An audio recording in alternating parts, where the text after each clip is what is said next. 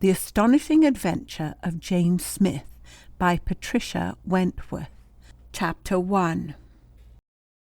The dining room of Malloy's flat had not been built to receive 25 guests, but the delegates of 25 affiliated organisations had been crowded into it. The unshaded electric light glared down upon men of many types and nationalities. It did not flatter them. The air was heavy with the smoke of bad tobacco and the fumes of a very indifferent gas fire. There was a table in the middle of the room, and some dozen of the men were seated at it. The rest stood in groups or leaned against the walls. Of the 4 who formed the inner council, 3 were present.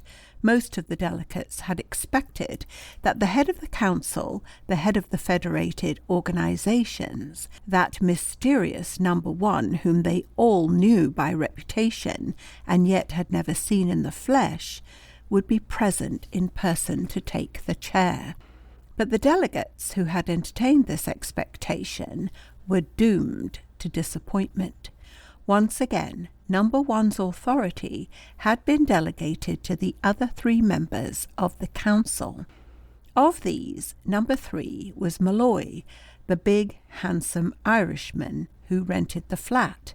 He sat facing the door, a fine figure of a man in the late 40s. Number 2 leaned forward over the fire, warming his hands, his pale, intellectual face expressionless, his eyes veiled. Belkovich, who was number 4, was on his feet speaking. They were large, bony feet in boots which had most noticeably not been made for him. He spoke fluently, but with a heavy foreign accent. "Propaganda," he said, and laughed. Really, he had a very unpleasant laugh. "Propaganda is what you call rot, rubbish, damn nonsense. What else have we been about for years? No, generations. And where are we today?" Number 2 drew his chair closer to the fire with an impatient jerk. Number 4's oratory bored him stiff. The room was cold. This gas fire was like all gas fires. He pulled his fur coat together and spoke sharply. "Malloy, this room's most infernally cold, and where in the world does the draught come from?" "Propaganda is dead," said number 4. He looked over his shoulder with dislike at number 2 and mopped his brow with a dirty handkerchief. Malloy, just opposite him, turned a little and laughed. "You bring the cold with you, number 2, he said. "Here's number 4, as hot as his own speeches. You've got all the fire and the doors shut and a screen in front of you, so what more do you want?" "Propaganda is dead," repeated number 4. He stood with his back to the door. Only the top panel of it showed above the black screen which had been drawn across it. The screen had 4 leaves. On each leaf a golden stalk on one leg contemplated a golden water lily. The light shone on the golden birds and the golden flowers. Number 4 thrust his handkerchief back into his pocket and rapped sharply on the table. It was covered with a red cloth which had seen better days. Number 14 had upset the ink only a few moments before, and a greenish-purple patch was still spreading amidst the crimson. Belkovich leaned forward, both his hands on the table, his raucous voice brought to a dead level. "Instead of propaganda, what?" he said. "Instead of building here, teaching there, what? That is what I'm here tonight to tell you. Tomorrow you all go to your own places, each to his post, but before you go I am authorized to prepare you for what is to come. It will not be today, but it may be tomorrow, or it may not be for many tomorrows yet. One final stage is lacking, but in essentials the process is complete. Propaganda is dead, because we no longer need propaganda. Comrades," his voice sank a little, "there are enough of us. Every city in the world has its quota. what the process will effect. He paused, looked round, caught number two's slightly sardonic expression, and struck the table with his open hand. What the process will effect is this, he cried. In one word, annihilation of the whole human race. Only our organization will be left. Now, what I am instructed to tell you is this. He spoke evenly, swiftly, statement following statement. Never had the attention of an audience been so fully his, and then suddenly the thread was broken. With a loud, grating sound, number 15, sitting next to Malloy, pushed his chair back and sprang to his feet. "The door!" he shouted. "The door!" Every man in the room looked where 15 was looking, above the water lilies and the stalks. Where the top panel of the door had shown, there was a dark, empty space. The door was open. Number 4 whipped out a revolver and dragged the screen away. The door was open, and in the doorway stood a girl in her nightdress. Her hands were stretched out, as if she were feeling her way. Her eyes, of a greenish hazel in colour, were widely opened and had a dazed expression. Her brown hair hung in 2 neat plaits. Her feet were bare. Malloy pushed forward quickly. "Well, there, if that wasn't the start of our lives," he said, "and no reason for it when all's said and done. It's my daughter Renata, comrades, and she's walking in her sleep. Now I'll just take her back to her room and be with you again." "A minute, I think, Malloy," said number 2.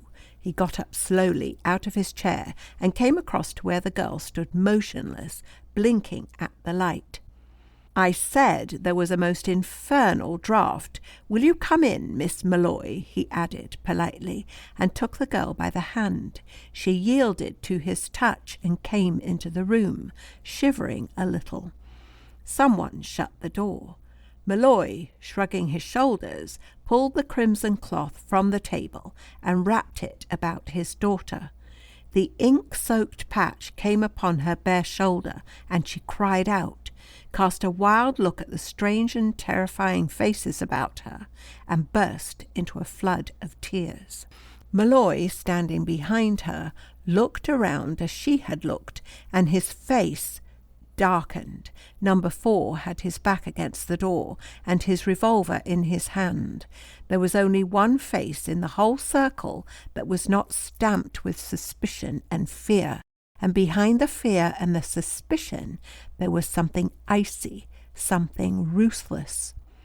Number 2, with a slightly bored expression, was feeling in his waistcoat pocket. He produced a small glass bottle, extracted from it a tiny pellet, and proceeded to dissolve it in the glass of water which had stood neglected at number 4's right hand. "Now, Miss Malloy," he said, but Malloy caught him by the wrist. "What the devil?" he stammered, and number 2 laughed. "My dear Malloy," he said, "how crude! You might know me better than that." He held the glass to Renata's lips, and she took it and drank. When she had set down the glass, she felt her way to a chair and leaned back with closed eyes. The room seemed to whirl about her. A confusion of sound was in her ears, loud, angry, with sentences that came and went. If she heard, then another. How long was she there? Someone must have seen the door open. "Who did then?"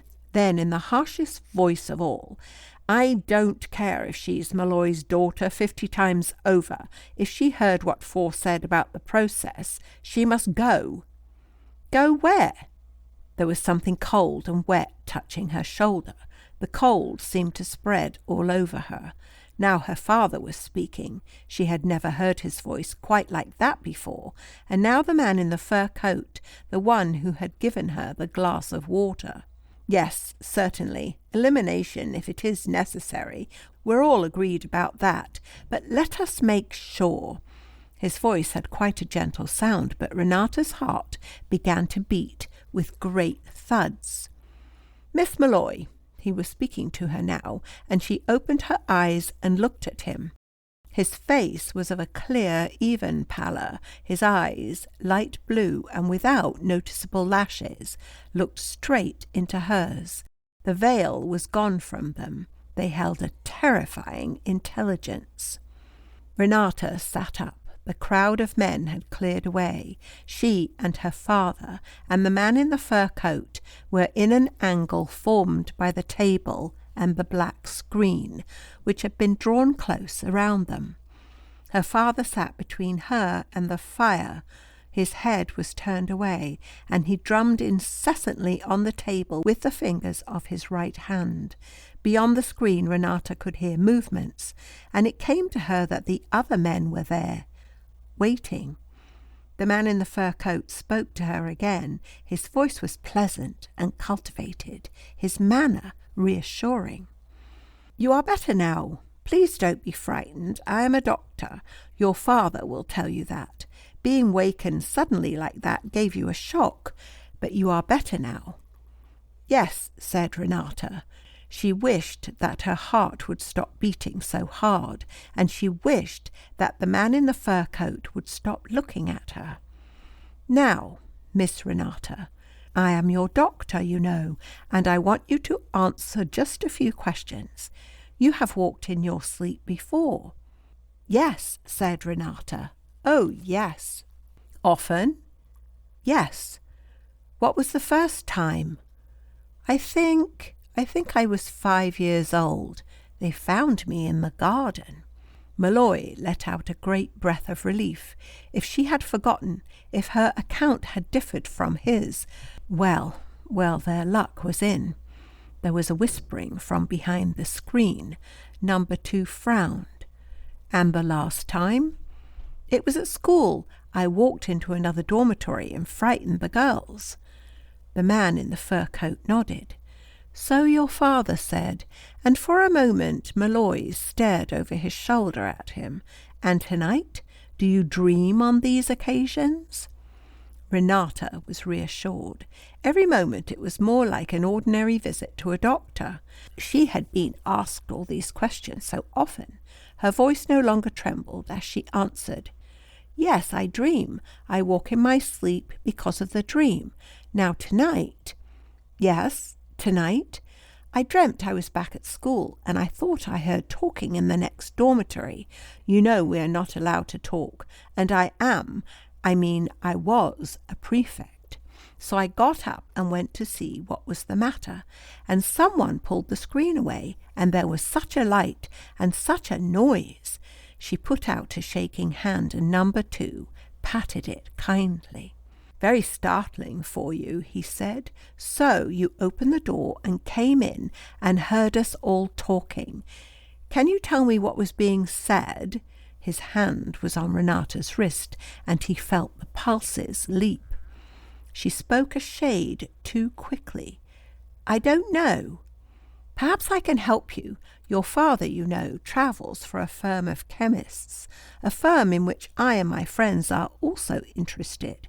We were discussing a new aniline dye which, we hope, will capture the markets of the world. Now, did you hear that word, aniline, or anything like it?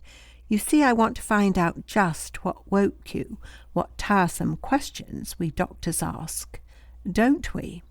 He smiled, and Renata tried to collect her thoughts. They were in great confusion. Aniline, annihilate. The 2 words kept coming and going. If her head had been clearer, she would almost certainly have fallen into the trap which had been laid for her. Malloy stopped drumming on the table and clenched his hand. With all his strength he was praying to the saints in whom he no longer believed. Behind the screen 23 men waited in a dead silence. Renata was not frightened any more, but she was tired. Oh, so dreadfully tired. Annihilate, aniline, the words and their similarity of sound teased her. She turned from them with a little burst of petulance. "I didn't hear anything like that. Oh, do let me go to bed. I only heard someone call out." "Yes," said number 2. "He said the door, and then there were all those lights." End of section 1. Chapter 2. Jane Smith sat on a bench in Kensington Gardens. Her entire worldly fortune lay in her lap. It consisted of 2 shillings and 11 pence. She had already counted the pennies 4 times, because there really should have been 3 shillings. She was now engaged in making a list in parallel columns of A, those persons for whom she might seek financial assistance, and B, the excellent reasons which prevented her from approaching them. Jane had a passion for making lists. Years and years and years ago, Mr. Carruthers had said to her, "My dear, you must learn to be businesslike. I have never been businesslike myself, but it has always been a great trouble to me." And then and there he and Jane had, in collaboration, embarked upon the first list. It was a thrilling list, a list of toys for Jane's very first Christmas tree. Since then, she had made lists of her new books, lists of her clothes, shopping lists, and an annual list of good resolutions. Jane stopped writing and began to think about all those other lists. She had always showed them to Mr. Carruthers, and he had always gazed at them with the same vain benignness, and said how businesslike she was getting. Dear cousin James Jane was rich instead of poor when she thought about him. She looked across at the trees in their new mist of green, and then suddenly the thin April sunshine dazzled in her eyes, and the green swam into a blur. Cousin James was gone, and Jane was alone in Kensington Gardens with 2 and 11 pence and a list. She opened and shut her eyes very quickly once or twice, and fixed her attention upon A and B in their parallel columns. At the top of the list Jane had written Cousin Louisa, and the reason against asking Cousin Louisa's assistance was set down as because she was a perfect beast to my darling Jimmy, and a worst beast to me, and anyhow she wouldn't. In moments of irreverence, the late Mr. Carruthers, the Mr. Carruthers, author of 5 monumental volumes of On Ethnographical Differentiation, had been addressed by his young ward and cousin as Darling Jimmy. Professor Philpott came next, a darling, but he is sitting somewhere in Central Africa in a cage, learning to talk gorilla. I do hope they haven't eaten him, or whatever they do to people when they catch them. It will be observed that Miss Smith's association with the world of science had not succeeded in chastening her grammar. Jane's pencil travelled down the list. Mr. Bruce Murray, in Tibet, studying llamas. Henry. Jane shook her head and solemnly put 2 thick black lines through Henry's name. One cannot ask for financial assistance from a young man whose hand one has refused in marriage.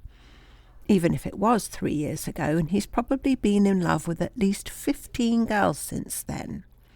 Henry's mamma, well, the only time she ever loved me in her life was when I refused Henry, so I should think she was an absolute washout, and that's the lot.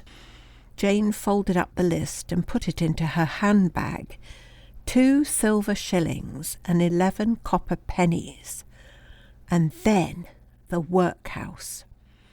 It was at this moment that a stout lady with a ginger-coloured pug sat heavily down upon the far end of Jane's bench. The ginger-coloured pug was on a scarlet leather lead, and after seating herself, the stout lady bent forward, creaking, and lifted him to a place beside her. Jane wondered vaguely why a red face and a tightly curled fringe should go with a passion for bugled bonnets and pugs. "Was ums hungry?" said the stout lady. The pug breathed stertorously, after the manner of pugs, and his mistress at once produced 2 paper bags from a beaded reticule. From one of them she took a macaroon, and from the other a sponge finger. The pug chose the macaroon.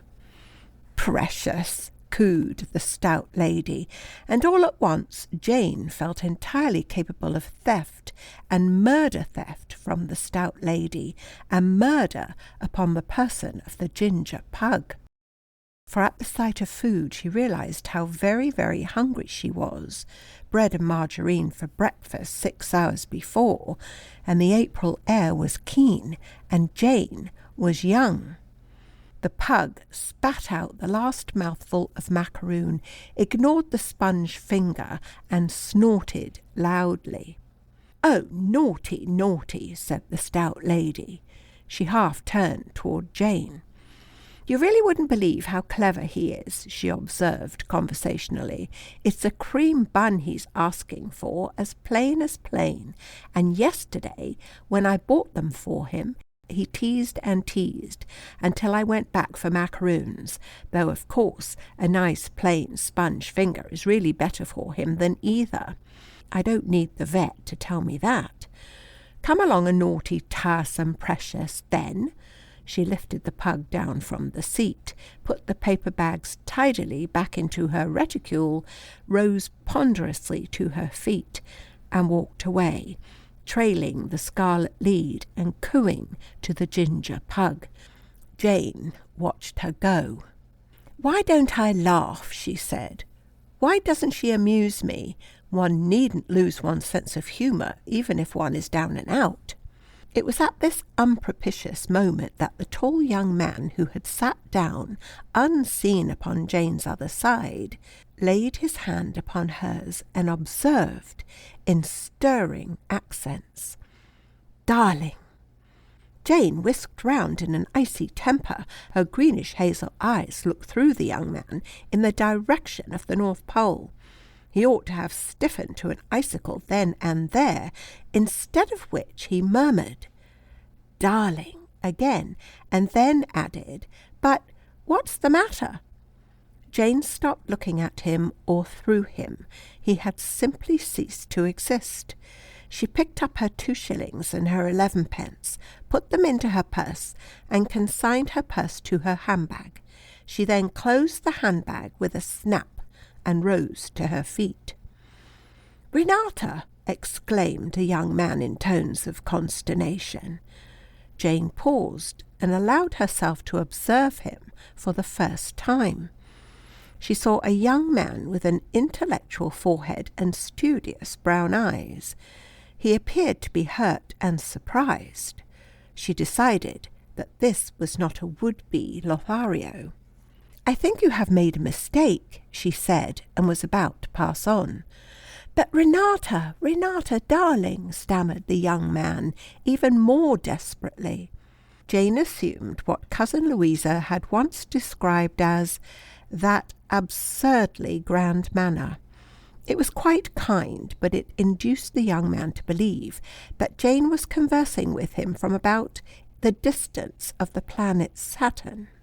"I think," she said, "that you must be taking me for my cousin, Renata Malloy." "But I'm engaged to her, no, I mean to you. Oh, hang it all, Renata, what's the sense of a silly joke like this?" Jane looked at him keenly. "What is my cousin's middle name?" she inquired. "Jane. I hate it." "Thank you," said Jane. "My name is Jane Renata Smith, and I am Renata Jane Malloy's first cousin. Our mothers were twin sisters, and I have always understood that we were very much alike." "Alike?" gasped the young man. Words seemed to fail him. Jane bowed slightly and began to walk away, but before she had gone a dozen paces, he was beside her again. "If you're really Renata's cousin, I want to talk to you. I must talk to you. Will you let me?" Jane walked as far as the next seat and sat down with resignation.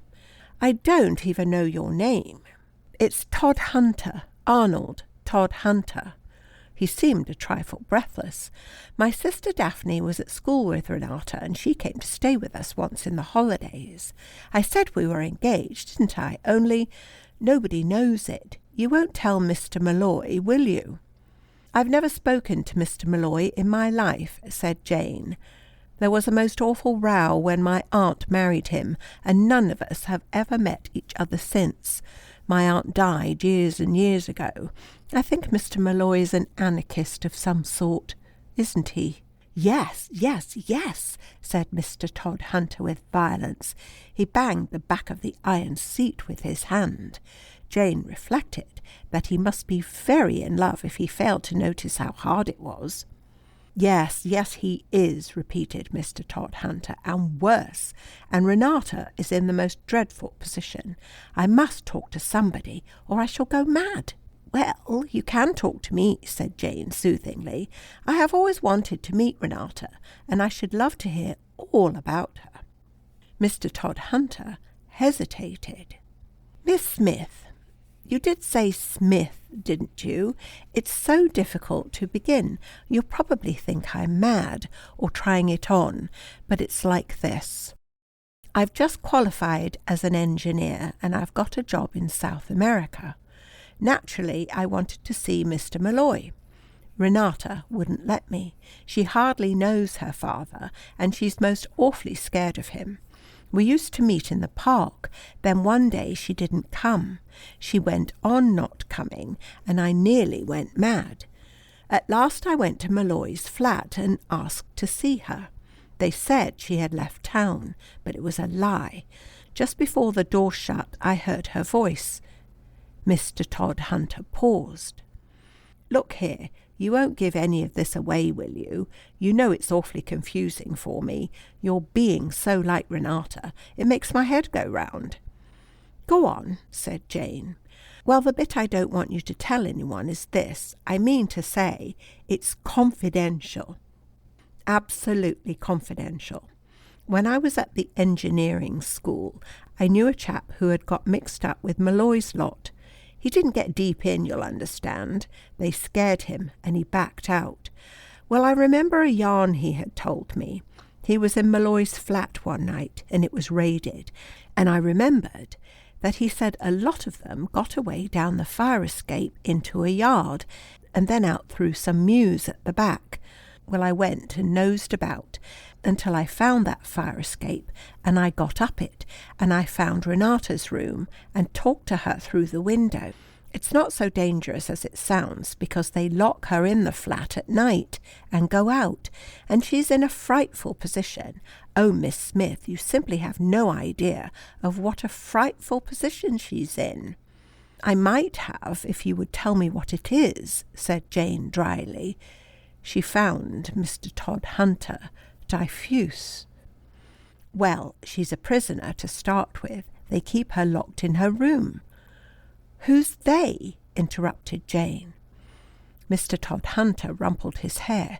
"She doesn't even know their names," he said distractedly. His voice dropped to a whisper. "It's the most appalling criminal organization, Miss Smith. Malloy's one of them, but they won't even let Malloy see her alone now. You see, they think she overheard something. They don't know whether she did or not. If they were sure that she did, they would kill her." "Well, did she?" said Jane. "I don't know," said Mr. Todhunter gloomily. "She cried such a lot, and we were both rather confused, and she's most awfully frightened, you know." He glared at Jane as if she had something to do with Renata being frightened. "If I'm to take up this job of mine, I have to sail in 3 days' time. I want her to marry me and come too, but she says that if she runs away, they'll make sure she heard something, and if it's the farthest ends of the earth, they'll find her and kill her. It seems Malloy told her that. And if she stays here and they bully her again, she doesn't know what she may give away. It's a frightful position, isn't it?" "Why don't you go to the police?" said Jane. I thought of that, but they'd laugh at me. I haven't heard anything, and I don't know anything. Malloy would only say that Renata was underage, and that he had locked her in to prevent her running away with me. Then they'd kill her." "I see," said Jane. "Then what do you want me to do?" she asked. All the time that Mr. Todhunter had been glooming and groaning, running his fingers through his hair and depicting Renata's appalling position, the great idea had been slowly forming itself in his mind. Every time that he looked at Jane, her likeness to Renata made him feel quite giddy. The great idea intoxicated him. He began to decant it.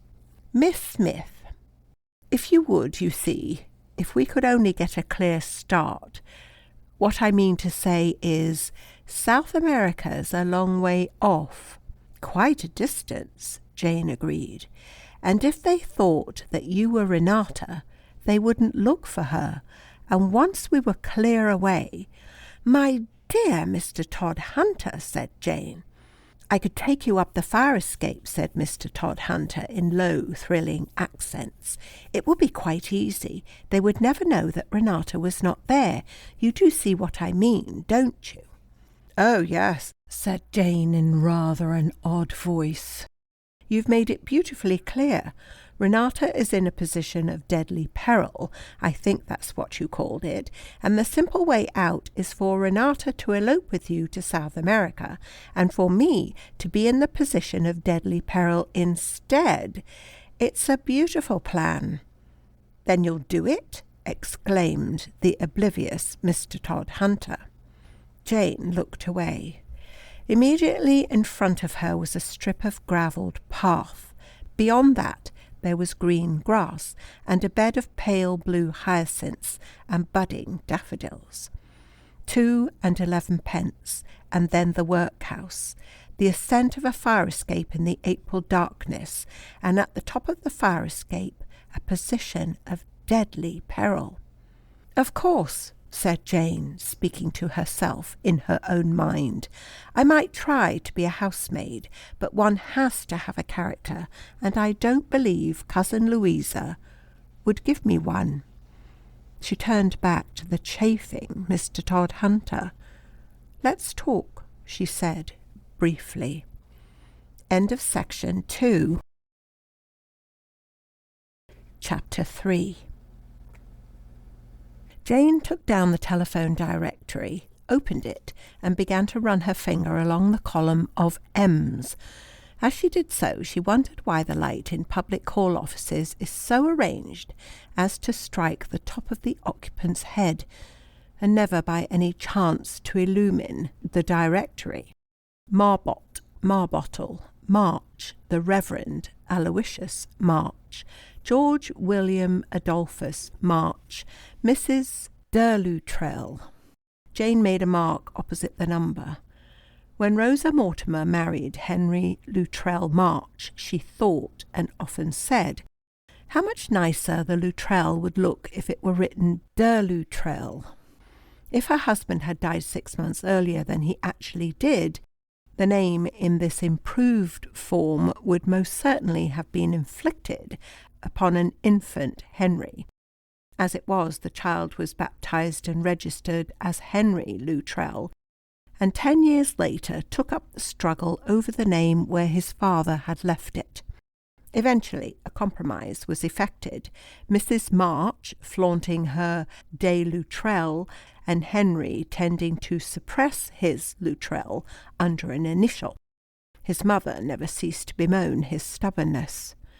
Anyone would think that Henry was not proud of his family, and he may say what he likes, but there were de Luttrells for hundreds of years before anyone ever heard of a Luttrell, and Luttrell Marches is bound to come to him, or practically bound to, because, whatever Henry may say, I'm quite sure that Tony will never turn up again. The very sound of the aggrieved voice was in Jane's ears as she unhung the receiver and gave the number. She supposed that Henry still lived with his mother, and that Mrs. March would still keep an indignant bridge table waiting while she discoursed upon Henry, his faults, his foibles, his ailments, and his prospects of inheriting Luttrell Marches. At that moment Henry, appropriately enough, was gazing at a photograph of Jane. It must not be imagined that this was a habit of his. 3 years ago was 3 years ago, and Jane had receded into the distance with a great many other pleasant things. But tonight he had been looking through some old snapshots, and all of a sudden there was that 3 years old Cornish holiday and Jane. Henry sat frowning at the photograph. Jane. Why was one fond of Jane? He wondered where she was. It was only last week that someone had mentioned old Carruthers, and had seemed surprised that Henry did not know how long he had been dead. The telephone bell rang, and Henry jumped up with relief. "Hello," said a voice, and "Hello," said Henry. "Is that Captain March?" "Speaking," said Henry. "It's Jane Smith," said the voice, and Henry very nearly dropped the receiver. There was a pause, and then Jane said, "I want to come and see you on business. Can you spare the time?" My mother's out," said Henry, and he heard her say, "Thank goodness," with much sincerity. The next moment she was apologizing. "Oh, I say, Henry, that sounded awfully rude, but I really do want to see you about something very important. No, you can't come and see me. I'm one of the great unemployed, and I'm not living anywhere at present. No, I won't meet you at a restaurant either. Just tell me your nearest tube station and I'll come along. All right then, I won't be more than 10 minutes. Henry turned away, feeling a little dazed. Being a methodical young man, he proceeded to put away the photographs with which the table was littered. A little snapshot of Jane he kept to the last, and ended by not putting it away at all. After he had looked at it for some time, he put it on the mantelpiece behind the clock. The hands pointed to 9 o'clock precisely. Then he looked at himself in the glass that was over the mantel, and straightened his tie. Henry's mother naturally considered him the most beautiful of created beings. Without going quite as far as this, Henry certainly approved of his own looks. Having approved of himself, he proceeded to move the clock back half an inch, and to alter the position of the twisted candlesticks on either side of it. Then he poked the fire. Then he began to walk up and down the room, and then the bell rang. Henry went out into the hall and opened the door of the flat, and there on the threshold stood Jane, in a shabby blue serge coat and skirt, with an old black felt hat. Not pretty, not smart, just Jane. She walked in and gave him her hand. "Hello, Henry," she said. Then she laughed. "Or do I call you Captain March?" "You call me Henry," said Henry, and he shut the door. "I expect you'd like to come into the drawing-room." This came hurriedly after a moment's pause. He moved across the hall, switched on the light, and stood aside for her to pass. Jane looked in and saw more pink cushions and pink lampshades than she would have believed it possible to get into one small room. There were also a great many pink roses, and the air was heavy with scent. "I'm sure that's not where you see people on business," said Jane, and Henry led the way into the dining room. "This is my room," he said, and Jane sat down on a straight high-backed chair and leaned her elbows on the table.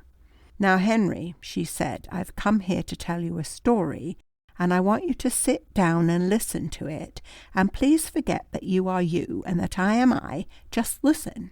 Henry sat down obediently. It was so good to see Jane again that, if she liked to sit there and talk till midnight, he had no objection.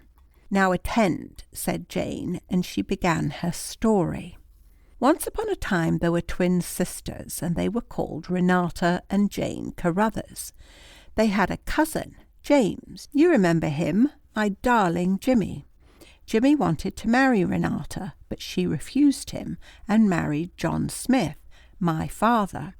And when I was 5 years old, she and my father both died, and Jimmy adopted me. Now we come to the other twin. Her name was Jane, and she ran away to America with a sort of anarchist Irishman named Malloy. She died young, and she left one daughter, whom she called Renata Jane. I, by the by, am Jane Renata. The twin sisters were so much alike that no one ever knew them apart. Jimmy had photographs of them, and even he could never tell me which was my mother and which was my Aunt Jane. Now, Henry, listen to this. My cousin Renata is in London, and it seems that she and I are just as much alike as our mothers were. In fact, it's because Renata's young man took me for Renata this afternoon that I am here asking your advice at the present moment. Henry smiled a somewhat puzzled smile. Have you asked my advice? He said. But Jane did not smile. Instead, she leaned forward a little. Are you still at Scotland Yard, Henry? He nodded. Criminal Investigation Department? He nodded again. Then listen. Renata is in what her young man calls a position of deadly peril. In more ordinary language, she's in a nasty hole. Do you know anything about Cornelius Malloy? That's the anarchist uncle, Renata's father, you know. There aren't any anarchists nowadays, said Henry meditatively. I was brought up on anarchists, and I don't see that it matters what you call them, said Jane. A for anarchist, B for Bolshevik, and so on. The point is, do you know anything about Malloy? I've heard of him, Henry admitted. Nothing good. We don't hear much that's good about people. Officially, you know. Well, Arnold Todd Hunter says that Renata is supposed to have overheard something that her father's associates think so important that they're keeping her under lock and key and seriously contemplating putting her out of the way altogether. Did she overhear anything? Said Henry, just as Jane had done. No one knows except Renata, and she won't tell. Malloy goes back to the States tomorrow. They won't let him take Renata with him, and Arnold Todd Hunter wants to marry her and carry her off to Bolivia, where he's got an engineering job. That appears to be a good scheme, said Henry. Yes, but you see they'll never let her go so long as they are not sure how much she knows. Arnold says she was walking in her sleep and blundered in on about 25 of them, all talking the most deadly secrets. And they don't know when she woke or what she heard. And Jane's eyes began to dance a little. Arnold has a perfectly splendid idea. He takes Renata to Bolivia, and I take Renata's place. Nobody knows she has gone, so nobody looks for her. What nonsense, said Henry. Then, what's this Todd Hunter like? A mug, said Jane briefly. She paused, and then went on in a different voice. Henry, who is at Luttrell Marches now? Did your cousin Tony ever turn up? Henry stared at her. Why do you ask that? Because, said Jane with perfect simplicity, Renata is to be sent down to Luttrell Marches tomorrow, and there somebody, Henry, will decide whether she is to be eliminated or not. Henry sat perfectly silent. He stared at Jane, and she stared at him. It seemed as if the silence in the room were growing heavier and heavier, like water that gathers behind some unseen dam. All of a sudden, Henry sprang to his feet. Is this a hoax? He asked in tones of such anger that Jane hardly recognized them. Jane got up too. The hand that she rested upon the table was not quite steady. Henry, how dare you? And her voice shook a little too. Henry swung round. No, I beg your pardon, Jane, for the Lord's sake, don't look at me like that. It's pretty staggering to have you come here and say—" He paused. "What was it you wanted to know?" "I asked you who is living at Luttrell Marches." Henry was silent. He walked to the end of the room and back. Jane's eyes followed him. Where had this sudden wave of emotion come from? It seemed to be eddying about them, filling the confined space. Jane made herself look away from Henry, forced herself to notice the room, the furniture, the pictures, anything that was commonplace and ordinary. This was decidedly Henry's room and not his mother's, from the worn leather chairs and plain oak table to the neutral-coloured walls with their half-dozen maisonnière engravings. Not a flower, not a trifle of any sort, and one wall all books from ceiling to floor. Exactly opposite to Jane there was a fine print of the generals in the snow. The lowering thunderous sky, heavy with snow and black with the omens of Napoleon's fall, dominated the picture. The room. Jane looked at it and looked away with a shiver, and as she did so, Henry was speaking. "Jane, I don't want to answer that question for a minute or two. I want to think. I want a little time to turn things over in my mind. Look here, come round to the fire and sit down comfortably. Let's talk about something else for a bit. I want all your news, for one thing. Tell me what you've been doing with yourself." Jane came slowly to the fireside. After all, it was pleasant just to put everything on one side and be comfortable. Henry's chair was very comfortable, and the day seemed to have lasted for weeks and weeks and weeks. She put out her hands to the fire, and then, because she noticed that they were still trembling a little, she folded them in her lap. Henry leaned against the mantelpiece and looked down at her. "Where have you been?" he asked. "Well, that summer at Upwater, you know we were lodging with the woman who had the post office. Jimmy and I stayed on after all the other visitors were gone. I expect it was rather irregular, but I used to help her. You see, her son didn't get back until 18 months after the armistice, and she wasn't really up to the work. In the end, you may say I ran that post office.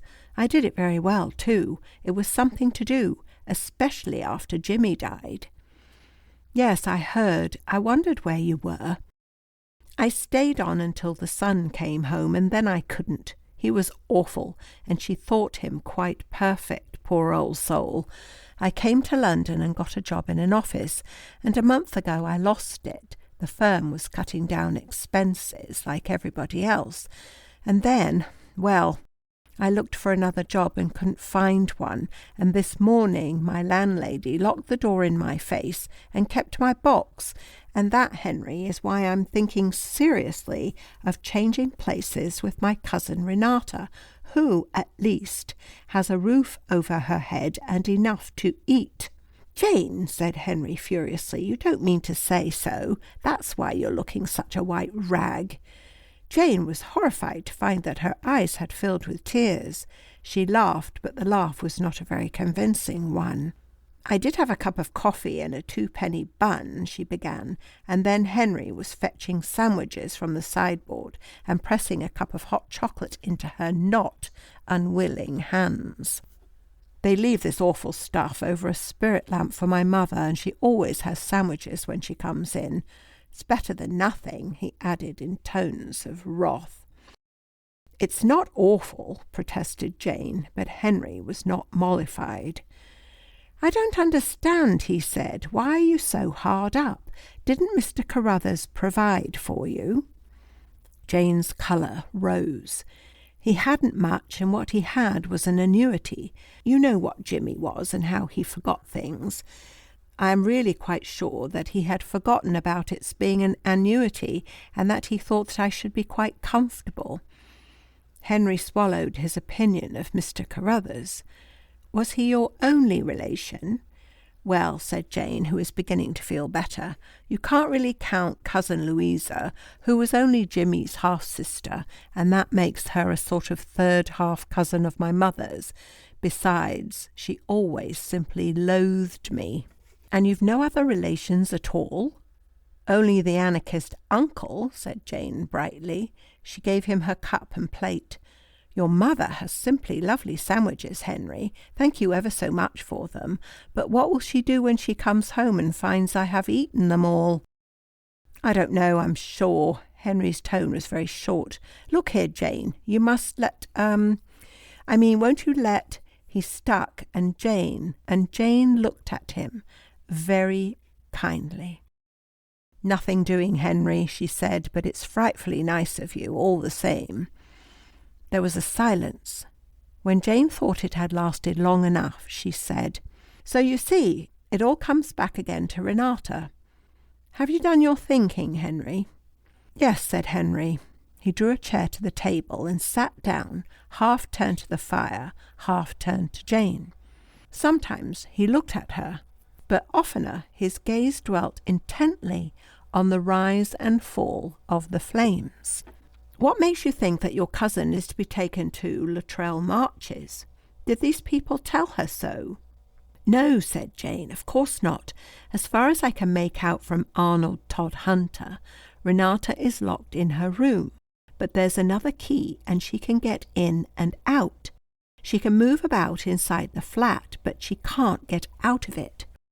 Well, one night she crept out and listened, though you would have thought she had had enough of listening, and she heard them say that, as soon as her father was out of the way, they would send her to Luttrell Marches and let number one decide whether she was to be eliminated. Since then, she's been nearly off her head with terror, poor kid.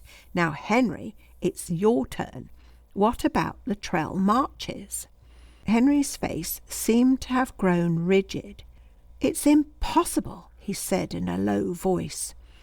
The clock above them struck 10, and he waited till the last stroke had died away.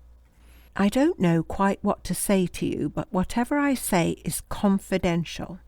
You've heard my mother talk of the Luttrells, and you may or may not know that my uncle died a year ago. You have also probably heard that his son, my cousin Anthony, disappeared into the blue in 1915. Then Luttrell Marches belongs to you." For the life of her, Jane could not keep a little consternation out of her voice. "No, if Tony had been missing for 7 years, I could apply for leave to presume his death. But there's another year to run. My mother, everyone, supposes that I am only waiting until the time is up. As a matter of fact, Jane, I'm telling you what I haven't told my mother. Anthony Luttrell is alive." "Where?" "I can't tell you, and you must please forget what I have told you unless—" "Unless?" "Unless you have to remember it," said Henry in an odd voice. "For the rest, Luttrell Marches was let during my uncle's lifetime to Sir William Carr Magnus. You know who I mean." "The Sir William Carr Magnus?" said Jane, and Henry nodded. Jane felt absolutely dazed. Sir William Carr Magnus, the great chemist, great philanthropist, and government expert. "He is engaged," said Henry, "on a series of most important investigations and experiments which he is conducting on behalf of the government. The extreme seclusion of Luttrell Marches and the lonely country all round are, of course, exactly what is required under the circumstances." Quite suddenly Jane began to laugh. "It's all mad," she said, "but I've quite made up my mind. Renata shall elope, and I will go to Luttrell Marches. It will be better than the workhouse anyhow. You know, Henry, seriously, I have a lot of qualifications for being a sleuth. Jimmy taught me simply heaps of languages. I've got eyes like gimlets, and I can do lip read." "What? "Yes, I can. Jimmy had a perfectly deaf housekeeper, and it worried him to hear us shouting at each other, so I had her taught and learned myself for fun." Henry crossed to the bookcase and came back with a photograph album in his hand. Taking a loose card from between the pages, he put it down in front of Jane, saying, "There, you may as well make your host's acquaintance." Jane looked long at the face, which was sufficiently well known to the public. The massive head, the great brow with eyes set very deep beneath shaggy tufts of hair, the rather hard mouth, all these were already familiar to her, and yet she looked long. After a few moments' hesitation, Henry put a second photograph upon the top of the first, and this time Jane caught her breath. It was the picture of a woman in evening dress. The neck and shoulders were like those of a statue, beautiful and, as it were, rigid. But it was the beauty of the face that took Jane's breath away, that and a certain look in the eyes. The word hungry came into her mind and stayed there. A woman with proud lips and hungry eyes, and the most beautiful face in the world. "Who is it?" she asked. "Raymond Carr Magnus. She is Lady Heritage and a widow now, Sir William's only child. He gave her a boy's name and a boy's education, brought her up to take his place, and found himself with a lovely woman on his hands. This was done from Amory's portrait of her in 1915, the year of her marriage.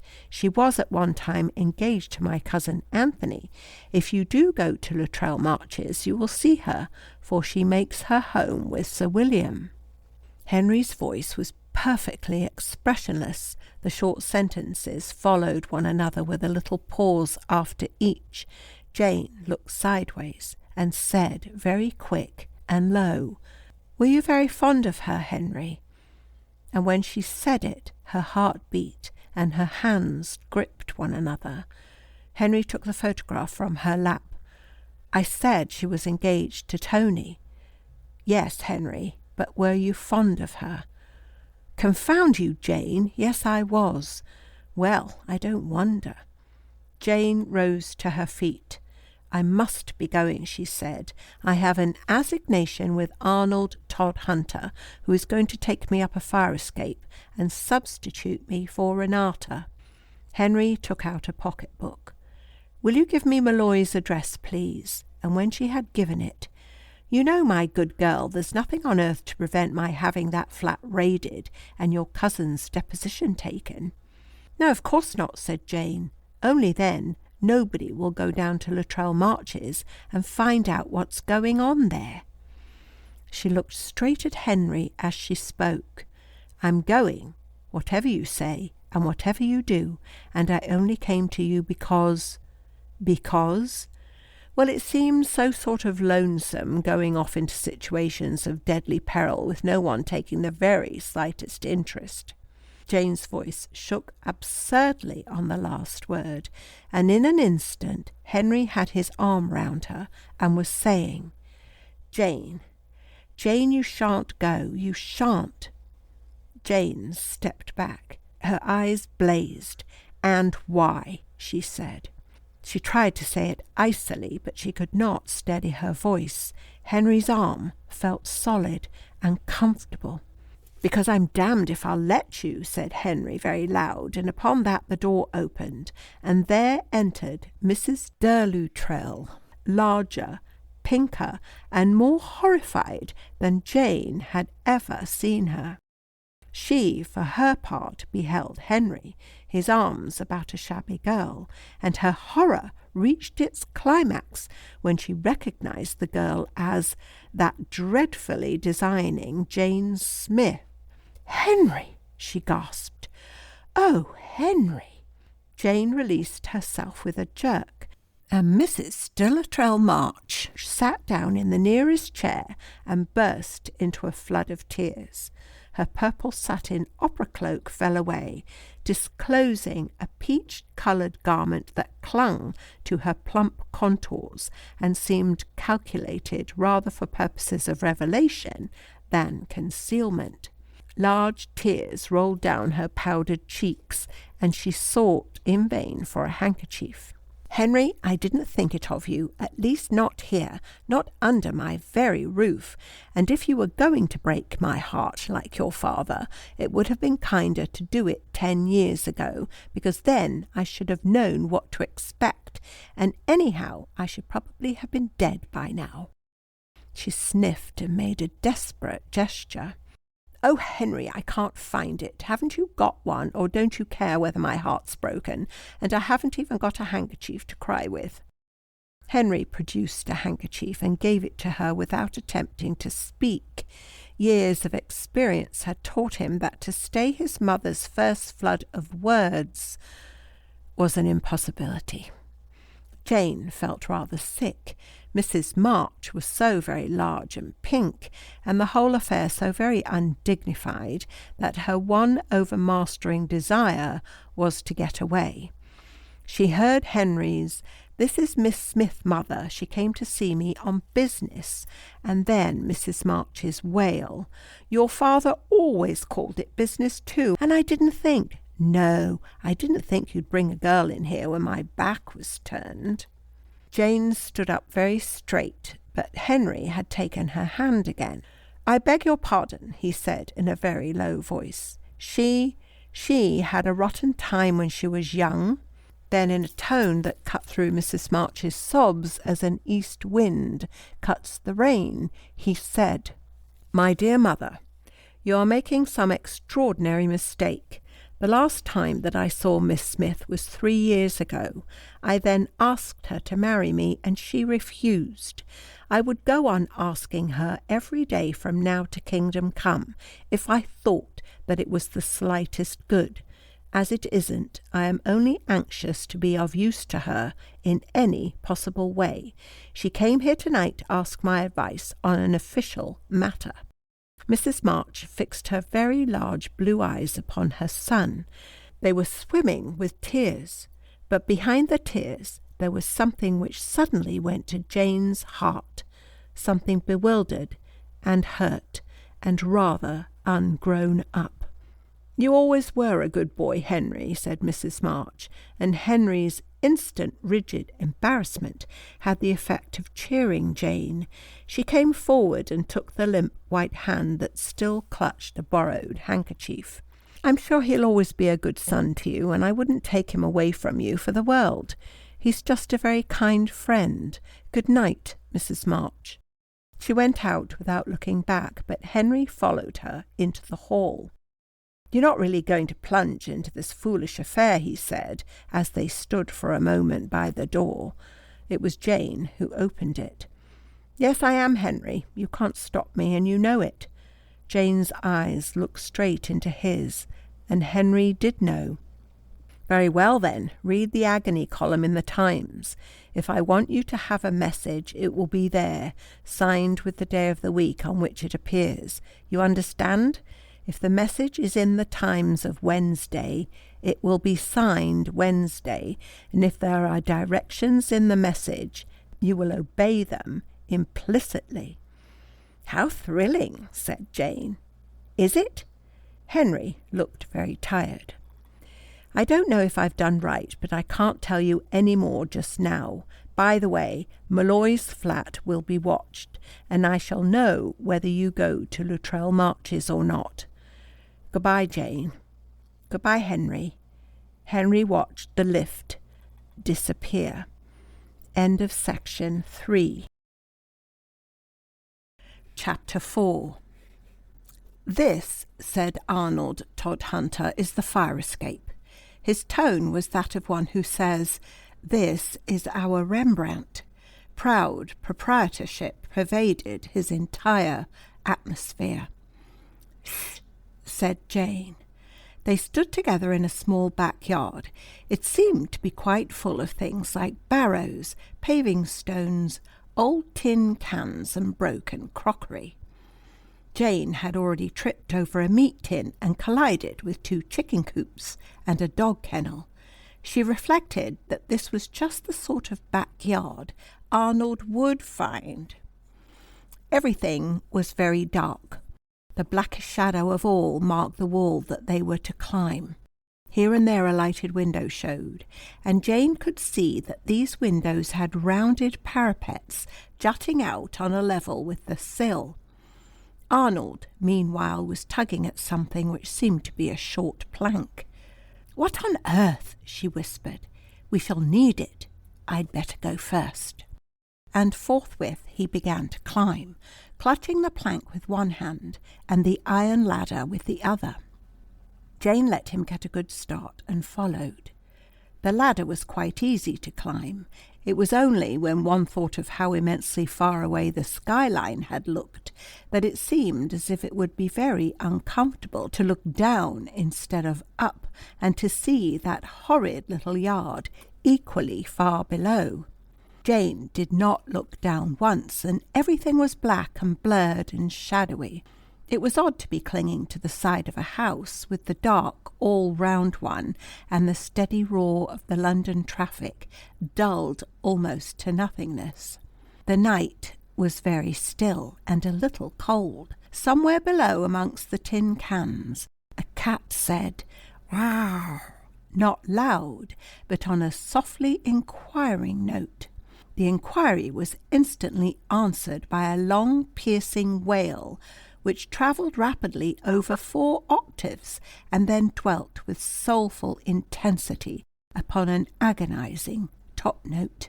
With a muttered exclamation, Arnold Todhunter dropped his plank. It grazed Jane's shoulder and fell among the cats and crockery with a most appalling clatter. Jane shut her eyes, gripped the ladder desperately, and wondered whether she would fall first and be arrested afterwards, or the other way about. Nothing happened. Apparently the neighbourhood was inured to the bombardment of cats. After a moment, Jane became aware of Arnold's boots in close proximity to her head. A wave of fury swept away her giddiness, and she began to descend with a rapidity which surprised herself. Once more they stood in the yard. Once more Arnold groped for his plank. "I'm going up first," said Jane in a low tone of rage.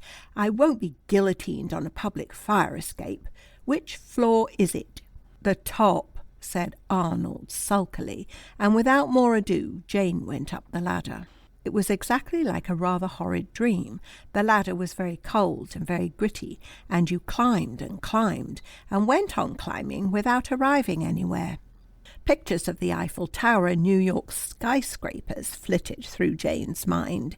She also remembered interesting paragraphs about how many million pennies placed on end would reach to the moon, and at long last the escape ended at a window-sill with a parapet enclosed space beneath it. Jane sat down on the window-sill and shut her eyes tight.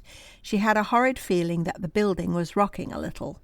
After a moment, Arnold crawled over the edge of the coping, dragging his plank. He was panting. "This," he said with his mouth close to Jane's ear, "this window only leads to the landing, where the lift shaft ends. We've got to get across to the next one, which is inside Malloy's flat. That's what the plank is for." "You're blowing down my neck," said Jane. Arnold Todhunter felt that he had never met a girl whom he disliked so much. Extraordinary that she should look so like Renata and be so different. He knelt just inside the parapet and pushed the board slowly out into the dark until it rested on the parapet of the next window. "Will you go first, or shall I?" he whispered. "I will." Jane felt sure that, if she had to watch Arnold balancing on that plank miles above the ground, she would never be able to cross it herself. The reflection that it was Renata and not she who would have to make the descent fortified her considerably. Even so, she never quite knew how she crossed to the other window. It was an affair of clenched teeth, and a mind that shut out resolutely everything except the next groping clutch of the hand, the next carefully taken step. She sank against the window-sill and heard Arnold follow her. Just at the end he slipped. He seemed to change his feet, and then with a heavy thud pitched down on the top of Jane. She thought he said damn, and she was quite sure that she said idiot. There was an awful moment while they listened for the fall of the plank, but it held to the coping by a bare half-inch.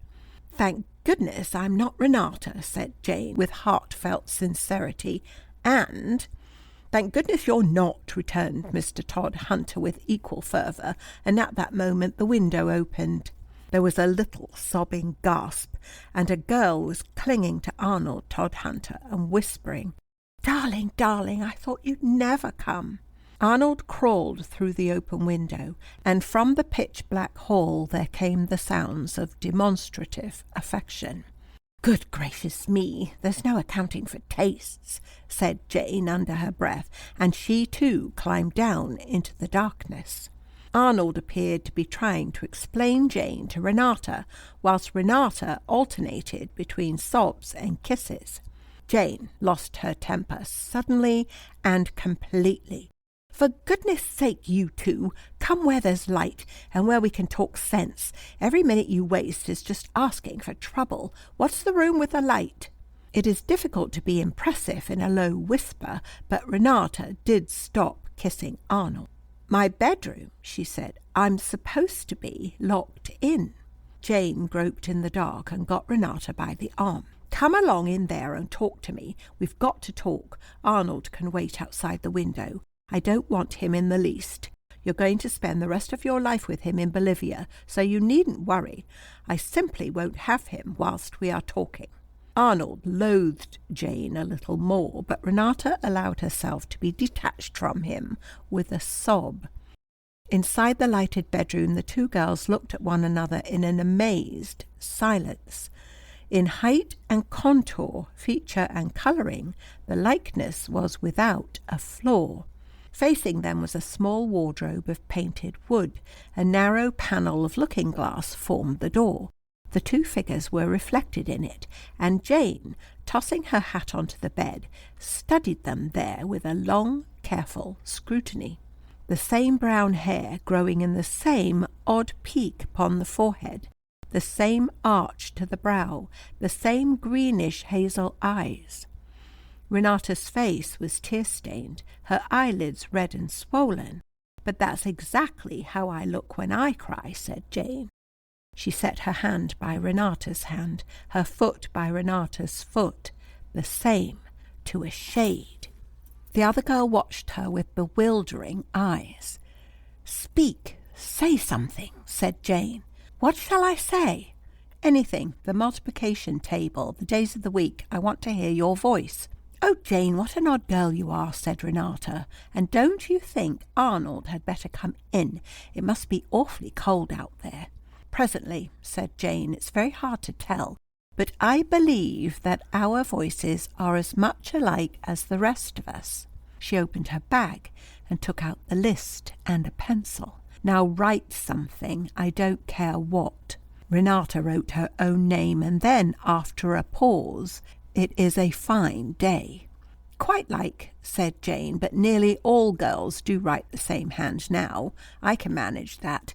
Now tell me, where were you at school?" "Miss Basing's, Ilfracombe." "When did you leave?" 2 months ago." "Have you been in America?" "Not since I was 5. Anywhere else out of England?" "No." "What languages do you know?" "French. I'm not good at it." "Well, that's that. Now Arnold tells me you heard them say you were to go to Luttrell Marches." Renata looked terrified. Yes, I did." "You're not supposed to know. They haven't told you officially." No, they haven't told me anything." "Your father goes away tomorrow. Have they told you that?" "I can't remember," said Renata, bursting into tears. "Oh, Jane, you don't know what it's like to be locked in here, to have them come and ask questions, until I don't know what I'm saying, and to know all the time that if I make one slip, I'm lost." Yes, but it's going to be all right," said Jane. "I can't sleep," sobbed Renata, "and I can't eat." She held up her wrist and looked at it with interest. "I've got ever so much thinner." Jane could have slapped her. She reflected with thankfulness that Bolivia was a good long way off. "Now look here," she said, "you talk about they. Who are they?" "There's a man in a fur coat," faltered Renata. "That is to say, he generally has on a fur coat. He always seems to be cold. He's the worst. I don't know his name, but they call him number 2. He's English. Then there's number 4. He's a foreigner of some sort, and he's dreadful, dreadful. I think, her voice dropped to a whisper, my father is number 3.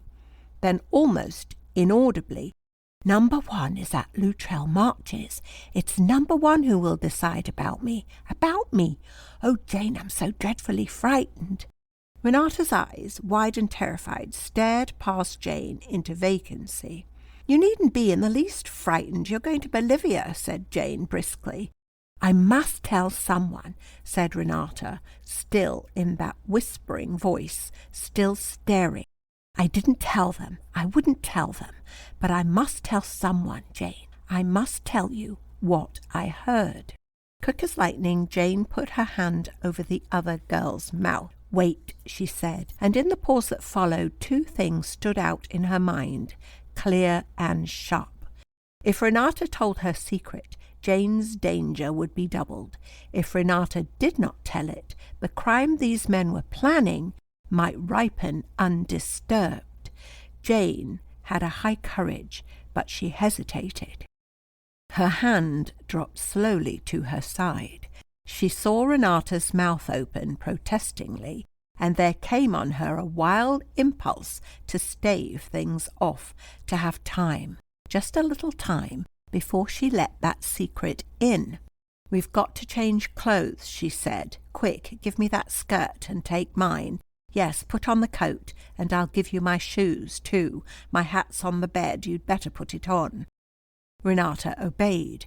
A resentful feeling of being hustled, ordered about, treated like a child was upon her, but Jane moved and spoke so quickly and seemed so sure of herself that there seemed no opening for protest. She thought Jane's blue serge shabby and old-fashioned, not nearly as nice as her own, and Jane's shoes were terribly worn and needed mending.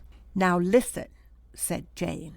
"If Arnold likes to go to my rooms and pay up 2 weeks' rent, he can get my box and all my other clothes for you. There's not very much, but it'll be better than nothing. I'll write a line for him to take and put the address on it. And will you please remember now and from henceforth that you are Jane Renata Smith and not Renata Jane Malloy." Jane was scribbling a couple of lines as she spoke, and as she turned and gave the paper into Renata's hand, she knew that she must decide now. The moment of grace was up, and whether she bade Renata speak or be silent, there could be no drawing back. "What were you going to tell me?" she said. Renata stood silent for a long minute. She was twisting and turning the slip of paper which Jane had given her. She looked down at her twisting fingers. Her breath began to come more quickly. Then with great suddenness she pushed the note into her pocket and caught at Jane with both hands. "Yes, I must tell you, I must. It will be coming nearer all the time, and I must tell someone, or I shall go mad." "Tell me then," said Jane. "You were walking in your sleep, and you opened the door and heard. What did you hear?" Jane's eyes were bright and steady, her face set. She had taken her decision, and her courage rose to meet an unknown shock. "I was walking in my sleep," repeated Renata in a low, faltering voice, "and I opened the door, and I heard." "What did you hear?" "There was a screen in front of me, and just beyond the screen, a man talking. I heard, oh, Jane, I heard every single word he said. I can't forget one of them. If I could, if I only could." "What did you hear?" said Jane firmly. Renata's grip became desperate.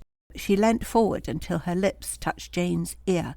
In a voice that was only a breath, she gave word for word, sentence by sentence, the speech in which Number 4 had proclaimed the death sentence of the civilized world. It was just a bald transcript, like the whisper of a phonograph record, as if the words and sentences had been stamped on an inanimate plate by some recording machinery, to be released again with utter regularity and correctness. Every vestige of colour left Jane's face as she listened. Only her eyes remained bright and steady. Something seemed to knock at her heart. Renata's last mechanical repetition died away, and with a sob of relief she flung her arms round Jane. "Oh, Jane, I do hope they won't kill you. Oh, I do hope they won't." "So do I," said Jane.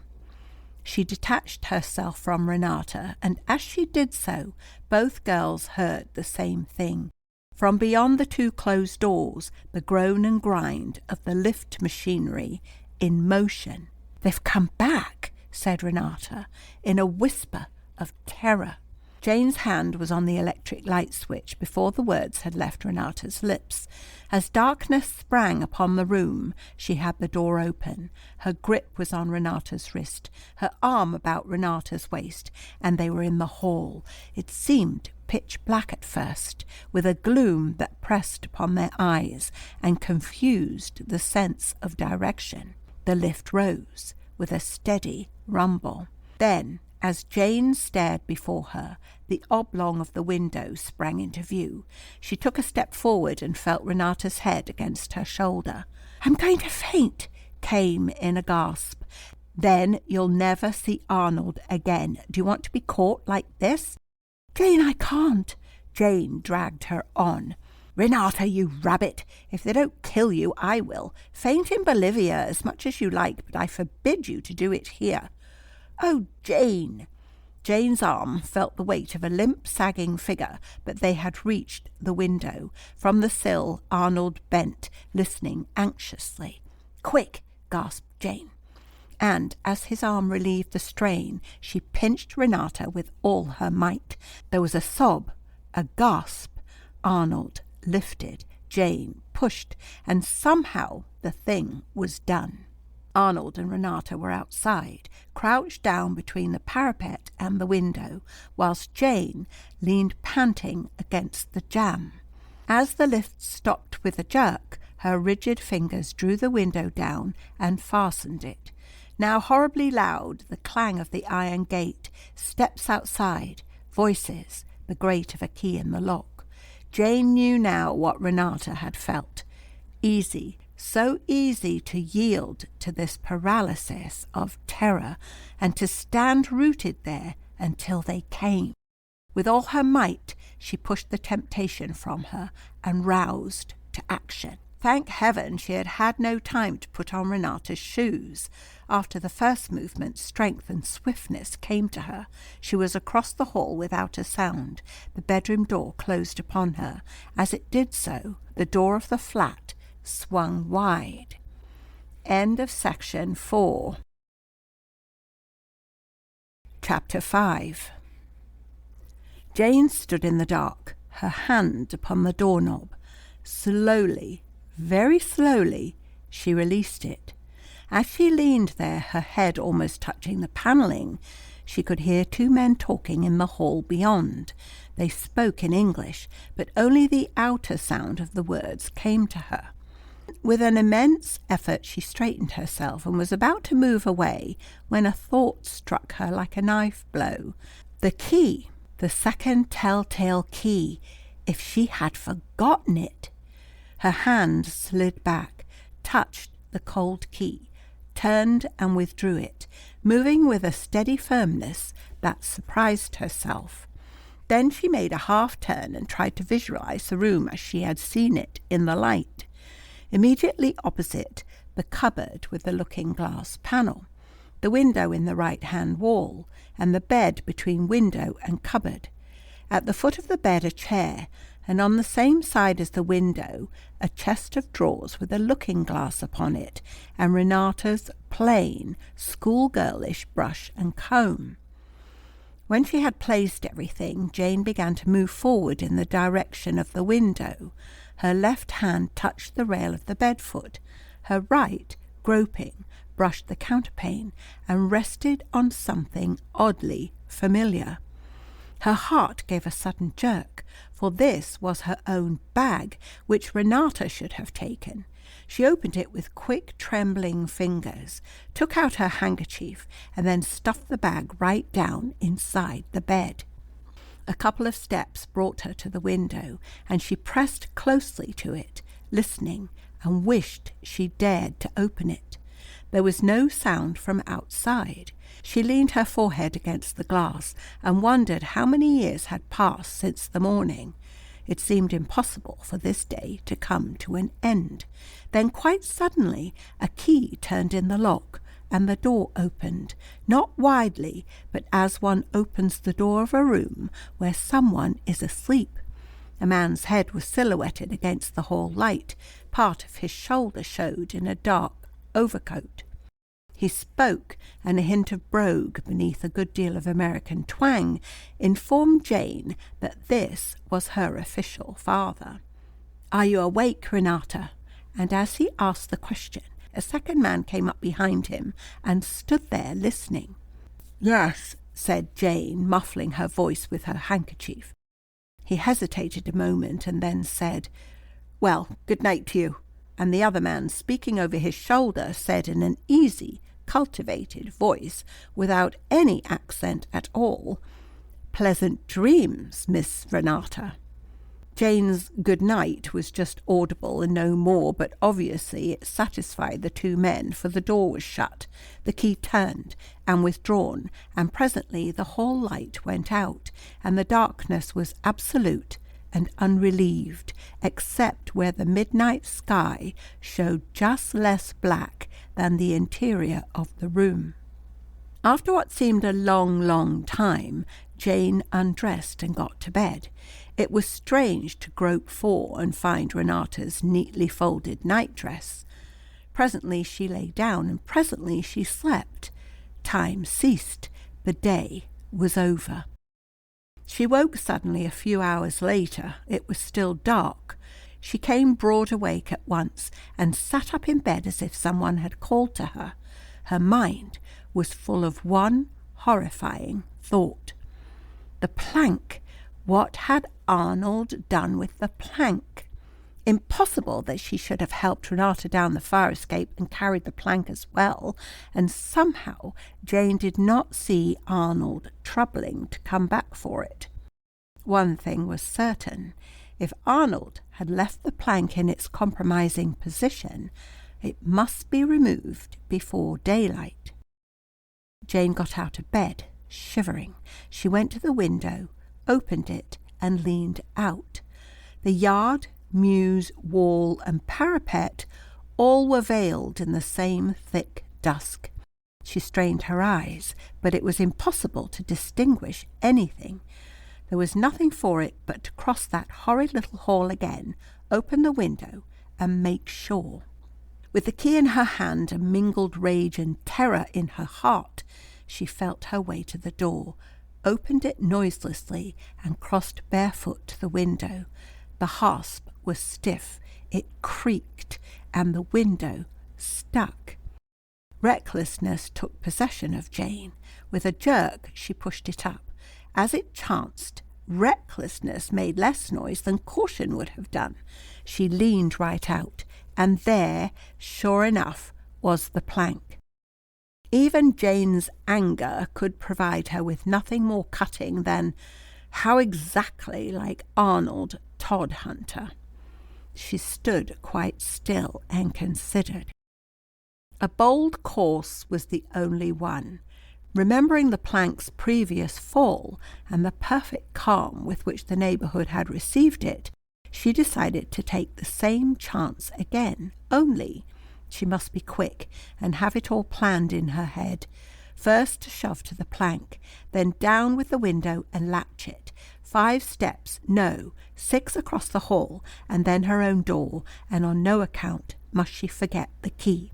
She drew a long breath, leaned out, and pushed. The board was heavier than she had supposed, harder to move. She had to pull it in until the sudden weight and strain told her that it was clear of the coping upon which the farther end had rested. Then she pushed with all her might, and as it fell, her hands were on the window, quick and steady. Next moment she was crouching in Renata's bed, the clothes clutched about her, the door key cold in her palm. She pushed it far down beneath the clothes and sat breathless, listening. The crash with which the plank had landed seemed to have deafened her. But as the vibrations died away, she heard, sharp and unmistakable, the click of a latch and hurrying footsteps.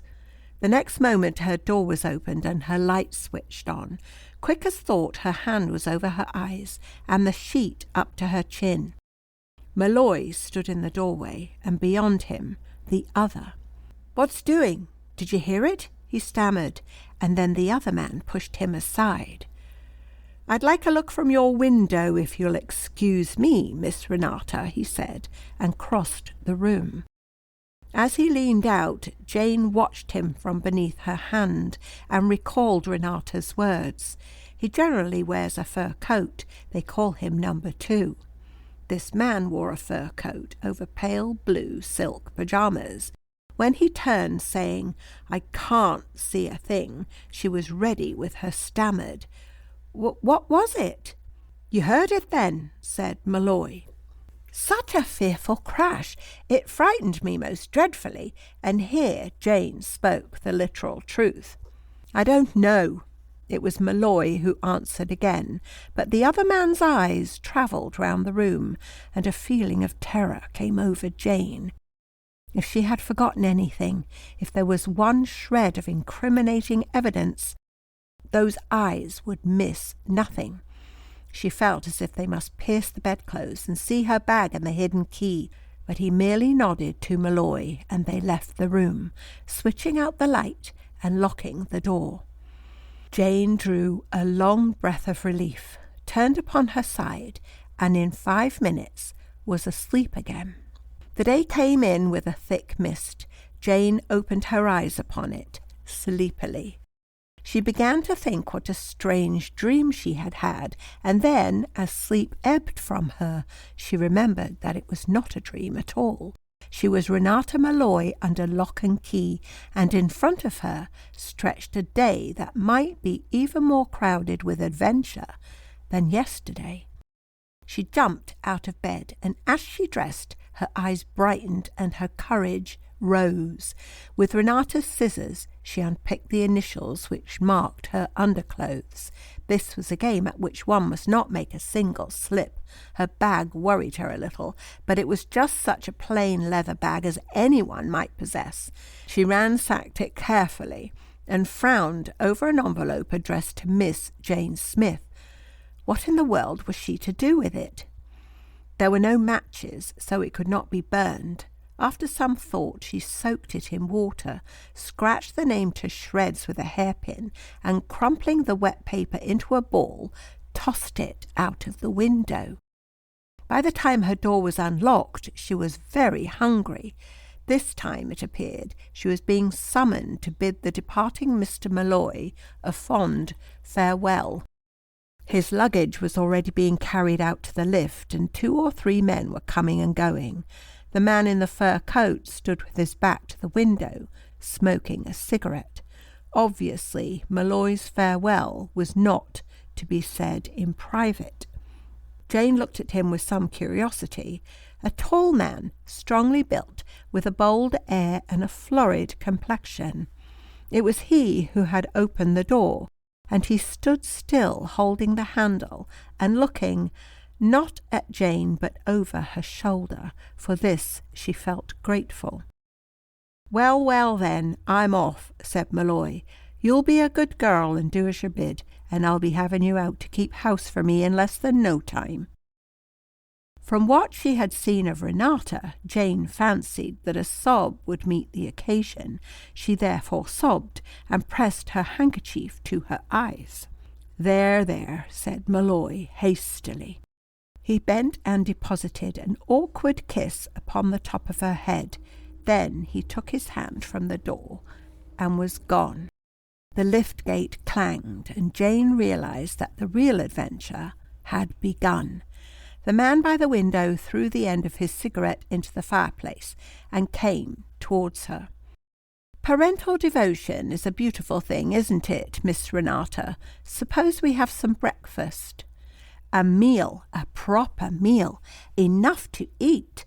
As she passed into the dining room and beheld a ham, coffee, and boiled eggs, Jane felt as if she could confront anyone or anything. Besides, the first trick was hers.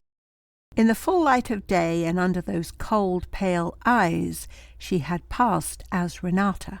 She allowed herself to sigh and dab her eyes, and then, oh, how good was the rather stale bread, the London egg, and the indifferent ham. The man watched her quizzically. As she finished her second cup of coffee, he remarked that she had a good appetite, and there was something in his tone that cast a chill upon the proceedings. Jane pushed back her chair. "I've finished," she said. "Well then," said the man, "I think we must talk, yes? Sit down again, please. I won't keep you very long." Jane did as she was told. "Well, Malloy's gone," he said. "You know what that means. He's washed his hands of you, just in case. Just in case you've been relying on Malloy, I would like to point out to you that his own position is none too secure. The firm he works for has not been entirely satisfied with him for some time. It is, therefore, quite out of the question that he should influence any decision that may be come to with regard to yourself. His going off like this shows that he realizes the position and accepts it. Self-preservation is Malloy's trump suit, first, last, and all the time. I shouldn't advise you to count upon trifles like parental devotion, or anything of that sort. In a word, he can't help you, but I can." The man leaned forward as he spoke, and a sudden smile changed his features. "Just be frank," he went on. "Tell me what you really heard, and I'll see you through." Jane let her eyes meet his. That smile had puzzled her. It was so spontaneous and charming, but it did not reach his eyes. She looked and found them cold and opaque, and as she looked, she saw the pupils narrow, expand, and then narrow again. He got up from his chair, walked to the mantelpiece, stopped for a light to his cigarette, and came back again with a thin blue haze of smoke about him. "Perhaps I haven't been altogether frank with you," he said. "That little romance of mine about a firm of chemists who employ your father, you didn't really believe it. No, I thought not. The fact is, that first night I took you for just a schoolgirl, and one can't tell schoolgirls everything. But now I'm talking to you as a woman. I can't tell you everything, even so, but I can tell you this. It's a government matter, a most important one, and it is vital that I should know just what you overheard." Jane looked down. "I don't understand," she said in a low voice. "I was dreaming, and I waked up suddenly. There was a screen in front of me, and someone on the other side of the screen called out very loud, 'The door, the door!' That's what I heard." She felt the pale eyes upon her face. Then, with an abrupt movement, the man came over to her. "Stand up," he said. Jane stood up. "Look at me." Jane looked at him. After what seemed like a very long time, he threw out his hand with an impatient gesture. It struck the table edge with a sharp rap. The spring that held his watch gave, and the watch on its gold curb flew off and fell on the floor behind Jane. She turned, glad of an excuse to turn, and bent to pick it up. The back of the watch was open. Her fingers caught and closed it instantly, but not for nothing had she told Henry that she had gimlet eyes. The back of the watch contained a photograph, and Jane had seen the photograph before. Henry's voice sounded in her ears. It was done from Amory's portrait of her in 1915, the year of her marriage. Number 2, the man in the fur coat, Renata's worst of them all, had in the back of his watch a photograph of Lady Heritage. Jane laid the watch on the table without giving it a second glance. End of section 5. Chapter 6. As the watch slid back into its place beneath his shirt cuff, the man spoke with an entire change of manner. "Well, Miss Renata, that was all very stiff and businesslike. You mustn't hold it up against me, because I hope we're going to be friends. Don't you want to know your plans?" Jane looked at him with a little frown. "My plans? What is going to happen to you? Oh, please, don't look so grave. It's nothing very dreadful. You have heard of Sir William Carr Magnus?" "Yes, of course," said Jane. She hoped that she looked innocent and surprised. "Well," said the man in the fur coat, "I happen to be his secretary, and that reminds me, I don't believe you know my name. Your father and his friends use a ridiculous nickname which sticks to me like a burr. But let me introduce myself, Geoffrey Ember, and your friend, if you will have me."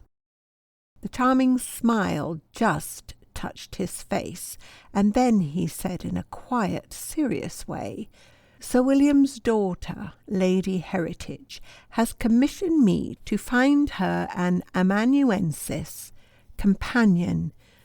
No, that's not quite right either. She doesn't want a trained stenographer or a young person with business training, but she wants a girl in the house, someone who'll do what she's told, write notes, arrange the flowers. I dare say you can guess the sort of thing. She is willing to give you a trial, and your father has agreed. As a matter of fact, I'm taking you down there today."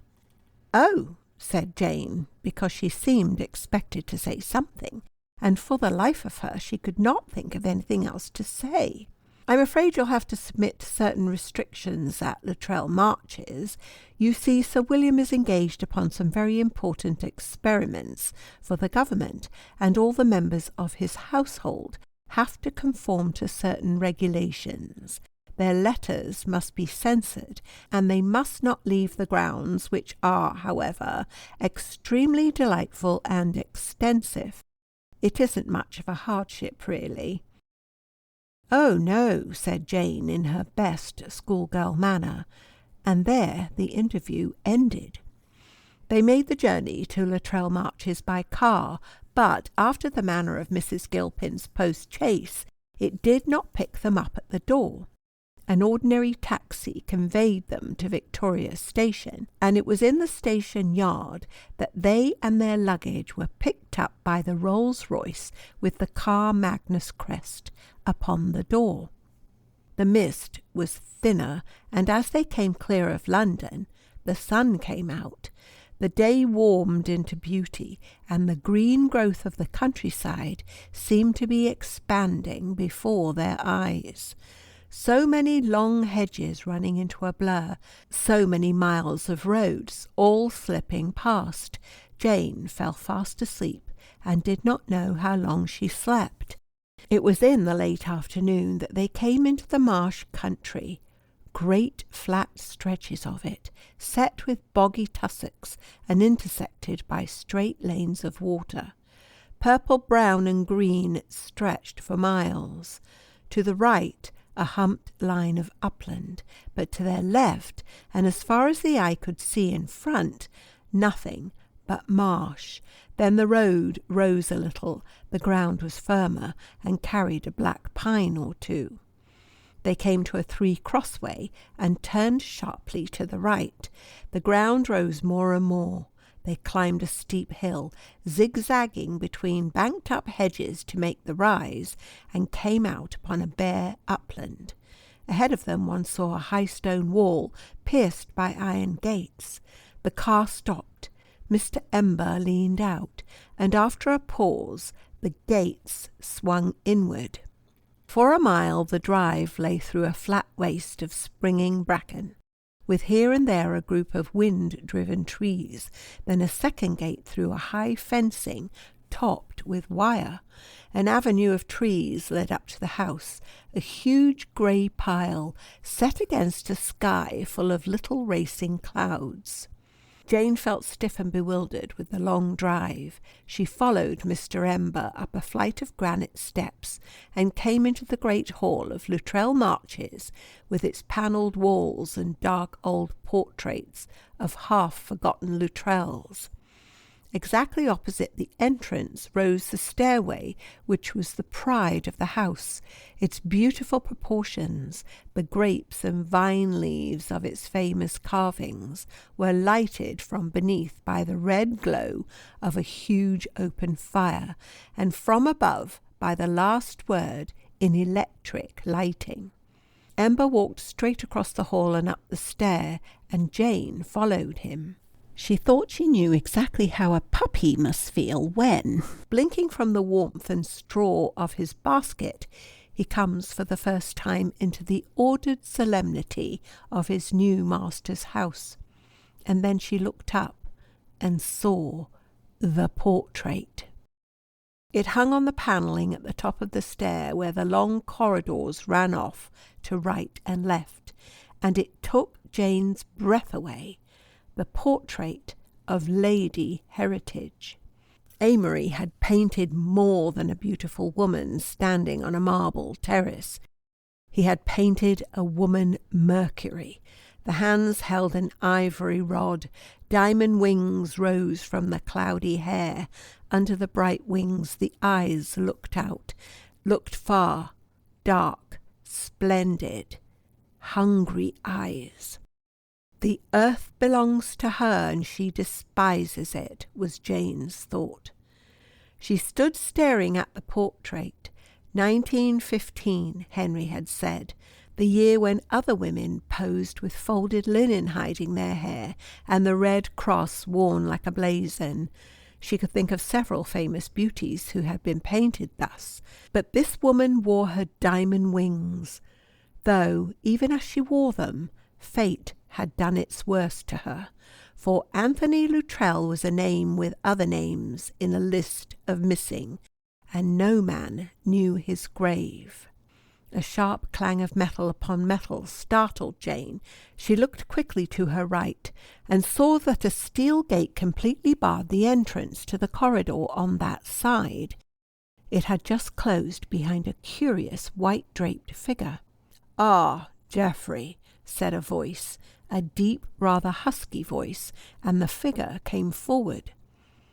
Jane saw that it was a woman wearing a long white linen overall and a curious linen headdress, which she was undoing and pushing back as she walked. She pulled it off as she came up to them, saying, "It's too hot in there, I can hardly breathe, but too fascinating to leave. You're early. Is this Miss Malloy?" She put out her hand to Jane, and Jane, with her mind full of the portrait, looked open-eyed at its original.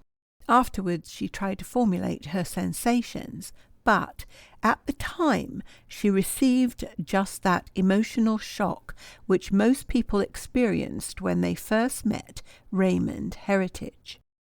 Beautiful, but there are so many beautiful women. Charming?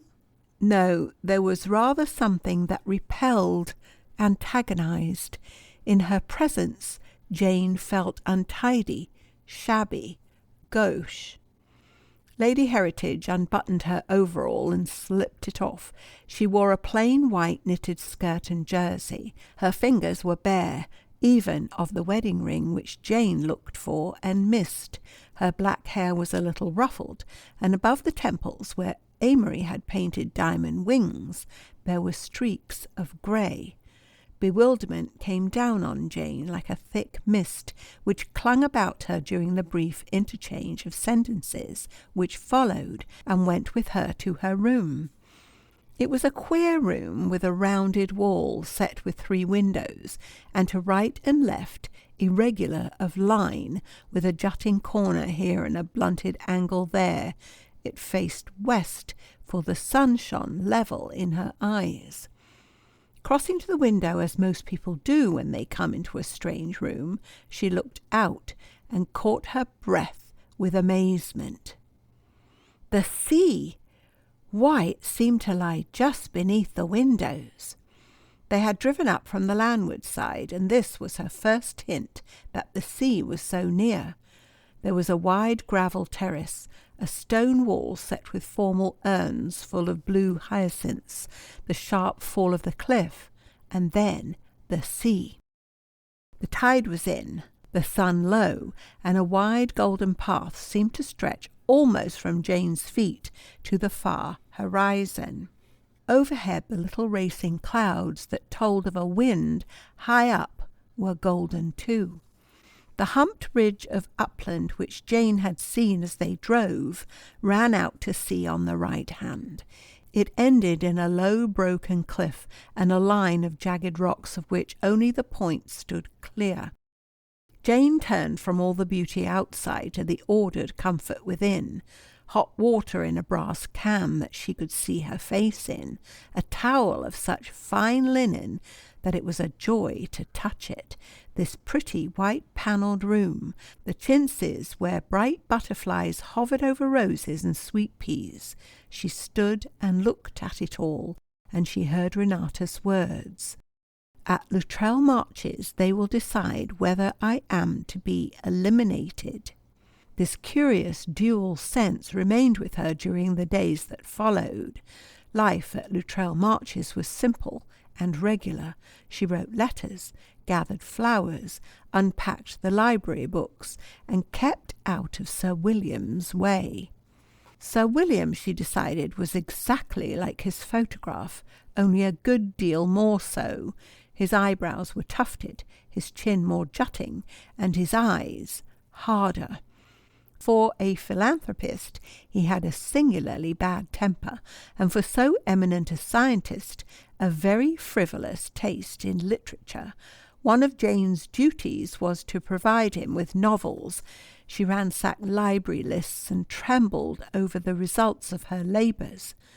Sir William did not always join the ladies after dinner, but when he did so, he would read a novel at a sitting and ask for more. Mr. Ember was never absent, and when Lady Heritage talked, it was to him that her words were addressed. Sometimes she would disappear inside the steel gate for hours. Jane soon learnt that the whole of the north wing was given up to Sir William's experiments. On each floor a steel gate shut it off from the rest of the house. All the windows were barred from top to bottom. She also discovered that the high paling where the avenue began had, on its inner side, an apron of barbed wire, and it was the upper strand of this apron which she had seen as they approached from outside. Sir William's experiments employed a considerable number of men.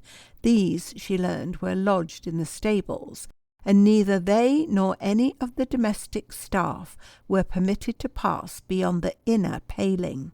On the coast side there was a high wire entanglement, electrified. There were moments when Jane was cold with fear, and moments when she told herself that Renata was a little fool who had had a nightmare. End of section 6. Chapter 7. When Jane stood at her window and looked across the sea, she saw what might have been a picture of life at Luttrell Marches during those first few days. Such a smooth stretch of water, pleasant to the eye, where blue and green, amethyst, grey and silver came and went, and under the play of colour and the shifting light and shade of day and evening, the unchanging black of rocks, which showed for an instant, and then left one guessing whether anything had really broken the beauty and the peace. Over the surface all was pleasant enough, but incidents, some of them almost negligible in themselves, kept recurring to remind Jane that there were rocks beneath the sea. The first incident came up suddenly whilst she was writing Lady Heritage's letters on the second day. She had beside her a little pile of correspondence, mostly about trifles. Upon each letter there was scrawled, "Yes, no, tell them I'll think it over," or some such direction. Presently Jane arrived at a letter in French, upon which Lady Heritage had written, "Make an English translation and enclose to Mrs. Blunt." Mrs. Blunt's own letter lay immediately underneath. It contained inquiries about some conditions of factory labour amongst women in France. The French letter was an excellent exposition of the said conditions. Jane sat looking at it and wondering whether Renata could have translated a single line of it, and how much ignorance it would behove her to display. After a moment's thought she turned round and said timidly, "May I have a dictionary, please?" Lady Heritage looked up from the papers before her. She frowned and said, "A dictionary?" "Yes, for the French letter." "You don't know French, then?" Jane met the half-sarcastic look with protest. "Oh, yes, I do, but if I might have a dictionary." Lady Heritage pointed to the bookcase and went back to her papers. An imp of mischief entered into Jane. She took the dictionary and spent the next half-hour in producing a translation with just the right amount of faults in it. She put it down in front of her employer with a feeling of triumph. "Please, will this do?" Lady Heritage looked, frowned, and tore the paper across. "I thought you said you knew French." Jane fidgeted with her pen. "Of course, I know I'm not really good at it, but I looked out all the words I didn't know." "There must have been a good many," was Lady Heritage's comment, and the imp made Jane raise innocent eyes and say, "Oh, there were." She went back to her table, and Lady Heritage spoke over her shoulder to Mr. Ember, who appeared to be searching for a book at the far end of the room. She spoke in French, the low, rapid French of the woman to whom one language is the same as another. "What do they teach at English schools? Can you tell me, Geoffrey? This girl says she knows French, and if she can follow one word I'm saying now—" She broke off and shrugged. "Yet I dare say she went to an expensive school. Now, I had Bavarian maid educated in the ordinary village school, and she spoke English with ease, and French better than any English schoolgirl I've come across. Wait whilst I try her in something else." She turned back to Jane. "Just send the original to Mrs. Blunt. I haven't time to bother with it. And make a note for me. I want it inserted after para 3 on the second page of that typewritten article that came back this morning." Jane supposed she might be allowed to know what a para was. She turned over the leaves of the typescript and waited for the dictation. The last sentence read, "Woman, through all the ages, is at the disposal and under the autocratic rule of man, but it is not of her own volition." She wondered what was to come next and waited, keenly, on the alert. Lady Heritage began to speak. "Write it in as neatly as possible, please. It's only one sentence. It is man who has forced das ewig Liebliche upon us." Jane wrote, "It is man," and then stopped. She repeated the words aloud and looked expectant. "Das ewig Liebliche?" There was a slight grimness in Lady Heritage's tone. "I'm afraid," faltered Jane. "Never heard the quotation?" "I'm so sorry. You don't know any German, then?" "I'm so sorry," said Jane. "My dear girl, what did they teach you at that school of yours? By the way, where was it?" "At Ilfracombe." "English education is a disgrace," said Lady Heritage, and went back to her papers. It was the next day that she turned suddenly to Jane. "By the way, you were at school at Ilfracombe. Can you give me the name of a china shop there? I want some of that blue Devonshire pottery for a girls' club I'm interested in." Jane had a moment of panic. Renata's shoes had fitted her too easily. She had felt secure, and then to have her security shattered by a trifle like this. "A china shop?" she said meditatively. Then, after a pause, "It's awfully stupid of me. I'm afraid I've forgotten the name." Lady Heritage stared. "A shop that you must have passed hundreds of times?" "It's very stupid of me." Lady Heritage smiled with a sudden brilliance. "Well, it is rather," she said. It was on the fourth day that Jane really caught her first glimpse of the Black Rocks. She was writing in the library, dealing with an apparently endless stream of begging letters, requests for interviews, invitations to speak at meetings or to join committees. In 4 days, Jane had discovered that Lady Heritage was up to her eyes in a dozen movements relating to feminist activities, women's labour, and social reform. Newspapers, pamphlets, and reports littered a table which ran the whole length of the room. Jane was required to open all these as they came and separate those which dealt with social reform and the innumerable scientific treatises and reviews. These latter arrived in every European language. Jane sat writing. The day was clear and lovely, the air sun-warmed, and yet fresh, as if it had passed over snow. April has days like this, and they fill every healthy person with a longing to be out, to stop working, and to take holiday. The windows of the library looked out upon the gravel terrace above the sea. The sun was on the blue water. Jane put down her pen and looked at the hyacinths in the grey stone urns. They were blue too. A yellow butterfly played round them. She sat up and went to the window. Lady Heritage and Mr. Ember were walking up and down the terrace. Lady Heritage, bareheaded, all in white, with not even a scarf, and Geoffrey Ember with a muffler round his neck and the inevitable fur coat. They were coming towards her, and Jane stood back so that the curtains made a screen.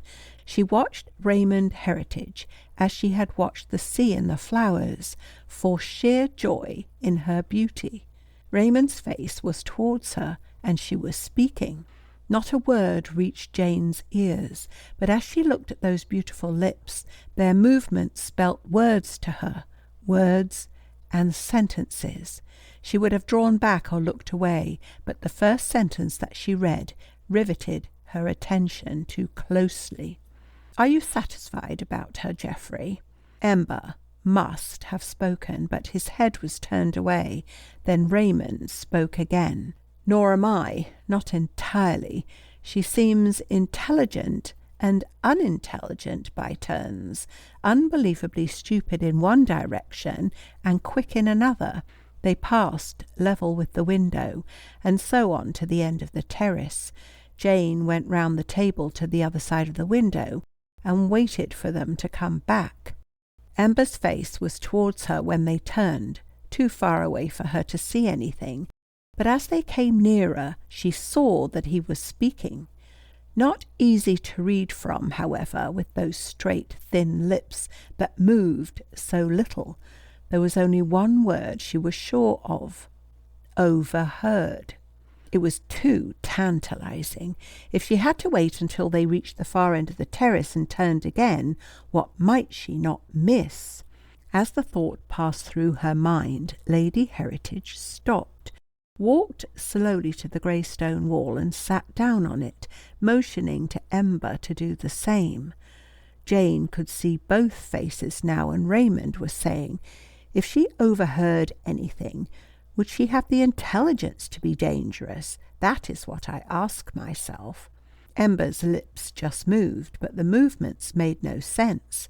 Perhaps you're right, said Lady Heritage. Despise not thine enemy.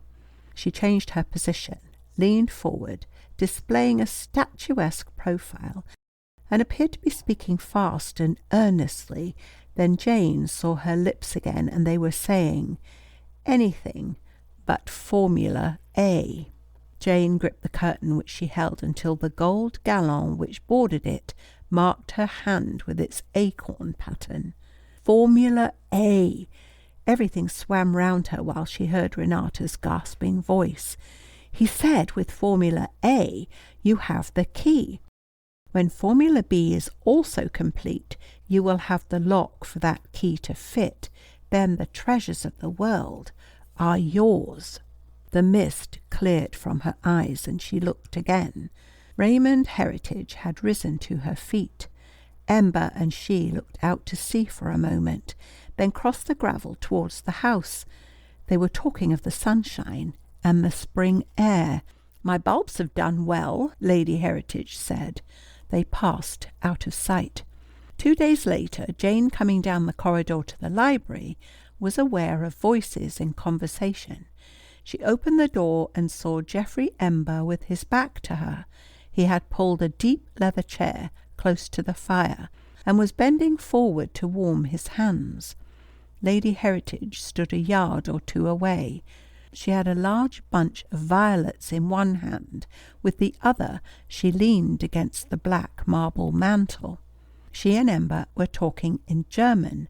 Both glanced round, and Raymond asked, "What is it?" "The letters for the post," said Jane. "Which of us is the better judge of character? It comes to that." Speaking German, Lady Heritage's deep voice sounded deeper than ever. "Do we take different sides, then?" "I don't know. I thought your verdict was inclined to be guilty, but recommended to mercy, whereas mine," she hesitated, stopped rather, for there was no hesitation in her manner. Ember made a gesture with the hand that held his cigarette. "Expound." "I doubt the guilt, but if I did not doubt, I should have no mercy at all." Jane went out with the letters, and when she was in the corridor again, she put out her hand and leaned against the wall. It would be horrible enough, she thought, to be tried in an open court upon some capital count, but how far less horrible than a secret judgment, where whispered words made unknown charges, where the trial went on beneath the surface of one's pleasant daily life, and every word, every look, a turn of the head, an unguarded sigh, a word too little, or a glance too much, might tip the scale and send the balance swinging down. To what? Next day Lady Heritage was deep in her correspondence, when she suddenly flashed into anger. Pushing back her chair, she got up and began to pace the room. There was a letter in her hand, and as she walked she tore it across and across, flung the fragments into the fire, and pushed a blazing log down upon them with her foot. Jane and Ember watched her, the former with some surprise and a good deal of admiration, the latter with that odd something which her presence always called out. She swung round, met his eyes, and burst into speech. "It's Allington. To think that I ever call that man my friend. I wonder if there's a single man on this earth who would translate professions of devotion to one woman into bare decent justice to all women." "What has Lord Allington done?" asked Mr. Ember with a slight drawl. Jane, with a thrill, identified the President of the Board of Trade. "Nothing that I might not have expected. It is only women that are different, Geoffrey. Men are all the same." "And still I don't know what he has done," said Geoffrey Ember. "Oh, it's a long story. I've been pressing for women inspectors in various directions. It seems inconceivable that anyone should cavil at a woman inspector wherever women are employed. You have no idea of what some of the conditions are. Stewardesses, for instance. I've a letter there from a woman who has been working on one of the largest liners, not a tramp steamer, mind you, but one of the biggest liners afloat.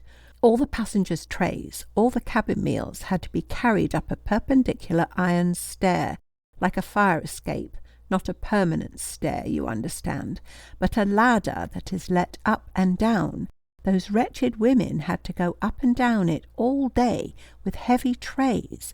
They said they couldn't do it, and were told they had to, and that's a little thing compared to some of the other conditions. I want an inspector for them. And Allington? Lady Heritage came to a halt by the long piled-up table. She struck it with her open hand. Lord Allington is just a man, she said. He stands for what men have always stood for, the sacred right of the vested interest. What man ever wants to alter anything, and why should he when the existing order gives him all he wants? It doesn't matter where you turn, what you do, how hard you try, the vested interest blocks the way. You are up against the established order of what has always been.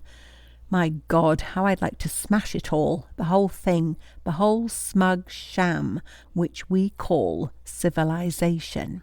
Jane stared at her open-eyed. She had never dreamed that the statue could wake into such vivid life as this. The colour burned in Raymond's cheeks. The sombre eyes were sombre still, but they held sparks as if from inward fire. Ember touched the hand that was clenched at the table's edge. A sort of tremor passed over her from head to foot. The colour died. The fire was gone. With a complete change of manner, she said, "Allington was hardly worth all that, was he?" Then, without a change of key, but in German, "Thank you, Geoffrey." The child's eyes were nearly falling out of her head. "It was stupid of me. I forgot. These things carry me away." The door opened on her last words, and Sir William came in. He was frowning, and appeared to be in a great hurry. "Ridiculous business, ridiculous waste of time. These damned departments appear to think I've nothing to do with my time, except to answer their infernal inquiries, and entertain any interfering jackanapes that they choose to let loose on me." "What is it, father?" said Lady Heritage. "Government inspection?" "Nonsense," said Sir William slowly. "Henry March wants to come down for the night." Jane bent forward over her papers. No one was looking at her. No one was thinking of her, but she had felt her cheeks grow hot, and was glad of an excuse to hide them. She did not know whether she was very much afraid or very glad. A feeling unfamiliar but overwhelming seemed to shake her to the depths. She was quite unconscious of what was passing behind her. At Henry's name, Raymond Heritage uttered a sharp, "Oh, no!" She came quickly forward as she spoke, and caught the letter from Sir William's hand. "He can't come. I can't have him here. Put him off, father. You can make some excuse." "Nonsense," said Sir William again. "It's a nuisance, of course. It's an infernal nuisance. But he'll have to come. Confound him." Then, as she made a half-articulate protest, he went on with increasing loss of temper. "Good heavens! I can't very well tell the man I won't have him in what is practically his own house." It was Ember, not her father, who saw how frightfully pale Raymond became. In a very low voice she said, "No, I suppose not." Sir William was fidgeting. He looked at Jane's back. "Of course he's coming down on business." Then he broke off and stared at Jane again. Lady Heritage nodded. "Miss Molloy," she said, "you can take half an hour off." End of section 7. Chapter 8. Henry arrived on the following day and was shown straight into Sir William's study. Half an hour later, Sir William rang the bell and sent for Lady Heritage. He hardly gave her time to shake hands before he burst out. I said you must be told. I take all responsibility for your being told. After all, if I am conducting these experiments, something is due to me. Though the government appear to think otherwise, but I take all responsibility. I insist on your being told."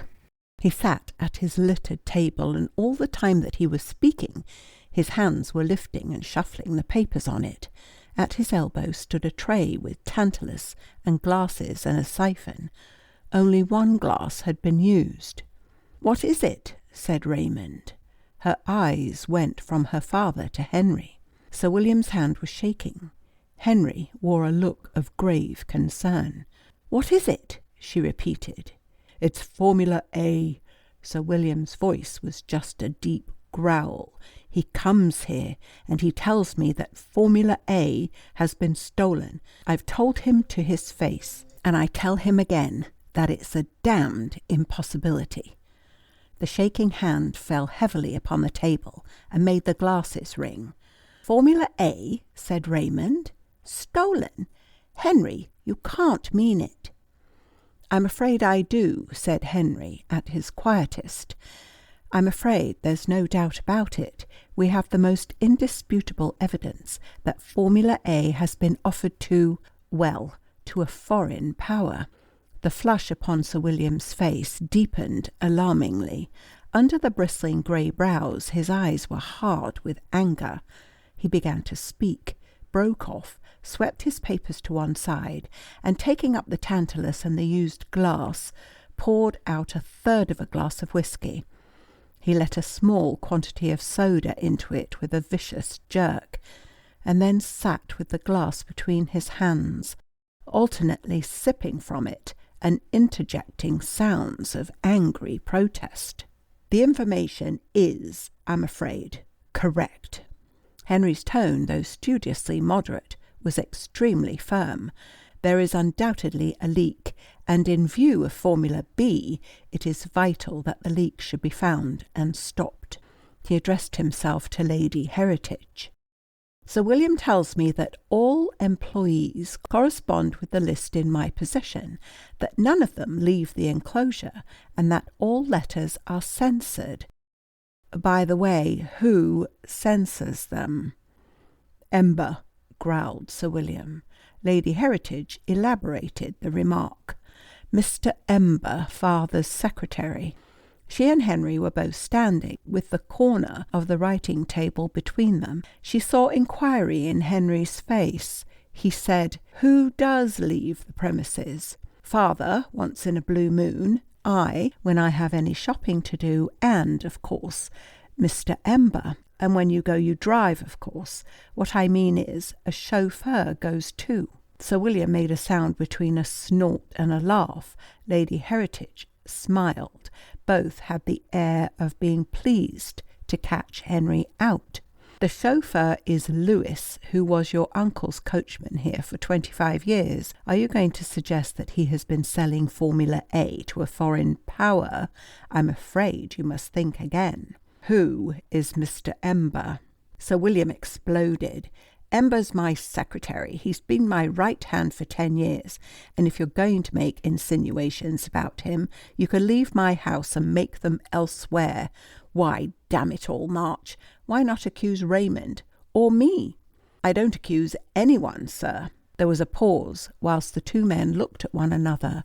It was Sir William who looked away at last. He drained his glass and got up, pushing his chair so hard that it overturned. "You want to see all the men to Checkham by that infernal list of yours, do you? The sooner the better, then. Let's get it over." Later, as the men answered to their names in the long bare room which had once been the blue parlour, Henry was struck with the strangeness of the scene. Here his aunt had loved to sit, doing an interminable embroidery of fruits and flowers upon canvas. Here he and Anthony had lain prone before the fire, each with his head in a book and his heels waving aloft. Memories of Fenimore Cooper and Henty filled the place, when for a moment he closed his eyes. Then, as they opened, there was the room, all bare, the windows barred and uncurtained, the long stretcher tables with their paraphernalia of glass retorts, queer twisted apparatus, powerful electric appliances, and this row of men answering to their names whilst he checked each from his list. James Mallaby. He called the name and glanced from the man who answered it to the paper in his hand. A small photograph was followed by a description. 5 feet 7 inches, grey eyes, mole on chin, fair complexion, sandy hair. All correct. He passed to the next. Jacob Moss, 5 feet 5 inches, dark complexion, black hair and eyes, no marks. George Patterson, 5 feet 10 inches, sallow complexion, brown hair and beard, grey on temples, grey eyes, scar. The man who answered to the name of George Patterson stepped forward. He had the air of being taller than his scheduled height. His beard and hair were unkempt, and the scar set down against him was a red seam that ran from the left temple to the chin, where it lost itself in grizzled hair. He stooped and walked with a dragging step. Henry, who for the moment was speaking to Sir William, looked at him casually enough. He opened his list, and in turning the page, the papers slipped from his hand and fell. George Patterson picked them up. Henry went on to the next name. Jane had keyed herself up to meeting him at tea time, but neither Henry nor Sir William appeared. "Captain March is an extremely conscientious person," said Lady Heritage. It was not a trait which appeared to command itself to her. "I should think he must have interviewed the very black beetles by now. Have you been past, Geoffrey?" "I don't know," said Mr. Ember, "but it hasn't taken away my appetite for tea. In fact, it had not. It was Raymond who ate nothing." Jane and Henry did not meet until dinner time. As she dressed, Jane kept looking at herself in the glass.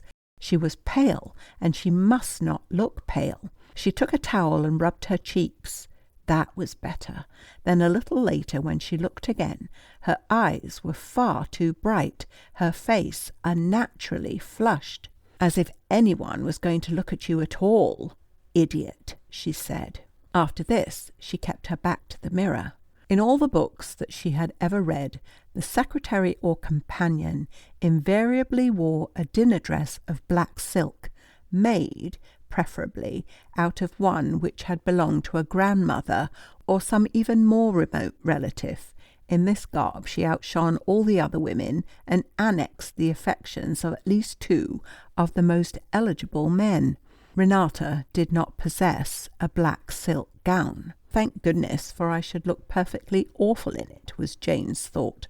With almost equal distaste, she viewed the white muslin sacred to prize-givings and school concerts. Attired in this garment, Renata had played the Sonata Pathétique amidst the applause of boarders and parents. With this pale blue sash about her waist, she had recited "How They Brought the Good News from Ghent to Aix."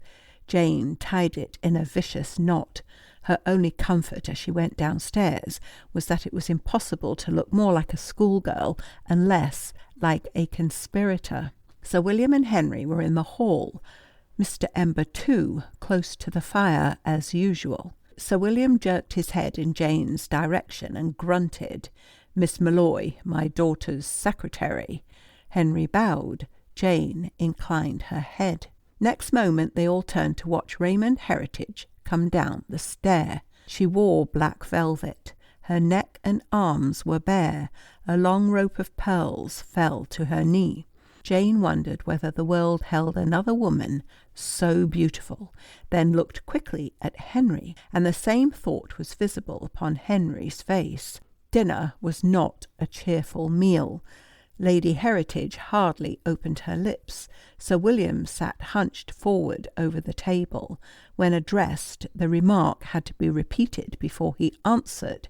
He drank a good deal. Jane considered that a modest silence became her, and the conversation was sustained with some effect of strain by Captain March and Mr. Ember. They talked fitfully of politics, musical comedy, the weather, and the American exchange. It was a relief, to Jane at least, when she and Lady Heritage found their way to the drawing-room. Henry wondered at their using this large, formal room for so small a party. His aunt, he remembered, had kept it shut up for the most part. The sense of space was, however, grateful to Jane. The small circle of candlelight in the dining-room had seemed to shut them in, forcing an intimacy for which no one of them was prepared. The yellow drawing-room was a very stately apartment. The walls were hung with a Chinese damask, which 100 years had not robbed of its imperial colour. Beneath their pagoda-patterned blue linen covers, Jane knew that the chairs and sofas wore a stiff yellow satin, like a secret pride. Electric candles in elaborate sconces threw a cold, steady light upon the scene. Lady Heritage sat by the fire, the Revue des Deux Mondes in her hand. Her eyes were on the page and never left it, but she was not reading. In 15 minutes her glance had not shifted, and the page remained unturned. Then the door opened and the 2 younger men came in. Lady Heritage looked up for a moment, and then went back to her review. She made no attempt to entertain Captain March, who, for his part, showed some desire to be entertained. "You are using the big rooms, I see. Aunt Mary always said they were too cold. You remember she always sat in the blue parlour, or the little oak room at the head of the stair." Raymond's lip lifted slightly. "I'm afraid the blue parlour would not be very comfortable now," she said, without looking up. Henry possessed a persevering nature. He produced, in rapid succession, a remark about the weather, an inquiry as to the productiveness of the kitchen garden, and a comment upon the pleasant warmth of the log fire. The first and last of these efforts elicited no reply at all. To the question about the garden produce, Lady Heritage answered that she had no idea. Mr. Ember's habitual expression of cynicism became a trifle more marked. Jane had the feeling that the pressure in the atmosphere was steadily on the increase. "Won't you sing something, Raymond?" said Henry. His pleasant ease of manner appeared quite impervious to snubs. Lady Heritage closed the Revue des Deux Mondes and for the first time looked full at Captain March. If he was startled by the furious resentment of that gaze, he did not show it. "And what do you expect me to sing, Henry?" she said. "The latest out of the Jazz Girls?" "I don't mind, whatever you like, but do sing, won't you?" Raymond got up with an abrupt movement. Walking to one of the long windows which opened upon the terrace, she drew the heavy yellow brocade curtain back with a jerk. Beyond the glass the terrace lay in deepest shadow, but moonlight touched the sea. She bent, drew the bolt, and opened half the door. "The room is stifling," she said. "Geoffrey, it's your fault. They pile the fire up so. I wish you'd sometimes look at a calendar and realize that this is April, not January." Then turning, she crossed to the piano. "If I sing, it will be to please myself, and I shall probably not please anyone else." Ember came forward and opened the piano. He bent as he did so and said a few words very low. She answered him. Henry, left by the fireside with Jane, leaned forward conversationally, the last punch in his hand. "This is a good cartoon," he said. "Have you seen it, Miss Malloy?" And as she bent to look at the page, he added in that low, effaced tone which does not carry a yard, "Which room have they given you?" "I like the line," said Jane in her clear voice, "and that very black shadow." Then, in an almost soundless breath, "The end room, south wing." "Don't go to bed," said Henry. "Wonderful how they keep it up, week after week. I mean to say, it must put you off your stroke like anything, knowing you've got to come right up to time like that." "Your department doesn't work by the calendar, then? You don't have to bother about results?" Ember strolled back to his favourite place by the fire as he spoke, and Lady Heritage broke into a resounding chord. She played what Henry afterwards described as an infernal pandemonium of a thing. It appeared to be in several keys at once, and marched from one riot of discord to another, until it ended with a strident crash which set up a humming jangle of vibrations. "Like that, Henry?" said Lady Heritage. "No," said Henry, monosyllabic in his turn. "No one ever likes to hear the truth," said Raymond. "You all want something pleasant, something smooth, something like this." Her fingers slipped into the Blue Danube waltz. She played it exquisitely, with a melting delicacy of touch and a beautiful sense of rhythm. After a dozen bars or so, she stopped suddenly, leaned her elbow on the keyboard, and through the little clang of the impact said, "Well, that's topping," said Henry. He looked across at her admiringly, the long sweep of the ebony piano, the white keyboard with the black notes standing clear, Raymond in her velvet and pearls, and behind her the imperial yellow of China. "Soothing syrup," she said. "You're not up to date, Henry, I'm afraid. The moderns show us things as they are, and we don't like it. But the soothing syrups lose their power to soothe once you find out that they are just dope." "I wish you'd sing," said Henry. She looked across him at Ember, and an expression difficult to define hardened her face. "This isn't modern, but will you like it?" she said, and preluded. Then she began to sing in a deep mezzo. "The worldly hope men set their hearts upon turns ashes, or it prospers, and anon, like snow upon the desert's dusty face, lighting its little hour or two, is gone. Here in this battered caravanserai, whose portals are alternate night and day, how sultan after sultan with his pomp abode his destined hour and went his way." The notes came heavy and tragic. In her voice there seemed to be gathered all the tragedy, all the emotion of human life. The sound fell almost to a whisper. "The worldly hope men set their hearts upon turns ashes, or it prospers, and anon, like snow upon the desert's dusty face, lighting its little hour or two, is gone." Suddenly the voice rose, ringing like a trumpet. A great chord crashed out. "Waste not your hour." The deep octaves followed. Then she passed into modulating phrases and began to sing again. "Her voice is nearly as beautiful as she is," thought Jane, "but somehow she shakes one. Ah, love, could you and I with fate conspire to grasp this sorry scheme of things entire, would we not shatter it to bits and then remould it nearer to the heart's desire?" With the last words she rose, turned from the piano and the room, and went out to the terrace. Henry got up, strolled casually across the room, and followed her. She was standing by the low parapet, looking over the sea. The night was still. The scent of hyacinths was heavy on the air, but every now and then a breath, something not to be called a wind, came up from across the water and brought with it cold and a tang of salt. The moon was still behind the house, but near to clearing it, and though they stood in the dusk, Henry could see Lady Heritage's features as though through a veil. Her icy mood was broken. The tears were rolling down her cheeks. She turned on him with a flame of anger. "Why did you come? Why did you come? Do you know what father said to me yesterday? I said I wouldn't have you here, and he said, good heaven, how can I keep the man away from what is practically his own house? Is it yours now? Have you come to see your property?" Henry looked at her gravely. "No, it is not mine yet," he said, "and I came for a very different reason, as I think you know." "And you expected me to welcome you? As if it wasn't enough to be here, to live here, without—" She broke off, gripping the rough stone of the parapet with both hands. "You asked me why I don't use the oak room?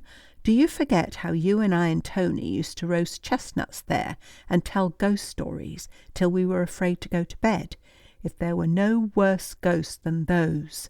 Do you know, every time you come into the room I expect to see Anthony behind you, and when you speak I catch myself listening for his voice. Do you still wonder why I don't use the oak room? What are men made of? I don't know, said Henry. Did I hurt you, Raymond? I'm sorry if I did, but it wasn't meant. She sank down upon the parapet. All the vehemence went out of her.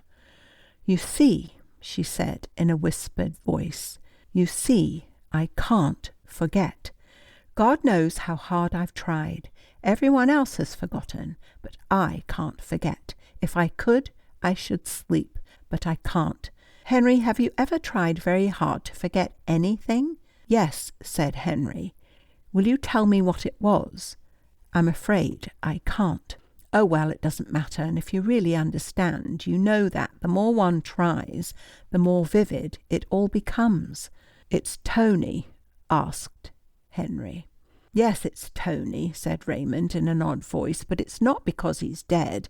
I don't want you to think that. I could have borne that. I could have borne anything if I could have seen him once again, or if he had known that I cared. But he went away in anger, and he never knew. I didn't know, said Henry. I'm sorry. Lady Heritage looked away across the sea. The moonlight showed where the jagged line of rocks cut sharp through the sleeping water. There's a verse in the Bible. Do you ever read the Bible, Henry? I don't, but I remember this verse. One was taught it as a child. Let not the sun go down upon your wrath. I let the moon rise and go down on mine. She spoke very, very quietly. Anthony stood there, just by that urn. He said, you'll have all the rest of your life to be sorry in. That was the last thing he said to me. He never forgave, and he never wrote. I don't think any man would let me go so easily, so I married John Heritage to show that I didn't care. And whilst we were on our honeymoon, I saw Anthony's name in the list of missing. Now do you wonder that I hate you for coming here, and for being alive, and taking Tony's place? And do you wonder that there are times when I hate everything so much that I'd like well enough to see this whole sorry scheme shattered to bits if it could be done? I'm not so keen on this shattering business, Raymond, said Henry. Don't you think there's been about enough of it? There are a lot of rotten things and a lot of good things, and they're all mixed up. If you start shattering, the odds are you bring down everything together. Well, said Raymond, just one word, cold and still. There was a little pause. Then she laughed. Is Henry also among the preachers? She said mockingly. You should take orders. A surplice would be becoming. Henry was annoyed to feel that he was flushing. Shall I go on preaching? He said, and as he spoke, Mr. Ember came through the open glass door with a cloak over his arm. I am a relief expedition, he announced. You must be frozen. Never trust a moonlight night. He put the wrap about Raymond's shoulders, but she did not fasten it. I'm coming in, she said. She and Ember passed into the lighted room. Henry stood still for a minute, listening acutely. Then he followed them. There was a hedge of stiffly growing veronica bushes at the foot of the terrace wall. After Henry had gone in, the man called George Patterson came out from behind the bushes at the far end of the terrace. He walked slowly with a dragging step, keeping in the shadow of the house, and he made his way to the far end of the north wing. Inside the yellow drawing-room, Henry was bidding his hostess good night and announcing his intention of taking a moonlight stroll. Presently he emerged upon the terrace, descended the steps on the right, and made his way in the direction taken by George Patterson. End of section 8. Chapter 9. When Jane reached her own room, she stood a long time in front of the glass, frowning at herself. It might be safe to look so exactly like a schoolgirl, but it was very, very humiliating. Henry had never glanced at her once. That, of course, was all in the line of safety, too. Also, why should Henry look at her? Why should she wish him to do so? She was not in love with him. She had, in fact, refused him. Could it be that there was a little balm in this thought? What did it matter to her how long he looked at Raymond Heritage? She took off the white muslin dress and put it away. The worst part of being Renata was, not the risk, but having to wear Renata's clothes. All the things were good, horribly good, and they were all quite extraordinarily dull. If your shoes want mending and your things are threadbare, everyone knows it's because you're poor, and not because you like being down at heel or out at elbows. But Renata's things must have cost quite a lot, and of course everyone thinks they are my choice. By some deflected line of reasoning, everyone meant Henry. Jane folded up the pale blue sash and shut it sharply into a drawer. Then she put on Renata's dressing gown. It was made of crimson flannel, very thick and soft, with scalloped edges to the collar and cuffs, exactly like one's grandmother's petticoat. She rumpled the bedclothes and disarranged the pillows. Then she put out the light, sat down on the window seat, and waited. The blind was up. She had slipped behind the chintz curtains. The terrace lay beneath her, only half in shadow now. There was no sound in the house, no sound from the sea. The line of shadow moved backwards, inch by inch. When Jane sat down to wait, she told herself that she would not listen and strain. She would just sit there quite peacefully, and if anything was going to happen, well, let it happen. But as she sat there, she became afraid against her will, aware once more of that sense of pressure which had come upon her in the drawing-room. It was as if something was steadily approaching, not her alone, but all of them, as if their thoughts and actions were being, at one and the same time, dictated by an outside force and scrutinized, watched, spied upon. With all her might she resisted this sensation and the fear that it suggested. But as the night passed to midnight and beyond, a strange feeling of being one watcher in a slumbering household detached itself from the general confusion, and she began to long with great intensity for something, anything, to happen. Once something moved in the foot-wide strip of shadow against the house.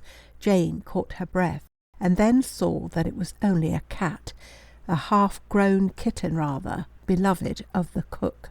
It came out into the moonlight and walked solemnly the entire length of the terrace with delicately taken steps and a high waving tail.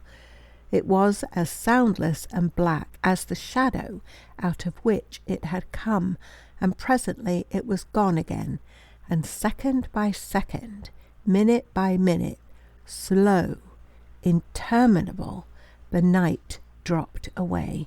In the hall a clock struck the quarters. The silence shattered for a moment, closed again. When the rapping came, it brought the oddest sense of interruption. Jane sprang to her feet, stood for a moment catching at her self-control, and then went noiselessly to the door. She listened before opening it, and could hear nothing, and as she listened, the knocking came again, but from behind her. Bewildered, she edged the door open and looked out. A shaded light burned far away to the left. A long, dim corridor was empty. She shut the door. Someone was knocking, somewhere, but where? She turned and stood facing the windows. Up in the far corner, a large cupboard filled the angle and blunted it. Jane had hung her serge dress there hours and hours ago. The knocking seemed to come from the cupboard, just where the room was at its darkest, because next the lighted window. Jane crossed the floor very slowly, put both hands on the cupboard doors, and flung them wide. For a moment everything was quite black. Then, with a most unpleasant suddenness, a narrow white ray cut the dark, and Henry's voice said, "It's only me." Jane's hand went to her lips, pressing them firmly. She would not have admitted that this action alone saved her from screaming. After a moment she gave a little gasp and located Henry, or rather Henry's head, which was almost under her feet. In the cupboard floor there was a square black hole, and just above floor level Henry's face looked up at her, tilted at an odd angle, whilst his one visible hand manipulated a small electric torch. "Wait," said Jane in a whisper. She went quickly to the door, locked it, removed the key, and put it in one of the dressing-table drawers. She did not know quite what made her do this, only suddenly, when her eyes saw Henry, her mind had a vivid impression of that long corridor with its one faintly glimmering light. Then she sat down on the cupboard floor close to Henry's head and breathed out, "Henry, how on earth?" Henry, who appeared to be standing upon a ladder or something equally vertical, came up a few steps, sat down on the edge of the hole, and switched off his torch. "I had to see you," he said. "This was my room in the old days, and Tony and I found this passage. It leads down to another cupboard in the garden room where they keep the tennis and croquet gear. How are you? All right?" "Yes, quite all right." "That's good. Now, which of us is going to talk first?" "I think I had better," said Jane. "You see, I saw Renata, and she told me things, and I think, if you don't mind, Henry, that I had better tell you everything that she told me." "Yes, please." He hesitated. "1 minute, Jane. I just wanted to say, you don't mind talking to me like this, do you? I wouldn't have asked you to if there had been any other way. What I mean to say is—" Jane gave a very small laugh, which was instantly repressed. She reflected that it was pleasanter to suppress a laugh than a scream. "What you mean to say is there aren't any chaperones in this scene. You needn't apologize, Henry. Sleuths never have chaperones. It's simply not done. And anyhow, I'm sure you'd make a beautiful one. Shall I go on?" It may be doubted whether Henry really cared about being described as a chaperone. His tone was rather dry as he said, "Go on, please." As for Jane, who had prodded him on purpose just to see if anything would happen, she certainly felt a slight disappointment, accompanied by a sense of increased respect. "You saw Renata. What did she tell you?" "She told me what she overheard," said Jane, speaking slowly. "Henry, if I tell you what it was, will you promise me not to let anyone guess that you know? If they were certain that I knew, I shouldn't be alive tomorrow, and if they thought you knew the secret, you'd never get back to London alive." "Who is they, Jane?" said Henry. "I want to tell you about Renata first. She really did walk in her sleep, you know. She must have waked when she opened the door. She said the first thing she knew was the cold feel of the hall linoleum under her feet.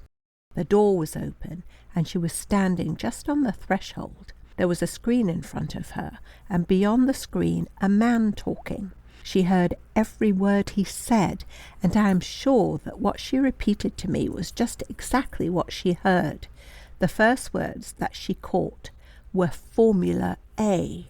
Henry gave a violent start. "Good Lord," he said under his breath. "You're sure?" "Quite." Then he went on, and this is what he said. "You all have Formula A. You will go to your posts, and from your directions you will prepare what is needful according to that formula, carrying out to the last detail the cipher instructions which each of you has received. As soon as the experiments relating to Formula B are completed, you will receive a summons in code. You will then assemble at the rendezvous given, and Formula B, with all instructions for its employment, will be entrusted to you. With Formula A you have the key. When Formula B is also complete, you will have the lock for that key to fit. Then the treasures of the world are yours. The annihilation of civilization and of the human race is within our grasp. When the key has turned in the lock, we only shall be left. And Just then Renata said someone else cried out, "The door, the door!" They pushed the screen away and pulled her in. She nearly fainted. When she revived a little, her father and Mr. Ember were trying to find out what she had heard. Fortunately for herself, she told me at first it was all confusion. The only thing that stood out clearly was that shout at the end, but afterwards, when she was alone, it all came back. She said it was like a photographic plate developing, hazy at first, and then everything getting clearer and sharper until each detail came out. She repeated the whole thing as if it were a lesson. "Wait," said Henry, "my head's going round. I want to sort things out." Jane waited. She had been prepared for Henry to be impressed or incredulous. What took her by surprise was the puzzled note in his voice. "Lord, what a mix-up," she heard him say. Then he addressed her again. "Did you ever play Russian Scandal, Jane?" he said.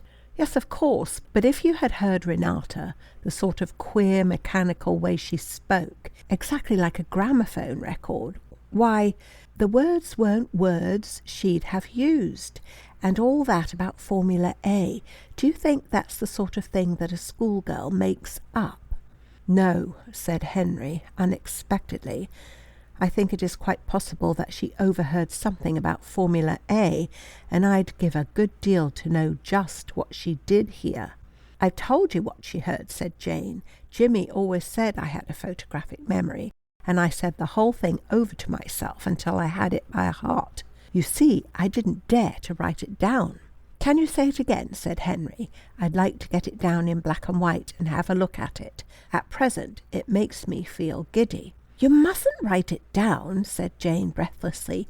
"Oh, you mustn't, Henry. It's not safe." Henry turned on his torch, propped it against the wall, and produced a notebook and a pencil. The cold, narrow beam of light showed his knee, the white paper, a pencil with a silver ring, and Henry's large brown hand. "He has a horribly determined hand," thought Jane.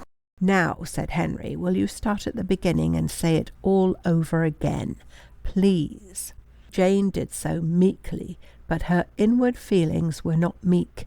Once more she repeated, word for word and sentence for sentence, the somewhat flamboyant speech of number 4.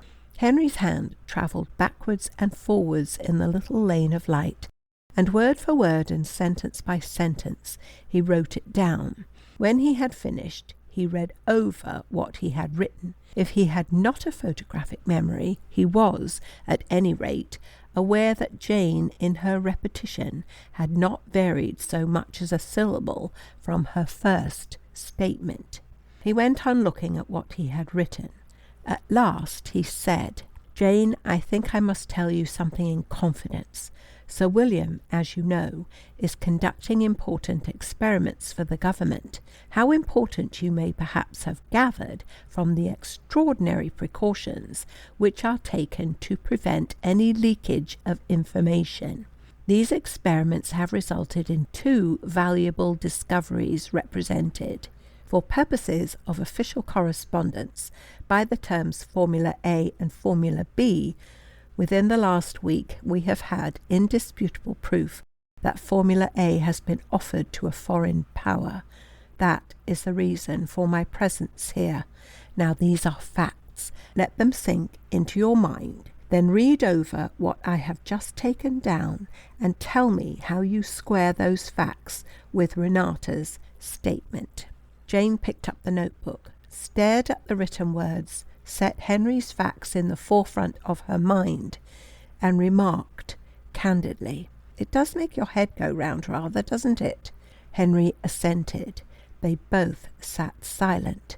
Then Jane put down the notebook. "Never mind about our heads going round," she said. "Let me go on and tell you the rest of it. It isn't only what Renata heard. It's the things that keep happening, little things in a way. But oh, Henry, sometimes I think they are more frightening just because they are little things. I mean, supposing you know you're going to be executed. you brace yourself up, and it's all in the day's work.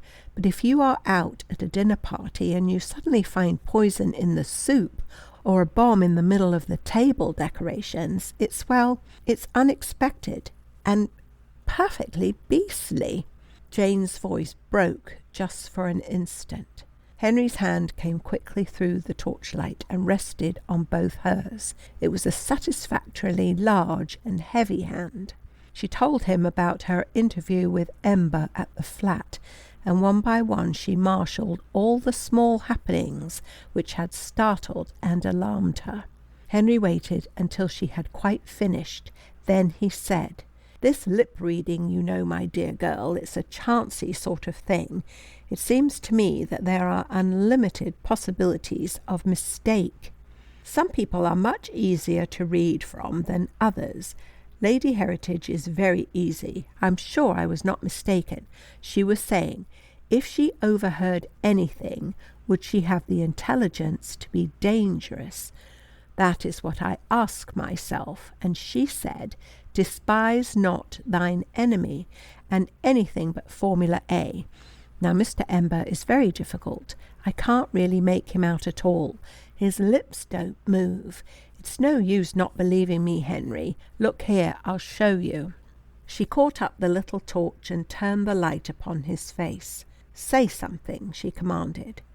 Henry's lips formed the words, "Jane, I love you very much indeed," and Jane switched off the light. "Henry, you're a perfect beast. Play fair," she said in a low, furious whisper. "Sorry, wasn't it all right? Try again." Jane allowed the ray to light up Henry's mouth and chin. The hand that held the torch was not quite steady.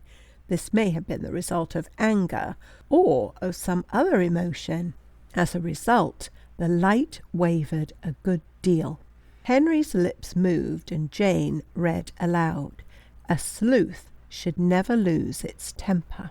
Henry's hand caught the little shaking one that held the torch and gave it a great squeeze. "How frightfully clever you are! And oh, Jane, what a goose!" "I'm not," said Jane. "But don't you see that, with Renata's story in your mind, you would be looking out for things? You couldn't help it. What do you think, then, of Lady Heritage saying that Mr. Ember's verdict was inclined to be guilty, but recommended to mercy, whereas she said that she herself doubted the guilt, but that if she did not, she would have no mercy at all? Do you know, that frightened me almost more than anything. I don't know why. That wasn't lip-reading. I heard the words with my own ears. But don't you see?" He paused. "Let's get back to facts. Formula A has been stolen and offered for sale. Renata undoubtedly overheard something relating to Formula A.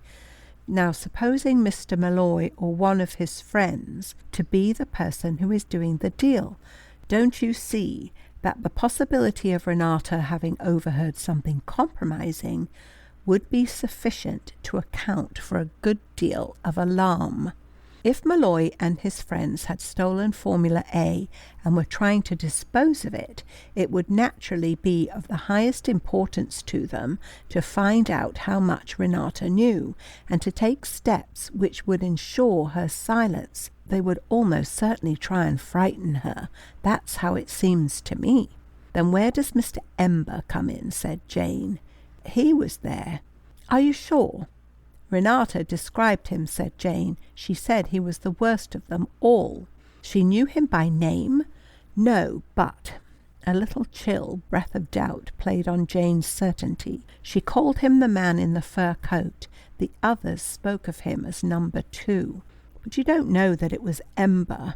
For a moment Jane felt that she was sure of nothing. Then, with a swift revulsion, her old fears, suspicions, certainties received vigorous reinforcement. "Henry," she said, "listen. You're on the wrong scent, I know you are. I can't tell you how I know it, but I'm quite sure. If you were an anarchist and wanted to produce some horrible thing that would smash civilization into atoms, how would you set about it? Where would you go? Don't you see that the very safest place would be somewhere like this? Somewhere where you could carry on your experiments under the cover of real experiments. It's like the caterpillars that pretend to be sticks. What do you call it? Protective mimicry. Jane, said Henry, I'm sure that's what they have done. I'm sure that there is something dreadful going on in this house. And if you can't square what Renata heard with what you know of Formula A, why, then I believe that there must be more than one Formula A. Don't you see how cunning it would be for them to take the name of a real government invention to cover up whatever horrible thing it is that they are working at? There was a dead silence. Another Formula A, said Henry slowly. Then, with an abrupt change of manner, leave it, all of it, and tell me some things I want to know. Sir William, for instance, he was put out at my coming down, I know, but what is he like as a rule? He does not always drink as much as he did tonight, does he?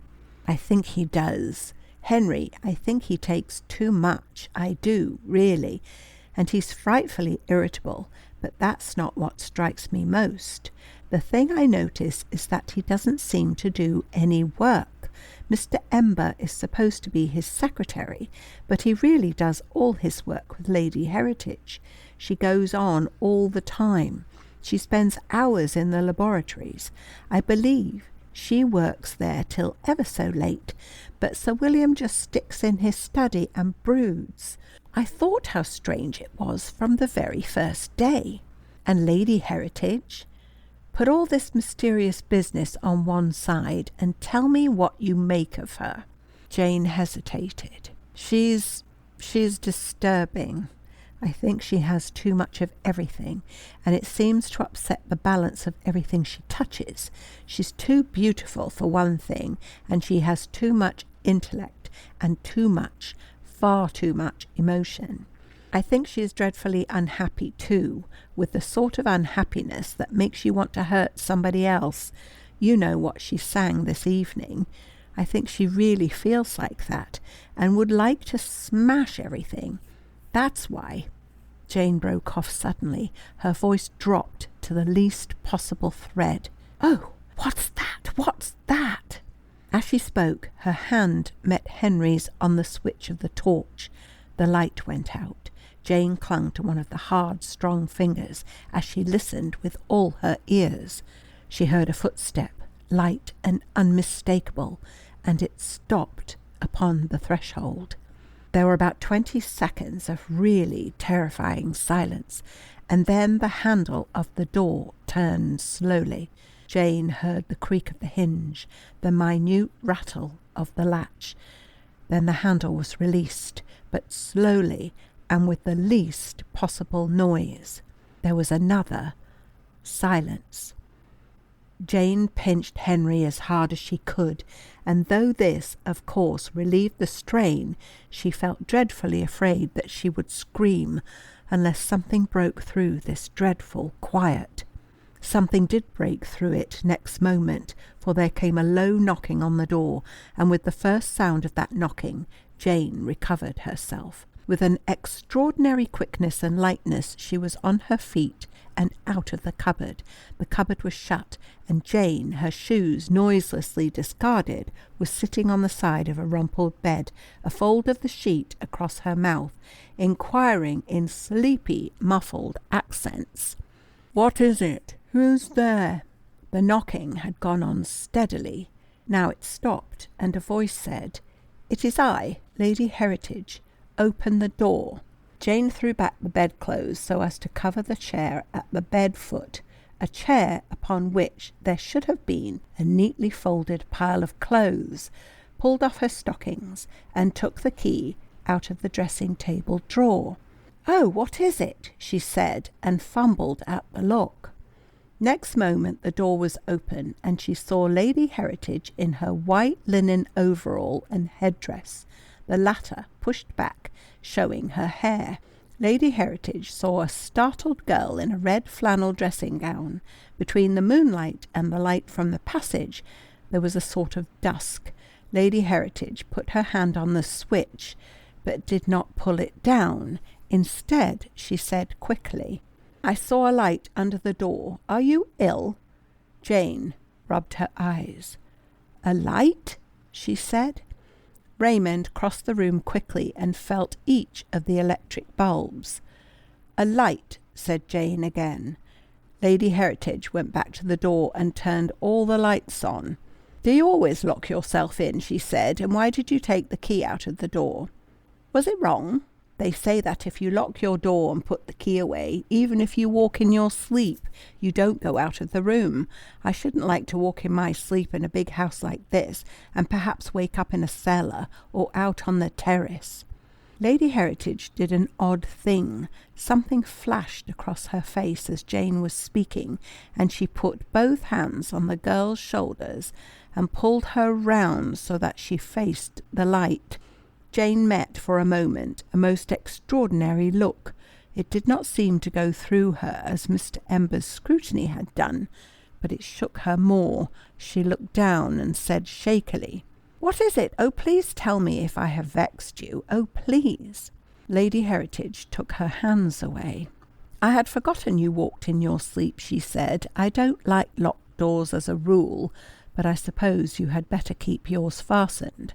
I shouldn't like you to walk into the sea and get drowned, or break your neck falling off the terrace. Get back to your bed. I'm just going to mine. I've been working late." She went out, and it was a long, long time before Jane, who had heard the soft footfalls die away in the distance, dared open the door and take a hasty look along the corridor. It was quite empty. Another pause. She went to the cupboard door and opened it. The flooring stretched unbroken. There was no square hole and no Henry. She sat down on the floor, hesitated, and then knocked lightly. Under her very hand a board rose with a little jerk. A line of light showed, and Henry's voice said softly, "All clear? Yes, be quick. I daren't wait." "Who was it?" "Lady Heritage." "What did she want?" "I don't know. She said she saw a light. Henry, she frightens me. She really does." The board rose a little higher. "A sleuth who gets frightened is no earthly," said Henry firmly. "Now, look here, Jane. I can get you out of this quite easily if you want to come. You are the only person in the house whom I haven't interviewed. Mr. Ember said that of course I shouldn't want to see you, as you did not get here until after the leakage must have taken place. I made no comment at the time, but it is perfectly open to me to insist on seeing you, to say that I am not satisfied with the interview, and to take you back to London for further interrogation." Henry had opened the trapdoor about a foot. His face, lighted from below, looked very odd with the chin almost resting on a board at Jane's feet, and the trap held up by one hand and only just clearing his hair. Jane would have wanted to laugh if his last suggestion had appalled her less. "Oh, you mustn't," she said. "If you do that, it's all up. Mr. Ember would never, never, never allow you to interview me. He'd be afraid of what I might say, and he'd find some awful way of keeping me quiet. As to letting me go off to London with you, well, if we started, we'd certainly never get there. And oh, Henry, please, please go away. I'm sure they suspect something, and if she comes again, or if he comes, oh, Henry, do go." "All right," said Henry. "Now, Jane, look here. I'm off before breakfast, but I can make an excuse to come down at any time if you want me. If anything is going wrong, or if you get frightened, or if you want to get out of it, write for patterns. Write for patterns of jumper wool to the Mrs. Kent, Hermione Street, South Kensington. It's a real wool shop, and they'll send you real patterns, but Miss Kent will ring me up the minute she gets your letter. I'll come down straight away, and you look out for me here." "Do you mean you'll come and stay? Won't they suspect something?" "They won't know," said Henry. "Don't ask me why, but send for me if you want me, and be very sure that I shall come. Got that address all right?" "Yes." "Then I'll be off." "Yes, please go." As a preliminary to going, Henry came up a step higher, set the torch on the floor, and took Jane by the hand. "Don't get frightened, Jane," he said. "I hate you to be frightened." "I'm not really." Henry came up another step. The trap now rested on his shoulders. "Oh, Henry, please." "I'm going," said Henry. He continued to hold Jane's hand and appeared immovable. Jane could, of course, have taken her hand away and left the cupboard, but this did not occur to her till afterwards. Quite suddenly, Henry kissed her wrist and a piece of the red flannel cuff. The next minute he was really gone. Perhaps it had occurred to him that he was a chaperone. Jane lay awake for a long time. End of section 9. Chapter 10. Henry went away by an early train, and Jane came down to what, as a child, she had once described as a crumpled kind of day. She remembered darling Jimmy looking at her in a vague way and saying in his gentle, cultivated voice, "Crumpled, my dear?" "Crumpled? My dear Jane, what do you mean by crumpled?" And Jane, frowning and direct, "I mean a thing that's got crumps in it, Jimmy darling."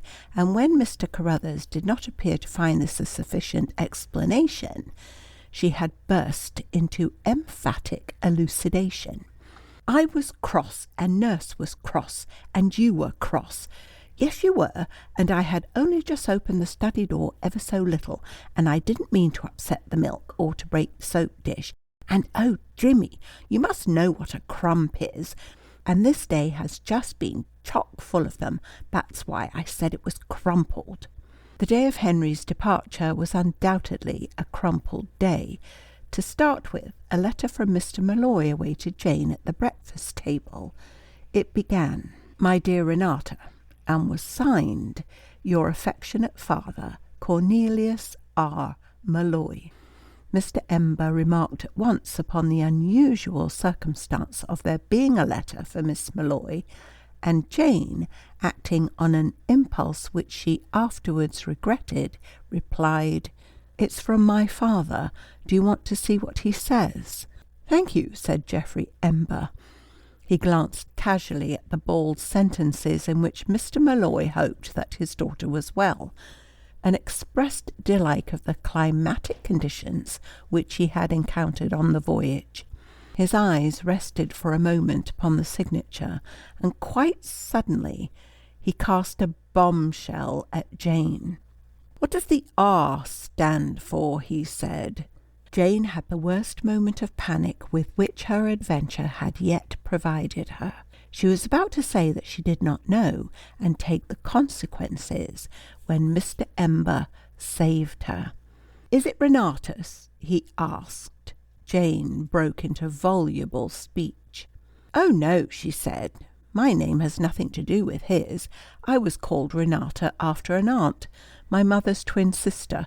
They were exactly alike and devoted to each other, and I was called after my Aunt Renata, and her only daughter was called after my mother." Here Jane bit the tip of her tongue and stopped, but she had not stopped in time. Mr. Ember's eyes had left Malloy's signature and were fixed upon her face. "And your mother's name?" he said. "Jane," faltered Jane. "And are you and your cousin as much alike as your mothers were?" Jane stared at her plate. She stared so hard that the gilt rim seemed to detach itself and float like a nimbus above a half-finished slice of buttered toast. I don't know," she replied. "I don't remember my mother, and I never saw my aunt." Once again she bit her tongue, and this time very hard indeed. She had been within an ace of saying, "My Aunt Jane." "But you have seen your cousin, by the way. What is her surname?" "Smith. Jane Smith." "You have seen your cousin, Jane Smith. Are you alike?" "I have only seen her once.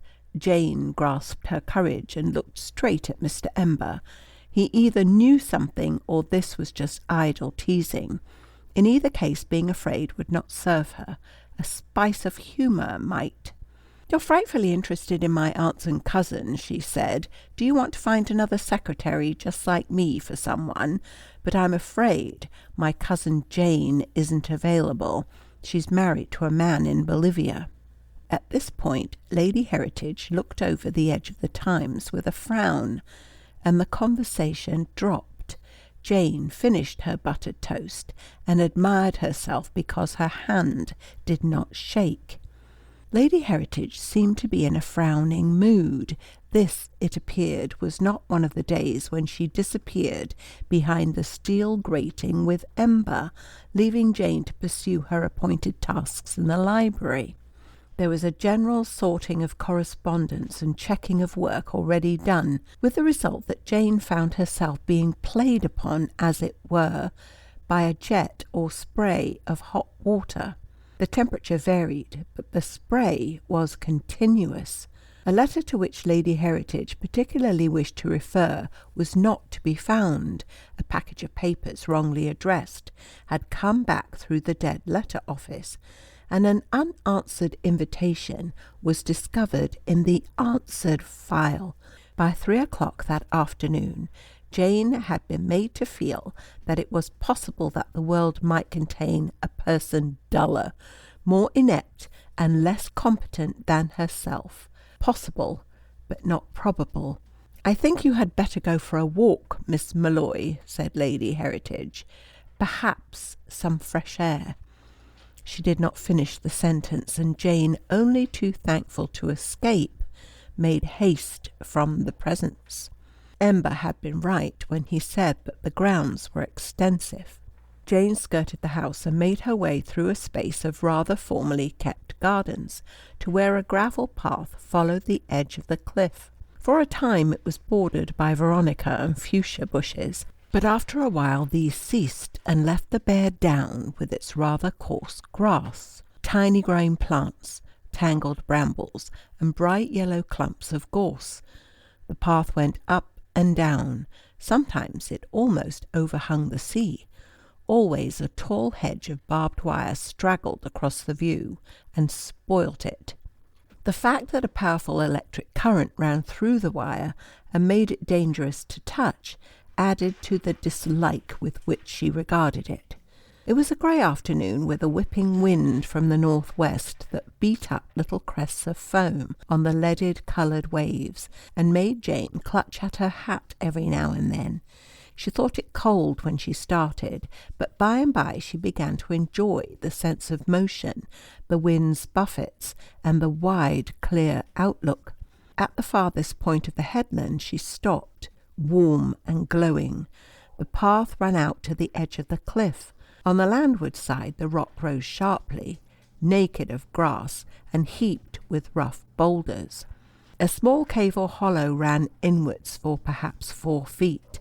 In front of it, in fact, almost within it, stood a stone bench, pleasantly sheltered by the overhanging rock and curving sides of the hollow. Jane felt no need of shelter.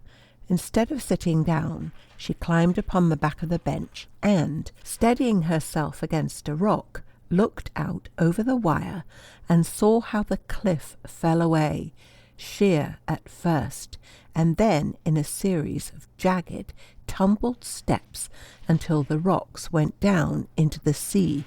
After a time Jane scrambled down and was hesitating as to whether she would turn or not, when a sound attracted her attention. The path ended by the stone bench, but there seemed to be quite a practicable grassy track beyond. The sound which Jane had heard was the sound made by a stone which has become displaced on a hillside. It must have been a very heavy stone. It fell with a muffled crash. Then came another sound which she could not place. She looked all round and could see nothing. Something frightened her. All at once she realized that she was a long way from the house and quite out of sight. Turning quickly, she began to walk back along the way that she had come. but she had not gone a dozen paces before she heard scrambling footsteps behind her. Looking over her shoulder, she saw the man, George Patterson, standing beside the stone seat which she had just left. He made some sort of beckoning sign with his hand and called out, but a puff of wind took away the words, and only a hoarse and, as she thought, threatening sound reached her ears. Without waiting to hear or see any more, she began to run, and with the first flying step that she took, there came upon her a blind, driving panic, which sent her racing down the path as one races in a nightmare. George Patterson started in pursuit. He called again twice, and the sound of his voice was a whip to Jane's terror. After, at the most, a minute, he gave up the chase, and Jane flew on, pursued by nothing worse than her own fear. Just by the first fuchsia bush she ran, blind and panting, into the very arms of Mr. Ember.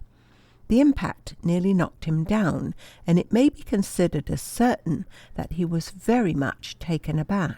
Jane came back to a knowledge of her whereabouts to find herself gripping Mr. Ember's arm and stammering out that something had frightened her. "What?" inquired Ember. "I don't know," said Jane, half sobbing, but already conscious that she did not desire to confide in Geoffrey Ember. "But you must know." "I don't." With a little gasp, Jane let go and wished ardently that her knees would stop shaking. Ember looked at her very curiously. Jane had often wondered what his queer, cold eyes reminded her of. Curiously enough, it was now, in the midst of her fright, that she knew. They were like pebbles, the greeny-grey ones which lie by the thousand on the seashore. As a rule, they were dull and hard, just as the pebbles are dull and hard when they are dry. But sometimes when he was angry, when he cross-questioned you, or when he looked at Lady Heritage, the dullness vanished, and they looked as the pebbles look when some sudden wave has touched them. Jane did not know when she disliked them most. They brightened slowly now as they fixed themselves upon her, and Ember said, "Do you know, I was hoping I might meet you. We haven't had a real talk since you came." "No," said Jane. Her manner conveyed no ardent desire for conversation.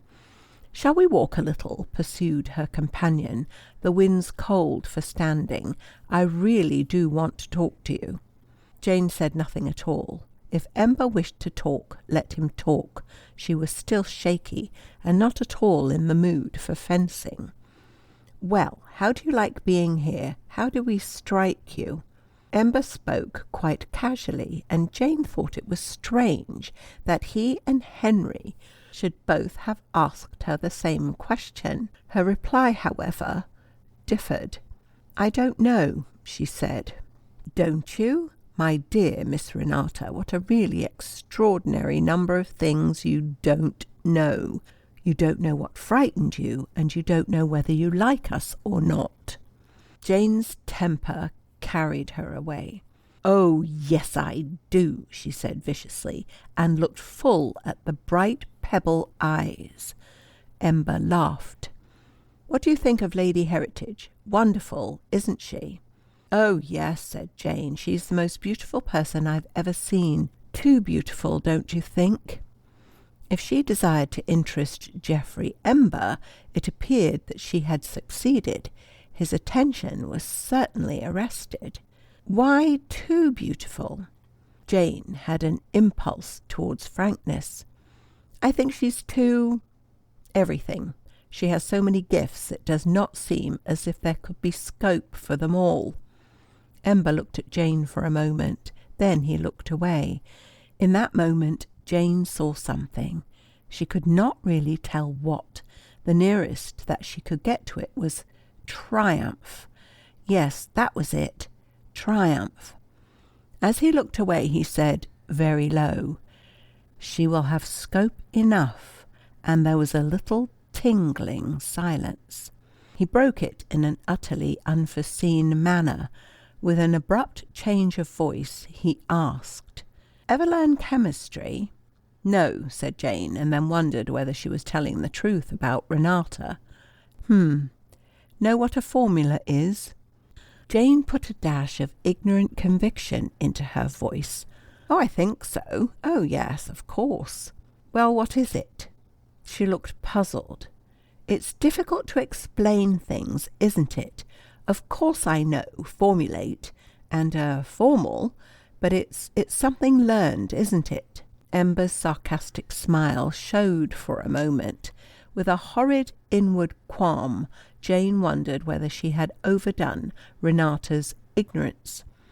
"A formula is a prescription," said Ember slowly.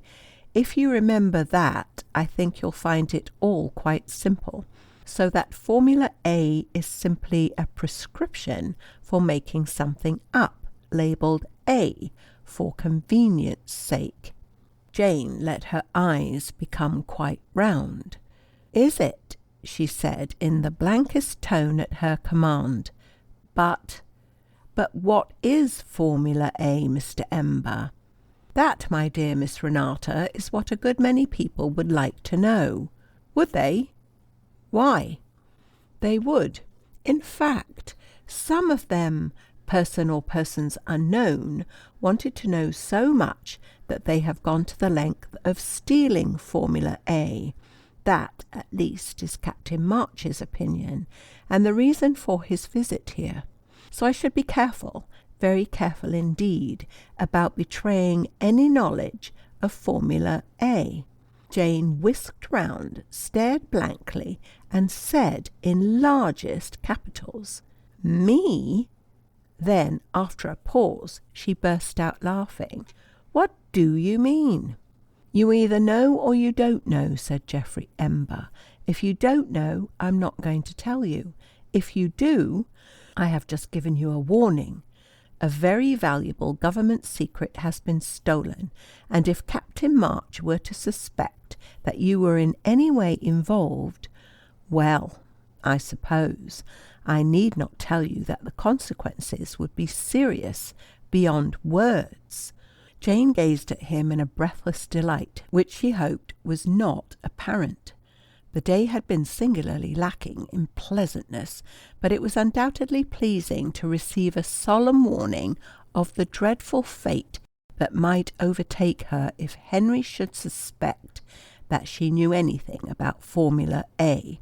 "But I haven't the slightest idea what Formula A can be," she said. "It sounds frightfully exciting. Do tell me some more. Was it stolen? And how could anything be stolen here?" "Who frightened you?" he said suddenly. Jane caught her breath. "It was a stone," she said. "I don't know why it frightened me so. It fell over the edge of the cliff and gave me a horrid, nightmarish sort of feeling. I started running, and then I couldn't stop. It was frightfully stupid of me." They walked on a few paces. Then Ember said, "Captain March will probably come down here again. I managed to save you from an interview with him this time, but if he comes again, and if he sees you, remember there is only one safe way for you. You know nothing. You never have known anything. As far as you are concerned, there is nothing to know. You shouldn't find that difficult. You have quite a talent for not knowing things. Improve it." He paused, smiled slightly, and went on. "You said just now that it was frightfully stupid of you to be frightened. Sometimes, Miss Renata, it is a great deal more stupid not to be frightened. Believe me, this is one of those times." They walked home in silence. End of section 10. Chapter 11. Whilst Jane was running away from fear down the gravel path of the cliff's edge, Captain March was about midway through an interview with his chief. Henry's chief was a large man who strongly resembled a clean and highly intelligent pig. A very little hair appeared to grow reluctantly on his head. His face was pink and clean-shaven. He had inherited the patronymic of Le Mesurier. His parents in his baptism had given him the romantic name of Julian, and a grateful government had conferred upon him the honour of knighthood. It is perhaps unnecessary to add that, from the moment that he emerged from the nursery and set foot within the precincts of his first preparatory school, he had been known exclusively as Piggy. There is a story of a debutante who, at a large and formal dinner party, was discovered during a sudden silence to be addressing him as Sir Piggott. The dinner party waited breathlessly. Piggy smiled his benign smile, and explained that it had not been his good fortune to be called after his aunt, Miss Piggott. I expect you have heard of her.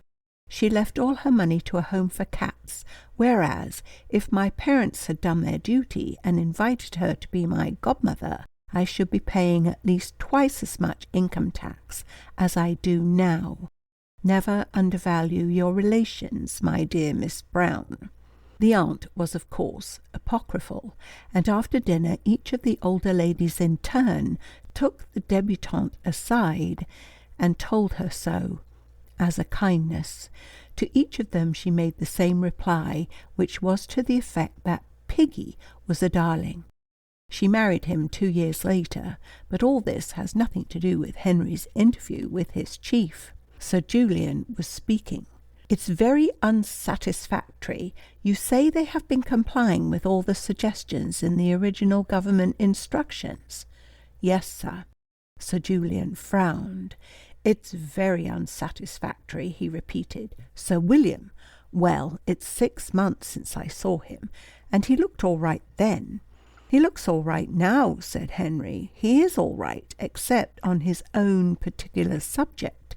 He'd discuss politics, unemployment, foreign affairs, or anything else, and you wouldn't notice anything. But the minute he comes to his own subject, everything worries and irritates him. He's lost grip. As far as I can make out, he leaves everything to his daughter and the secretary. They are competent enough, but Henry did not finish his sentence. Ah, yes, the secretary, said Julian. What's his name? Yes, Ember, Geoffrey Ember. He turned an indicator under his hand and spoke rapidly into the telephone beside him. As soon as possible, he concluded. This girl now, he said, looking at Henry. I don't see how this statement of hers can be squared with any of the facts as we know them.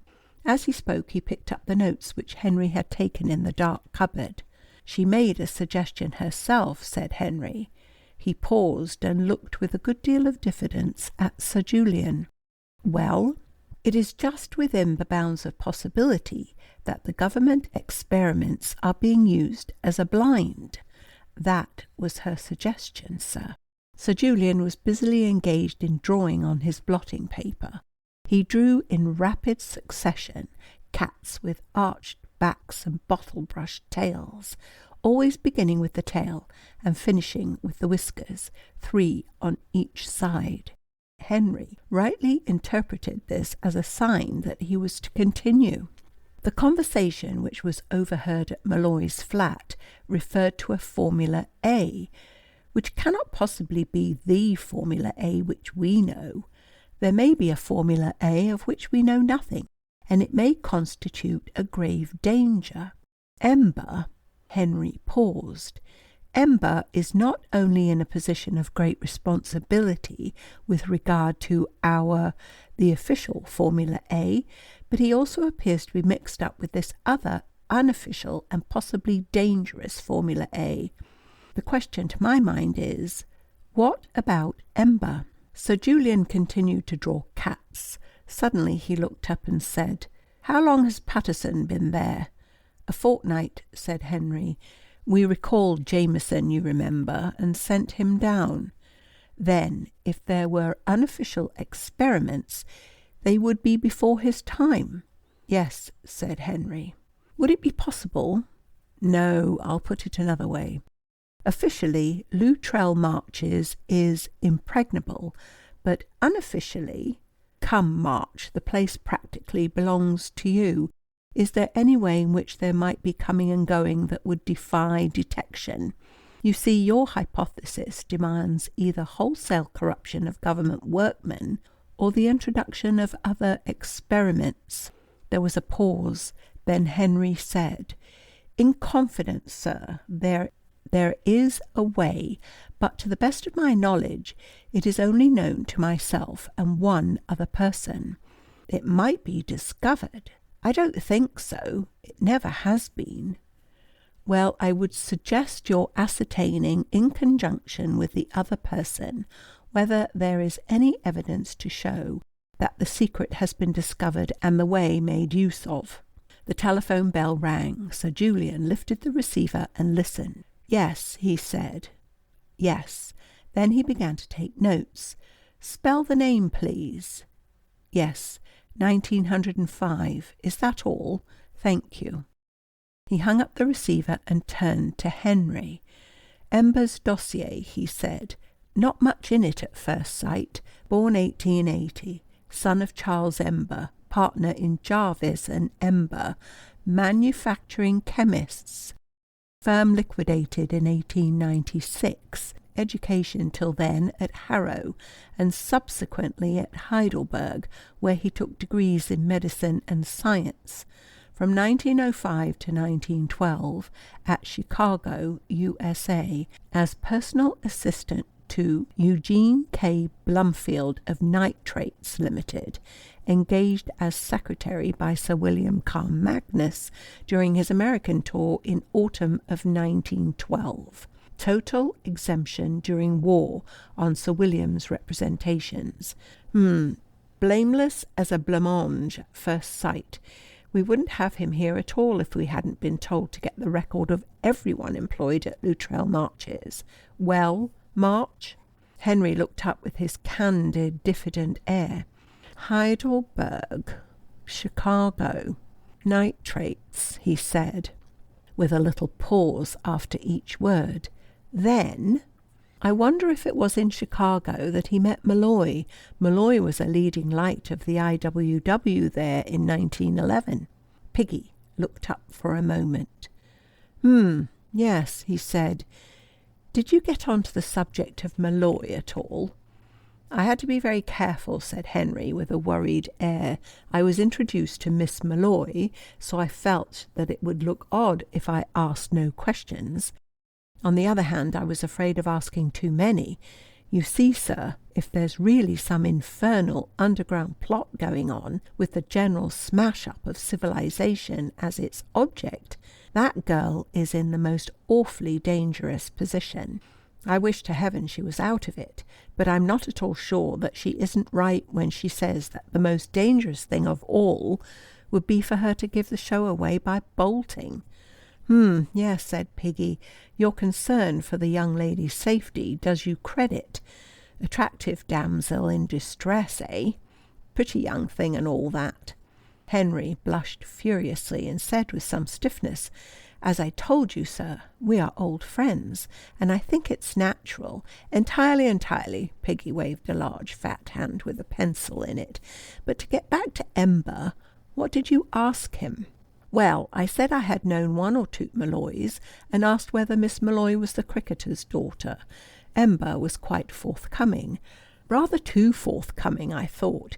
Said he met Malloy in the States, and that he was a queer card, but good company. Explained how surprised he was when he ran into him at Victoria Station, after not seeing him for years.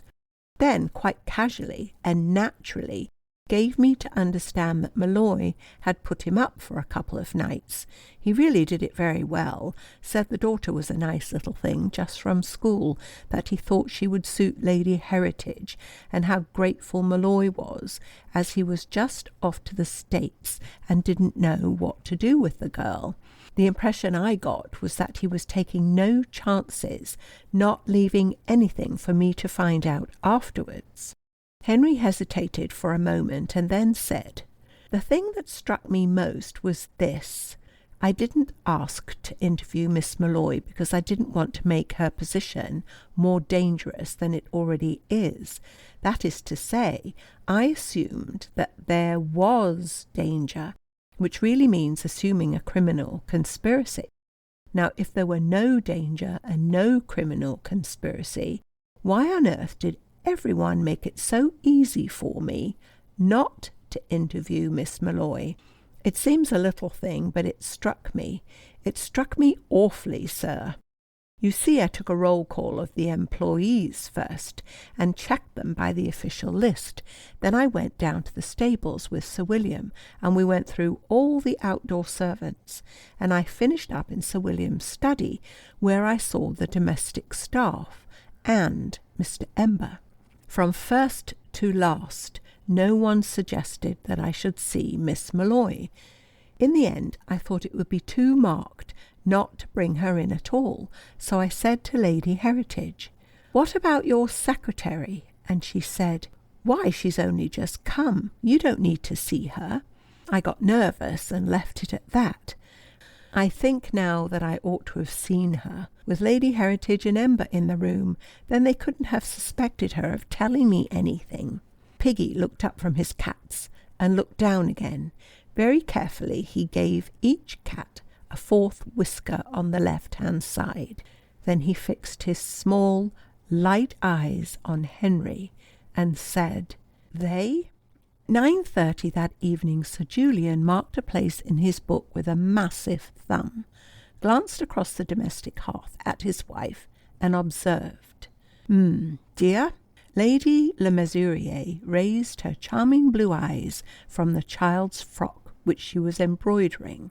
"I have news to break to you, news concerning the lad Henry. Prepare for a shock.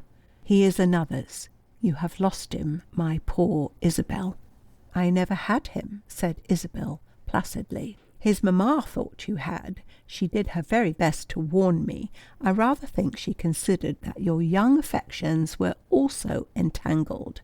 I said to her solemnly, 'My dear Mrs. March, I beg your pardon. My dear Mrs. de Loutrell March, of course he is in love with Isabel. I expect young men to be in love with her. I'm in love with her myself.' Piggy, you didn't." "No, my dear, but I should have liked to. She is so very large and pink that the temptation to say it and to watch the pink turn puce was almost more than I could resist. But you have interrupted me. I was about to break to you a portentous fact. Our Henry is in love."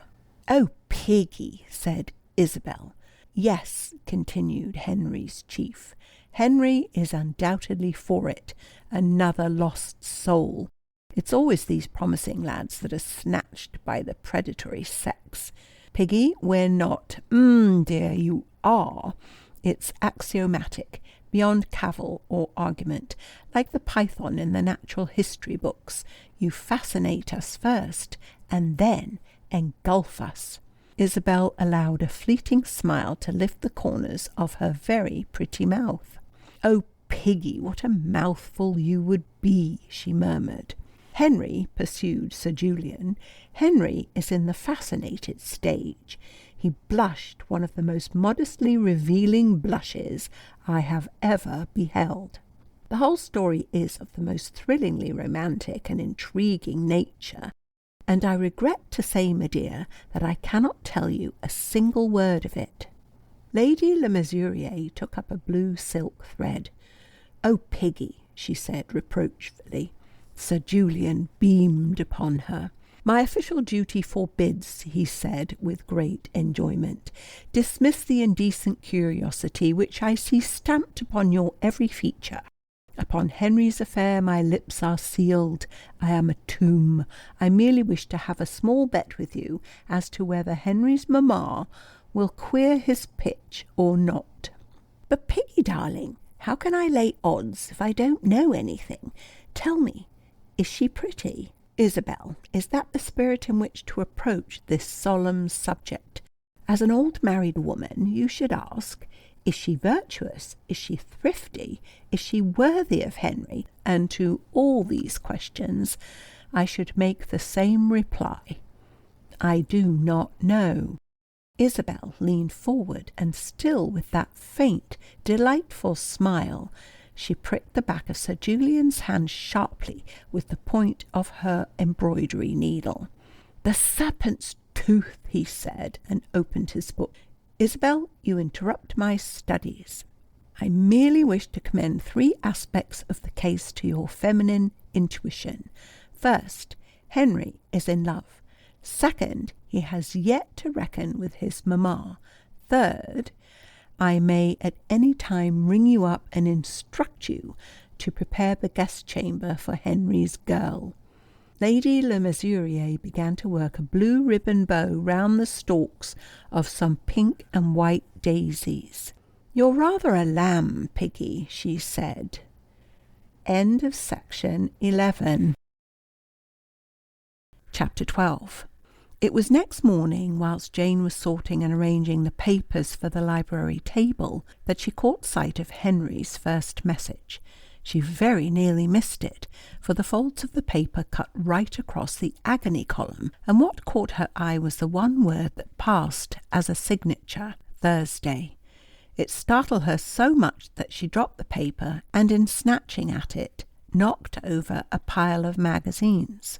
Lady Heritage looked over her shoulder with a frown, tapped with her foot, and then went on with her writing in a silence that uttered more reproof than words could have done.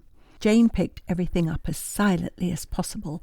As she put the papers on the table, she laid the Times out flat, and bending over it, read the message: "You will receive a letter from me. Trust the bearer.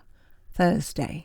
She put all the papers neatly in their places and went to her writing table with an intense longing to be alone, to be able to think what this might mean, and to wonder who would be the bearer of Henry's letter. She hoped ardently that Lady Heritage would have business in the laboratories, and whilst these thoughts and hopes and wonderings filled her mind, she had to write neat and legible replies to the apparently inexhaustible number of persons who desired Lady Heritage to open bazaars, speak at public meetings, subscribe to an indefinite number of charities, or contribute to the writer's support. When at last she was alone in her own room, she was tingling with excitement. At any moment someone, some unknown friend and ally, might present himself. It was exciting, but, she thought, rather risky. For instance, supposing Henry's letter came, by any mischance, into the wrong hands, and letters were mislaid and stolen sometimes, what a perfectly dreadful chapter of misfortunes might ensue. She frowned and decided that Henry had been rash. It was with a pleasant feeling of superiority that she put on her hat and went out into the garden to pick tulips. The weather had changed in the night, and it was hot and sunny, with the sudden dazzling heat of mid-April. In the walled garden the south border was full of violet-scented yellow tulips, each looking at this new hot sun with a jet-black eye. A sheet of forget-me-nots repeated the sheer blue of the sky. Jane picked an armful of tulips and a sheaf of leopard's bane. Strictly speaking, she should then have gone in to put the flowers in water for the adornment of the yellow drawing-room. Instead, she made her way to the farthest corner of the garden and basked. At first she looked at the flowers, but after a while her eyelids fell.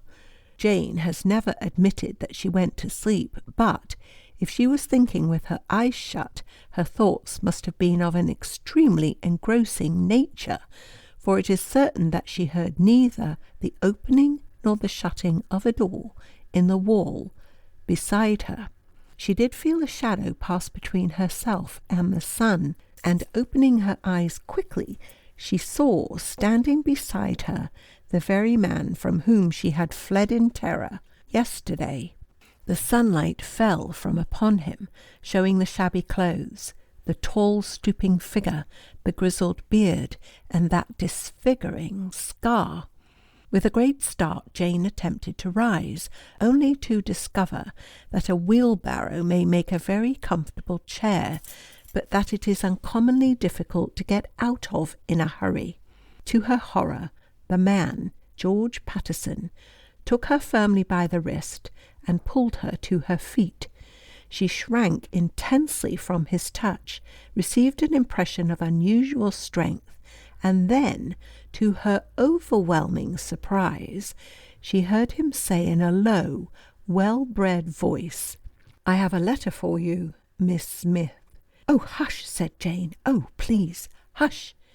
"All right, I won't do it again. Look here, I want to say a few words to you, but we had better not be seen together.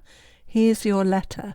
Stay where you are for 5 minutes, and then come down to the potting shed. Don't come in, stay by the door, and tie your shoelace." He went off with his dragging step and left Jane dumb. There was a folded note in her hand, and in her mind so intense a shock of surprise as to rob her very thoughts of expression. After what seemed like a long, paralysed month, she opened the note, which bore no address, and read, pencilled in Henry's clear and very ornamental hand, "The bearer is trustworthy. H.L.M." When she had looked so long at Henry's initials that they had blurred and cleared again, not once but many times, she walked mechanically down the path until she came to the shed. Beside it was a barrel full of rain-water. Into this she dipped Henry's note, made sure that the words were totally illegible, poked a hole in the border, and covered the sodden paper with earth.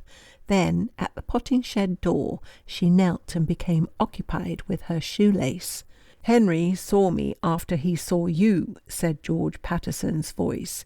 "He thought it might be a comfort to you to know there is a friend on the spot, but I'm afraid I gave you a fright yesterday." "You did," said Jane, "but I don't know why. I was a perfect fool, and I ran right into Mr. Ember's arms." "Did you tell him what frightened you?" said Patterson quickly.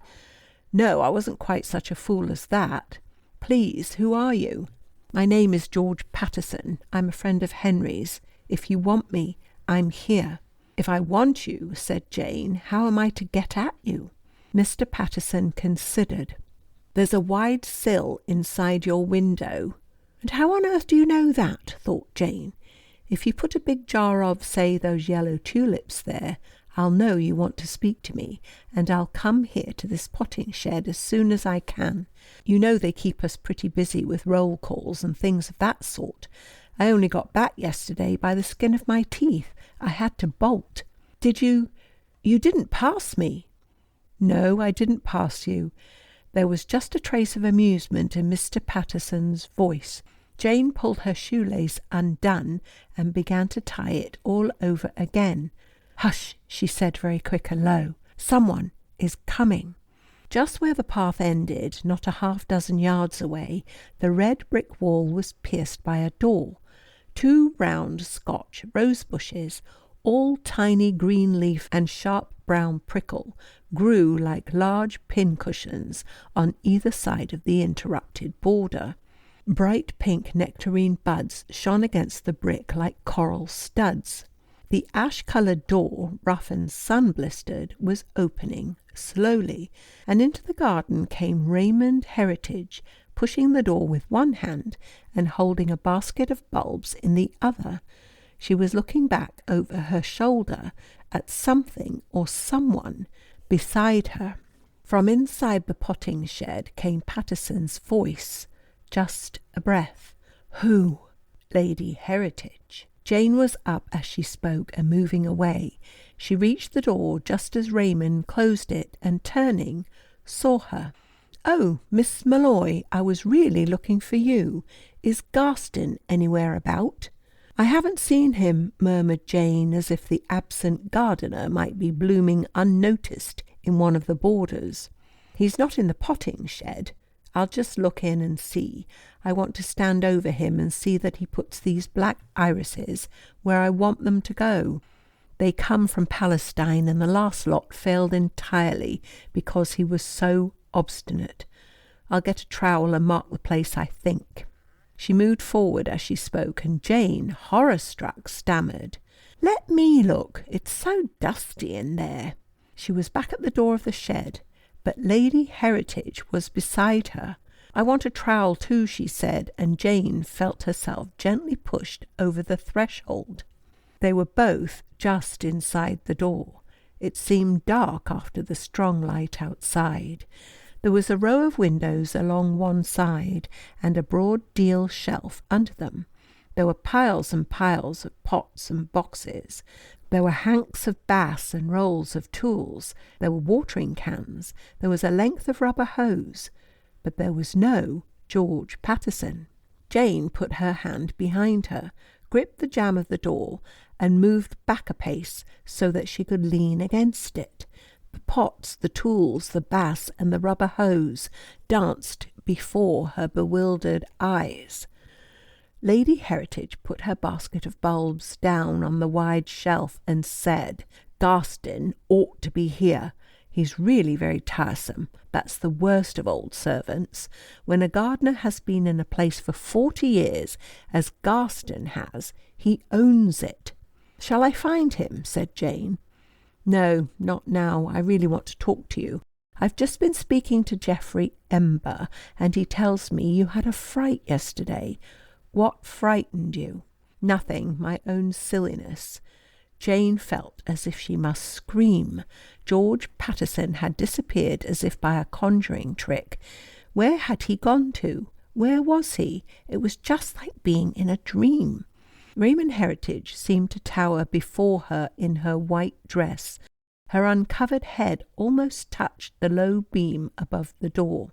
"Geoffrey said you were blind with fright, that you ran right into him. He said you were as white as a sheet and shaking all over. I want to know what frightened you." "A stone. It fell into the sea." "What made it fall? A man?" "What man?"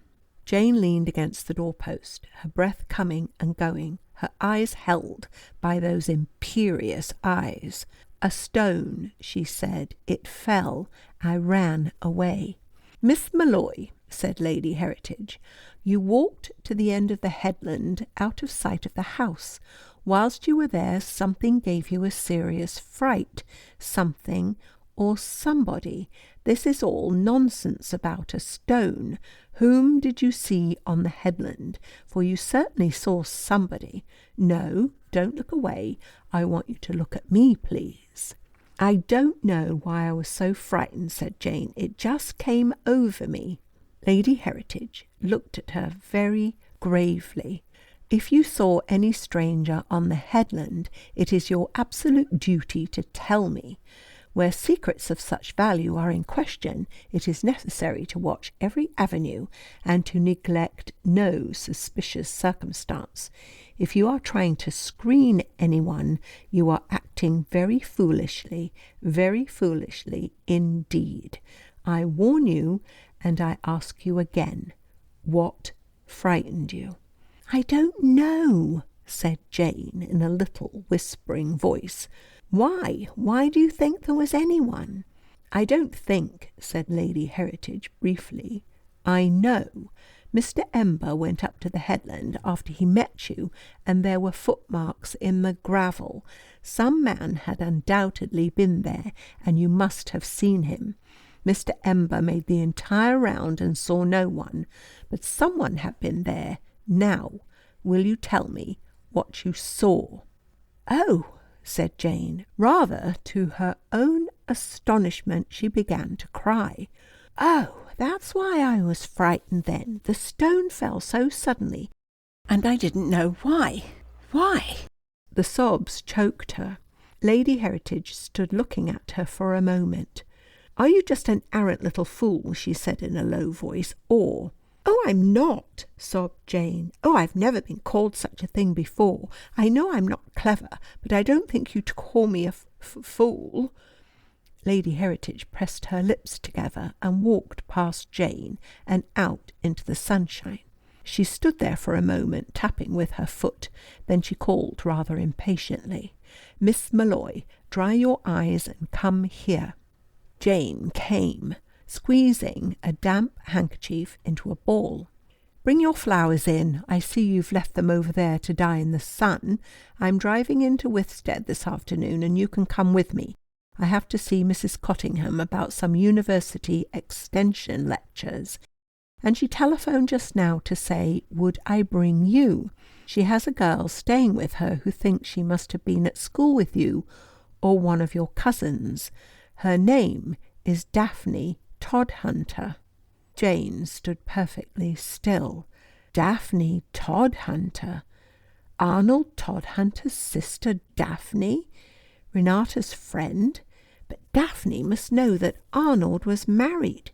Question was, whom had Arnold married? Had his family welcomed, by letter, Jane Smith or Renata Malloy to its bosom? If Renata Malloy, how in the world was a second Renata to be explained to Miss Daphne Todhunter? "Miss Malloy, what's the matter with you?" said Lady Heritage. Jane could not think quickly enough. Supposing Lady Heritage went to Mrs. Cottingham's without her, and supposing Daphne Todhunter were to say that her brother Arnold had married a girl called Renata Malloy.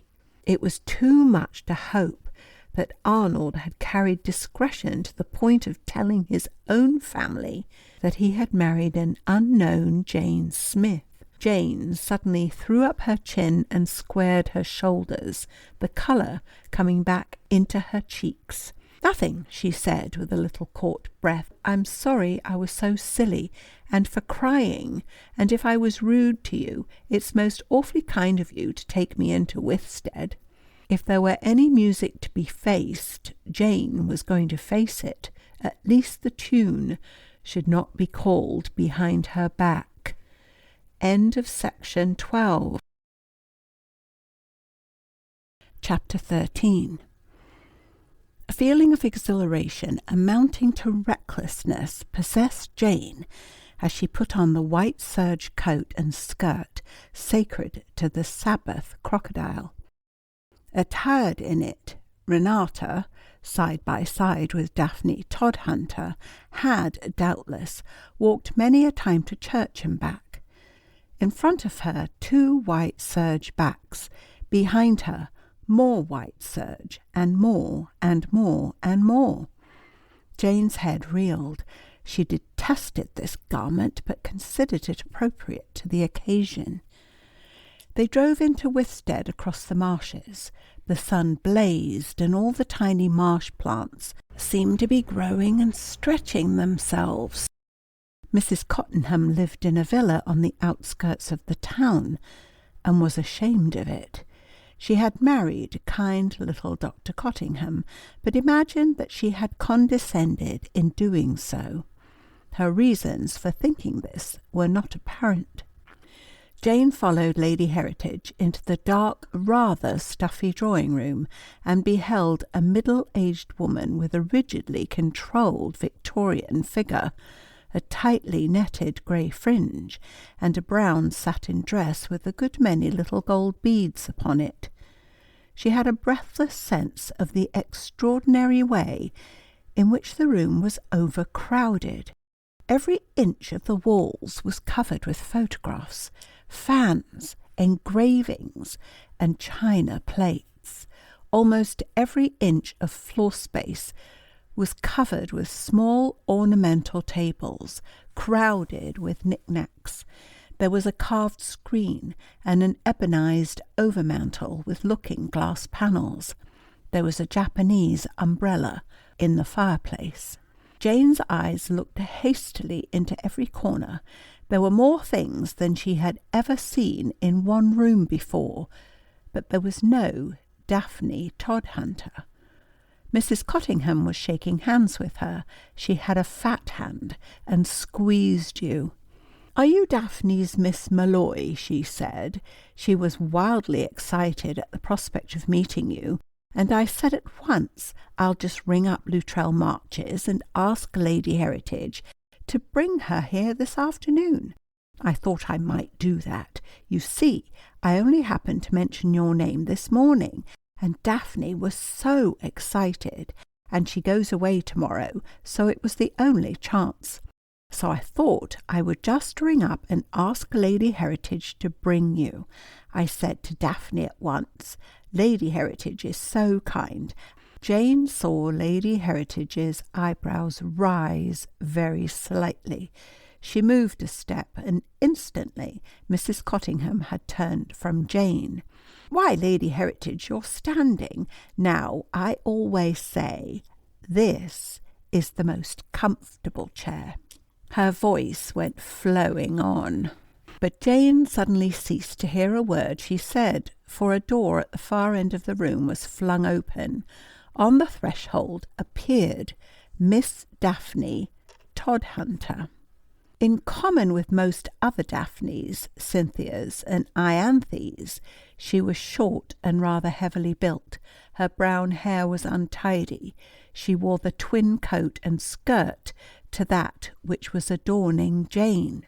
With an exclamation of rapture, she rushed across the room, dislodging a book from one little table and an ashtray from another.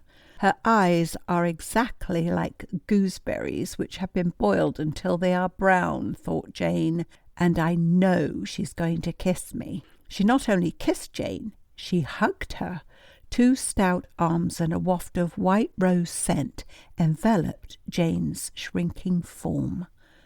After a moment in which she wondered how long this embrace would last, Jane managed to detach herself.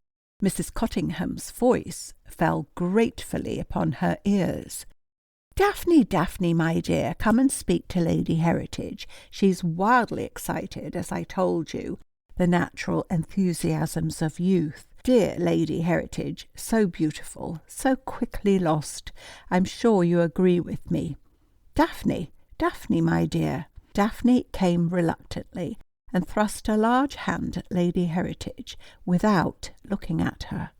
Raymond looked at it for a moment, and after a perceptible pause, just touched the fingertips. Mrs. Cottingham never stopped talking.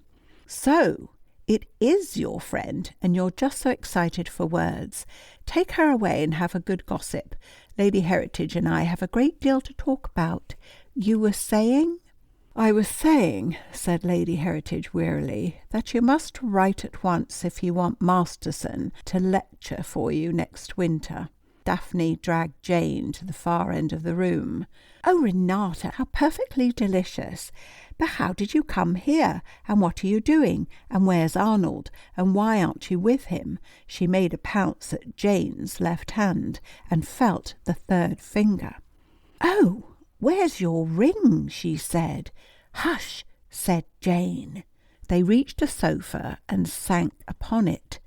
Immediately in front of them was an octagonal table of light-coloured wood, profusely carved.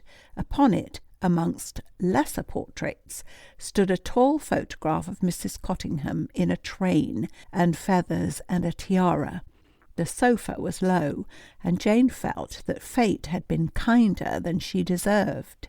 Oh, Renata, aren't you married? Breathed Daphne.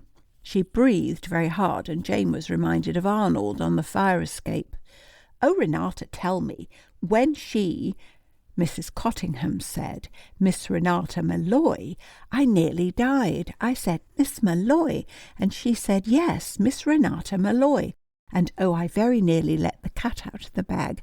She grasped Jane's hand and pressed it violently. But I didn't. Arnold told me not to, and I didn't. But, of course, I'm simply dying to know all about everything. Now, darling, tell me everything. Never in her life had Jane felt so much aloof from any human creature. There was something so inexpressibly comic in the idea of pouring out her heart to Daphne Todhunter that she did not even feel nervous, only aloof and cool. She looked earnestly at Daphne and said, What did Arnold tell you? It was the greatest shock, said Daphne, and such a surprise. 1 minute there he was, moving about at home and not knowing when he would get a job, and perfectly distracted with hopelessness about you, and the next he rushed down to say goodbye because he was going to Bolivia, and his heart was broken because you wouldn't go too. She stopped for breath and squeezed Jane's hand even harder than before, and then she continued, "You can imagine what a shock it was to get the letter card." "Yes," said Jane, "it must have been. What did it say?" Daphne opened her eyes and her mouth. "Didn't he show it to you? How perfectly extraordinary of him." "Well, he didn't," said Jane. "What did he say?" "I know it by heart," said Daphne ardently. "I could repeat every word." "Well, for goodness sake, do." "Renata, how odd you are. Not a bit like yourself." Fear stabbed Jane. "Tell me what he said. Tell me what he said," she repeated. With an effort, she pressed the hand that was squeezing hers. "What, Arnold in the letter card? But I think it was just too weird of him not to have shown it to you. Too extraordinary." Jane felt that she was becoming dazed. "What did he say?" "I know it all by heart. I could say it in my sleep. He said, 'Just off we sailed together. We were married this morning, and I'm the happiest man in the world. Don't tell anyone at present. If you love me, not a word to a soul. We will write from Bolivia. Arnold, P.S. On no account tell Aunt Ethel.'" So you see why I nearly died when she said Miss Renata Malloy, for of course I thought you were in Bolivia with Arnold. "And oh, Renata, where is he and what has happened? Tell me everything." She flung her arms about Jane's neck as she spoke and gave her a long, clinging kiss. Jane endured it under pressure of that. "You are not a bit like yourself." When she had borne it for as long as she could, she drew back. "Listen," she said. Tell me the worst. Tell me everything. Where is Arnold?" "Arnold is in Bolivia," said Jane. "And why aren't you with him?" Jane produced a pocket handkerchief. It was a very little one, but it sufficed.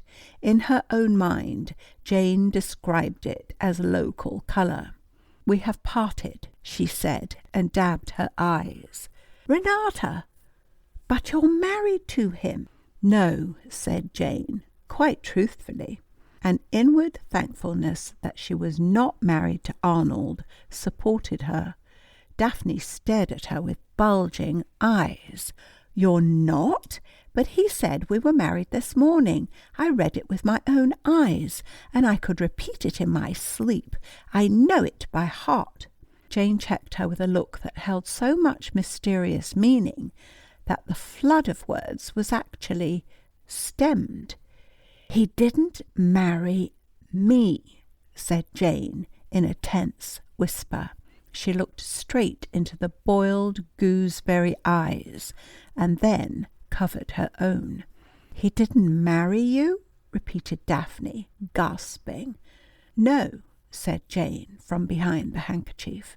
"But he's married." Yes," said Jane. "Oh, Renata." Miss Todhunter cast herself upon Jane's neck and burst into tears. The impact was considerable, and her weight no light one. "Daphne, please, please. Lady Heritage is looking at us. Do sit up. I can't tell you anything if you cry. There's really nothing to cry about." Daphne sat up again. She also produced a handkerchief, a very large one, with Daphne embroidered across the corner in coral pink.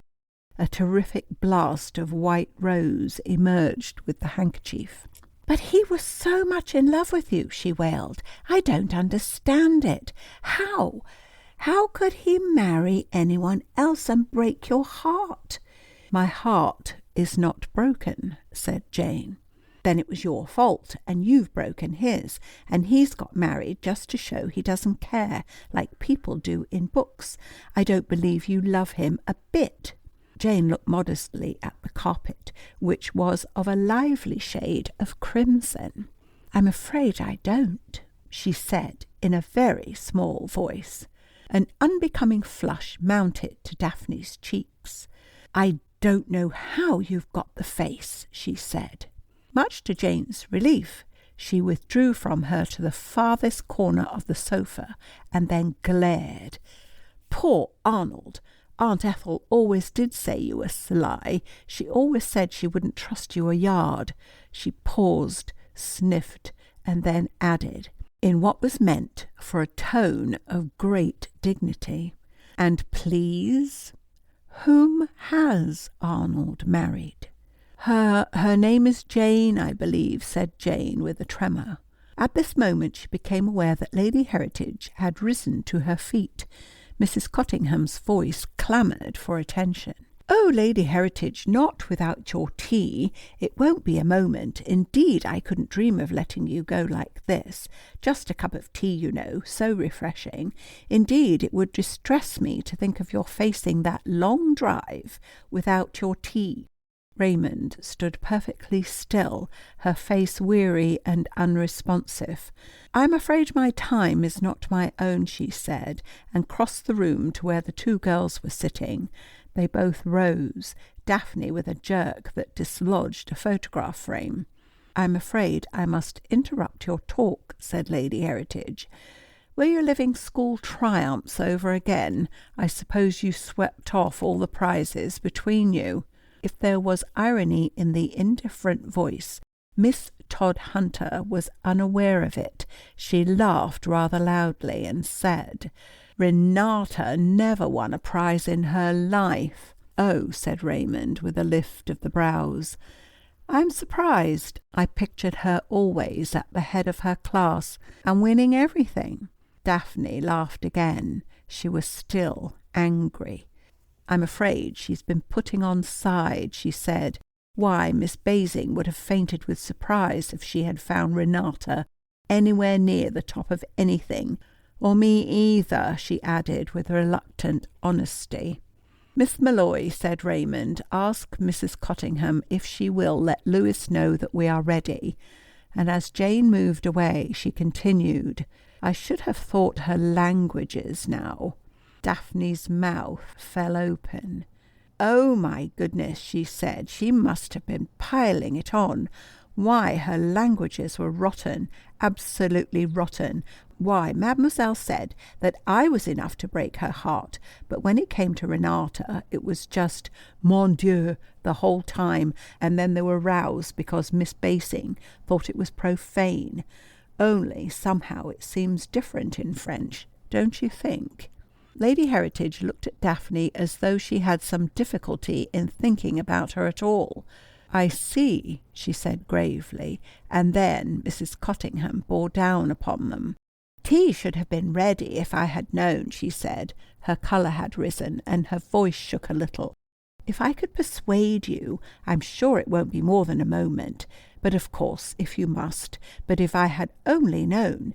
You see, I thought to myself we would have our talk first, and then enjoy our tea comfortably, and indeed it is, just coming in. But of course, if you are obliged to go—" "Thank you very much. I am obliged to go. Goodbye, Mrs. Cottingham. You'll write to Masterson and let me know what the answer is. I think I hear the car." Miss Todhunter, who had embraced her friend so warmly half an hour before, parted from her with a tepid handshake.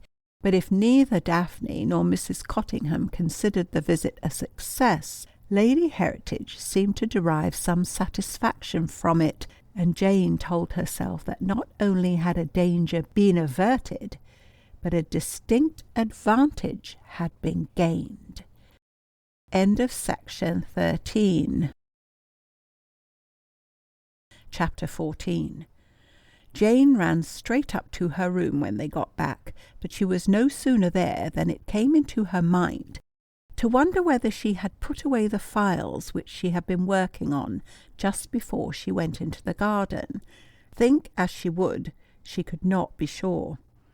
She ran down again and went quickly along the corridor to the library. The door was unlatched. She touched the handle, pushed it a little, and stood hesitating. Lady Heritage was speaking. "It's a satisfaction to know just where one is. Sometimes I've been convinced she was a fool, and then again... Well, I've wondered. I wondered this afternoon in the garden. That man on the headland gives one to think furiously. Who on earth could it have been? I don't know. But I don't believe she saw him. I don't believe she saw anything or knew why she was frightened. She just got a start, a shock, began to run without knowing why, and ran herself into a blind panic.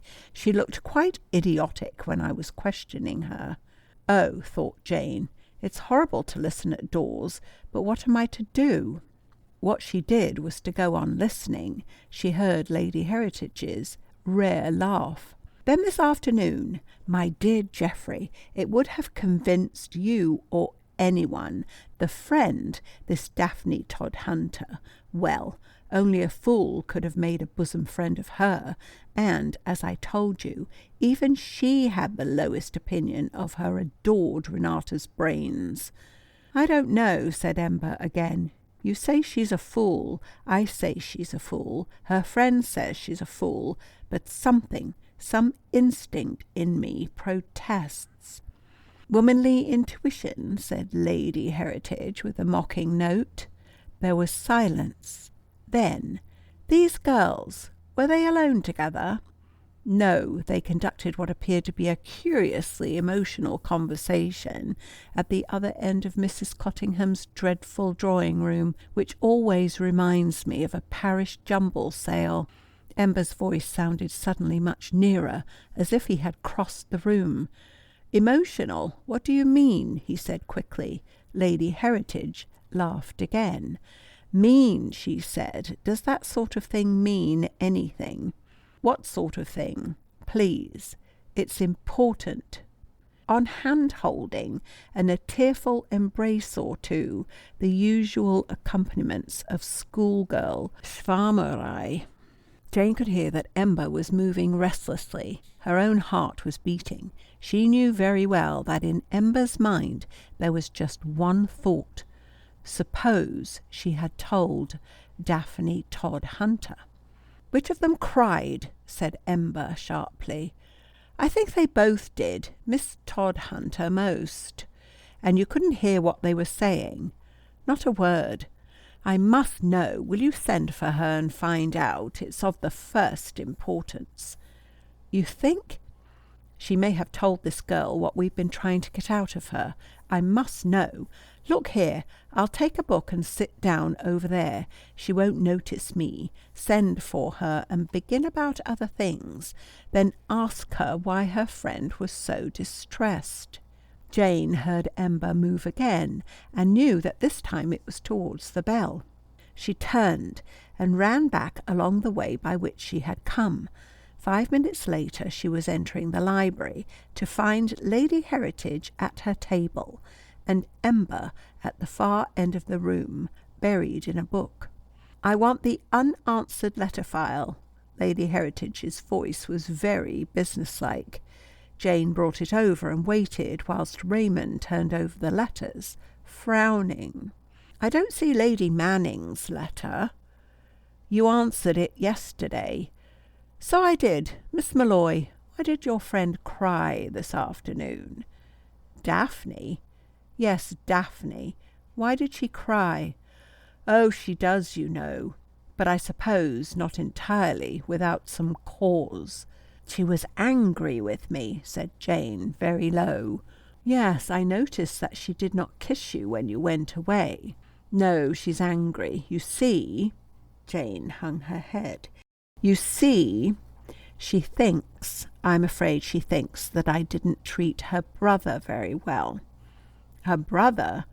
Yes, she wanted me to be engaged to him, but he's married someone else, so I think it's rather silly of her to be cross with me, don't you? I really don't know. Out of the tail of her eye, Jane saw Mr. Ember nod his head just perceptibly. Lady Heritage must have seen it too, for she pushed the letter file over to Jane. Put this away. No, I don't want anything more at present. Tea came in as she spoke. Afterwards, in her own room, Jane sat down on the broad window ledge with her hands in her lap, looking out over the sea. The lovely day was drawing slowly to a lovelier close, the sun-drenched air absolutely still, absolutely clear.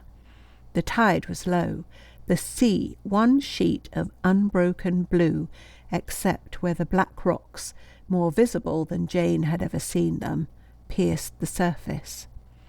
Jane did not quite know what had happened to her. Her moment of exhilaration was gone. She was not afraid, but she felt a sense of horror which she had not known before. She had thought of this adventure as her adventure, her own risk. Somehow she had never really related it to other people. For the first time, she began to see Formula A not as something which threatened her, but as something that menaced the world. It was ridiculous that it was Mrs. Cottingham and Daphne Todhunter who had caused this change. It is one thing to think vaguely of civilization being swept away, and quite another to visualize some concrete, humdrum Tom, Dick, or Harry being swept horribly out of existence. Jane's imagination suddenly showed her Formula A, the process, whatever they chose to call the horrible thing, in operation, showed it annihilating fussy Mrs. Cottingham, with her overcrowded drawing room and her overcrowded talk, showed it doing something horrible to fat, common Daphne Todhunter. The romance of adventure fell away. The glamour that sometimes surrounds catastrophe shriveled and was gone. It was horrible, only horrible. Jane kept seeing Mrs. Cottingham's ugly room, and Raymond Heritage standing there as she had seen her that afternoon, like a statue that had nothing to do with its surroundings. All at once she knew what it was that Lady Heritage reminded her of. Not Mercury at all, but Medusa, with the lovely tortured face, stone and yet suffering. As she looked out over that calm sea, she had before her all the time the vision of Medusa, and of hundreds and hundreds of quite ordinary, vulgar, commonplace Mrs. Cottinghams and Daphne Todhunters being turned to stone. A tremor began to shake her. It kept coming again and again. Then all at once the tears were running down her face. It was then it came to her that she could not bear to think of Daphne as she had seen her at the last, with that hurt, angry, puzzled look. She's a fat lump, but Arnold is her brother, and Renata is her friend, and she thinks they've failed each other and been horrid to her. I can't bear it. At that moment Jane hated herself fiercely, because Daphne's tears had amused her. You've got a brick instead of a heart, and if you get eliminated, it'll serve you right. She dabbed her eyes very hard, straightened her hair, and ran downstairs to the library again. Ember was the sole occupant, and Jane addressed him with diffidence. "Mr. Ember, do you think Lady Heritage would mind? I mean, may I use the telephone?" "What for?" said Ember, looking at her over the edge of his paper. "I thought perhaps I might," said Jane. I wanted to say something to my friend, the one who is staying with Mrs. Cottingham." "Ah, yes, why not?" "Then I may?" "Oh, yes, certainly. Do you want me to go?" Jane presented a picture of modest confusion. It was concern for Daphne Todhunter that had brought her downstairs. Concern and the prickings of remorse. But at the sight of Ember, she experienced what she would have described as a brain wave. "If you wouldn't mind," she said, "I'm so sorry to disturb you, but I did rather want to talk privately to her." "Oh, by all means." Ember's tone was most amiable. His departure was courteously prompt. Jane would have been prepared to bet the 18 pence which constituted her sole worldly fortune to to a brass farthing that upon the other side of the door his attentive ear would miss no word of her conversation. She gave Mrs. Cottingham's number and waited in some anxiety. The voice that said hello was unmistakably Miss Todhunter's, and Jane began at once. "Oh, Daphne, is that you? I want to speak to you so badly. Are you alone? Good, I'm so glad." At the other end of the line, Daphne was saying grumpily, "I don't know what you mean. There are 3 people in the room. I keep telling you so." "Good," said Jane with a little more emphasis. "I want to speak to you most particularly. I've been awfully unhappy since this afternoon. I really have. And I wanted to say, to ask you not to be upset about Arnold. It's all for the best, really. Please, please don't think badly of him. It's not his fault, and I know you'll like his wife very much indeed. He'll tell you all about it some day, and you'll think it ever so romantic. So you won't be unhappy about it, will you? I hate people to be unhappy." Without waiting for Miss Todhunter's reply, Jane hung up the receiver. After a decent interval, she opened the door. Mr. Ember was at the far end of the passage, waiting patiently. End of section 14. Chapter 15. Jane waked that night and did not know why she waked. After a moment it came to her that she had been dreaming. In her dream, something unpleasant had happened, and she did not know what it was. She sat up in the darkness with her hands pressed over her eyes, trying to remember. The vague feeling of having passed through some horrifying experience oppressed her far more than a definite recollection could have done. She got up, switched on the light, and began to pace up and down, but she could not shake off that feeling of having left something, she did not know what, just behind her, just out of sight. She looked round for the book she had been reading, but she remembered now that she had left it downstairs. She looked at her watch. It was 3 o'clock. The house would be absolutely still and empty. It would not take her 2 minutes to fetch the book from the drawing-room. She slipped on Renata's dressing gown, put out her light, and opened the door. With a little shock of surprise, she saw that the corridor was dark. Someone must have put out the light, which always burned at the far end. Instead of the usual faintly rosy glow, there was darkness thinning to dusk, and just at the stairhead a vivid splash of moonlight. After a moment's hesitation, Jane slipped out of her room, leaving the door ajar.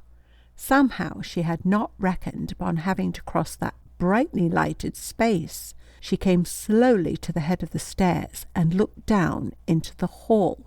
It was like looking into the blackness and silence of a vast well. She could see nothing at all.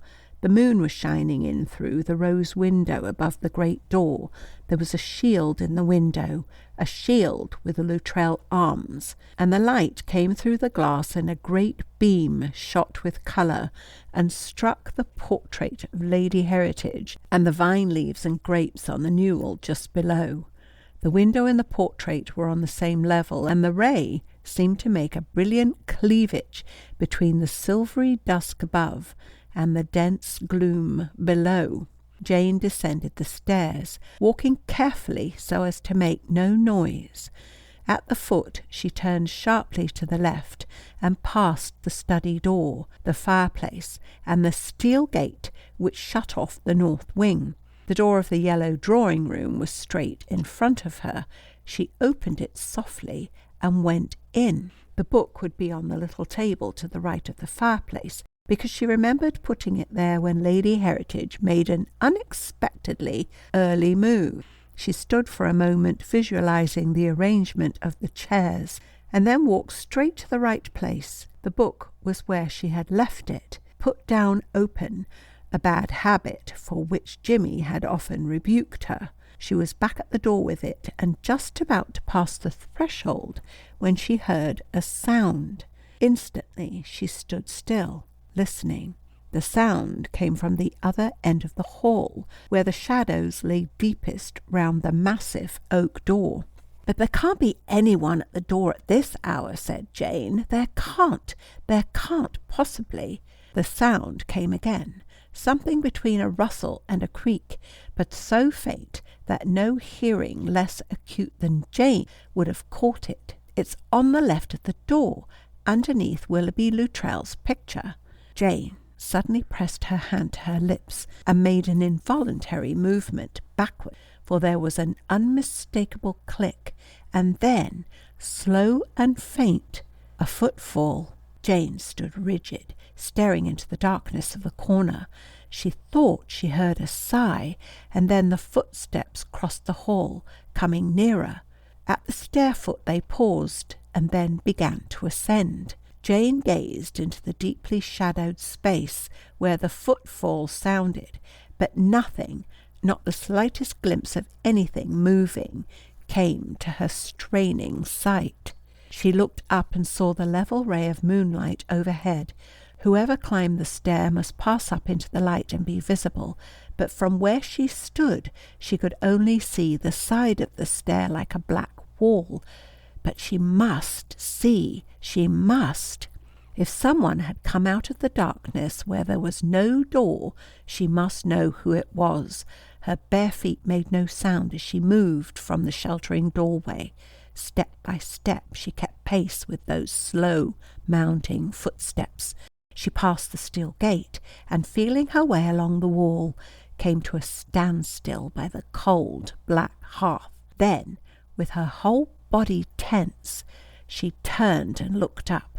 There was a darker shadow among the shadows, a shadow that moved upwards towards the beam of moonlight. Jane watched, breathless, and from where the portrait hung, the sombre eyes of Raymond Heritage seemed to watch too. Out of blackness into dusk, a something emerged. One step more, and the moonlight fell on a dark hood. Up into the light came a cloaked figure, draped from head to foot, shapeless. On the top step it turned. Jane caught her breath. It was Lady Heritage. She stood there for a long minute, her left hand just resting on the newel post, with its twining tendrils and massive, overhanging grapes. The light shone full upon her, and her face was sharpened, blanched and sorrowful. Her eyes seemed to look into unfathomable depths of gloom. The amber, the rose, and the violet of the stained glass fell in a hazy iridescence upon the black of her cloak. In front the cloak fell away and showed the straight white linen of an overall, and the cloak and overall were deeply stained with dull wet smears. A piece of the stuff hung jagged from a tear. Jane looked and could not take her eyes away. "Oh, she's so unhappy," she said to herself. With a quick movement, Raymond Heritage pushed the hood back from her hair. Then she turned, faced her own portrait for a moment, and passed slowly out of sight. Jane heard a door close very softly. She stood quite still and waited, gathering her courage. She would have to mount the stair and pass through that light before she could reach the safely shadowed corridor. Just for a moment it seemed as if she could not do it. Her feet seemed to cleave to the ground. 5 minutes passed, and another 5. Jane felt herself becoming rigid, and with a tremendous effort she took one step forward, but only one, for as her foot touched a new cold patch of floor, someone moved overhead. For an instant a little pencil of electric light jabbed into the darkness and went out again. The next moment Mr. Ember stepped into the moonlight. He too wore a linen overall, and in his left hand he carried the mask-like headdress which was in use in the laboratories. His right hand held a torch. He came down the stairs, walking with astonishing lightness.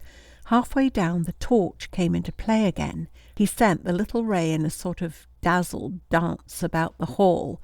With every leaping flash, Jane's heart gave a jump, and she only stopped her teeth from chattering by biting hard upon the cuff of Renata's dressing gown. She had covered her face instinctively and peered, terror-stricken, between her fingers. The light skimmed right across her once, and, but for the crimson flannel, she would certainly have screamed aloud. If Mr. Ember had been looking, he could have seen a semicircle of white forehead, 2 clutching hands, and a quivering chin, but his eyes were elsewhere, and the dancing flash passed on. Ember crossed the hall to the far corner out of which Lady Heritage had come. Suddenly the light went out. Jane heard again the very, very small creaking noise which she had heard before. It was followed by a faint click, and then unmitigated silence. The seconds added themselves together and became minutes, and there was no further sound. The minutes passed, and the beam of moonlight slipped slowly downwards. Now the portrait was in darkness. Now the newels were just 2 black shadows. It was a long, long time before Jane moved. She climbed the staircase with terror in her heart. At the edge of the moonlight she waited so long that it moved to meet her. When the edge of it touched her bare, hesitating foot, she gave a violent start and ran the rest of the way. The dark corridor felt like a haven of refuge. She came panting to her own door, and suddenly there was no haven of refuge anywhere. The door was shut. She had left it ajar. It was shut. Jane stood with her outstretched hand flat on the panel of the door.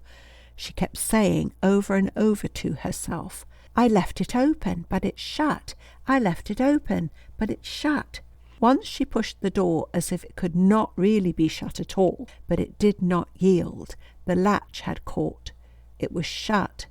At last she turned the handle slowly and went in. A gust of wind met her full. Perhaps it was the wind that had shut the door. She left it ajar, moved to the middle of the room, and waited. For a moment there was a lull. Somewhere in the house a clock struck 4. The sound came just over the edge of hearing, with its 4 tiny distant strokes. Then the wind rushed in again through the open window, and the door fell to with a click. End of section 15. Chapter 16. By next morning the wind had brought rain with it. A southwest gale drove against the dripping window panes and covered the sea with crests of foam. Jane, rather pale, wrote a neat letter to the Misses Kent, Hermione Street, South Kensington, mentioning that she would be much obliged if they would send her patterns of jumper wool by return. She hesitated and then underlined the last 2 words. "I always think big shops do you better," was Lady Heritage's comment. And Mr. Ember added, "Do you knit, Miss Renata? I thought you were the only girl in England who didn't." To which Jane replied, "I want to learn." It was after the letter had been posted that she found Henry's second message, "Hope to see you today, Friday." She could have cried for pure joy. At intervals during the day, the thought occurred to her that Henry was a solid comfort. She wasn't in love with him, of course, but undoubtedly he was a comfort. She had plenty of time to think, for she spent the entire day by herself.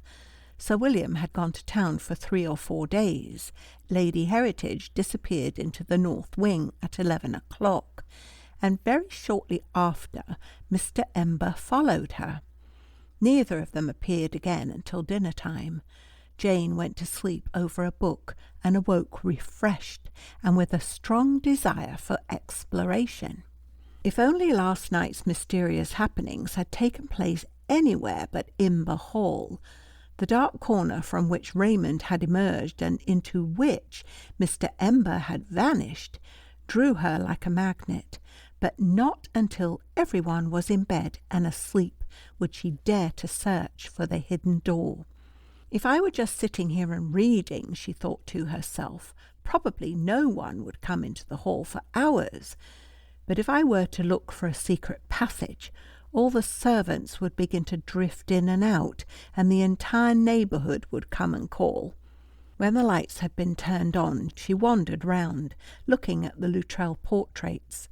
This, she thought, was safe enough, and if not the rose, it was at least near it. Willoughby Luttrell's picture hung perhaps 5 feet from the ground, and about halfway between the hall door and the corner. Jane had always noticed it particularly because Henry undoubtedly resembled this 18th century uncle. Mr. Willoughby Luttrell had been painted in a court suit of silver-grey satin. He wore Mechlin ruffles and diamond shoe buckles. He had the air of being convinced that the court of St. James could boast no brighter ornament, but his face was the face of Henry March, and Henry's grey eyes looked down at Jane from beneath a Ramillies wig.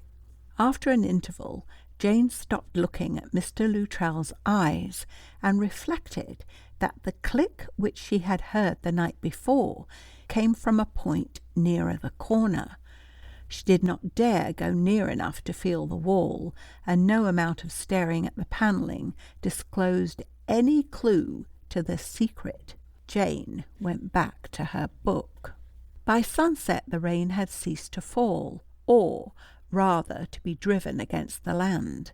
The wind, lightened of its burden of moisture, kept coming inland in great gusts, fresh and soft with the freshness and softness of the spring. The entire sky was thickly covered with clouds, which moved continually across its face, swept on by the currents of the upper air, but these clouds were very high up. Anyone coming out of an enclosed place into the windy night would have received an impression of extraordinary freedom, movement, and space. Henry March received such an impression as he turned a pivoting stone block and came out of the small sheltering cave behind the seat on the headland above Luttrell Marches. At the first buffet of the gale he took off his cap and stuffed it down into the pocket of the light ulster which he wore, and stood bareheaded, looking out to sea. His eyes showed him blackness and confused motion, and his ears were filled with the strange singing sound of the wind and the endless crash and recoil of the waves against a shingly beach. He stood quite still for a time, and then turned his wrist and glanced at the luminous dial of the watch upon it, after which he passed again behind the stone seat, and was about to re-enter the blacker shadows, when a tall figure emerged. "Have you been here long?" said a voice. "No, I've only just come. How are you, Tony?" "All right. I didn't think you'd be down here again so soon. It was touch and go whether I could get here." "Piggy's orders," said Henry. "Look here, Tony, don't let's go inside. It's a topping night, and that passage I've just come along smells like a triple extract of vaults, perfectly beastly. I don't suppose our friend Ember is addicted to being out late. He doesn't strike me as that sort of bird somehow." "All right," said Anthony Luttrell. He sat down on the stone seat as he spoke, and Henry followed his example. "Piggy sent you down, did he? What for?" Henry was silent. It seemed like quite a long time before he said, "Tony, who knows about the passages beside you and me?" "No one," said Anthony shortly. "Uncle James told me when he thought the Boche had done you in. He said then that no one knew except he and I. He drew out a plan of all the passages and made me learn it by heart. When I could draw it with my eyes shut, he burned every scrap of paper I had touched. I've been into the passages exactly 3 times, once that same week to test my knowledge, again the other day, and tonight. I'll swear no one saw me go in or come out, and I'll swear I've never breathed a word to a soul." "Are you rehearsing your autobiography?" inquired Anthony Luttrell with more than a hint of sarcasm. "No, I'm not. I want to know who else knows about the passages." "And I have told you." "Tony, it is no good. I had my suspicions the other night, but tonight I've got proof. The passages have been made use of. Unfortunately, there's no doubt about it at all. I want to know whether you have any idea. Hang it all, Tony, you must see what I'm driving at." "Wait a minute. Don't go through the roof until you've heard what I've got to say. You see, I know that Uncle James gave you the plan when you were only 16, because he thought he was dying then, and I've come down here to ask you whether anyone might have seen you coming and going as a boy, or whether—" "Tony, did you ever tell anyone?" "I thought you said that it was Piggy's orders that brought you down here." "Yes, it was," said Henry. "Am I to gather, then, that Piggy has suggested these damned impertinent questions?" Mr. Luttrell's tone was easy to a degree. Henry, on the verge of losing his temper, rose abruptly to his feet, walked half a dozen paces with his hands shoved well down in his pockets, and then walked back again. "Tony, what on earth's the good of quarrelling?" Anthony Luttrell was leaning back, his head against the back of the stone seat, his long legs stretched out in front of him. He appeared to be watching the race of clouds between the horizon and the zenith. He said something, and the wind took his words away. Henry sat down again. "Look here, Tony," he said, "you've not answered my question. Did you ever tell anyone?" "Damn it all, Tony, I wouldn't ask if I didn't have to. Did you ever tell Raymond?" A great gust swept the headland. Another and more violent one followed it, battered against the cliff, and then dropped suddenly into what, after the tumult, seemed like a silence. "Piggy speaking or you?" said Anthony Luttrell quite lightly. "Both," said Henry. "You sounded heated, Henry. Now I should have thought that you would have been my role. Instead, I merely repeat to you, and you in your turn, of course, repeat to Piggy that I have told no one about the passages. And after you have admired my moderation, perhaps we might change the subject." "I'm afraid it can't be done," said Henry. "Tony, do you mind sitting up and looking at this?" As he spoke, he placed this on the seat between them, and turned a light upon it, holding the torch close down onto the seat so that the beam did not travel beyond its edge. Mr. Luttrell turned lazily and saw a small handkerchief of very fine linen with an embroidered R in the corner. He continued to look at it, and Henry continued to hold the torch so that the light fell upon the initial. Then quite suddenly Anthony Luttrell reached sideways and switched off the light. His hand dropped to the handkerchief and covered it. "No, I don't want it," said Henry, "but I thought you ought to know that I found it in the passage behind us, just where one stoops to shift the stone." "It's one I found and dropped," said Anthony, putting it into his pocket. Henry said nothing at all. A somewhat prolonged silence was broken by Luttrell. "I'm chucking my job here," he said. "I've written to Sir Julian. Here's the letter for you to give him." He pushed it along the seat as he spoke, and Henry picked it up reluctantly. "I've asked to be replaced with as little delay as possible. You might urge that on him, if you don't mind. I want it made perfectly clear that under no circumstances will I stay on more than 3 days. I will, in fact, see the whole department damned first." He spoke without the slightest heat, in the rather cold, drawling manner which Henry had known as a danger signal from the days when he was a small boy, and Anthony a big one, and his idol. "Are you giving any reason?" "No, there's no reason to give. Piggy said Henry thoughtfully, will want one. It's all very well for you, Tony, to write him a letter and say you're going to chuck your job without giving a reason. I've got to stand up on the other side of his desk and stick out a cross-examination on the probable nature of the reasons which you haven't given. You're putting me in an impossible position. It's that damned conscience of yours, I suppose. I cannot tell a lie and all that sort of thing. Not to Piggy about this.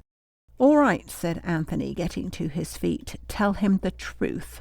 Why should I care? I suppose in common with everybody else he is perfectly well aware that I once made a fool of myself about Lady Heritage. Well, I thought I could stick being down here and seeing her, but I can't. It just comes to that. I can't stick it. Does she know you're here? No, she doesn't. She sees me in an overall and a mask. She has been pleased to commend my skill. This afternoon she leaned over my shoulder to watch what I was doing. Well, I came away and wrote to Piggy. I can't stand it, and you can tell him so with the utmost circumstance. Henry was leaning forward, chin in hand. He looked past Anthony at the black, moving water. Why don't you see Raymond? He said. No, Tony, you've just got to listen to me. What you've been saying is true as far as it goes, but it doesn't go very far. You wouldn't chuck your job just for that. You know and I know that you're chucking it because you are afraid that Raymond is involved. If you know it, and I know it, don't you think Piggy will know it too? That's why I say, see Raymond.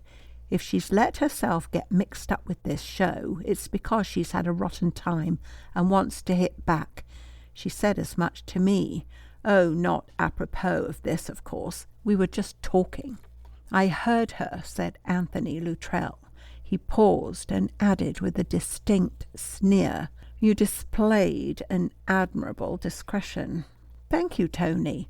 Now what's the good of you clearing out? If you do, Piggy will send someone else down here, and if Raymond has got mixed up with any of Ember's devilry, she'll get caught out. For the Lord's sake, Tony, see her. Let her know you're alive. I believe she'd chuck the whole thing and go to the ends of the earth with you. Nobody would press the matter. We should catch Ember out, and you and Raymond could go abroad for a bit. I don't see any other way out of it. You seem to me to be assuming a good deal, Henry, said Anthony Luttrell. I'm not assuming anything. Henry's tone was very blunt. I know 3 things. Yes? 1.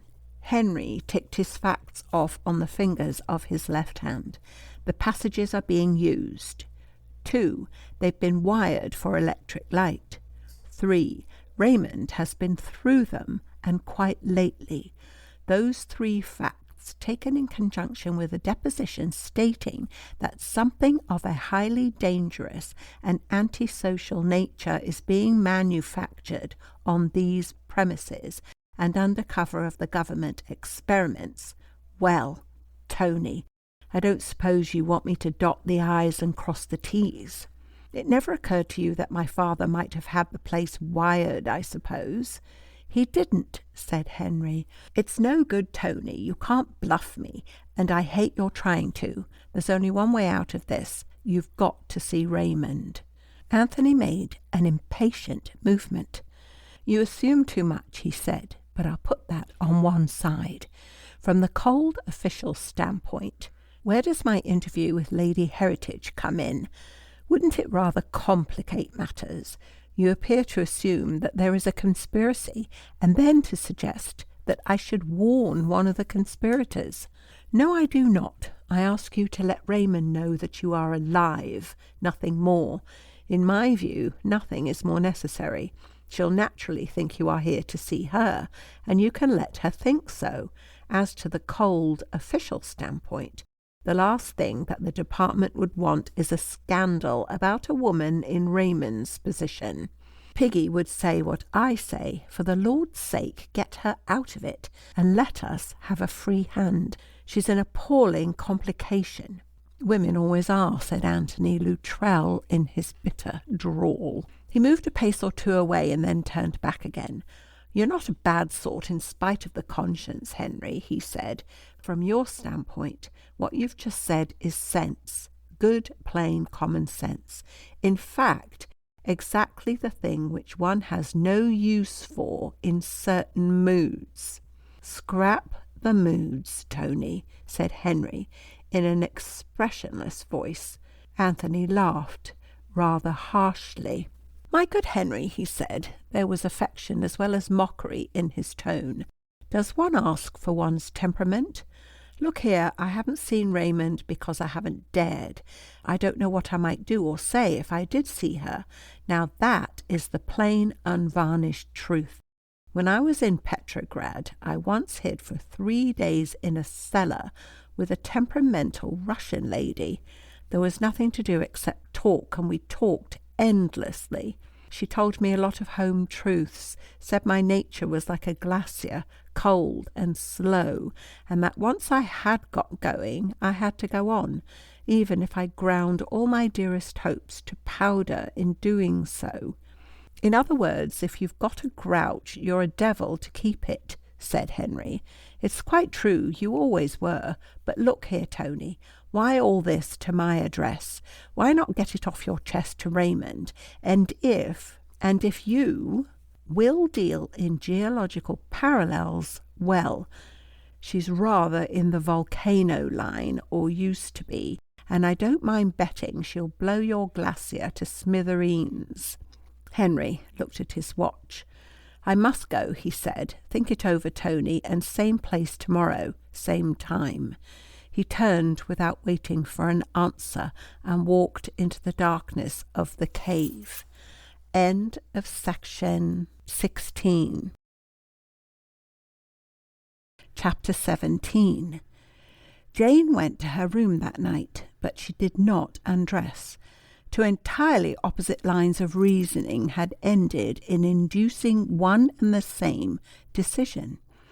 On the one hand, it might be argued that Lady Heritage and Mr. Ember, having passed the greater part of last night abroad upon their mysterious business, would be most unlikely to spend a second sleepless night so soon, and Jane might, therefore, count on finding the coast clear for a little exploring on her own account. On the other hand, an equally logical train of thought suggested that these midnight comings and goings might be part of a routine, and that Jane, if on the watch, might acquire some very valuable information. She therefore locked her door and proceeded to consider the question of what she should wear with as much attention as if she had been going to a ball. Neither barefoot nor with only stockings would she go into any passage which had left those unpleasant dark stains upon Lady Heritage's overall. A really heartfelt shudder passed over her at the very idea. No, Renata possessed slippers of maroon felt. Misguided talent had stencilled upon the toe of one a Dutch boy in full trousers, and upon the toe of the other a Dutch girl in full petticoats. Jane had a fierce loathing for the slippers, but they had cork soles and would at once keep out the damp and be very silent. She therefore placed them in readiness. Prolonged hesitation between the claims of the crimson flannel dressing-gown and an aged blue serge dress resulted in a final selection of the latter. She decided that it would flap less, and that if it got stained and damp, the housemaids would be less likely to notice it. "Of course, on the other hand," said Jane to herself, "if I'm caught, it absolutely does in any excuse about walking in my sleep, but I don't think that's an earthly anyhow. If I'm caught, they'll jolly well know what I was doing. The thing is, not to be caught." At 11:30 precisely, she made her way down to the hall. Tonight there was no patch of moonlight to pass through, only a vague greyness which showed that the moon had risen and that the clouds outside were thin enough to let some of the light filter through. Jane felt her way downstairs and across the hall to Sir William's study.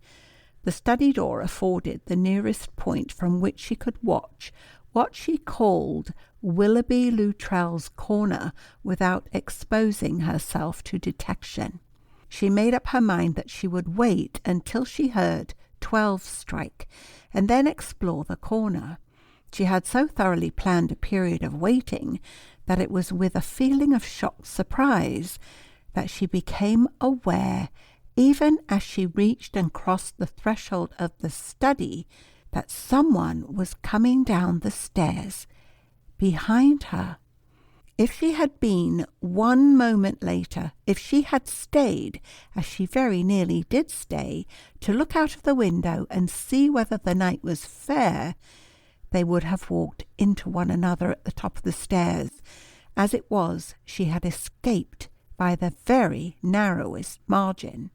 The door opened inwards, and she had just time to get behind it and close all but a crack, when through that crack she saw Raymond Heritage pass, wrapped in the same black cloak which she had worn the night before, only this time she wore beneath it not her linen overall, but the dress she had worn for dinner.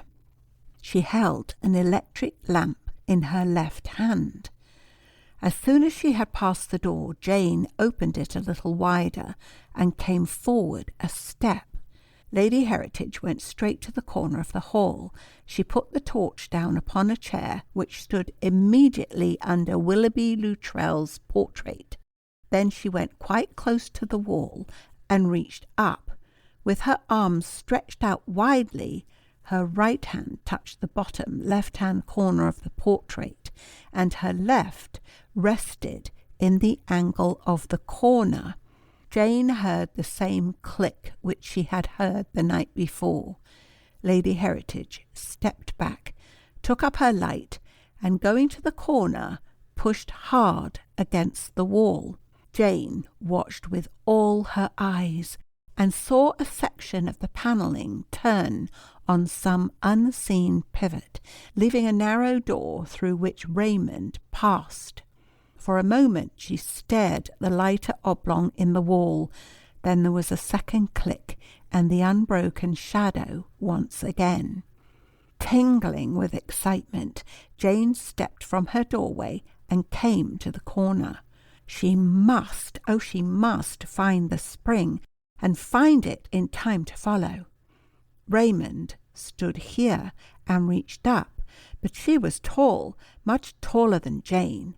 She stood on her tiptoes and could not reach the lowest edge of the portrait. With the very greatest of care, she moved the chair that was under the picture a yard or two to the left.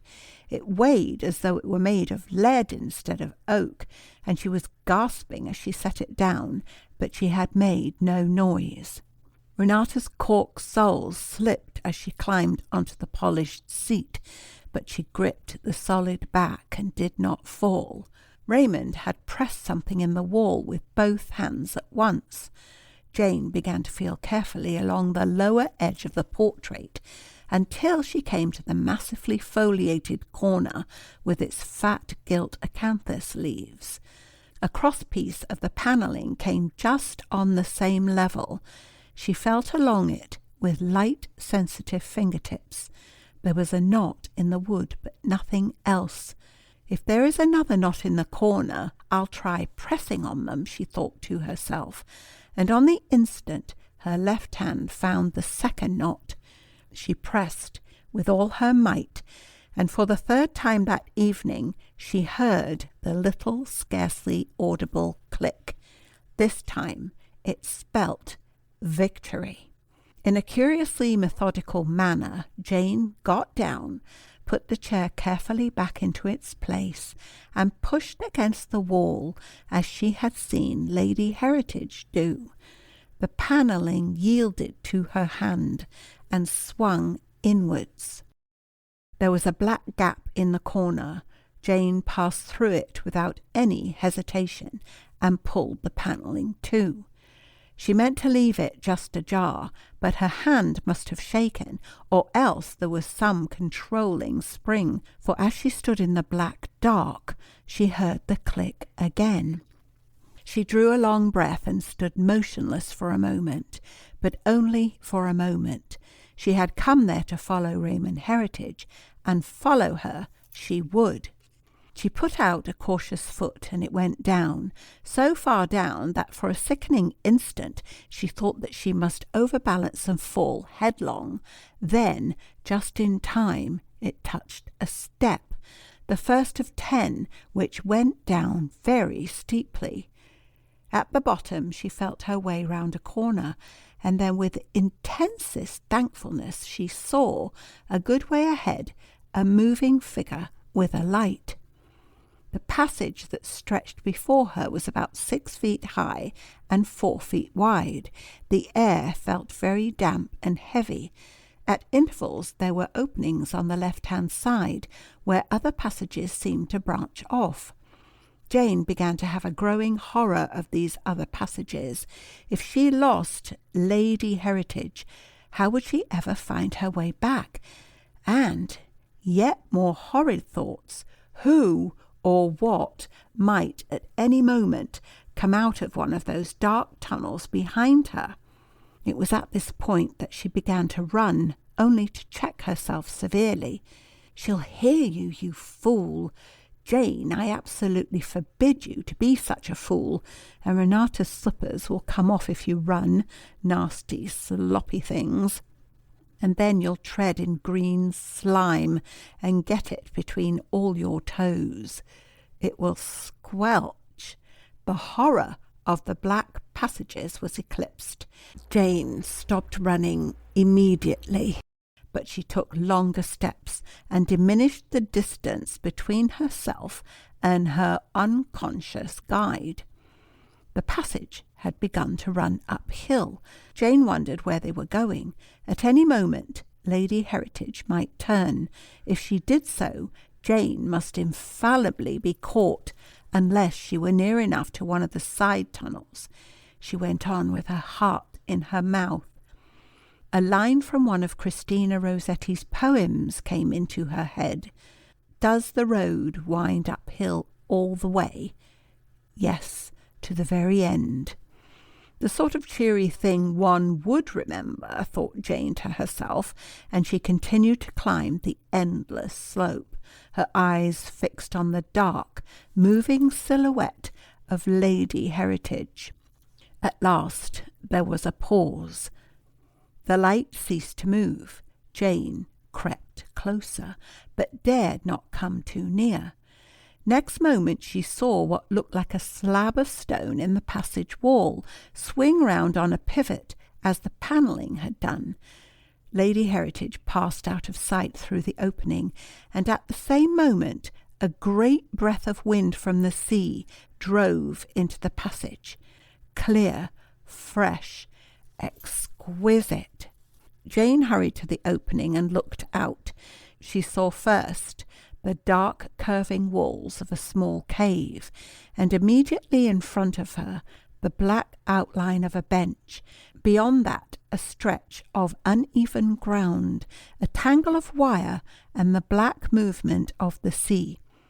The moon behind the clouds made a vague, dusky twilight, and the wind blew. Lady Heritage was standing just on the other side of the stone seat. It startled Jane to find that she was so near. She stood quite still, looking at the shadowed water and the cloudy sky. Then, without any warning, a tall, dark figure came into sight. To Jane, it seemed as if it rose out of the ground.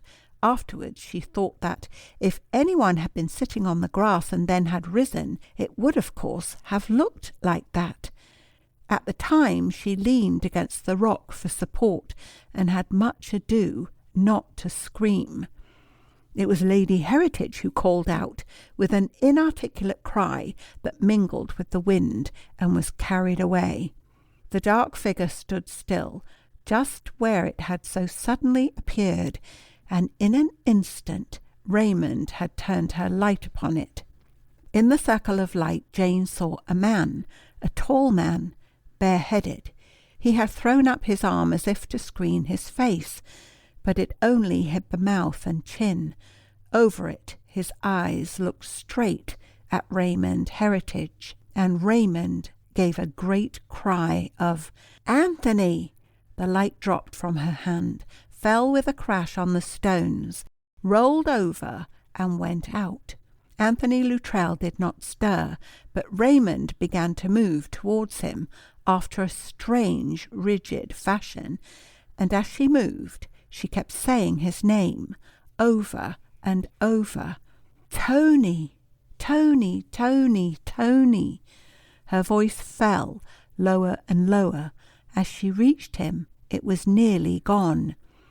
Jane turned from the stone wall where she was leaning and stumbled back along the dark passage with the tears running down her face. At that last whisper of his name, Anthony spoke. "I'm not a ghost, Raymond. Did you think I was?" They were so close together that if she had stretched out those groping hands another inch, they would have touched him. Something in his tone set a barrier between them, and Raymond's hands fell empty. The world was whirling round her. Life and death, love and hate, their parting and this meeting were merged in a confusion that robbed her of thought and almost of consciousness. It seemed to her as if they had been standing there for a long, long time, or rather as if time had nothing to do with them, and they had been cast into a strange eternity. Out of the turmoil of her thought arose the remembrance of the last time she and Anthony had trysted in this place, a sky almost unbearably blue, and the sea brilliant under the noonday sun. Now there was no light anywhere. Anthony was alive. That should have been joy unbelievable. All through the years since she had read his name in the list of missing, with what an overwhelming surge of joy would her heart have lifted to the words, "Anthony is alive." Now she said them to herself and felt only a deeper, more terrible sense of separation than any that had touched her yet. They stood together, and between them there was a gulf unpassable, and no light anywhere. Raymond moved very slowly back along the way that she had come. She came to the stone seat, caught at the back of it with a hand that suddenly began to shake, and sat down. A few slow moments passed. Then she bent and began to grope for the torch which she had dropped. Anthony came towards her. "What is it?" he said, and she answered him in a low, fluttering voice. "My light. I dropped it. It's so dark. I want the light." The strong, capable hand, groping without aim, stirred something in Anthony. He said almost roughly, "I'll find it." Then a moment later he had picked it up, found it intact save for a crack in the glass, and, switching it on, put it down on the seat beside her. He was not prepared for her immediately flashing the light onto his face. An exclamation broke from him, and to cover it he said, "I am changed out of knowledge." Changed, yes. Tony, that scar. Her voice trembled away into silence. Her hand fell. The dusk was between them. "Ugly, isn't it? But I haven't the monopoly of change, have I? You, I think, have changed also." Yes. With an impulse she hardly understood, she raised the light and turned it until her face and her bare throat were brilliantly illuminated. The dark cloak fell away a little. The dark eyes looked at him with defiance and appeal. Her beauty, seen like that, had something that startled. It was so devoid of life and colour, and yet so great. After a long, breathless minute, Anthony said in his slow voice, "You have changed more than I have, Lady Heritage, for you have changed your name." He saw the last vestige of colour leave her face. She put the lamp down, and her silence startled him. "No one would have known me," he said after a pause that was all strain. "I knew you," said Raymond, very low. "Only because the lower part of my face was hidden. You'd have passed me in daylight. You'd have passed me." She winced at that, turned the light full onto him again, and said, "You are working in the laboratory. That's why." She broke off for a minute and went on with a sort of violence. "You say that I didn't know you, but I did. All this week I've been tormented with your presence. All this week I've felt you just at hand, just out of reach. I kept saying to myself, Tony's dead, and expecting to meet you round every corner. It was driving me mad." "It sounds most uncomfortable," said Anthony dryly. Raymond saw a mocking look pass over his face.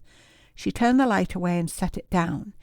If she had not felt physically incapable of rising to her feet, she would have left him then. This was not Anthony at all, only the anger, the bitterness, the cold resentment which she had hated in him. These, not Anthony, had come back from the grave. He was speaking again. "Perhaps I shouldn't ask, but are you expecting to meet anyone here? Am I in the way?" She answered him with a sort of heartbroken simplicity, quite beyond pride. "I don't know what I expected. You were haunting me so. I came here because— Oh, Tony, don't you remember at all?" "I remember something that you appear to have forgotten, Raymond, when, like a fool, and a dishonourable fool at that, I gave you the secret of these passages. I remember very well the rather enthusiastic terms in which you asserted your conviction that the secret was a sacred trust, and one that you would keep absolutely inviolate. As, however, I broke my own trust in giving you the secret, I can, I suppose, hardly complain because you have imitated my lack of discretion." Raymond did rise then. "Tony, what do you mean?" she cried. "My dear Raymond, you know very well what I mean." "I do not." Her voice had risen.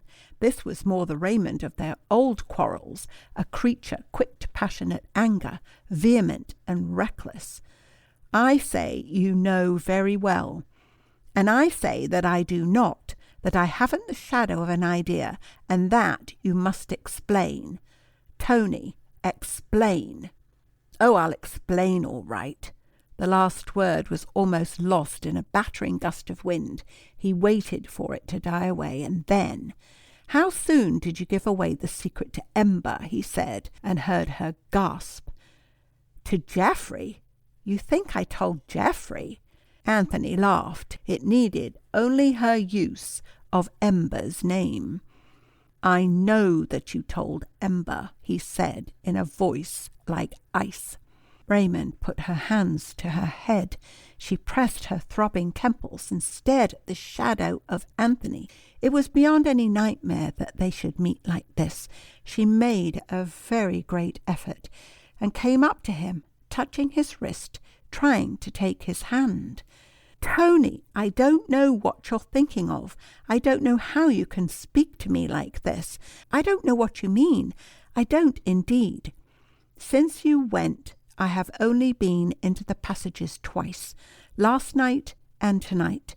I went there because— Oh, why do people go and weep upon a grave? I had no grave to go to, but I thought that if I came here, where we used to meet, perhaps the you that was haunting me would take shape so that I could see it, or else leave me.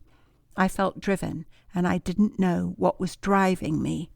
In the breathless silence that followed, she heard him say, "I know that you told Ember," and quite suddenly all the strength went out of her. End of section 17. Chapter 18. When Jane turned and ran back down the passage, she had just the one thought, to get away out of earshot. That she, or anyone but Anthony Luttrell, should have heard that breaking tone in Raymond's voice shocked her profoundly. She felt guilty of having intruded upon the innermost sacred places of another woman's life. It shocked and moved her very deeply. Tears blinded her, and she ran into the dark without a thought for herself. It was only when, looking back, she could not see even a glimmer of outside twilight that she halted and began to think what she must do. The practical was never very long in abeyance with Jane. She began to plan rapidly, even whilst she dried her eyes. She would feel her way to the foot of the stairs. If she kept touching the left-hand wall, there would be very little risk of losing her way. Only one passage had led off in that direction, and that one diverged at right angles, so that she would not run the risk of going down it unawares. When she came to the foot of the stairs, she would turn back again and wait in the first cross passage until Raymond passed. Then she would follow her up the steps and watch to see how the door opened on this side. Jane was very much pleased with her plan when she had made it. It made her feel very intelligent and efficient. She began to put it into practice at once, walking quite quickly with her right hand feeling in front of her and the left just brushing the wall. Of course, the stone was horrid to touch, cold, damp, slimy. She was sure the slime was green. Once she jabbed her finger on a rock splinter, and once she touched something soft which squirmed. The dark seemed to get darker and darker, and the silence was like a weight that she could hardly carry. Her little glow of self-satisfaction died down and left her coldly afraid. Then quite suddenly she came to the cross passage. Her fingers slid from the stone into black air, groped, stretched out, and touched something warm, alive. Jane's gasping scream went echoing down the dark. A hand came up and caught her wrist. Another fell upon her right shoulder. "Jane, for the Lord's sake, hush," said Henry's voice. Jane caught her breath as if she were going to scream again. "Henry, you utter beast," she said, and incontinently burst into tears.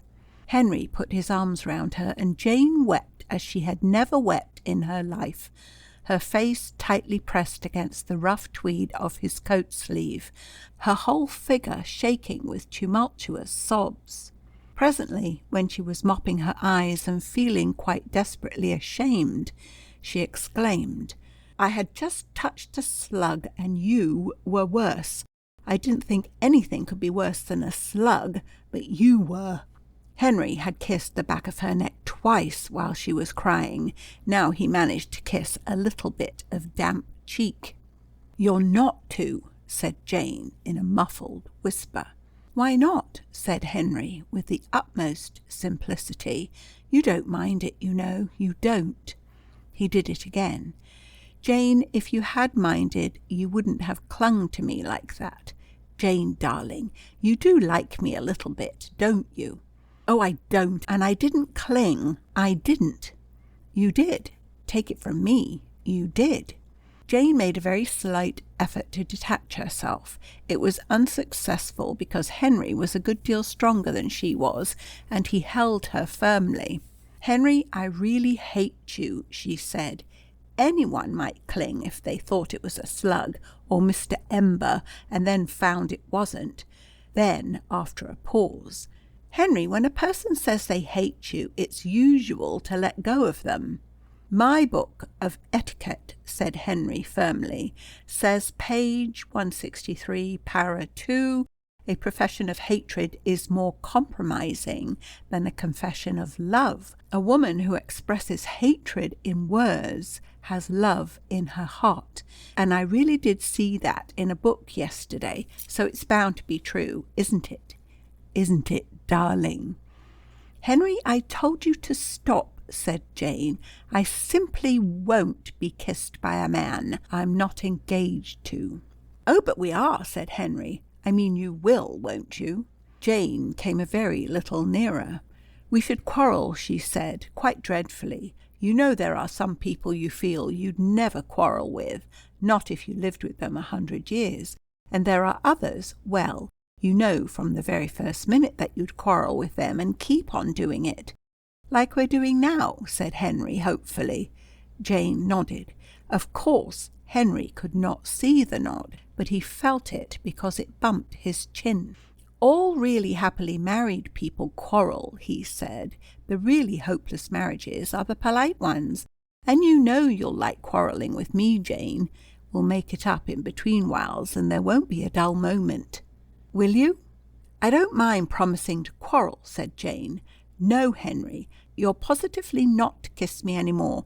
I'm here on business, if you're not. How did you get here, and why were you lurking here, pretending to be a slug?" "Suppose you tell me first," said Henry. "How did you get here?" "I followed Lady Heritage. I've got an immense amount to tell you." She leaned against Henry's arm in the darkness and spoke in a soft, eager voice. "It really began yesterday. I woke up and couldn't go to sleep again. So I came down for a book, and just as I was at the drawing-room door, I saw Lady Heritage come out of the corner by Willoughby Luttrell's picture. Did you know there was a door there, Henry?" "Yes, go on." "She went upstairs, and I was trying to screw up my courage to cross the hall, when Mr. Ember came down the stairs and disappeared into the same corner. Of course, then I knew there must be a door there, so I made up my mind to come down tonight and look for it." "Jane, wait," said Henry. "You say Ember came down the stairs and went through the door. Do you think Lady Heritage left it open, or do you think he watched her come out and then found the way for himself?" "No," said Jane, "neither. I mean, I'm quite sure it wasn't like that at all. She shut the door, for I heard it, and it certainly wasn't the first time Mr. Ember had been that way. Why, he even put his light out before he came to the wall, and anyone would have to know the way very well to find it in the dark." "Yes, then what happened?" "I went back to bed. Henry, you simply haven't any idea how much I hated going up those stairs. There was a perfectly fiendish patch of moonlight, and I felt as if I couldn't go through it and perhaps be pounced on by someone just around the corner. If it hadn't been for the housemaids finding me in the morning, I believe I should have just stuck where I was." Henry's arm tightened a little. "Well, tonight I hid in the study quite early, but I had hardly got there when Lady Heritage came down. I watched to see what she did, and as soon as she had gone through the door and shut it, I hauled that great heavy chair along and climbed onto it and found the spring.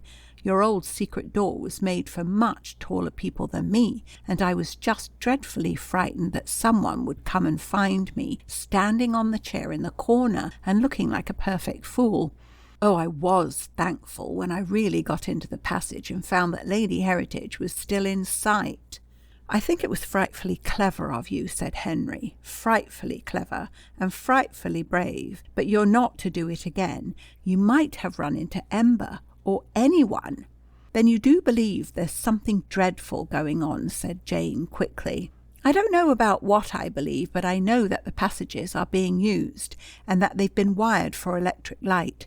I haven't explored them yet, but people don't do that sort of thing for nothing. Now go on. I may say that I saw Raymond pass and you after. What happened next?" Jane hesitated. "I'll tell you," she said. She opened another door and went out. Why, it's been puzzling me, but of course I know now. The passage leads to the headland, and the other day when I was so frightened, Mr. Patterson must have come out of it, and he was there tonight. Yes, go on. Did they meet?" "Yes," said Jane in a queer, shy voice. "I couldn't help hearing. I ran away at once, but I couldn't help hearing her call him Tony. It's your cousin, Anthony Luttrell, isn't it?" "Yes, it's Tony," said Henry. "Thank the Lord they've met. I'd just left him there after jawing him about seeing Raymond." "Oh, I hope they've made it up," said Jane. "She looked so dreadfully unhappy last night that I felt I simply couldn't bear it. It's so dreadful to see people hurt like that and not be able to do anything. Do you think they'll make it up?" "I hope so," said Henry, not very hopefully. "Tony's a queer sort of fellow, you know, frightfully hard to move, and a perfect devil for hugging a grievance. He's had a rotten time of it, too. What with Raymond marrying someone else, and then getting knocked out himself, and coming round to find himself a prisoner. Well, there wasn't much to take his mind off it. He escaped 3 times before he actually got away, and then he went to Russia and had the worst time of the lot, so that he's got a good deal of excuse for sticking to his grouch." Jane suddenly pinched Henry very hard, put her lips quite close to his ear, and breathed, "Someone's coming." As she spoke, Henry drew her noiselessly back a yard or 2. The faint glow which Jane had seen brightened until it seemed dazzling. The arched entrance to the tunnel in which they stood became sharply defined. The light struck the opposite wall, showing it rough and black, with patches of dull green slime. Instantly, Jane felt that her fingertips would never be clean again. As the thought shuddered through her mind, the light went by. That's what it looked like, the passing of a light. Raymond's dark figure hardly showed behind it. The lighted archway faded.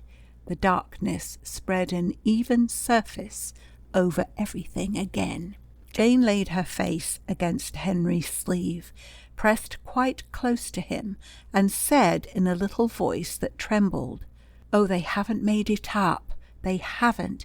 He'd have come with her if they had." "I'm afraid so." "Of course he'd have come with her. You wouldn't have let me go by myself. You know you wouldn't. No, they haven't made it up. They can't have. And oh, Henry, why do people quarrel like that? You won't with me, will you, ever? I mean that dreadful world without end sort. I couldn't bear it. You won't, will you?" Jane was shaking all over. Henry put his arms round her very tight, laid his cheek against hers, and said, "Not much. It's a mug's game." After a little while, Jane said, "I must go. You know she came to my room before, and last night when I got back, I found the door shut. I had left it open so as not to make any noise, but it was shut when I got back. That frightened me more than anything, but now I think it must have been the wind that shut it. I think so, only I'm not sure. It might have been the wind, or it might have been somebody. It's much more frightening not to be sure, so I'd better go, hadn't I?" "Yes, you must go," said Henry. "I'll come with you and show you how to get out. And you must promise me, Jane, that you won't come down here by yourself." "How can I promise? I might have to." "Why?" "I don't know why," said Jane, "but I might have to. Supposing they were murdering someone and I heard the screams, or suppose I knew that they were just going to blow the house up." "Well," said Henry with strong common sense, "I don't see what good you'd do by getting murdered and blown up too, which is what it would come to. You really must promise me." "I really won't." Henry gave her an exasperated shake. "Look here, Jane," he said, "the whole thing's most infernally complicated. Tony's chucking his job here, says he can't stand it, and I must go back to town and see Piggy after that." "Who on earth is Piggy?" said Jane. "Sir Julian Le Mesurier, my chief. Everyone calls him Piggy. I must see him about Tony, and I also want to report what I told you about the passages being wired and in use. I'll try and see Tony again before I go. You see, the thing is, I don't know how far Raymond is involved, and I want to get her out of the way. Tony's the only man who can get her out of the way. I suppose I ought to go through all the passages tonight, but I'm not going to. I shall tell Piggy why. As a matter of fact, he'll be just as keen as I am on getting Raymond out of it. Once she's clear, we can come down on Ember like a cartload of bricks and smash up any devilry he may have been contriving. Now do you see why you must keep clear? I can't possibly do my job if I'm torn in bits about your running into danger. And next time you went feeling along these passages, you might really run into your friend Ember, you know. I won't unless I've got to, said Jane. You don't imagine I like green slime and slugs and the pitch dark, do you? But I won't promise. Now I'm going. Goodbye, Henry. You're an obstinate little devil, Jane, said Henry. Jane gave a gurgling laugh. We haven't made an assignation yet, she said. When are you coming back? Well, I've made an appointment with Tony for tomorrow night, but I'll try and catch him now and put that off for 24 hours. If, for any reason, I have to come down sooner, I will come and tap on your cupboard door. If I'm not there by midnight tomorrow, don't expect me, but I'll be there for certain the following night. Let me see, that's Sunday. But if you don't come, I will. Well, just supposing something prevented you. It won't, said Henry cheerfully. End of section 18. Chapter 19. Henry found Anthony Luttrell sitting on the stone bench and so oblivious of his surroundings that it needed a hand on his shoulder to rouse him. Then he said vaguely, "Oh, you're back. Rouse up a bit, Tony. It might have been Mr. Geoffrey Ember, you know. He was in the passages last night, and for all I know, he may be there every night. I came back to say that I shan't be down tomorrow. Make our appointment Sunday night instead." "I want to be out of this by then," said Anthony. "I'll go sick if there's no other way. Stay here another 48 hours. I cannot and will not. I tell you I can't answer for myself." Henry gave an inward groan. Jane had evidently been entirely right. They had not made it up. "You've seen Raymond. I saw her pass." "I've seen Lady Heritage." "Henry, will you tell me what the devil women are made of? She seemed to expect to take things up exactly as if the last 7 years had never been at all, exactly as if there had been no breach, no war, no John Heritage, and no Geoffrey Ember. Oh, damn Geoffrey Ember. And I suppose you stood there and fired off sarcastic remarks at the poor girl, instead of thanking heaven for your luck. What's the good of brooding over the past, Tony, and letting it spoil everything for you now? Raymond cares a heap more for you than you deserve, and if she's got into a mess, it's up to you to get her out of it. After all, you don't want a scandal, do you? I've got to get away. It's no good, Henry. I'll give Piggy your letter, Henry went on, and tell him how you feel. He'll recall you all right, but I know he's very strong on your coming to life again. You ought to have done it ages ago, when you came back from Russia, in fact. Look here, Tony, be a reasonable being. Shave off your beard and take the artistic colour off that scar. Turn up in London as yourself and wire Raymond to come up and meet you. I want her got away from here. Then get Piggy to wire to her or her father. There are a dozen ways in which it can be done. I refuse quite definitely to have anything to do with it. If Piggy hasn't recalled me by Monday, I shall simply go. You can tell him that if you like, and you can tell him that I shall probably kill someone if I stay here. Without another word he got up, walked round the seat, and disappeared into the passage. A little later Henry emerged from a cave upon the seashore. There were a number of these caves, some large, some small, under the far side of the headland. The boundary of Luttrell Marches lay 1/4 of a mile behind. Henry walked briskly along the shore, keeping close to the cliff, so that he might walk on rock instead of shingle. Presently he left the beach and climbed a steep, zigzagging path. 20 minutes' walk brought him to a small inn where he picked up his car and drove away. Next day in Sir Julian's room he unburdened himself and delivered Anthony's letter. Yes, I'll recall him, said Piggy, frowning. He's no good where he is, if that's his frame of mind. But it's a pity. A pity. It bears out exactly what I've always said. He has extraordinary abilities.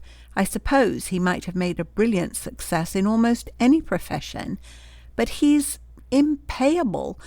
I don't think we've got a word for it in English. He lacks the vein of mediocrity, which I maintain is indispensable, the faculty of being ordinary, which, for instance, you possess. Henry blushed a little, and Sir Julian laughed. I think I'll send him abroad again. Of course it's high time he came to life, as you say, if it's only for the sake of getting you out of what must be an extremely awkward position. My wife tells me that matchmaking mammas of her acquaintance regard you with romantic interest as the owner of Luttrell Marches. Well, I'll see him when he comes up. Meanwhile, I've had Simpson's report. He says that, according to reliable information, 2 men were concerned in the sale of Formula A. One is a man called Belkovich. The other, who seems to have kept in the background, is described as a big, good-looking man, florid complexion, blue eyes, either English or American, though he passed under the name of Bernier and professed to be Swiss. Does that fit your friend Ember by any chance? No, said Henry, but it sounds very much like Malloy. Malloy was supposed to have gone to the States, wasn't he? Piggy had been drawing a neat brick wall at the foot of a sheet of foolscap. He now sketched in rapidly 2 fighting cats. It was a spirited performance. Each cat had wildly upended fur and a waving tail. Well, he and Ember told Miss Smith that he was going to the States. I don't know that goes for very much. No, said Piggy. Well, Bernier passed through Paris yesterday and is in London today. Belkovich has gone to Vienna. Now, if Bernier is Malloy, he'll probably communicate with Ember. I was having him shadowed. I'm hoping to pick him up again. But meanwhile... Piggy was putting in the cat's claws as he spoke, his enormous hand absolutely steady over the delicate curves and sharp points. There's nothing more about Ember, said Henry. Sir Julian shook his head and went on drawing. He wore the white flower of a blameless life in Chicago and was absolutely unknown to the police, he said. There's a 3-volume novel about Malloy, though. You better have it to read. Now, you go off and have some sleep. And, by the way, if Miss Smith... What's her other name? Jane, said Henry. Well, if she wants to get away at any time, my wife will be very pleased to put her up. Thank you awfully, sir, said Henry. When he had gone, Sir Julian asked the exchange for his private number. He sat holding the receiver to his ear and touching up his cats until Isabel's voice said, Yes, who is it? Then he said, My dear, in the matter of Henry. Yes, has anything happened? In the matter of Henry, said Piggy firmly, I should say, from his conscious expression, that he has brought it off. Her name is Jane Smith. And I mayn't ask any questions? Not one. I just thought you'd better know her name, in case she suddenly arrived to stay with you. That's all. I shall be late. He rang off. End of section 19. Chapter 20. It was not till next day that Jane missed her handkerchief. When she reached her room after saying goodbye to Henry, she had rolled the serge dress, the wet felt slippers, and the damp stockings into a bundle and pushed them right to the back of her cupboard. She was so sleepy that she hardly knew how she undressed. The instant her head touched the pillow, she slept, a pleasant, dreamless sleep, and only woke with the housemaid's knock. It was when she was drinking a very welcome cup of tea that she began to wonder whether she was engaged to Henry or not. On the one hand, Henry undoubtedly appeared to think that she was. On the other, Jane felt perfectly satisfied that she had pledged herself to nothing more formidable than a promise to quarrel. A small but very becoming dimple appeared in Jane's cheek as she came to the conclusion that Henry was possibly engaged to her, but that she was certainly not engaged to Henry. It seemed to her to be a very pleasant state of affairs. It was, in fact, with great reluctance that she transferred her thoughts to more practical matters. Having dressed, she extracted the bundle of clothes from the cupboard and decided that the serge dress might be hung up. There were 1 or 2 damp patches and several green smears, but the former would dry and the latter, when dry, would brush off. "But the slippers are awful," she said. They were, the cork soles sopping wet, the felt drenched and slimy.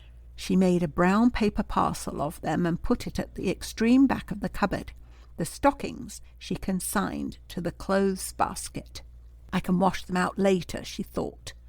It was at this point that she missed her handkerchief. She had had a handkerchief the night before, she was sure of that, because she remembered drying her eyes with it after she had cried. A little colour came into her face at the recollection of how vehemently she had wept on Henry's shoulder, with Henry's arm round her. But it died again at the insistently recurring thought, "I had a handkerchief. I dried my eyes with it. Where is it?" Not only had she dried her eyes with it, but after that she remembered scrubbing the fingertips that had touched the slug. The handkerchief must be horribly smeared and wet. It was one of Renata's, of course, white with a blue check border, and R. Malloy 12 in marking ink across one corner. Imagine buying 12 horrors like that. Mercifully, Renata must have lost most of them, for Jane had only inherited 4. She brought her thoughts back with a jerk. Where was it? If she had dropped it in the house, it would have been either in the hall, on the stairs, or in the corridor, and one of the housemaids would have brought it to her by now. It must have fallen in the cross passage where she had stood with Henry, and if it were found... Jane moved a step or 2 backwards and sat down on the edge of the bed. Of all the first-class prize... "Idiots," she said, and there words failed her. If she had dropped it in the cross passage, it might lie there until Sunday night, when she could get Henry to retrieve it, or it might not. Ember, Lady Heritage, Anthony Luttrell, any one of these 3 people might have business in that cross passage, in which case a handkerchief, even if stained, was just the most unlikely thing in the world to pass unnoticed. Even if no one went up that passage, it might be seen from the main tunnel. Of course, if it were Anthony Luttrell who found it, it would not matter, but it was so very much more likely to be one of the others. At intervals during the morning, Jane continued to argue the question, or rather, 2 questions. First, the probabilities for and against the handkerchief being discovered, and second, should she or should she not go and look for it herself in defiance of Henry's prohibition. She had spoken the truth, but not the whole truth, when she told Henry that she hated the idea of going into the passages alone. She hated going, but she wanted to go. Most ardently she desired to find things out before Henry found them out. It would be nice and safe to sit with her hands in her lap whilst Henry explored secret subterranean caverns and unravelled dangerous conspiracies, safe but hideously dull.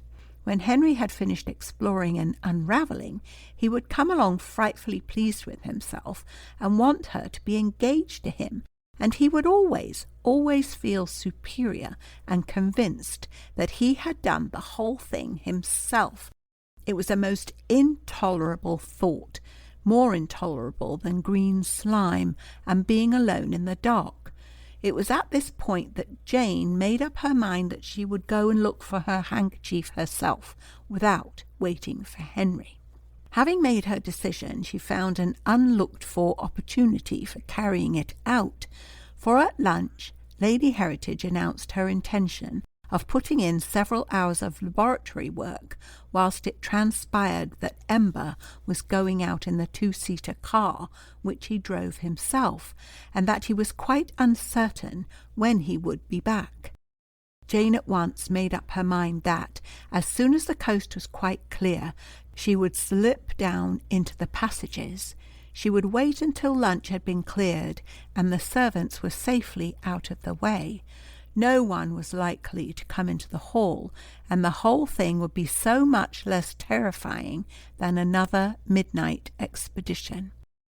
Ember excused himself before lunch was over, and she heard him drive away a few minutes later, but Lady Heritage sat on, her untasted coffee beside her. She sat with her chin in her hand, looking out of the window, and it was obvious enough that her thoughts were far away. She was probably unconscious of Jane's presence, certainly undesirous of it, and yet, for the life of her, Jane could not have risen or asked if she might go. Once or twice she looked from under her lashes at Raymond's still, white face. There was a new look upon it since yesterday. She was sadder, and yet softer. She looked as if she had not slept at all. After a very long half-hour, she turned her eyes on Jane. There was a flash of surprise, and then a frown. "You needn't have waited," she said in a cold voice, and then got up and went out without another word. Jane took a book into the hall and sat there. Presently she caught a glimpse of Raymond's white overall in the upper corridor, and heard the clang with which the steel gate closed behind her. She sat quite still and went on reading until all sounds from the direction of the dining room had ceased. Silence settled upon the house, and she told herself that this was her opportunity. She ran up to her room, changed into the serge dress, and put on a pair of outdoor shoes. She did not possess an electric torch, and the question of a light had exercised her a good deal. The best she could do was to pocket a box of matches and one of the bedroom candles, which was half burnt down. She then went downstairs, and after listening anxiously for some moments, she once more moved the heavy chair, and climbing on it, began to feel for the knots on the panelling. As her fingers found and pressed them, she heard, simultaneously with the click of the released spring, a faint thudding noise. With a spasm of horror she knew that someone had passed through the buyer's door that shut off the servants' wing. The sound she had heard was the sound of the door falling back into place, and at any other moment it would have gone unnoticed. Fortunately for herself, Jane was accustomed to a rapid transition from thought to action. She was off the chair, across the hall, and sitting with a book on her lap when the butler made his usual, rather slow entrance. She had recognized at once that it would be impossible for her to replace the chair and escape discovery. It stood in the shadow, and she hoped for the best. Blotson crossed the hall and disappeared into Sir William's study. Jane gazed at a printed page upon which the letters of the alphabet were playing General Post. After some interminable minutes, Blotson reappeared. He shut the study door, approached Jane, and in a low and confidential voice inquired would she have tea in the hall, the drawing-room, or the library. "Oh, the library," said Jane. "The library, Blotson," and with a majestic "Very good, miss," Blotson withdrew. Blotson's "very good" always reminded Jane of the royal assent to an Act of Parliament. It was doubtless a form, but how stately, how dignified a form. When the chill superinduced by the presence of Blotson had yielded to a more natural temperature, Jane went on tiptoe across the hall and replaced the chair. It was a comfort to reflect that it had escaped Blotson's all-embracing eye. With a hasty glance, she swung the panel inwards, slipped through, and closed it again. She descended all the steps before she ventured to light her candle, and she was careful to put the spent match into her pocket. Renata's dress really did have a pocket, which of course made the dropping of the handkerchief quite inexcusable. The passage was much less terrifying when one had a light of one's own, instead of the distant glimmer of somebody else's, and the horrid possibility of being left at any moment in total darkness, with no idea of one's whereabouts, or of how to get out. Jane's spirits rose brightly. To dread a thing, and then to find it easy, provides one with a pleasant sense of difficulty overcome. In great cheerfulness of spirit, Jane walked along until she came to the cross passage on her right. She turned up it, walked a few steps holding her candle high, and there, a couple of yards from the entrance, lay the handkerchief, rolled into a wet and very dirty ball. She picked it up gingerly and put it into her convenient pocket. And I suppose I ought to go back at once, but what a waste, when everyone is safely out of the way, and I've got through the really horrid part, which is opening the abominable spring. Jane hesitated, weighing the duty of a swift return against the pleasure of exploring, and perhaps getting ahead of Henry. The recollection that Henry had forbidden her to explore turned the scale towards pleasure. She had 4 inches of candle and a whole box of matches. She had at least 2 hours of liberty, and most important of all, she felt herself to be in a frame of mind which invited success. The question was, where to begin? On the right-hand side there was only this single passage. Jane did not feel attracted by it. She was almost sure that it must lead to the potting shed, and to descend from conspiracies to garden lumber would indeed be an anticlimax. On the left there were 4 passages. Jane walked back along the way she had come. The first passage left the main tunnel at an acute angle, which obviously carried it back under the main block of the house. Jane decided to explore it. She held her candle high in one hand and her skirts close with the other. The passage was low, and she had to bend a little. After 6 yards, she came to a flight of steps. They were wet, slippery, and very steep. Jane stood on the top step and looked down. The walls oozed moisture. The candlelight showed her a pale slug about 5 inches long. Jane said 6 to start with, but under pressure from Henry, retreated as far as 5 and would not yield another ½ inch. She also said that the slug waved its horns at her and was crawling in her direction. Right there, as the Americans say, she made up her mind that this would be a good passage to explore with Henry later on. She caught a glimpse of another slug on a level with the 5th step, whisked round, and ran. The one point about slugs is that they can't run, she said, as she came back into the main corridor. Without giving herself time to think, she plunged into the next opening on the left. It ran at right angles to the central passage, and was comparatively dry. It kept on the same level too, and Jane, trying to make a mental plan, thought that it must run under the house, cutting across the north wing.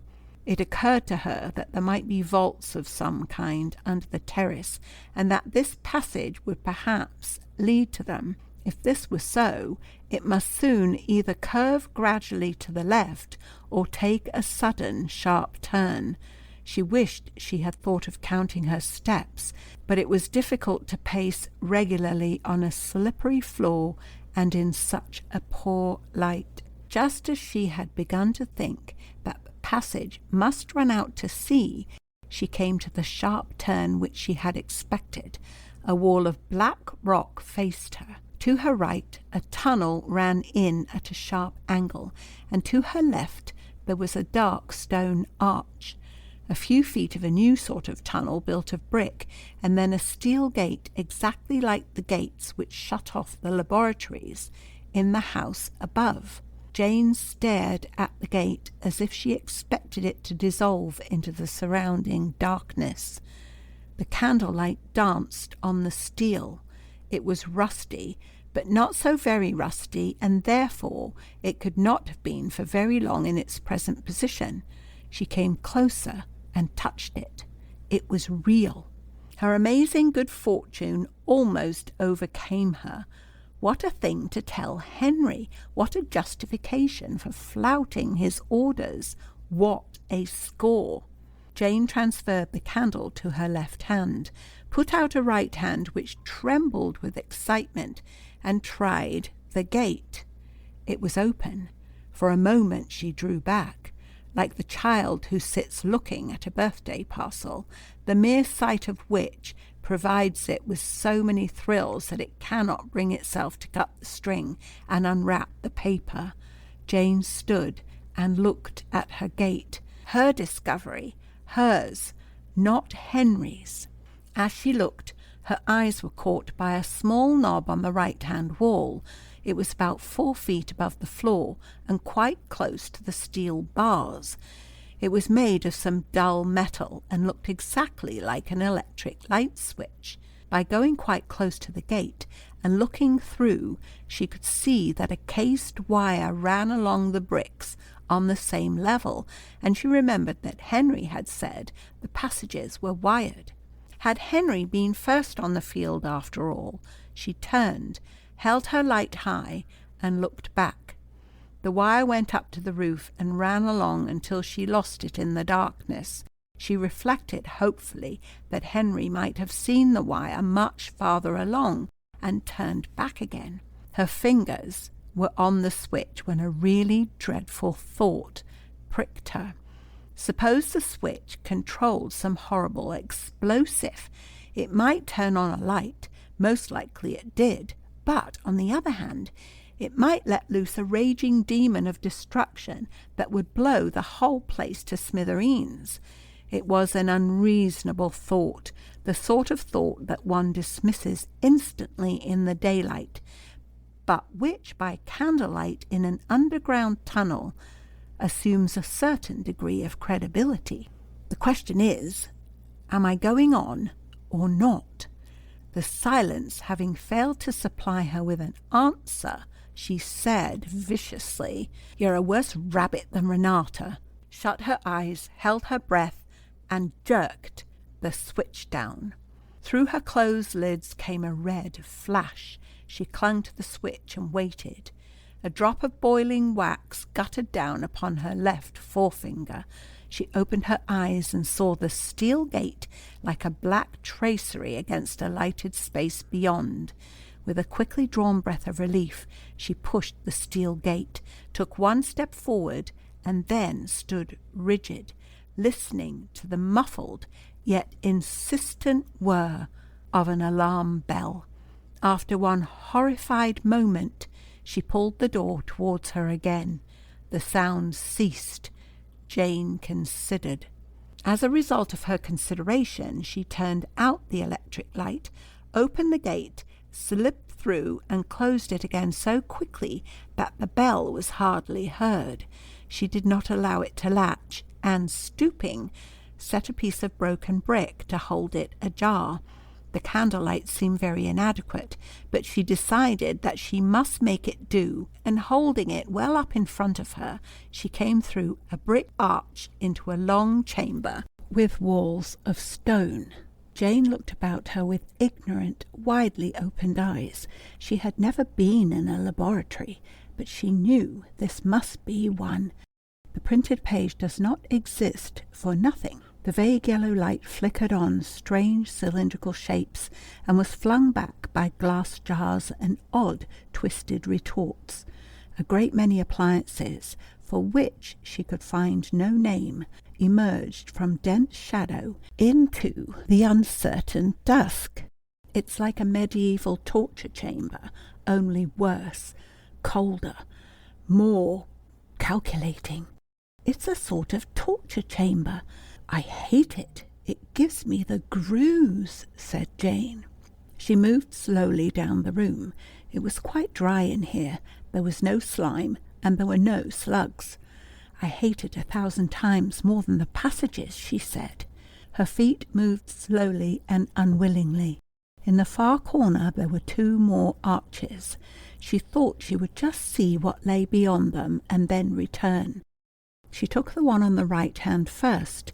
It ran along a little way and then terminated in a small round chamber which was full of packing cases.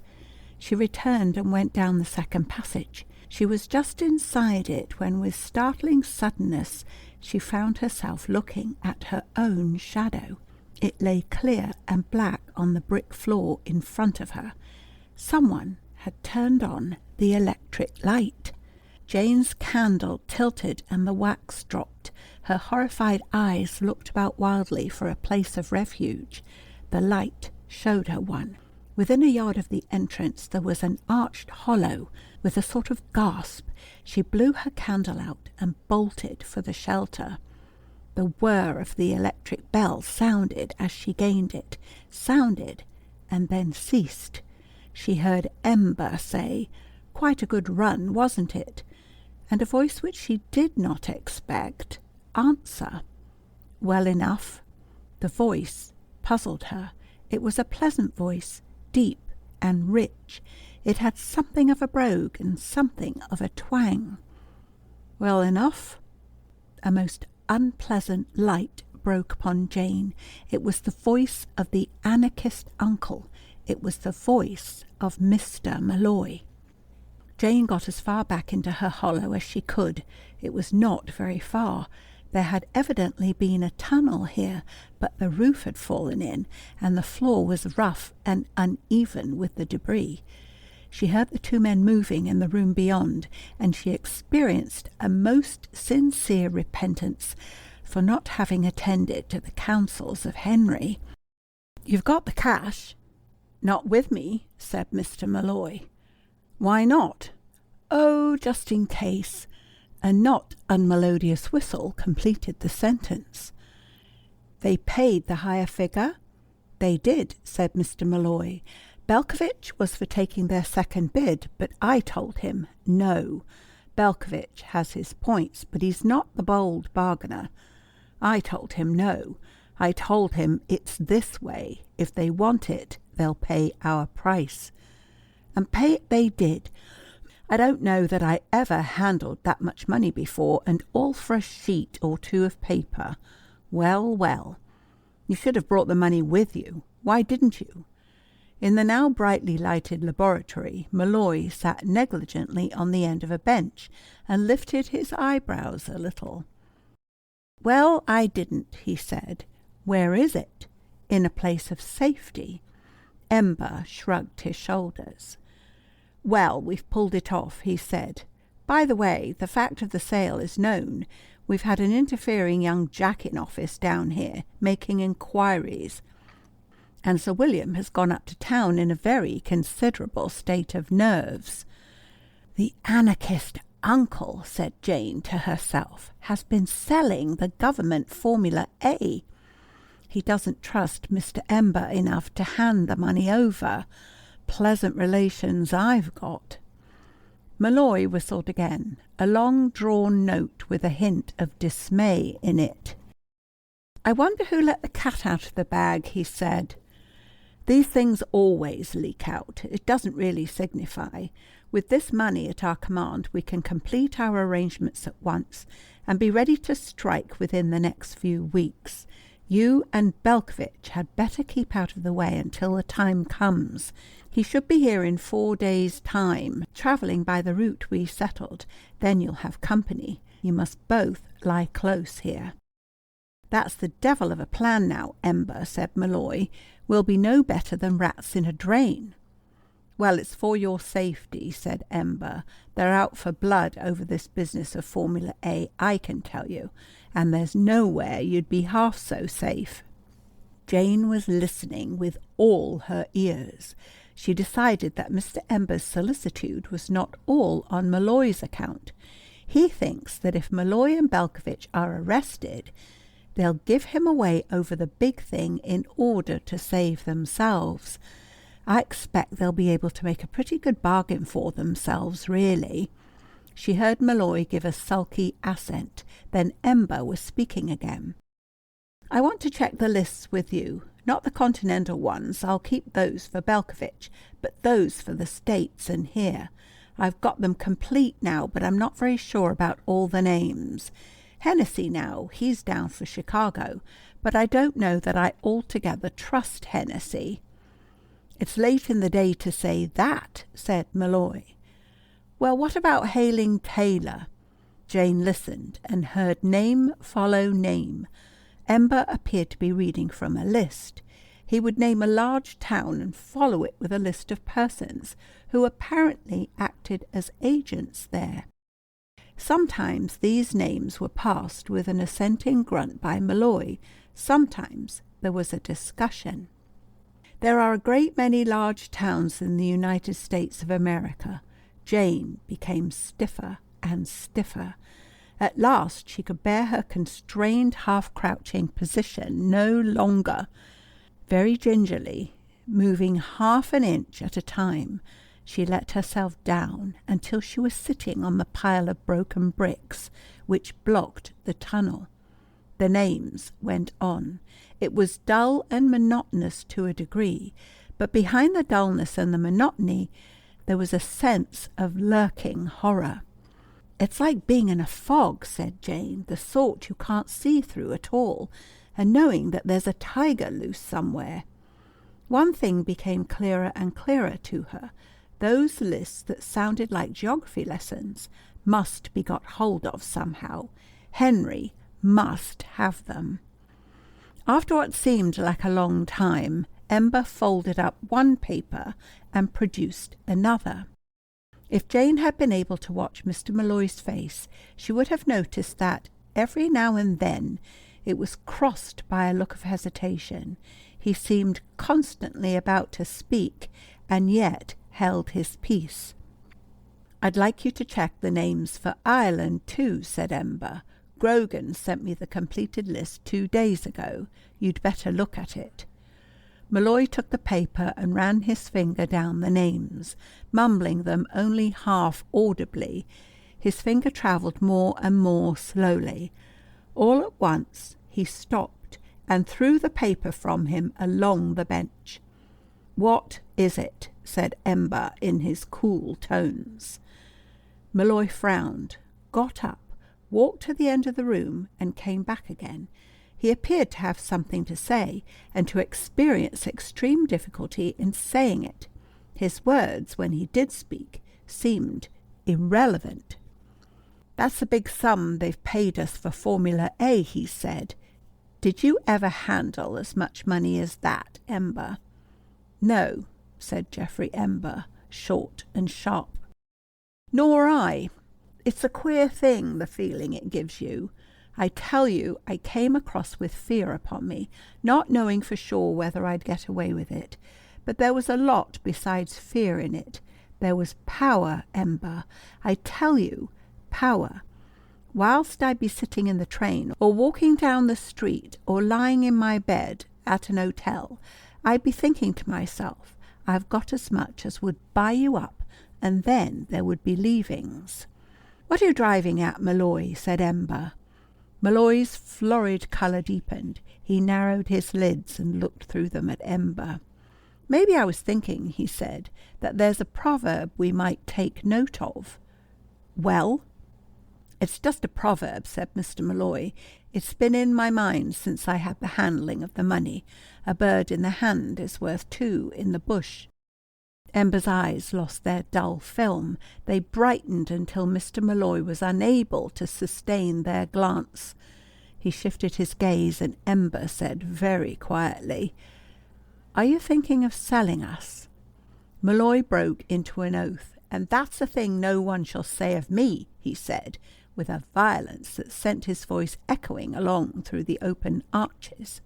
"Then may I ask what you meant?" "Why, just this." Malloy dropped to an ingratiating tone. "There's the money," Safe, certain, in our hands now. What's the need of all this? He came forward with 2 or 3 great strides, picked up the list from where he had thrown it, and beat with it upon his open hand. All this, he repeated, this and what it stands for. You may say there's no risk, but there's a big risk. It's a gamble, and what's the need to be gambling when we've got the money safe? In plain English, you want to back out at the last moment. I do not, and I defy you to say that I do. Then what's come to you? Here's the thing that's come to me. It came to me when I ran me eye down this list. See there, that'll tell you what has come to me. He thrust the list in front of Ember. It's Galway you've got set down there. Well, and what of it? Said Ember. What of it? Said Mr. Molloy. I was born in Galway, and the only sister I ever had is married there. 4 sons she has, decent young men by all the accounts I've had of them. If I hadn't been in Galway for 30 years, that's not to say that I've no feeling for me own flesh and blood.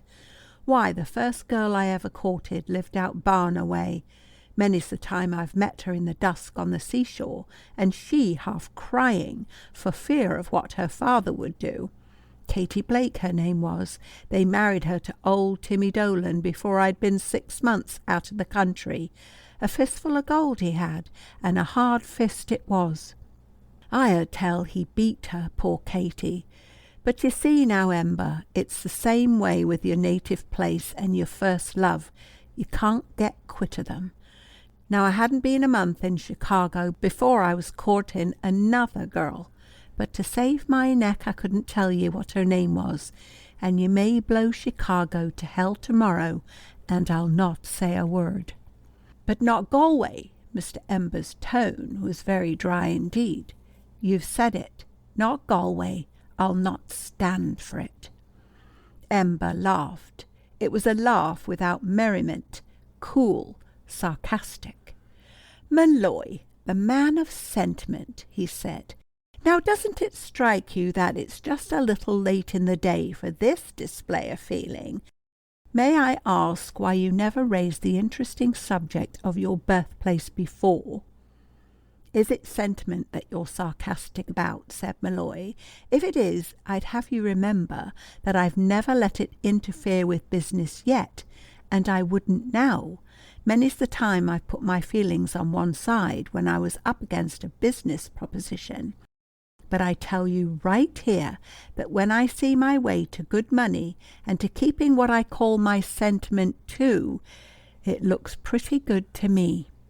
And I say to myself, what I say to you, what's the sense of going looking for trouble?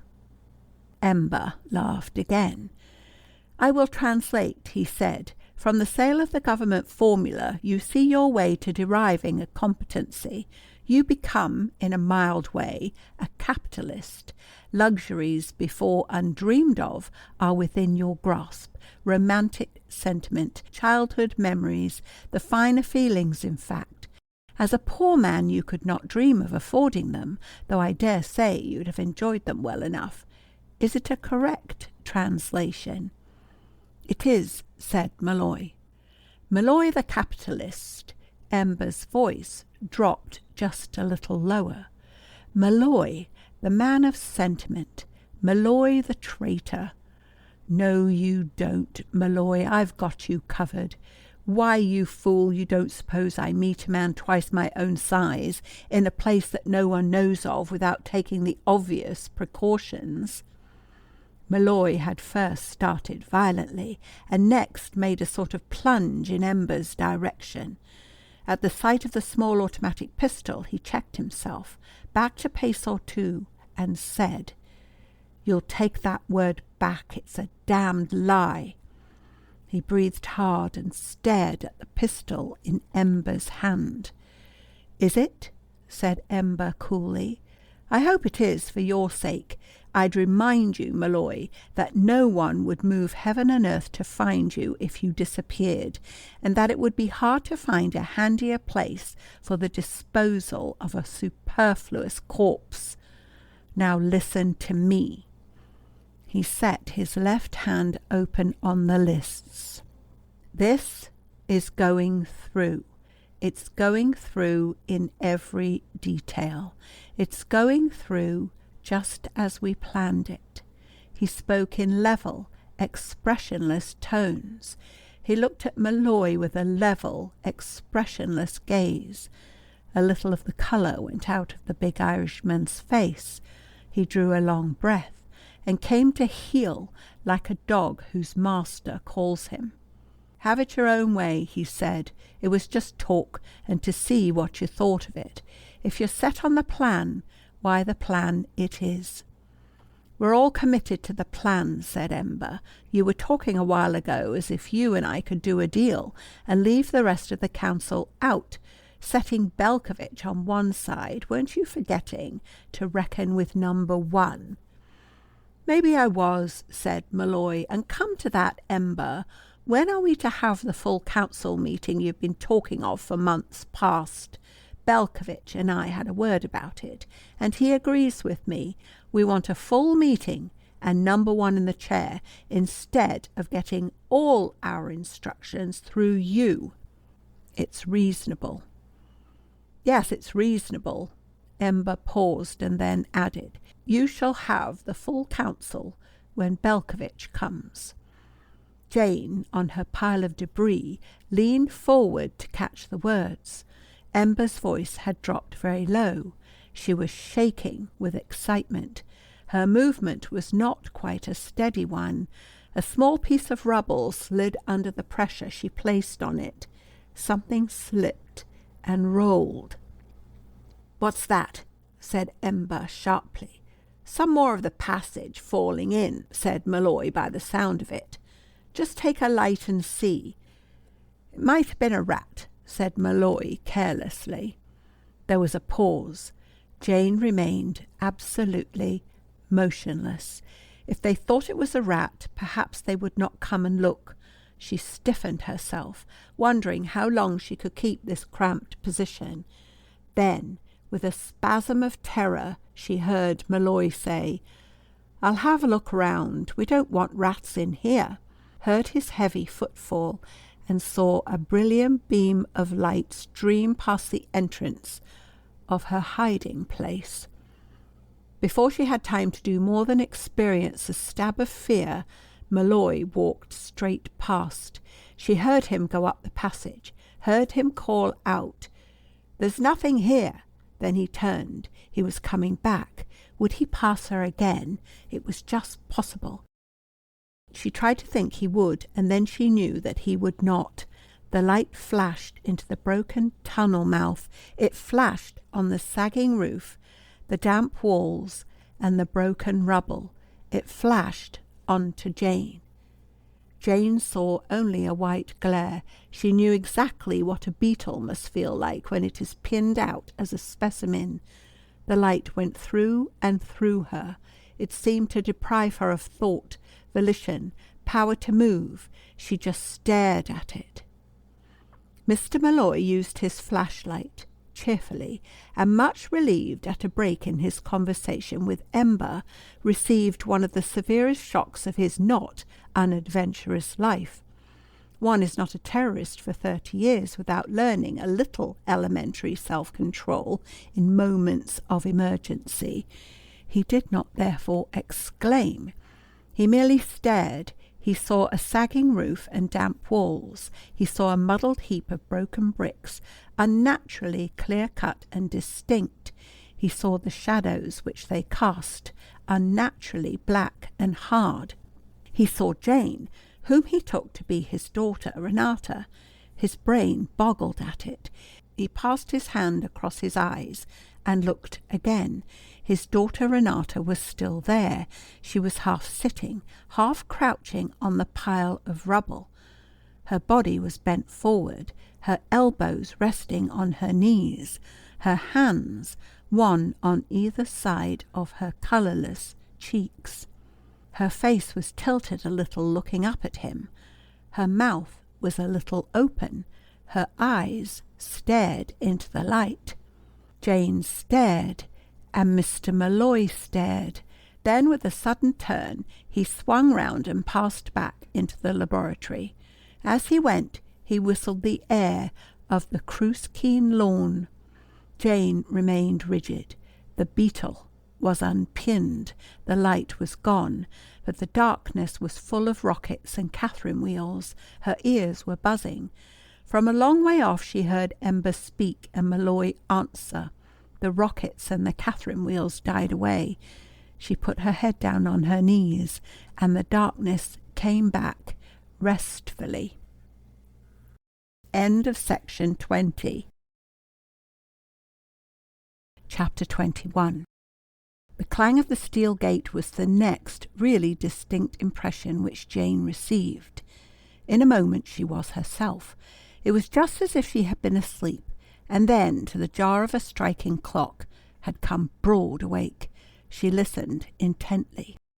That clang meant that the gate had been shut. One of the men had gone, probably Ember. One of them certainly remained, for she could see that the lights in the laboratory were still on. If it were Malloy, he would come and find her, but it was just possible that it was Geoffrey Ember who had remained behind, so she must keep absolutely still. She knew. At this moment, Jane felt that she had really had as much adventure as she wanted for one day. She thought meekly of Henry and soulfully of her tea. Blotson would be laying it in the library. There would be muffins. She was dreadfully thirsty. Jane could have found it in her heart to weep. The thought of the slowly congealing muffins unnerved her. She would almost have admitted that woman's place is in the home. There is no saying what depths she might not have arrived at, had the return of the anarchist uncle not distracted her thoughts. The heavy tread convinced her that it was not Mr. Ember, but she did not stir until he came round the corner and flashed the light upon her face. Jane blinked. "Holy Niagara," said Mr. Malloy. "It was the fright of my life you gave me." Jane scrambled to her feet. She was not quite sure what the situation demanded of her in the way of filial behaviour. Did one embrace one's anarchist parent, or did one just lean against the wall and look dazed? She thought the latter. Malloy turned the light away and then flashed it back again with great suddenness. Jane shut her eyes. Mr. Malloy pursed his lips and emitted a whistle which travelled rapidly up the chromatic scale and achieved a top note of piercing intensity. Without a word, he took Jane by the arm and brought her out of her hiding place into the lighted laboratory. He then pushed her a little away, took a good look at her, and repeated his former expletive. "Holy Niagara," he said, in low but heartfelt tones. Jane felt a little giddy, and she sat down on the bench. Her right hand went out, feeling for support, and touched a sheaf of papers. Through all the confusion of her thought, she recognized that these must be the lists from which Ember had been reading. "What is it?" she said faintly. Malloy put down his electric torch, came quite close to her, bent down with a hand on either knee until his face was on a level with hers, and said, in what he doubtless intended for a whisper, "And where is me daughter, Renata?" Jane leaned back so as to get as far away from the flushed face as possible. She opened her mouth without knowing what she was going to say, and quite suddenly she began to laugh. She leaned her head against the brick wall behind her, and the laughter shook her from head to foot. "Glory be to God! Is it a laughing matter?" said Mr. Malloy. "Wisht, I tell you, wisht, or you'll be having Ember back." He straightened himself and made a gesture in the direction of the roof. "It's crazy she is," he said. Jane put her hand to her throat, gasped for breath, and stopped laughing. "I'm sorry," she said. What did you say?" "I said, where is me daughter, "Renata," said Malloy in his deepest tones.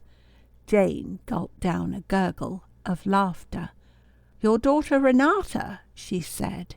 "Me daughter Renata," repeated Mr. Malloy sternly. "Where is she?" Jane felt herself steadying. "What makes you think that you're not my daughter? They say it's a wise child that knows its own father, but it's the damn fool father that wouldn't know his own daughter." "How do you know?" said Jane. Malloy laughed.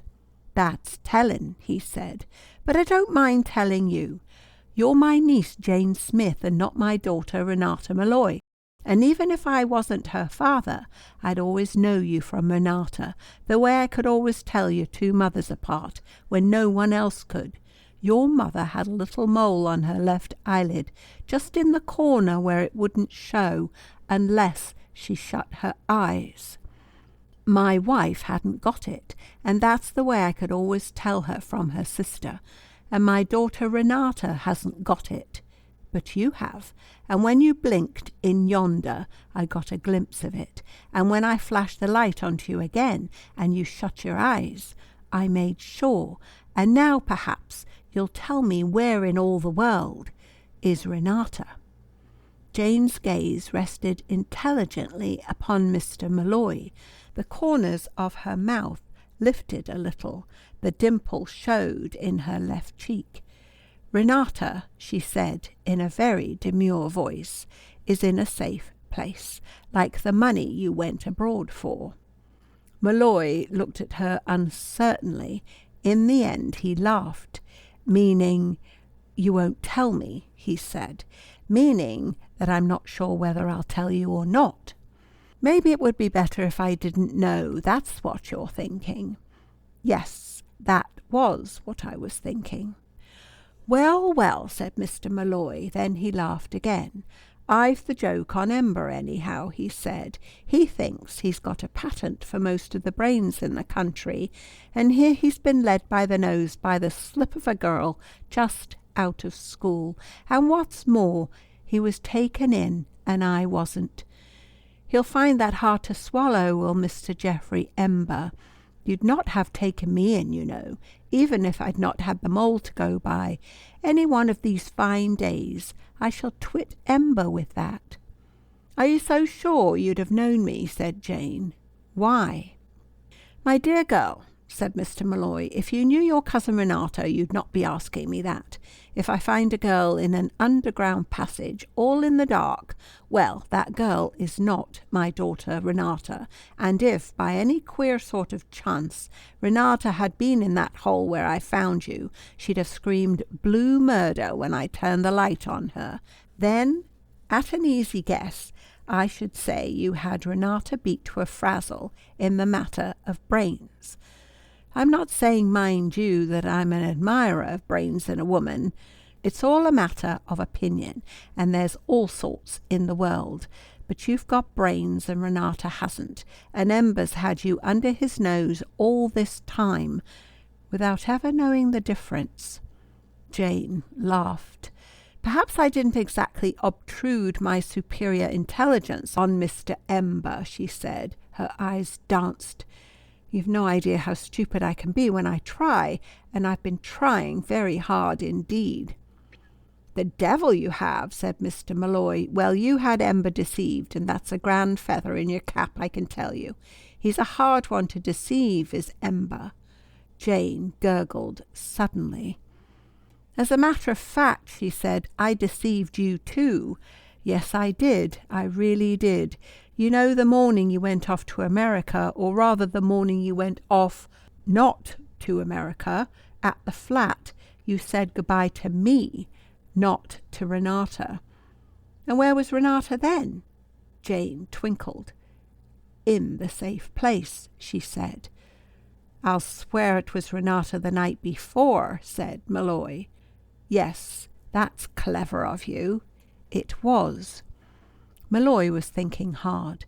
"And which of you was it the night when we thought the roof had fallen in and came into Renata's room to look out of the window? I'd my heart in my mouth, for I thought it was a bomb. Was it you or Renata sitting up in bed like a ghost?" "That was me," said Jane. "You couldn't have been nearly so frightened as I was." "Then you changed places between 8 and 11 that night?" "We changed places," said Jane, "just as you and Mr. Ember came home. I shut Renata's door just as you opened the door of the flat. I was in the hall when the lift stopped." "Then I think I know how you did it," said Malloy. He seemed interested. "But I'd like to know who put you up to it, and I'd like to know who gave the back entrance away, and I'd like to know how Renata, who hasn't the nerve of a mouse, got down that blamed fire escape alone." Jane dimpled again. "You do want to know a lot, don't you?" she said. There was a pause. Then Jane said, "And now, what happens next, please?" "That," said Malloy, "is just what I'm wondering." "I ought to be getting back, I think," said Jane. "Ah, ought you now?" said Mr. Malloy, thoughtfully. There was another pause. Jane thought she would leave Mr. Malloy to break it this time. She sat considering him. Her eyes dwelt upon him with a calm scrutiny which he found extremely embarrassing. The longer it continued, the more embarrassing he found it. In the end, he said, "You want me to let you go?" Jane nodded. "And not tell Ember?" Jane gave another nod, cool and brief. "Oh, the devil's in it," said Malloy with sudden violence. "You don't need the devil. You've got Mr. Ember," said Jane. "Ah, that's true enough, for it's the very devil and all he is. And if I let you go, I'll have him to reckon with some day. I'd rather face the day of judgment myself." "I tell you what I think," said Jane. "I think Mr. Ember is mad. That is to say, I think he is the sort of fanatic who sees what he wants and sets out to get it, without knowing half the difficulties and obstacles that block the way. When he doesn't begin to know them, he doesn't care. He just goes along blind. Where a reasonable man would alter his plan to suit the circumstances, this sort of fanatic just goes on because he's made his plan and will stick to it whatever happens. He isn't governed by reason at all. He doesn't care what risks he runs or what risks he makes other people run. He goes right on, whatever happens. If the next step is over a precipice, he'll take it. He must go on. Mr. Ember is like that. I think he is mad." Mr. Malloy stared hard at Jane, then he nodded slowly 3 times. "Now, you're not like that," said Jane. "You're reasonable. You don't want to run appalling risks when there's absolutely nothing to be gained by it. Of course, everyone's willing to run risks if it's worthwhile. I'm sure you are. I'm sure you've done awfully dangerous things." "I have," said Mr. Malloy with a simple pride. "There's no one that's done more for the cause or run greater risks. I could tell you things, but there, maybe I'd better not." Jane clasped her hands round her knees. She leaned back against the wall and regarded Mr. Malloy with what he took to be admiration. "Now do tell me," she said, "when you speak of the cause, what do you mean?"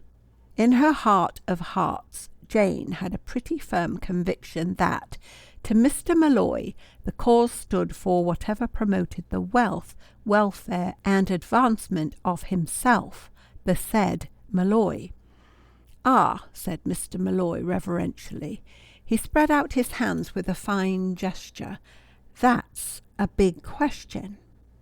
"Well, what I mean," said Jane, "is this. What do you really call yourself? You know, I always used to call you the anarchist uncle. But the other day someone said that there were no anarchists any more. So I wondered what you really were. Are you a socialist, or a communist, or a Bolshevist, or what?" A doubtful expression crossed Mr. Malloy's handsome face. "Well now," he said, "it would depend on the company I was in." Jane had a struggle with the dimple and subdued it. "You mean," she ventured, "that if you were with socialists you would be a socialist, and if you were with Bolshevists you would be a Bolshevist?" "Well, it would be something like that," admitted Mr. Malloy. "I see," said Jane. "And of course, whatever you were, you'd naturally want to be sure that it was going to be worth your while. I mean, you'd want to get something out of it." She waited a moment, and then went on with a complete change of voice and manner. "What are you going to get out of this?" She spoke with the utmost gravity. "If you don't know, I can tell you. Disaster. At best, a long term of imprisonment. At the worst, death. The sort of death one doesn't care about having in one's family. The question is it worth it? You're not in the least mad. You're not a fanatic either. You are a perfectly sane and reasonable person. And you know that what I'm saying is the sane and reasonable truth, isn't it?" "Faith, and wasn't I saying so to Ember myself," said Malloy, in gloomy agreement. "We've got money enough. We can live on it retired, so to speak. The life's all very well when you're young, but a man of my age isn't just so keen on taking chances as he was, and that's the truth. Then there's the old times come over him, and he thinks of the place where he was born, and he thinks maybe he'd like to see it again. Why, with the money I've got," said Mr. Malloy, "it's a fine house I could have in Galway, and a car, and a horse or two. That's what I'd like." Jane saw his face light up. "It's a fine town, Galway," he said, "and there are people I'd like to see there, and places too. The people would be changed, I'm thinking, but not the places. I'd like well enough to go up the river past Menlo again. It's the grand woods there are there, and then there's a place where you'd see nothing but reeds, and no way at all for a boat.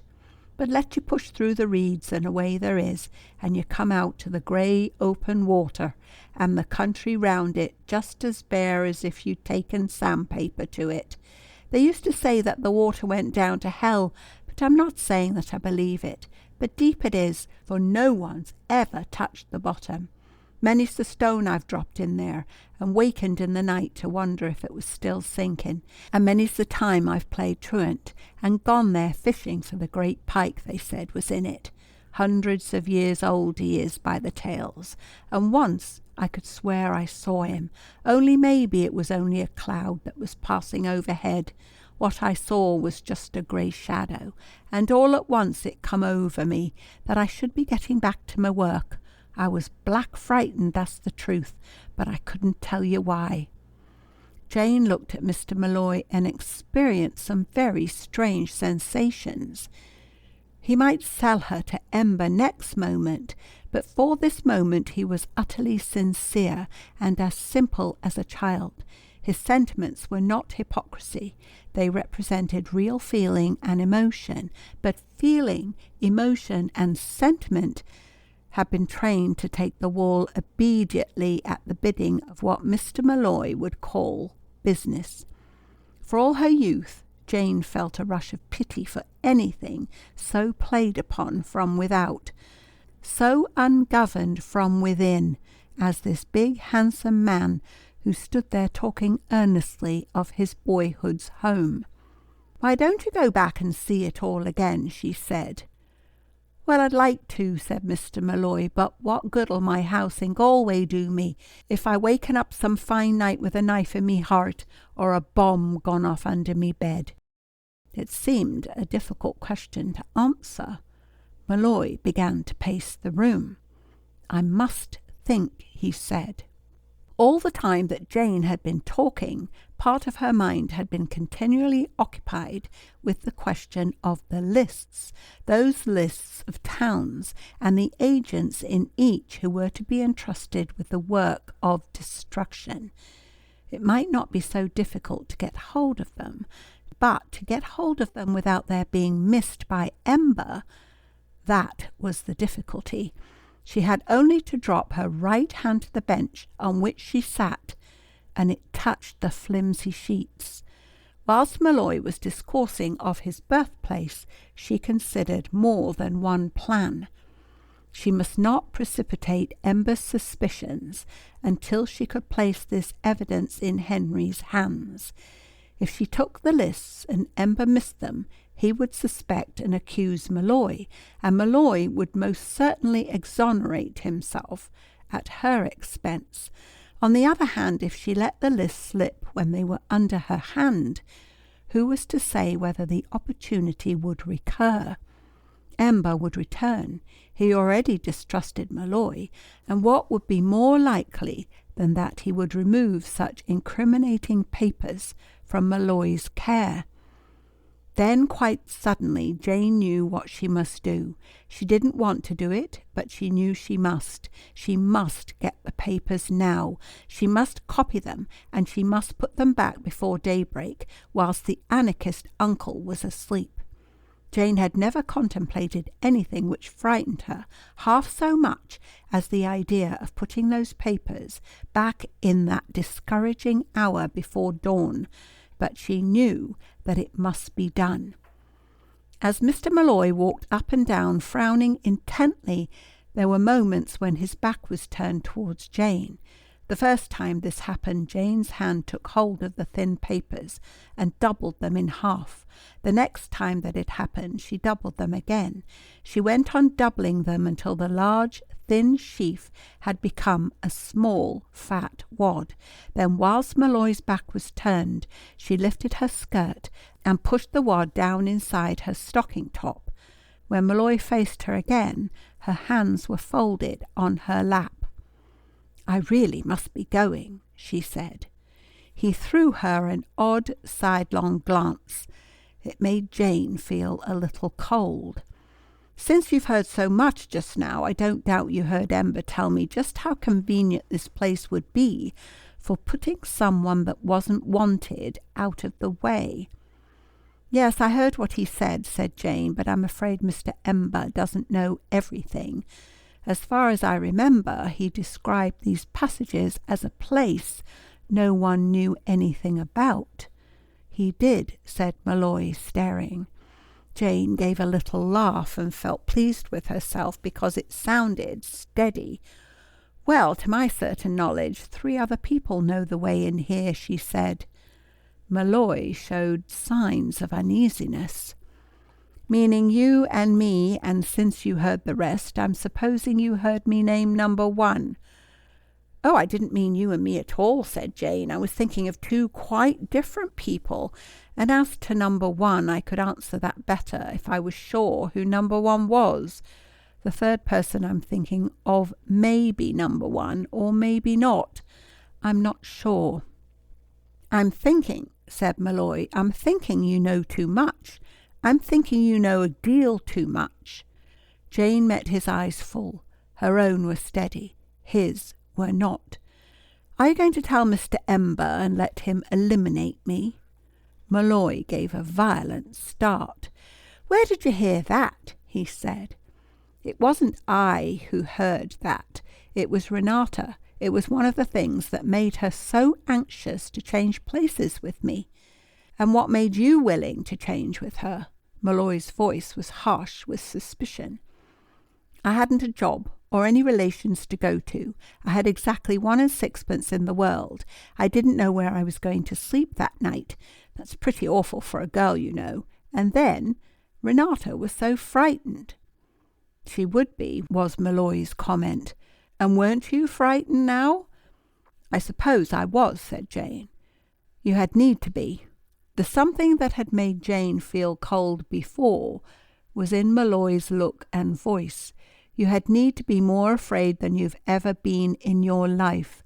Renata would have stayed quiet, but nothing would serve you but you must push and poke and pry.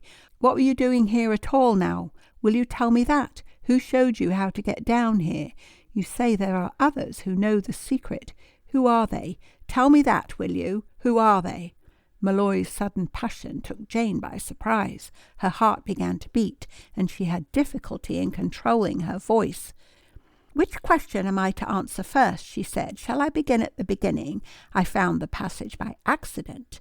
Malloy gave an impatient snort. "Yes, I did really. On my word of honour.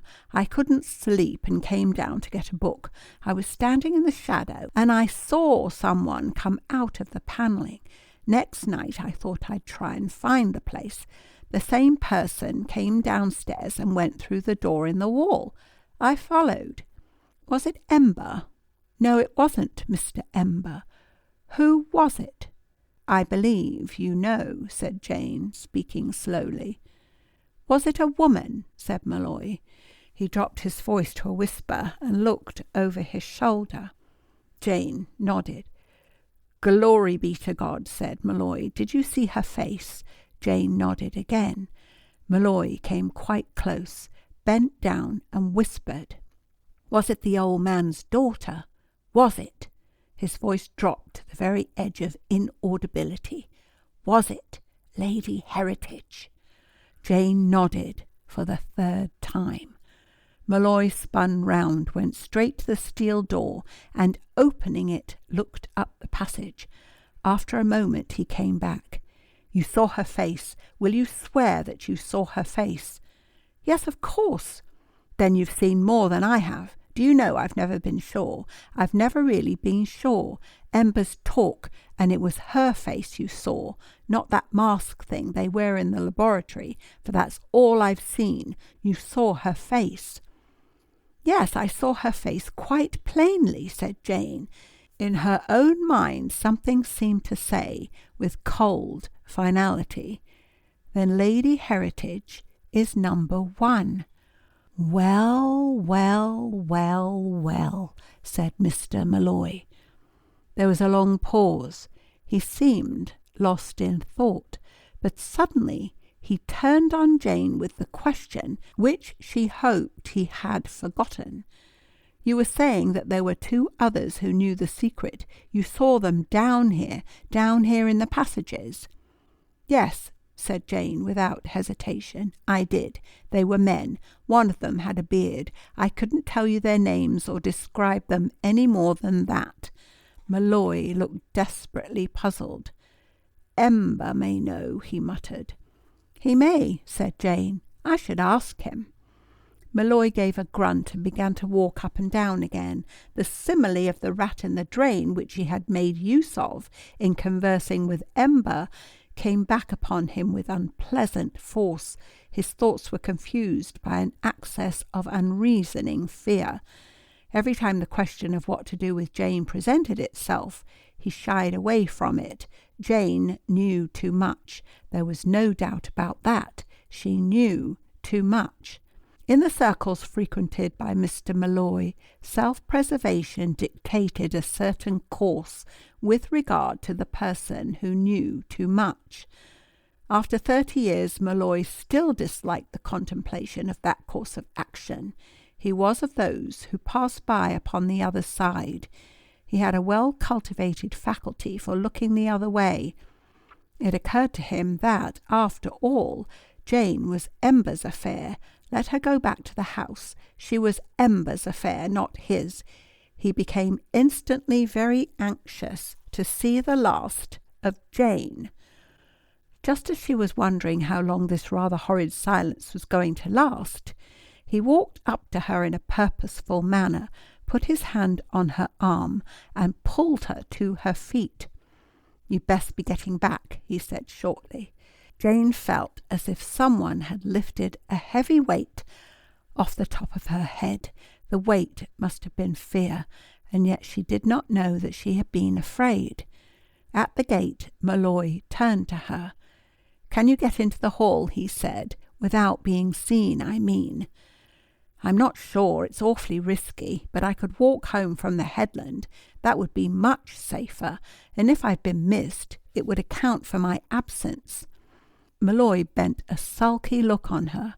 "The headland, you know that too," he said.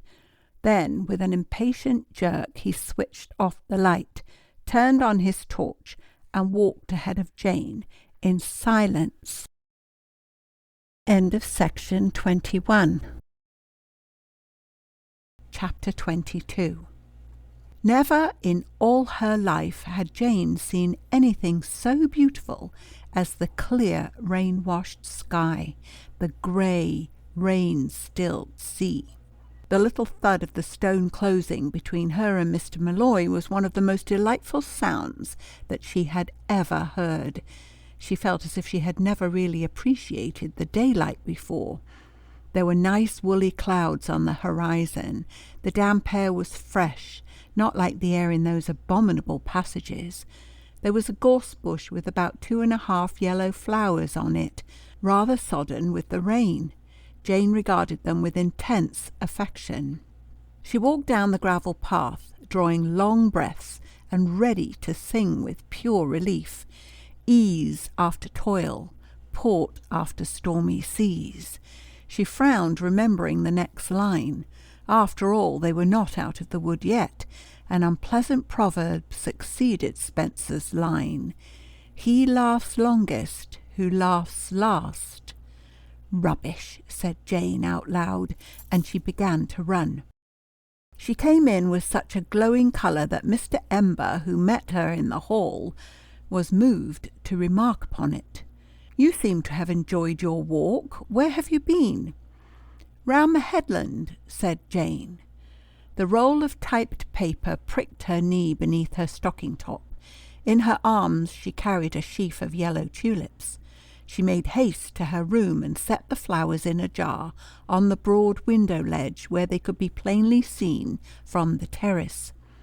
With all her heart she prayed that George Paterson, who was Anthony Luttrell, would see them. She did not know that George Paterson had ceased to exist, and that Anthony Luttrell, having taken the law into his own impatient hands, was on his way to London. There had been an encounter with Raymond in the laboratory, her hand for a moment on his arm, his muscles rigid under her touch.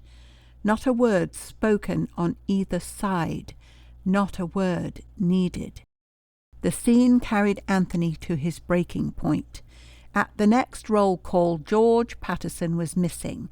Meanwhile, Raymond was behind a locked door, and Jane set yellow tulips on her window-sill. Having made her signal, Jane turned her mind to the lists. She was afraid to keep them on her, and she was afraid to hide them anywhere else.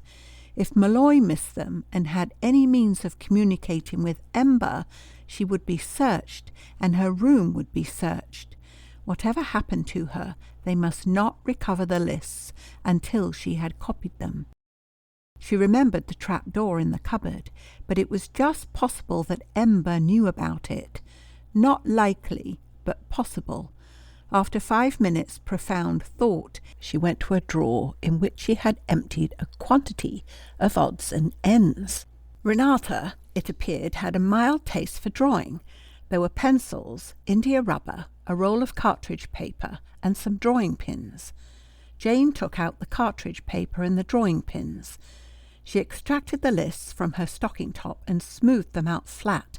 Then she opened the cupboard door, mounted on a chair drawn as close to the cupboard as possible, and pinned the lists onto the cupboard ceiling with a sheet of cartridge paper covering them. They just fitted in between 2 rows of hooks. Jane got down with a sigh of relief and unlocked her bedroom door. The evening passed like a dream. Lady Heritage did not appear at all, and Jane found a strange unreality in the situation, which kept her talking to Mr. Ember in set schoolgirl phrases, whilst he condescended to her with more than a hint of sarcasm. She was glad when she could take a book and read. It was 11 o'clock before she dared begin her night's work, but she came up to her room with her plan all ready. First, she took off her dress and put on a dressing gown, just in case anyone should come to the door. Then, having turned the key and switched off the light, she took a candle into the cupboard, set it on a shoebox, and took down the lists. She put a cushion on the floor, fetched Renata's fountain pen and some sheets of foolscap which she had taken from the library, and began her work of copying. With the cupboard door shut, there was no chance that anyone would see her candle. She wrote steadily, town after town, name after name, more towns, more names. As she finished each sheet, she checked it very carefully by its original.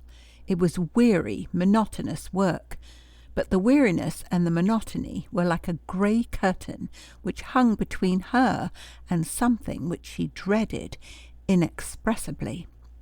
The idea of descending into the passage again, of creeping up to the laboratory in order to put back the lists before they were missed, filled her with shuddering repugnance. To allow her mind to dwell upon this idea was to become incapable of carrying it out. She therefore held her attention firmly to the endless names, and drove an industrious pen. She had to get up twice for more ink, each time as she stretched herself and walked the few paces to the table and back. The thought came to her like a cold breath. It's coming nearer. At last, in the dead stillness of the sleeping hours, the lists were finished. She pinned the copies onto the cupboard ceiling in the same way that she had pinned the originals, carefully covered with a piece of cartridge paper. Then she took the originals in her hand and faced the necessity for action. Her feet and hands were very cold. She felt as if it were days since she had had anything to eat. She wanted most dreadfully to go to bed and sleep. She wanted to have a good cry. What she had to do was to go down into slug and possibly rat-haunted passages and risk waking an anarchist uncle out of his beauty sleep. Jane gave herself a mental shake. "Don't be a rabbit, Jane Smith," she said. "It's got to be done. You know that just as well as I do. And if it's got to be done, you can do it. Get going at once." She got going. First she put the list back in her stocking top. Then she put on the old serge dress. Her fancy played hopefully with the thought that some day she would give herself the pleasure of burning that abominable garment. She extracted the maroon felt slippers from the paper parcel to which she had consigned them. They were still sopping. She put them on. They felt limp, damp, and discouraging, but they had the merit of making no noise. Then she took a good length of candle and a box of matches and opened her door. "Well, here she goes," said Jane, and stepped into pitch darkness. This time she shut the door behind her. As she took her hand off the handle, she felt as if she were letting go of her last hold on safety, an idiotic thought, as she instantly told herself.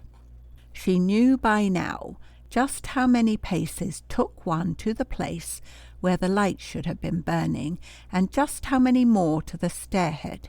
The rose window showed like a pattern painted on the dark. It gave no light, but it marked the position of the door.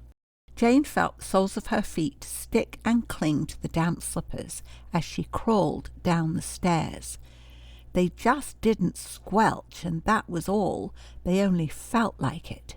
She hated moving the big chair in the dark, but it had to be done. Suppose she dropped it with a crash. Suppose she pulled Willoughby Luttrell's picture down when she was feeling for the catch. Suppose a mouse ran over her foot.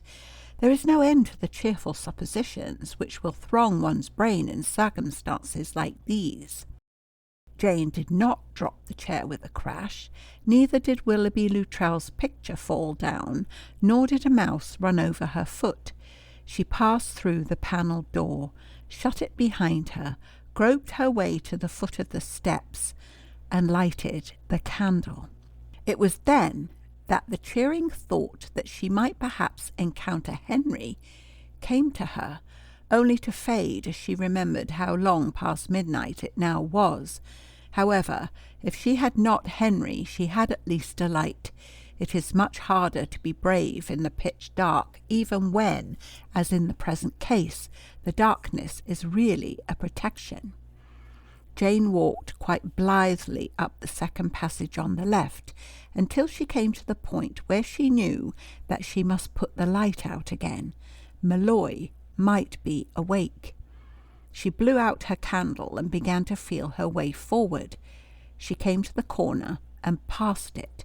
Moving very slowly and cautiously, she crept up to the steel gate and stood with her fingertips on it, listening and thinking hard. She could feel that the door was ajar. That struck her as strange, very strange. If there ever was a man badly scared, Malloy was that man when she had said that the secret of the passages was not confined to himself and Ember. Yet he had gone to sleep, leaving the gate ajar. Had he? Jane's mind gave her a clear and definite answer. Jane's mind gave her a clear and definite answer. He hadn't. He wouldn't. She had been so sure that the gate would be shut, so ready with her plan. She was going to unfold the papers, push them between the bars, and jerk them as far across the room as possible. Malloy might think they had fallen from the bench, or, if he had his doubts, might well wish to avoid letting Ember know that Jane had been in the laboratory. All this she had so present in her thought that to feel the gate give to her hand staggered her and set her shaking. She quieted herself and listened intently. Not a sound. She did not somehow fancy that Malloy would be a quiet sleeper. She had anticipated snores of a certain rich bass quality. Here was silence in which one might have heard an infant draw its breath, a silence undisturbed, inviolate. It was not only the silence which spoke to Jane, that odd, dim, only half-understood sense which some people possess, clamoured to her that the place was empty. As she stood there, and the seconds dragged into minutes, this sense became so insistent that she found herself resolving to act in obedience to its dictates.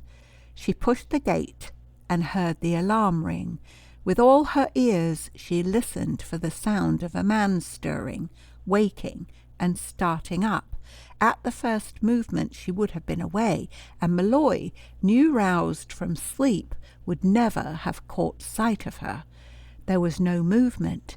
The bell went on ringing, a little continuous trickle of metallic sound, not loud, but as confusing as the buzzing of a mosquito. Jane switched on the light, slipped round the gate and closed it. The bell stopped ringing. The jarred silence settled slowly, as dust settles when it has been stirred. There was no one there. The unshaded light showed every corner of the chamber. Malloy's bag was gone. Like a flick in the face came certainty. He's gone. Malloy's gone too. Slowly, almost mechanically, Jane extracted the rolled-up lists from her stocking. She was still holding the unlighted candle in her left hand. The lists bothered her. She moved towards the bench to put them down, but first she laid the candle carefully on its side so as not to stub the wick, and sitting down, began to smooth the papers out upon her knee. It was whilst she was doing this that she saw the note. It lay on the end of the bench, propped up against a book. It was addressed to Geoffrey Ember, Esquire. The capital E's were magnificent flourishes. An underlining like an ornamental scroll supported the superscription. Jane, like other well-brought-up people, was not in the habit of opening letters not addressed to herself. It may be said, however, that no solitary scruple so much as raised its head. On this occasion she tore open the tough linen envelope and unfolded a lordly sheet. Malloy wrote a good, bold hand, and legible withal. Every word stood clear. "My dear Ember, I'm off. The place is getting altogether too crowded. I've seen Renata, and she tells me that there are 2 men use the passages. One has a beard, but she couldn't tell me their names or describe them further. She knows all about the passages herself. She confessed to having found them through following number 1. She has also seen you come in and go out. I don't think this place is very healthy, so I'm making my getaway whilst I can. Drop the whole thing and get out as quick as what I advise. I'm staunch, and you'll find. Why did you take the lists after saying you'd leave them for me to look through? I'll not work with a man who doesn't trust me. You can write me at the old place." The letter was signed with a large Roman 3.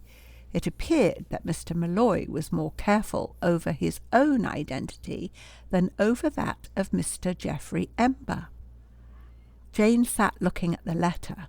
It made her feel rather sick. If she had not come down, if she had shirked putting the papers back, if the letter addressed to Geoffrey Ember, Esquire, had reached Geoffrey Ember's hands, well, it was a good enough death warrant, and Molloy must have known that very well when he wrote it. "It's exactly like a moral tract," said Jane. "I hated coming back, and I did it from a sense of duty, and this is the reward of virtue." She put the reward of virtue down rather gingerly on the bench beside her. She felt about touching it, rather as she had felt when she touched the slug. She wanted to wash her hands. An odd creature, Molloy. He had given her away exactly and completely. Yet he had left her any small shred of protection which she might be supposed to derive from passing as his daughter. Jane turned her thoughts from Molloy to the more pressing consideration of her own immediate course of action. Ember would come in the morning and would find Molloy gone, and no word to say where he had gone or why. The idea of following in Molloy's footsteps presented itself vividly before Jane's imagination. Why should she stay any longer at Luttrell Marches? The idea of getting away set her heart dancing.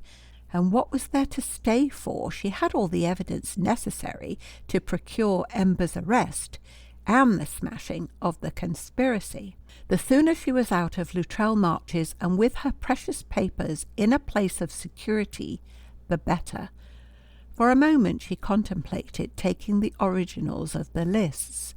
Ember would naturally conclude that it was Molloy who had gone off with them, but on second thoughts she decided that it would be in the highest degree unwise to put Ember on his guard. His distrust of Molloy might be so great as to induce flight. She decided to leave the originals and to take the copies, but she had left the copies in her room, pinned to the cupboard ceiling. Go back for them she could not, even if she could have forced herself to the effort. The risk was too great. They must stay where they were while she found Henry. The sooner she got off, the better.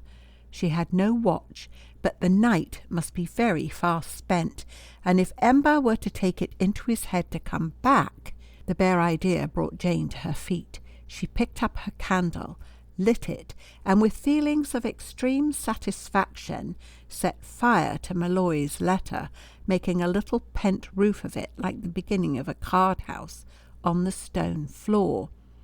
She had often admired the way in which masses of compromising documents are consumed in an instant by the hero or heroine of the adventure novel. She used 4 matches before she considered that this particular letter was really harmless. The envelope took 2 more. Then she collected the ash very carefully, crumbled it up well, and scattered it amongst the rubble in the broken-down passage where Molloy had found her. Then, having taken a good look round to make sure that nothing compromising remained, she picked up her candle and passed through the gate, leaving the laboratory in darkness behind her. When she came to the turn, she hesitated, and finally went straight on, following the passage which she had not yet explored, down which Molloy and Ember had come the day before. She was almost sure that it would lead back into the main corridor, just short of the headland exit, but she had not gone more than a yard or 2 along it, when she heard something that brought her heart into her mouth. Almost as the sound reached her, she had blown her candle out and was pinching the glow from the wick. For a moment the darkness was full of phantom, tongue-shaped flames. Then she stopped seeing them and saw instead a faint glow coming from the direction in which she herself had come on her way to the laboratory. Somebody was coming along the passage. If she had gone back by the same way that she had come, she would have met this somebody. As it was, she might escape notice. If the person were going to the laboratory, he would have to take a sharp turn to the left, a right-angled turn. The passage in which she was ran off at an acute angle, and the person approaching would have his back to her as he passed. The glow became a beam. Next moment, Ember passed without turning his head. Jane saw the back of his shoulder, dark against the light from his torch, and caught a fleeting glimpse of his profile, just enough for recognition and no more. Indeed, it was the fur coat that she recognized as much as the man. She stood quite still whilst he switched on the electric light and passed into the laboratory. Then she turned and walked away as quickly as she dared, feeling her way by the wall, till a turn in the passage gave her enough courage to light her candle. She put the spent match in her pocket, looked ahead, and drew a sharp, almost agonized breath. About 2 feet from where she stood, and exactly in her path, was the black mouth of an uncovered well. Jane looked at it, and quite suddenly, she had no idea how, found herself sitting on the floor with hot wax running down her hand from the guttering candle. It seemed to be quite a little time before she could make sure of walking steadily enough to skirt the well. She went by it at last with averted head and fingers that, regardless of slime, clung to the wall. As she had expected, the passage ran suddenly into the main corridor. She passed the headland exit and once more was on unknown ground. The passage swung round to the right and began to slope downhill. Jane held her candle high and looked at every step, but there were no more traps. She quickened her pace almost to a run, as the dreadful thought came to her that Ember might follow Malloy. The passage sloped more and more. Finally there were steps, smooth, worn and damp, that went down and down and down. At the bottom of the steps, a yard or two of peculiarly slimy passage, and then a blank stone wall. Obviously, Jane had arrived. She looked at the stone wall, and the stone wall presented a front of uncompromising blankness. She looked up, and she looked down. She looked to the left, and she looked to the right. She gazed at the ceiling, and she gazed at the floor. Nowhere was there any sign of a catch, a knob, a spring, or a lever. There must be one, but where was it? She tapped the wall and stamped on the floor, but with no result. The door in the panelling opened from inside with an ordinary handle. She had not been close enough to Lady Heritage to see what she did to pivot the stone behind the bench on the headland. In any case, this exit might have been quite differently planned. A most dreadful sense of discouragement came over her. To have got so far, to have been, as it were, halfway to safety and Henry, and to have to turn back again. Then, for the first time, it occurred to her that, even if she had got out and got away, she had no money and no hat. She looked down at the maroon slippers and pictured herself descending ticketless upon a London platform in bedroom slippers whose original colour was almost obscured by green slime. Jane wanted to laugh and she wanted to cry. She did not know which she wanted most. But presently she found that the tears were running down her face. She kept winking them away, because it is not at all easy to climb slippery stone steps by the light of a guttering candle if your eyes keep filling with tears. The tears magnified the candle flame, and sometimes made it look like 2 or 3 little flames, which was dreadfully confusing. Jane stood still, wiped her eyes with determined energy, and then climbed up more steps and back along the way that she had come. At the headland exit she stood still, taking breath and thought. Nothing would induce her to pass that well again.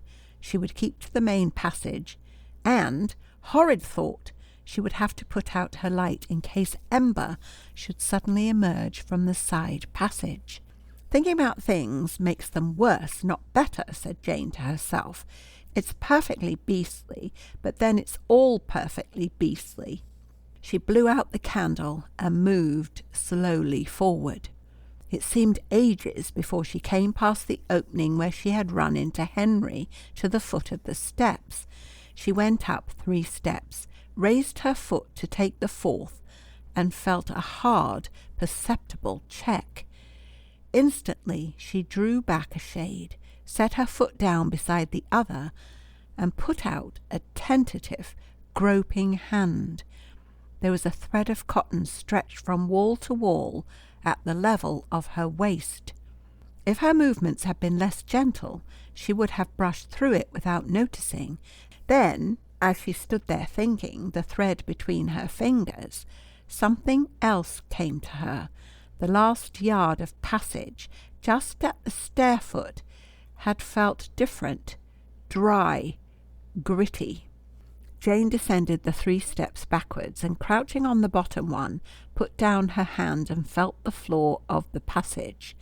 There was sand on it, dry sand which had not been there when she came down, and in the dry sand her footprints would be clearly marked.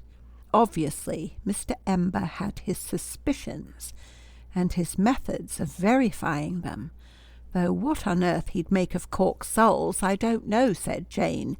She decided not to worry him with this problem. It was horribly dangerous, but she must have a light. She set her candle end on the step above her and struck a match. It made a noise like a squib and went out. She struck another and got the candle lighted. The sand was yellow sand off the beach, but nice and dry. 2.5 of her footprints showed plainly on its smooth surface. Jane leaned forward and smoothed them out. Then she blew out her candle and felt safer. Feeling for the thread of cotton, she crawled beneath it, then very, very slowly up the rest of the steps, her hand before her all the way, till she came to the door in the panelling. She opened it and slipped through into the hall. The grey, uncertain light was filtering into it. Everything looked strange and cold. Jane closed the door, and never knew that a loose strand of cotton had fallen as she passed. Neither did she know that at that very moment Geoffrey Ember was standing by the open well mouth, the ray from his powerful electric torch focused upon a little patch of candle grease. End of section 22. Chapter 23. Anthony Luttrell caught a slow local train at Withstead, the sort of train that serves little country places all over England. It dawdles slowly from station to station, sometimes taking what appeared to be an unnecessary rest at a signal box as well. It finally reached Maxton 10 minutes late, thereby missing the London express and leaving Anthony Luttrell with a 2 hours wait. Waiting just at present was about as congenial an occupation as being racked. He walked up and down with a dragging, restless step, and tried unsuccessfully to shut off his torturing thoughts behind a safety curtain. The time dragged intolerably. Presently he left the platform and went up onto the bridge, which ran from one side of the station to the other. Here he began his pacing again, stopping every now and then to watch a train come in or a train go out. From the bridge one could see all the platforms. When an express rushed through, the whole structure shook and clouds of white steam blotted out everything.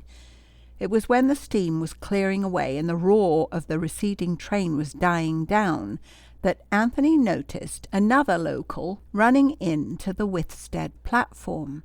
He bent over the rail and watched the passengers get out, just a handful. There was a young woman with 2 children, 2 farmers, 3 or 4 nondescript women, and a big man with a suitcase. Anthony looked at the big man and went on looking at him.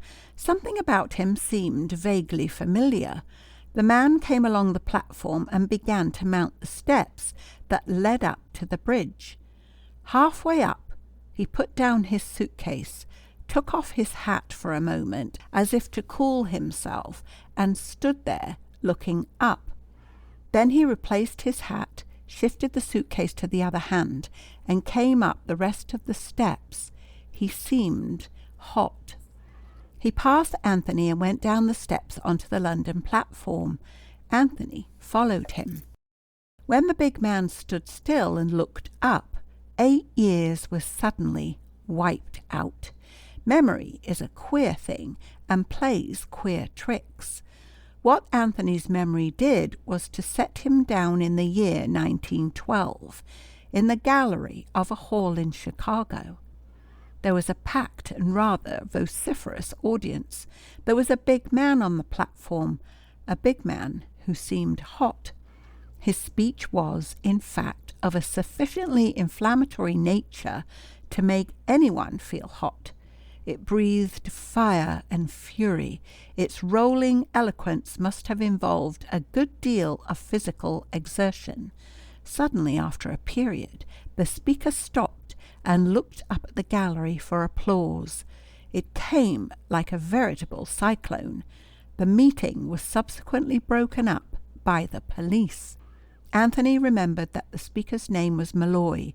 If Mr. Malloy had come from Withstead, it occurred to Anthony that his destination would probably be of interest. The London train was due in 10 minutes. When it came in, Malloy got into a 3rd-class carriage, and Anthony followed his example. It was at 7:30 on Sunday morning that Mrs. March's cook, who was sweeping the hall, was given what she afterwards described as a turn by the arrival of an odd-looking man who would give no name and insisted on seeing her master. Awful he looked with that horrid scar in his hair that wild, and not giving me a chance to shut the door in his face, for he pushes in the moment I got it open. That's what gives me the worst turn of all, and walks into the dining room as bold as brass and says, "I want to see Captain March and be quick, please." When Henry came into the dining room, he shut the door behind him very quickly and looked as if he also had had a turn. "Good Lord, Tony, what's happened?" he said. "Nothing," said Anthony with nonchalance. "Then in heaven's name, why are you here?" "I'm through, that's all. You can't say I didn't give notice." "It's not a question of what I say, it's what Piggy'll say." "Oh, I've got a sop for Piggy. I've been doing the faithful sleuth. I've trailed a man from Withstead to a highly genteel boarding house in South Kensington, and as I last saw the gentleman addressing an IWW meeting in Chicago, I imagine Piggy might be interested." "Who was it?" said Henry quickly. "Malloy." "You're sure?" "Absolutely." "Good man, you're in luck. Malloy, under the interesting alias of Bernier, has just been selling the government Formula A. He was trailed over here with the swag and then lost sight of. For a dead cert, he's been to Luttrell Marches by the back way and seen Ember." Anthony turned away. "There's the devil to pay down there," he said. No, the girl's all right. This is something I ought to have told you when you were down. I ought to have told you the whole thing. I couldn't bring myself to." "Sit down, Tony. What is it?" "No, I can't sit." He walked to the window and stood there, looking out. His hands made restless movements. He spoke, keeping his back to Henry. "You didn't go through all the passages." "No, I was going to tonight. I ought to have told you. The big place under the terrace, you know they've turned it into a laboratory. Malloy may have been working there for all I know. He had the name of an expert chemist." "Yes, go on." "You'd have found it yourself tonight, but I couldn't let you go blundering in unwarned. Ember might be there. Anyone might be there. It's damnable, Henry, but I believe she's up to her neck in it." Henry was silent. There seemed to be nothing to say. He also believed that Raymond Heritage was up to her neck in whatever secret enterprise was being developed at Luttrell Marches. He remembered the passion in her voice when she said, "I should like to smash it all," and he remembered how she had sung, "Would we not shatter it to bits and then remould it nearer to the heart's desire?" Whatever the thing was, he believed she was in it up to her neck. So he was silent, and Anthony was grateful for his silence. The silence was broken by a tapping and a rustling and the turning of a handle. The door opened very abruptly, and Mrs. de Luttrell March made a precipitous entrance. She wore a pink silk negligee and a boudoir cap embroidered in forget-me-nots, also an expression of extreme terror, the cook's description of their early visitor having prepared her to find Henry's corpse stretched upon the hearthrug.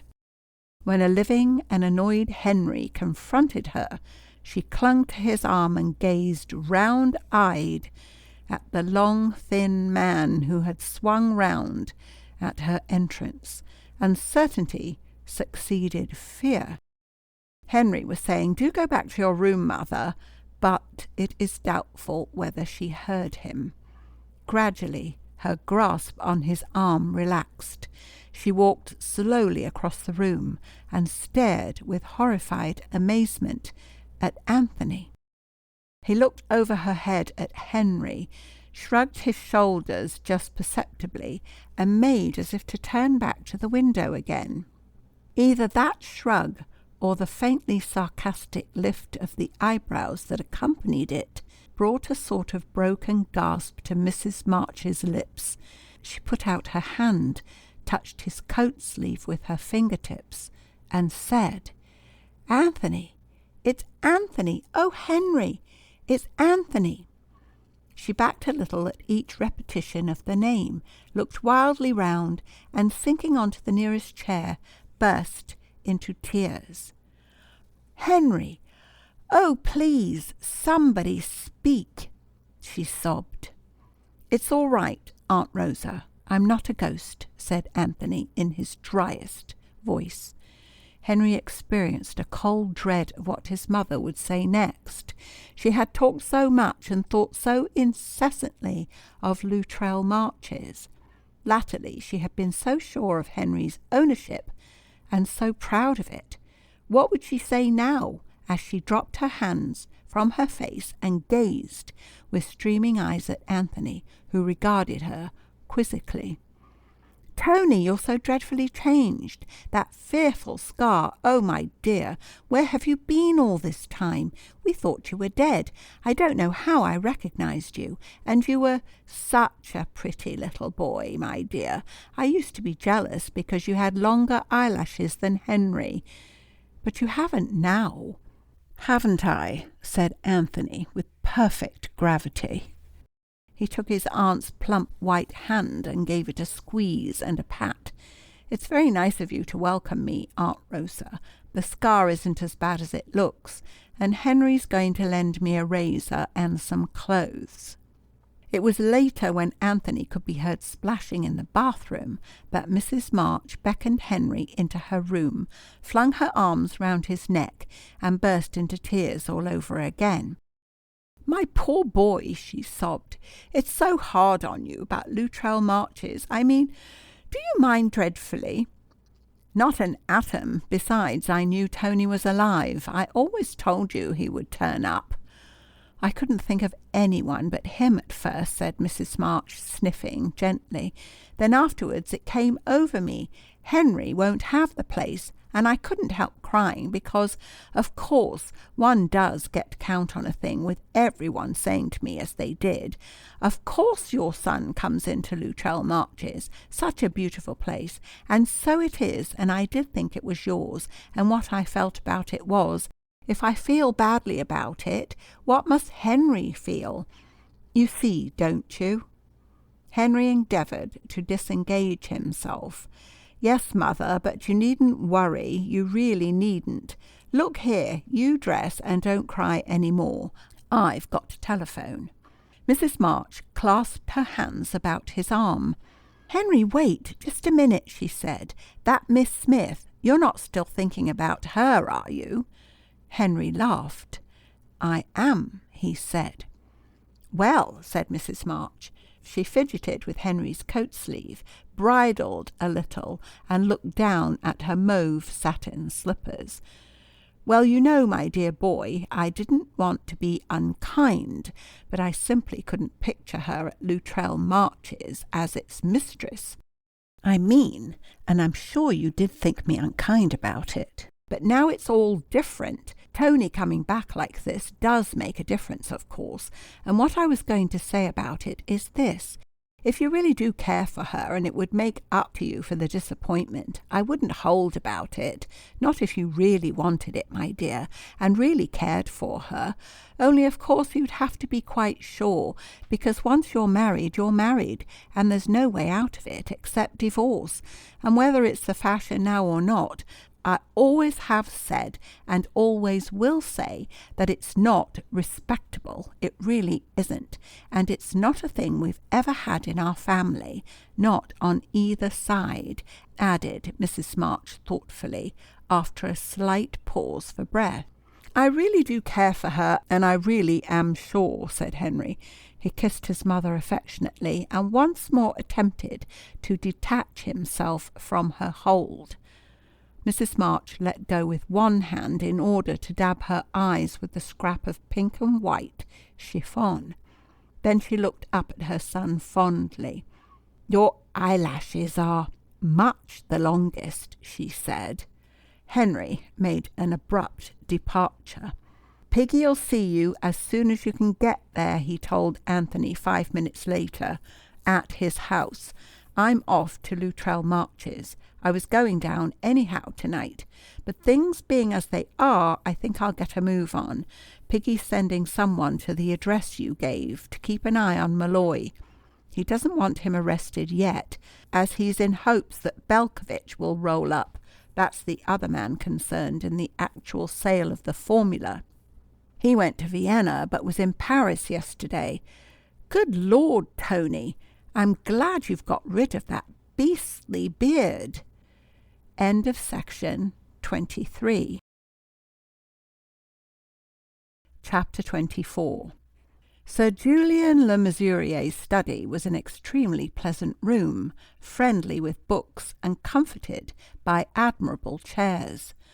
A Sabbath peace reigned outside in the deserted street. Within there was no peace at all. A crocodile hunt was in progress.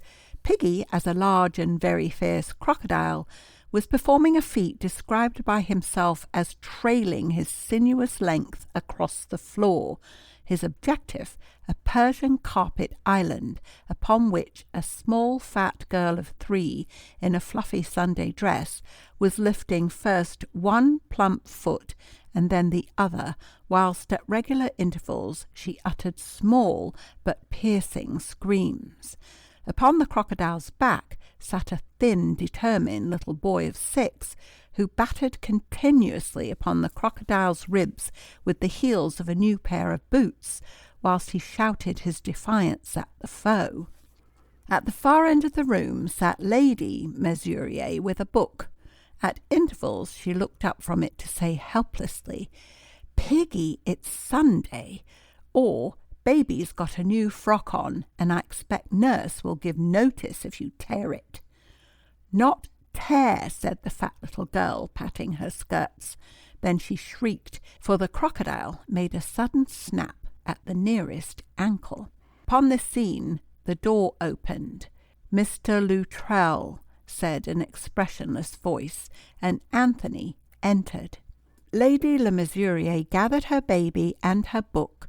The crocodile unseated the small boy and arose, dusting its trousers. A well-trained family vanished, and Sir Julian shook hands and waved his visitor to a chair. "Come up to report," said Piggy.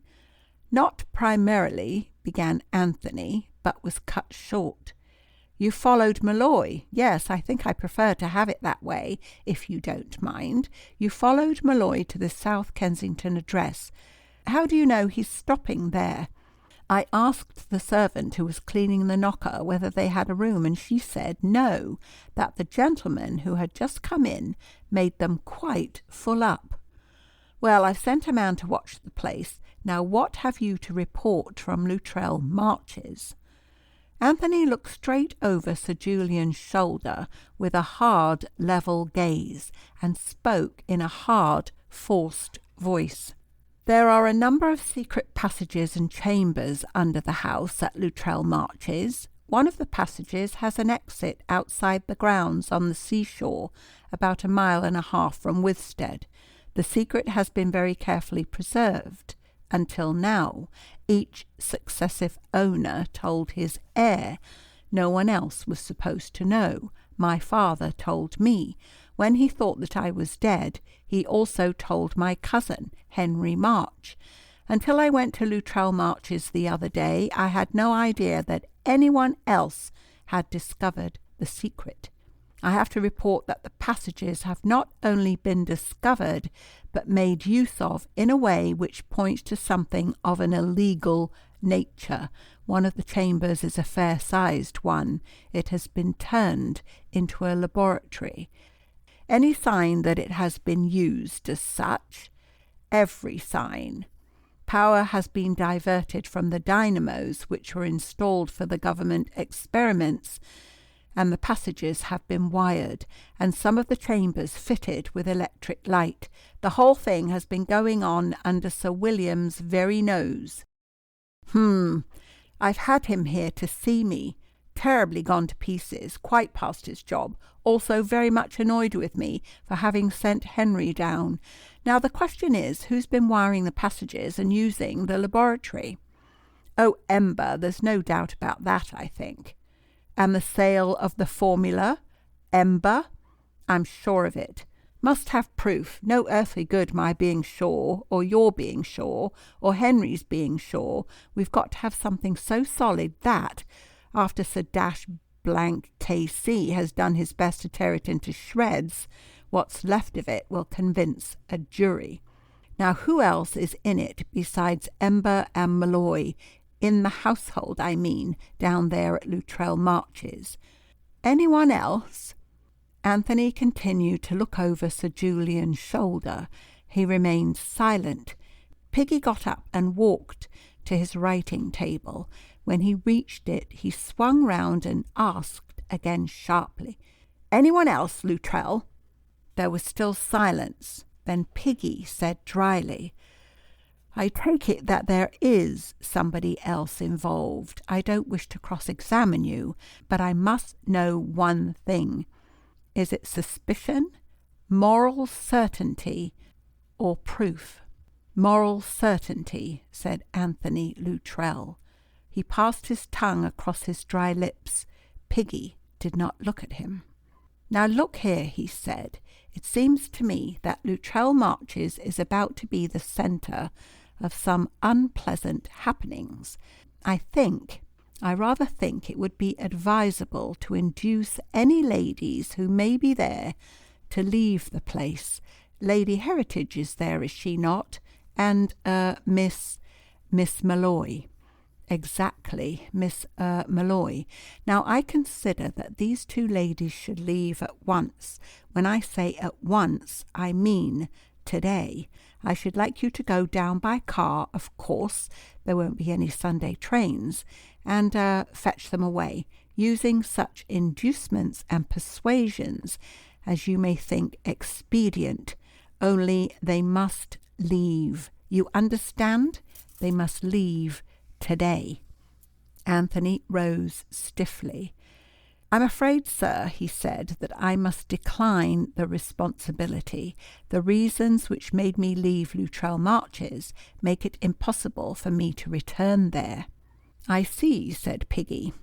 He picked up a piece of india rubber and occupied himself for about a minute and a half in endeavouring to balance it upon the edge of a handsome brass inkstand with an inscription on it. When the india-rubber fell into the ink with a splash, he fished it out, using a pen with a sharp nib as a gaff, dried it carefully on a new sheet of white blotting paper, and turned again to Anthony. "I'd like just to put a hypothetical case to you," he said. "Government puts a certain very important and confidential piece of work into the hands of an eminent man, a man of European reputation and unblemished probity. Evidence comes to hand of things entirely incompatible with the secrecy and other conditions which were an honourable obligation. Worse, suspicions of illegality and conspiracy, cumulative evidence, arrests, a public trial. Now, my dear Luttrell, can you tell me what would happen to the government which had displayed such incompetence as, first, to commit a vital undertaking to a person capable of betraying it, and second, of permitting the consequent scandal to become public property in such a manner as to make this country a laughing stock in the eyes of the world? It's not a question that requires a great deal of answering, is it?" "Sir William is not involved," said Anthony harshly. "My dear Luttrell, I was putting a hypothetical case, but if you wish to talk without camouflage, I will do so for 5 minutes. I will do so because I consider that the situation is one of the most serious which I have ever had to deal with. Sir William is not involved, but Sir William has become incompetent to control his household and incapable of perceiving that a dangerous conspiracy is being carried on under his roof. It's not only the matter of the stolen formula. Your report of a hidden laboratory certainly tends to corroborate the very grave allegations made by Miss Molloy. A situation so entirely serious justifies me in demanding the sacrifice of your personal feelings and inclinations. I repeat, Lady Heritage and Miss Molloy must leave Luttrell Marches today. I don't care what inducements you use, they must leave. I believe you can get them to leave. I don't believe anyone else can. I'm detaining Sir William in town. It was not difficult to do so. What more natural than that his daughter should join him? My wife is expecting Miss Smith to pay us a visit. There must be no delay of any kind. You understand, Luttrell?" There was a short, tense pause. Anthony stood as he had been standing during all the time that Sir Julian talked. He looked moodily out of the window. Now and then his face twitched. Now and then he moved his hands with a sort of jerk. At last he said, in a constrained voice, "I understand." "Very well," said Piggy briskly. "Then you'd better be off. From the fact that you have shaved and returned to civilized raiment, I imagine that George Patterson is now obsolete, and that Mr. Luttrell has ceased to be a corpse in some unknown grave. Yes, I've come back." A pause, then. "Sir Julian, this duty is particularly unwelcome. If I undertake it, will you send me abroad again as soon as possible? England is distasteful, impossible. But, of course, I realize that I couldn't go on being dead. There are too many legal complications, and it wasn't fair on Henry." Henry, observed Piggy, was becoming the object of most particular attentions from match-making mummers. My wife informs me that his stock has been very high for some months past, gilt-edged, in fact. I'm afraid there will be a slump as soon as your resurrection is established. Henry, I think, will bear up. Well, now, about sending you abroad, I can't say for certain, but I rather think it could be managed, if you still wish it, you know. I wouldn't be in a hurry if I were you, Luttrell, about going abroad, but as to the matter in hand, well, hurry is the word. You'll find a car outside with Inspector Davison. Take him along. I hope he won't be needed, but, well, take him along. End of section 24. Chapter 25. Mr. Ember was spending a busy Sunday. As he stood in the empty laboratory, realizing Malloy's defection and all that it involved, there was no change in his impassive face. The web of his plan was broken. Like some accurate machine, his brain picked up the loose, ravelled threads and wove them into a new combination. Malloy himself was no loss. His place could be filled a dozen times over. As to any harm that he could do, unless he had gone straight to the police, he could be reached and silenced. And Ember knew his Malloy. He would not go straight to the police. If he meant to sell them, he would set about it with a certain regard for appearances. There would be pourparlers, some dexterous method of approach which would save his face and leave him an emergency exit. Ember checked over in his mind the 4 or 5 places to which Malloy might have retreated. Then there was the money. That they must have, but Malloy, once found, could be scared into giving it up. Ember let his eyes travel around the laboratory. The lists lay upon the bench where Jane had put them not 5 minutes before. He frowned and picked them up, stared at them, and frowned more deeply still. They had been folded and refolded, doubled into a small packet since he had last handled them. Who had done it? The sheets had been smoothed from the typewriter when he gave them to Malloy. They had been handled and creased with the creases that come from tight folding. Had Malloy meant to take them with him, and then at the last moment been afraid? It looked like it. He turned over the pages, counting them. Suddenly his eyes fixed. His fingers tightened their hold. There was a fresh smudge of ink on the top of the 5th page, a smudge so fresh that the blue ink had not yet turned black. That meant 2 things. Malloy had copied the lists before he left, and he had only been gone an hour or 2, that at the outside, probably less.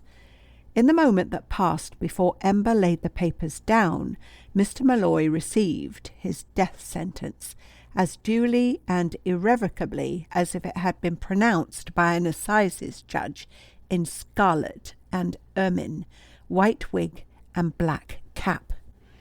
Ember gave just a little nod, opened a safe that stood in the corner, pushed the papers into it, and pocketed the key.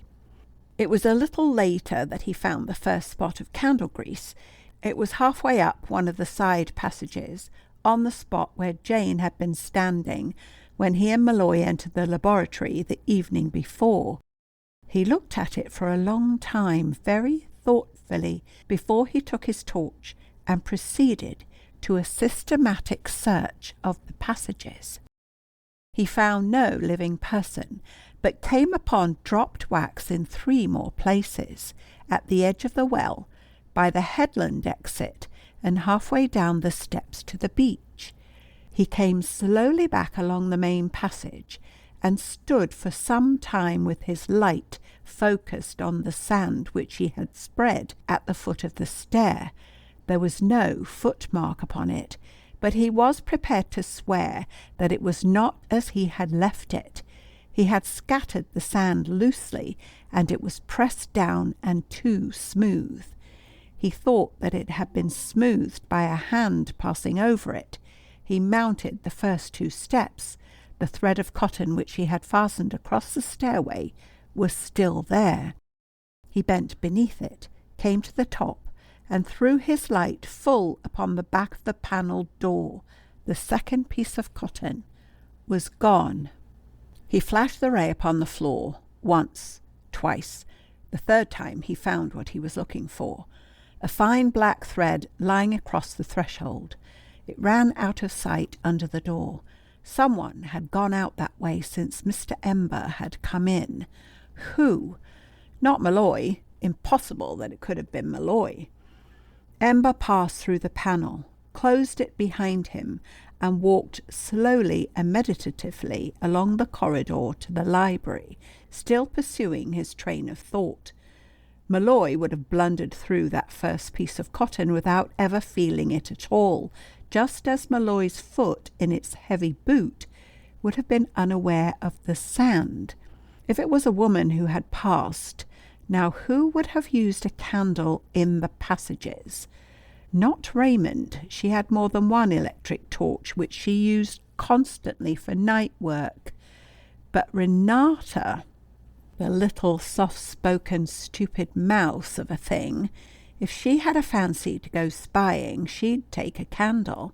Yes, and let it gutter too. Mr. Ember's instinct for danger had always reacted to this question of Renata Malloy. Over and over again there had been the tremor, the response, the warning prick.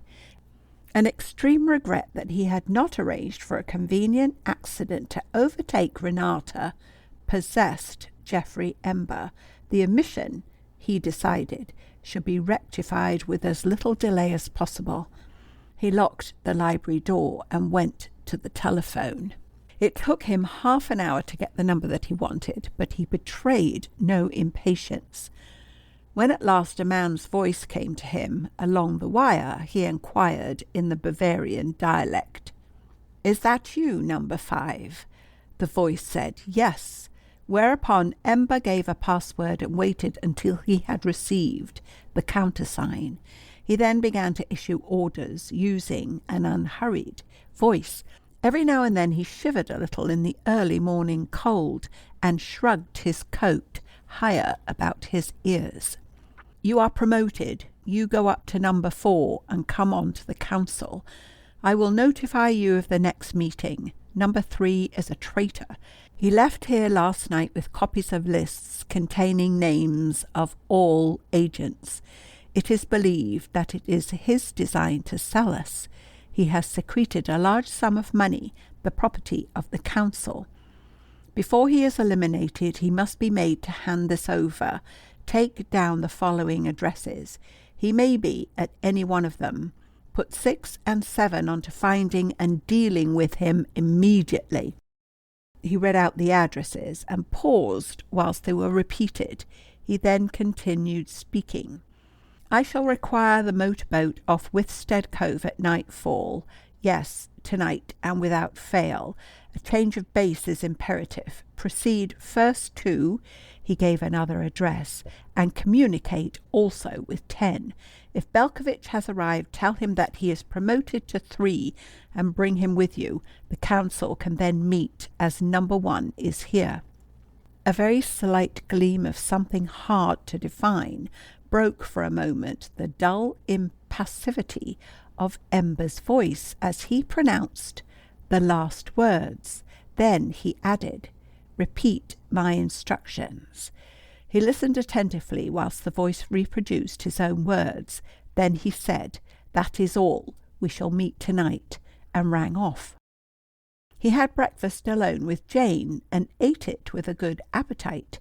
He talked very pleasantly too. Jane wondered why every succeeding moment left her more afraid. She had been up all night, of course. It must be that. Yes, of course, it must be that. She faltered in the middle of some inane sentence and stopped. Ember's eyes were fixed on her with an entire lack of expression, yet behind those blank windows she felt that there were strange guests. It was like looking at the windows of a haunted house, quite blank and empty, and yet at any moment out of them might look some unimaginable horror. "You seem a little tired this morning, Miss Renata," said Ember gently. "Why didn't you follow Lady Heritage's example and have your breakfast upstairs? You don't look to me as if you have had much sleep. You haven't been walking in your sleep again by any chance, have you?" Jane clenched her foot in Renata's baggy shoe.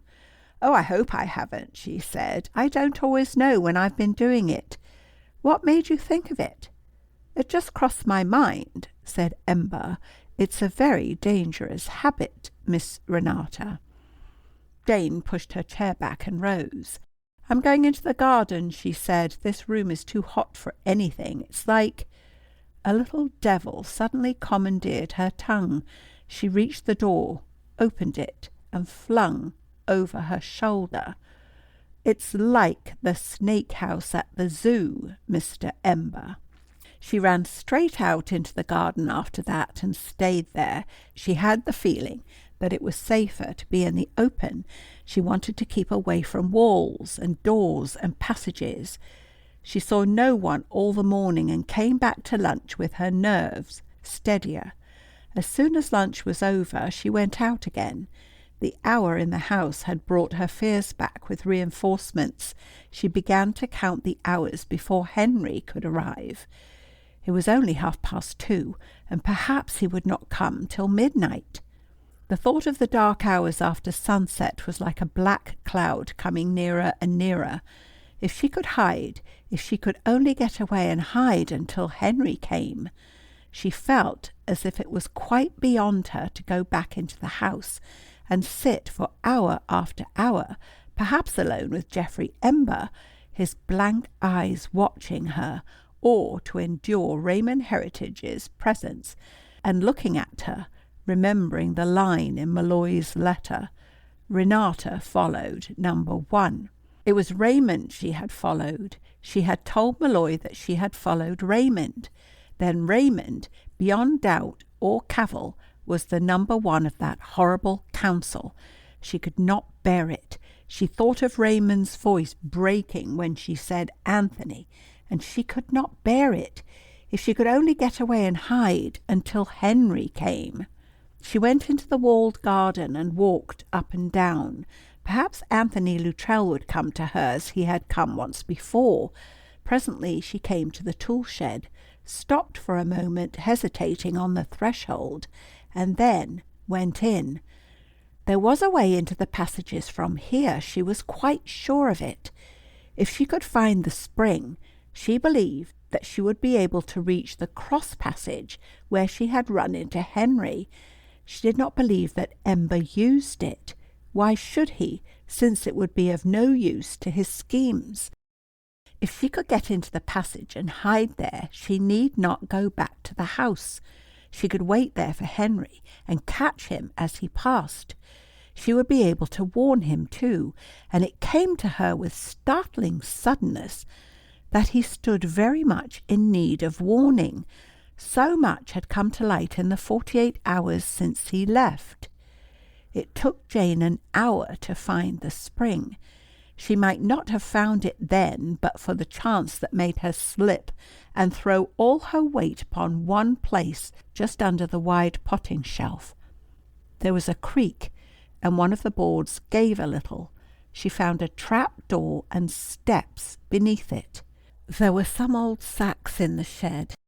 Jane took one of them, climbed down the steps, and shut the trap door again. She felt her way down to the level, spread the sack on the second step, and sat down. She felt utterly forlorn and weary. End of section 25. Chapter 26. Mr. Ember, having completed all his arrangements, went in search of Lady Heritage. She had sat silently through lunch and disappeared directly afterwards. Having failed to find her downstairs, Ember was about to pass along the upper corridor to the steel gate which shut off the north wing, when he noticed that the door of the small oak room on his left was standing ajar.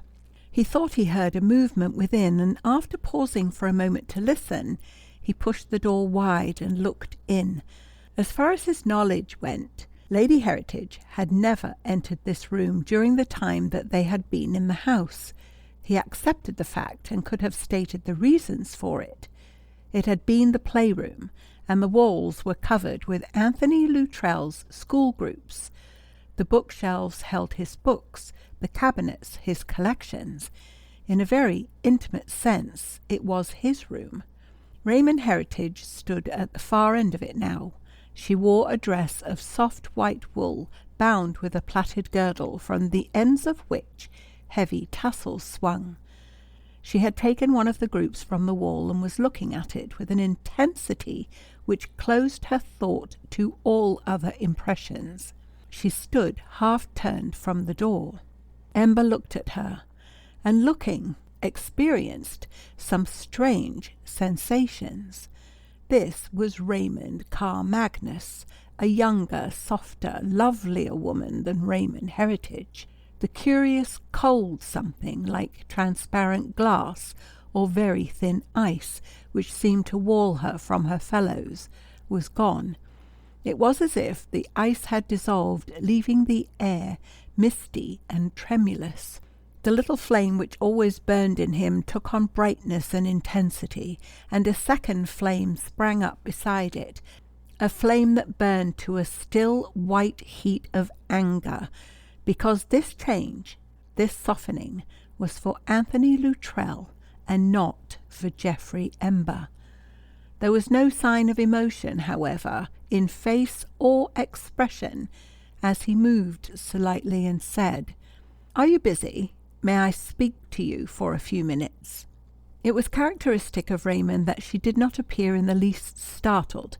She turned quite slowly, laid the photograph on the open front of the bureau by which she stood, and said, "Now? Do you want me now?" A softness was in her voice as she spoke, and a dream in her eyes. Her beauty struck Ember as a thing seen for the first time. He had to use great force to keep his answer on a note of indifference. "If you can spare the time," he said. Raymond looked round her. There was a caressing quality in her glance. "Yes, I'll come downstairs," she said. This was Anthony's room. She would not talk to another man in Anthony's room. The thought may have been in her mind. The breath of it beat on Ember's flames and fanned them higher still. He led the way downstairs and into Sir William's study. Raymond Heritage had passed from the despairing mood of her first interview with Anthony, then to know him alive and to feel him unforgiving, had stabbed her to the quick. But that phase had passed. During the many hours that she had spent alone, the one amazing radiant thought that he was alive had come to dominate everything. The cold finality of death had been lifted. Instead of a blank wall, there opened before her an infinite number of ways, any one of which might lead her back to her lost happiness. She began to live in the past, to go over the old times, to make a dream her companion. She came into the study with Ember and waited to hear what he wanted, giving him just that surface attention which he recognized and resented. His first words were meant to startle her. "Lady Heritage," he said, "you know, of course, that there are certain passages and rooms under this house." She did start a little, he thought. Certainly her attention deepened. "Who told you that, Geoffrey?" she said, and hardly heard her own voice because Anthony's rang in her ears, insisting, "I know that you told Ember." "Mr. Luttrell told me," said Ember.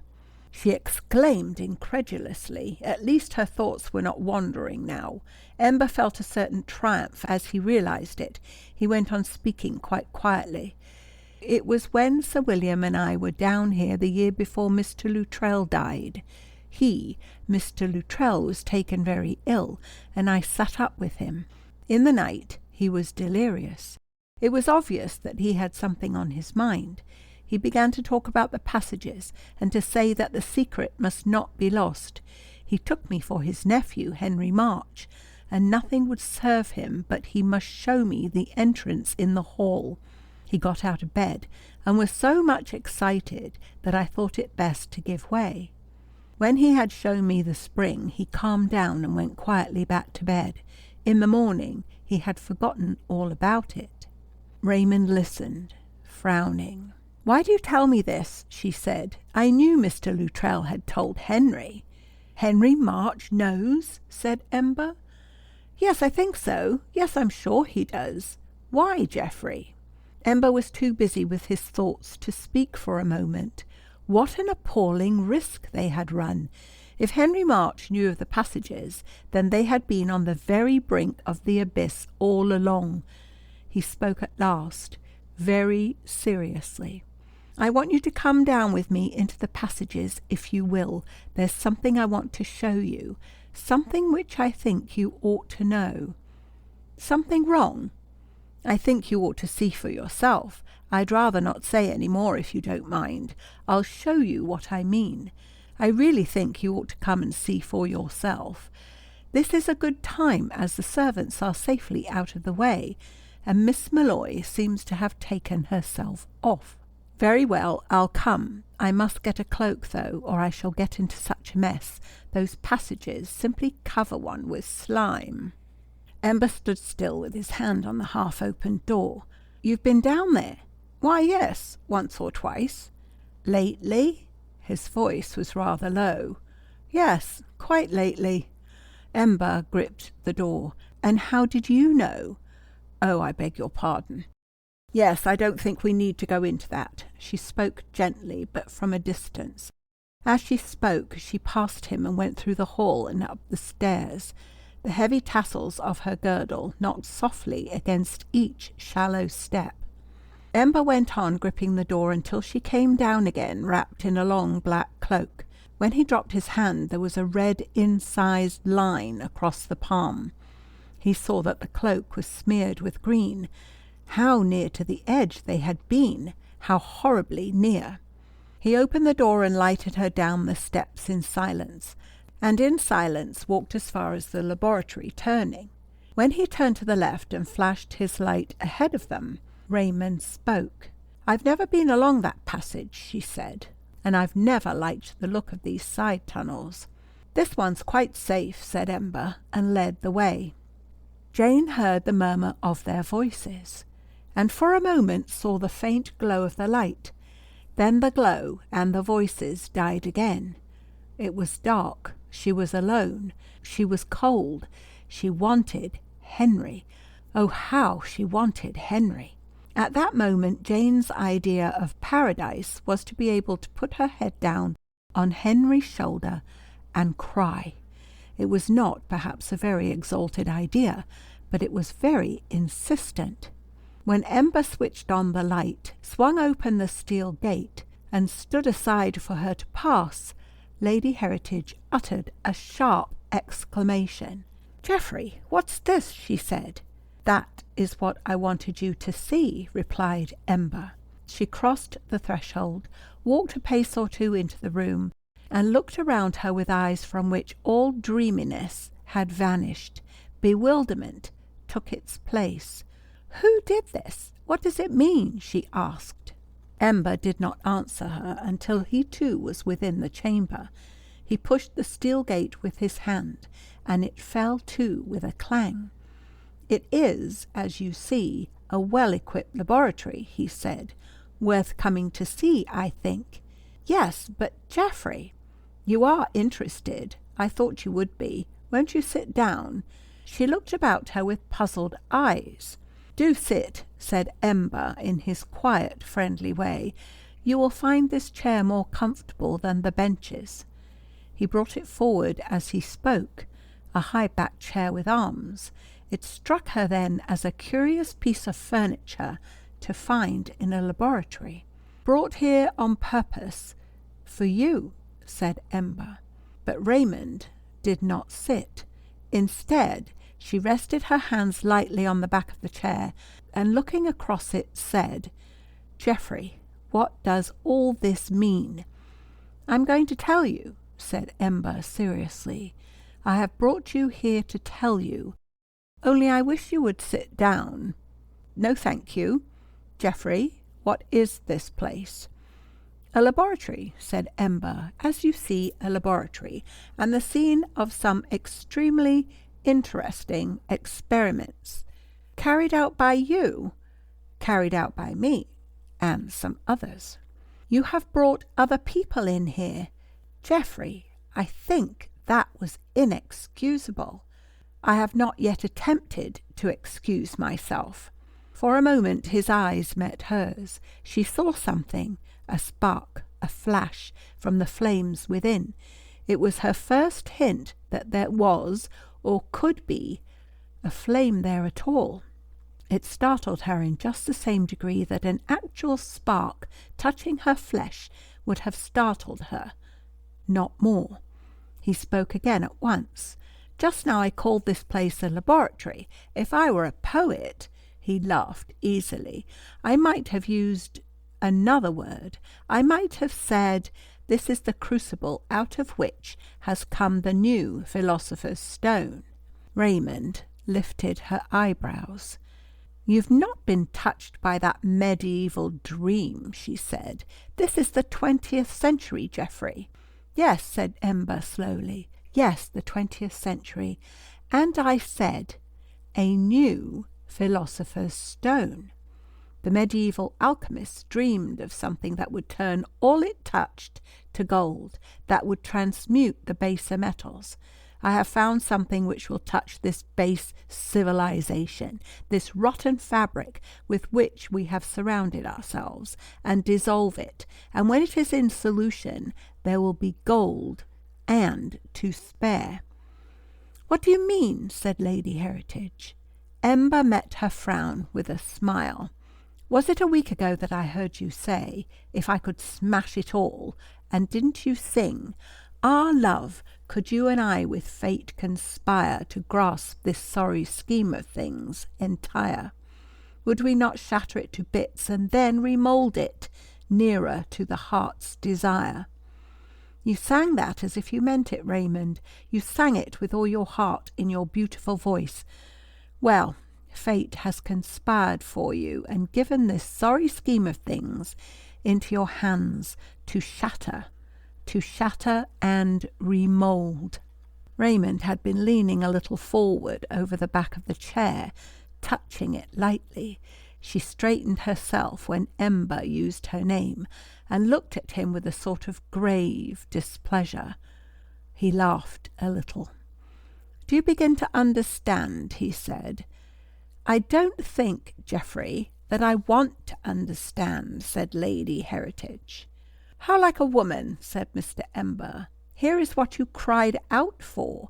Here is opportunity, power, the greatest adventure that ever has been or ever will be, and you are afraid to face it. I offer you the throne of the world, and you don't wish to understand." The extreme quiet of his voice was in sharp contradiction to the flamboyant words. Raymond looked at him in some anxiety. "You're not well," she began, and then stopped before the sarcasm of his glance. "I'm not mad," he said. "This is a business proposition. You've had poetry, but I can give you prose if you prefer it. I have discovered something. I won't at this moment go into details, which enables me to smash up civilization as you'd smash a rotten egg. Every city, every town of the so-called civilized world is accounted for, divided amongst my agents. They only await my signal. Those alone whom we mark for survival will survive. The rest are eliminated. Remains a world at our disposal to recreate. In that world I am supreme. And you. Is that plain enough?" Her face showed deep distress and concern. "Geoffrey, indeed, you're not well," she repeated. "Am I not?" He came a step towards her and saw her draw back, as it were, involuntarily. "Have I not made you understand yet? Perhaps a little documentary evidence will assist you." He took a quick step towards her, looked at her full, and said in a different voice, "Raymond, I'm in dead earnest. Dead, sober earnest." Then with a sudden movement he turned away and went across to the safe in the far corner of the chamber. With his back to Raymond, he unlocked it and occupied himself for a minute or two with the picking out of some papers. When he turned, she was at the gate with her hand on it. He spoke at once in his most ordinary voice. "That's a safety catch. It won't open without the key." "Will you open it, please?" he said. "No, Raymond," in a tone of cool finality, and she lost colour a little. "Geoffrey," she began, then paused and bit her lip. "Raymond." A scarlet patch of anger came suddenly to her cheek, and she was silent until it had died again. Long years of self-control do not go for nothing. When she spoke at last, there was only sadness in her voice. "Geoffrey, I have valued our friendship very much. I hope," he said, "that you will value my love even more." Her hand dropped from the door. She did not answer. The hope of moving him died. She drew her cloak about her, crossed the floor slowly, and seated herself in the chair. She did not look at Ember. When the last faint murmur of voices ceased, and the dark silence closed about her, Jane sat quite still for a while. It is very difficult indeed to keep one's eyes open in the dark. Jane found that her lids dropped, or else that the blackness became full of odd traceries that worried and disturbed her. She felt as if she had been there for hours and hours, and she knew that it really might be hours before Henry came. She got up and walked slowly to where the passage came out into the main corridor. She stood under the arch and looked towards the laboratory, turning. She had only to feel her way as far as that, turn up it, and she would come within sight of the lighted chamber where Ember and Lady Heritage were talking. The laboratory drew her, and the light drew her. She began to move cautiously along the corridor. She had on light house shoes that made no sound. The little glow which presently relieved the blackness cheered her unreasonably. It was a danger signal, and she knew it, but it cheered her. One would rather be doing something dangerous than just mouldering in the pitch dark, she told herself, and edged slowly nearer and nearer to the light. She was now at the corner, and could look round it and through the steel bars into part of the laboratory. The disadvantage of her position was that she might be taken in the rear by anyone who came along either the passage that she herself had come up, or the slanting passage with a well in it, which ran into the other at an acute angle, about 6 feet from where she was standing. Jane, however, knew of no one who was at all likely to arrive, except Henry. She therefore did not trouble about her rear, but looked with all her eyes into the laboratory. She saw Lady Heritage sitting in a tall chair, a little turned away. Her right elbow rested on one arm, and her chin was in her hand. Her eyes were downcast. She was speaking in a cold, gentle voice. "I have not many friends. I thought you were my friend. Was it all lies, Geoffrey?" Mr. Ember came into view for a moment. He must have been at the far end of the room. He came down it now, walked past Lady Heritage, and turned to face her. Jane saw his profile. He was smiling faintly. "I am not fond of lies," he said. "They are very entangling, so hard to keep one's head and remember what one has said. Now the truth is so simple and easy. Besides, you may believe it or not. I really do dislike lying to you. I have always told you the truth where it was humanly possible to do so, even in the matter of Miss Malloy." Lady Heritage exclaimed suddenly and sharply, lifting her chin from one hand and throwing her head back. "Renata Malloy, she's in this wretched conspiracy of yours, I suppose?" Ember laughed. "No," he said. Then what is she?" "I wish I knew," said Ember, speaking soberly enough. "But what you told me wasn't true?" "Some of it was. I was really rather pleased with my neat dovetailing. I'll run over it, and you'll see that I told the truth whenever I could. All that about my having known Malloy in Chicago, solid fact. Then I think I said that I ran across him again in London and found he had taken government service with Scotland Yard. That was fiction, and so was the yarn about his warning me that foreign agents were on the track of the government formula. But it's perfectly true that he has a daughter and that she sometimes walks in her sleep. When I told you that she had come in sleepwalking during an important conversation about the government formula, and that neither Malloy nor I was sure how much she had heard, I was mingling fact and fiction. Renata Malloy happened in on a meeting of the Great Council, that is the council of the managing agents from all the countries within the scope of our operations, and no one knew what she had heard or what she had understood. When I told you that I thought she would be safer down here under my own eye, and that I was not sure whether she had been got at, I was speaking very serious fact indeed. They'd have killed her then and there if corpses were just a little easier to dispose of in London. I now very much regret that we didn't chance it." A trembling bewilderment had descended upon Jane. She saw Raymond stare for a moment at Ember with a curious, horrified look, and then drop her chin upon her hand again.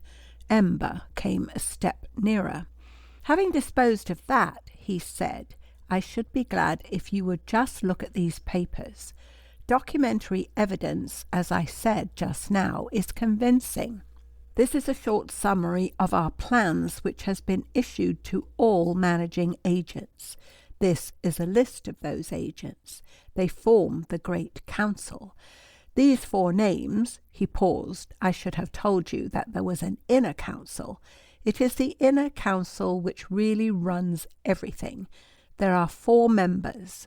I come second.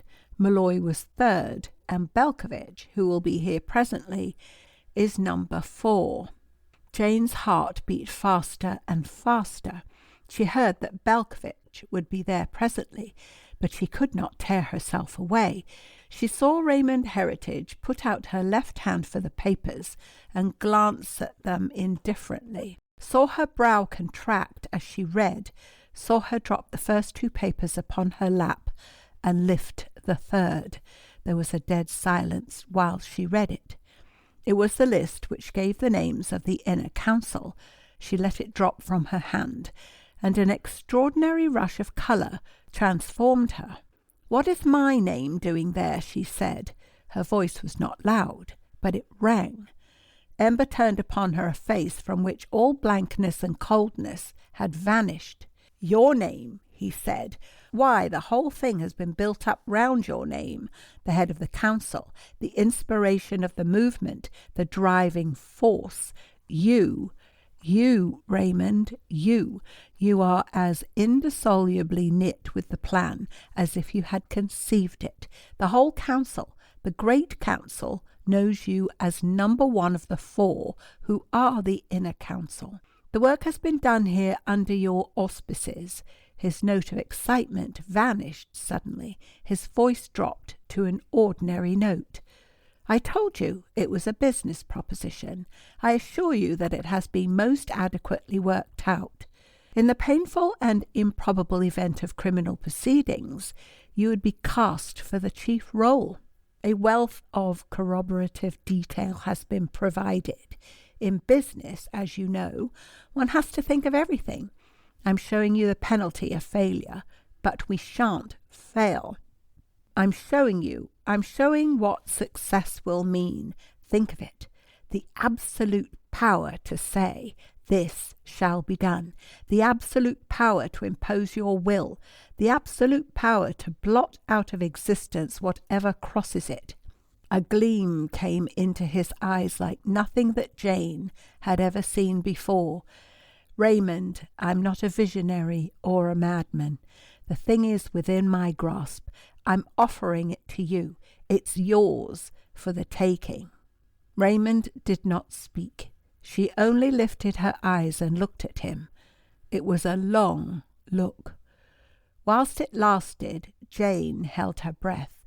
Raymond looked down again. There was silence. Into the silence came a distant sound, a faint, dragging sound. End of section 26. Chapter 27. Henry left his car at the Three Farmers on the Withstead Road and proceeded with energy towards the beach. He was glad enough to walk after the long drive. The day was chilly, the air full of moisture, and a thin cold mist was rising off the marshes. What breeze there was came from the land, and took the mist only a few 100 yards out to sea. The motorboat telephoned for by Mr. Ember earlier in the day ran into it as she came into Withstead Cove to land a passenger. The passenger, who was Mr. Belkovich, was very glad indeed to be landed. He had no nautical tendencies, and would have preferred danger on dry land to safety at sea. He made his way up the beach, and, confused by the mist, went into the wrong cave. As he turned to come out of it, having discovered his mistake, he heard footsteps and promptly sheltered himself behind a convenient buttress. Henry walked briskly past, and, as Mr. Belkovich stared after him, disappeared into the next cave. He disappeared, and he did not return. Belkovich heard a familiar sound, the sound made by the pivoting stone as it swung back into its place. He recognized it and became a prey to some rather violent emotions, of which fear, hatred, and a desire to annihilate Henry were the chief. Henry was unknown to him, therefore Henry was not one of them. His walk, his carriage, his whole appearance marked him out as belonging to that class which Mr. Belkovich made a profession of detesting. He possessed the secret of the passages, and was therefore in the highest degree, dangerous. Belkovich followed him as rapidly and as silently as a man can follow whose very existence has for many years depended on his proficiency in these respects. He closed the stone behind him with a good deal more care than Henry had taken, and having done so, went up the steps at a surprising rate, and in a moment had his quarry in view. Henry had switched on a torch and was proceeding at a moderate rate down the main passage. Belkovich, moving after him like a cat, did some rapid thinking. It would be very easy to shoot, but it would make a noise. He fingered a length of lead piping in one of his pockets, and thought with impassioned earnestness of the back of Henry's neck. Yet supposing that Ember knew of Henry's visit, he did not want any unpleasantness with Ember. It would probably be better not to kill Henry, in case it should prove that Ember would rather have him live. It was always better to be on good terms with Ember. Malloy had fallen out with him, and it appeared that at this very moment 2 comrades were on their way to eliminate Malloy. All this very rapidly. He decided not to kill Henry. It was a pity, because there was a most convenient well into which he could have dropped him. He decreased the distance between them, and unfastened the black silk muffler, which he wore instead of collar and tie. Henry pursued his unconscious path, his mind occupied with Jane, and plans, and Jane, and Ember, and Anthony, and Raymond, and Jane again. It is to be regretted that he did not look behind him. The villain ought not to be able to steal upon the hero in the dark without being heard, but Henry had not had Mr. Belkovich's advantages. The latter had all the tricks of the half-world at his command, and Henry had not. Just before the laboratory turning, Belkovich came up with a quick run, and that was the first that Henry heard of him. The next instant he felt himself tripped, struggling desperately to keep his footing, slipped in the slime, and came down choking, with a black silk muffler tightly knotted about his throat. Belkovich was a very neat operator. First the trip, then the twist, and then the chloroform bottle. He had never made a crisper job of it. He took Henry by the heels and proceeded to drag him along the passage towards the laboratory, Henry being mercifully oblivious of what was happening. When Jane heard that faint dragging sound, she had just about half a minute to decide which passage it came from and to get away down the other one. It really took her less than 30 seconds to realize that someone was coming by the way that she herself had come, and to dart into the slanting passage which held the well. A yard or two down she turned, and stood where she had stood to see Ember pass the day before. Whoever was coming had no light. Of course they could see the light from the laboratory, and were steering by it. It was a man coming. She could tell by the tread. He was dragging something heavy. What? Or who? Jane was sickened. A dark figure passed between her and the glow that came from the laboratory. She took 3 light steps, and saw that what he dragged behind him was a senseless man, senseless or dead. She heard Ember call out, "Belkovich, is that you?" and a voice with a strong foreign accent answered. Then a great many things seemed to happen at once. The steel gate opened, the helpless man was dragged in, and as the gate fell to, there came Raymond Heritage's scream. Jane shook from head to foot. The scream cut like a knife. Why did she scream like that? Who was it? Who was it? Who was it? She got her answer in Raymond's gasp of "Henry!" An inner blackness, much, much worse than that intolerable dark which had oppressed her, swept between Jane and everything in the world. When Raymond said "Henry," the light went out of her world and left it black. She heard Ember say, "Is he dead?" but she could not see Belkovich's shrug and shake of the head. She leaned against the wall and could not move. I suppose that in that moment she knew that she really loved Henry. It hurt dreadfully. Then she heard Raymond's voice again. "What have you done to him? Devils! Devils!" And Ember, "My dear Raymond, calm yourself. He's not dead, nothing so crude. Mr. Belkovich is an artist, and Captain March will come round in a minute or two and be none the worse. I'm sorry you had a shock." Light, dazzling light, flooded Jane's consciousness. Henry wasn't dead. The dark was only a dream, and she was awake again. She was very much awake, and her whole waking thought was bent upon the necessity of getting help for Henry before that dream came true. Ember and Belkovich would murder him if they had time. Raymond would make what time she could, but in the end they would murder him unless Jane could get help. She turned, holding to the wall, and moved along the passage. When she had taken a step or two, something which she could never think of without self-abasement, her nerve went suddenly and she began to run. It was only for a dozen steps, then her self-control came into play. She pulled up panting, and after listening for a moment, crept the rest of the way, reached the steps, and came out into the empty hall, dirty, wet, and as white as a sheet. As soon as she had the panel shut, she ran across the hall and down the corridor to the library. She shut the library door with a sharp push, and was across the room and taking down the telephone receiver before the sound of the bang had died away. "Exchange," she said, "exchange," and clenched her hand as she waited for the reply. It came with a dreamy accent, the voice of a girl disturbed in the middle of Sunday afternoon. Nobody should be telephoning in the middle of Sunday afternoon.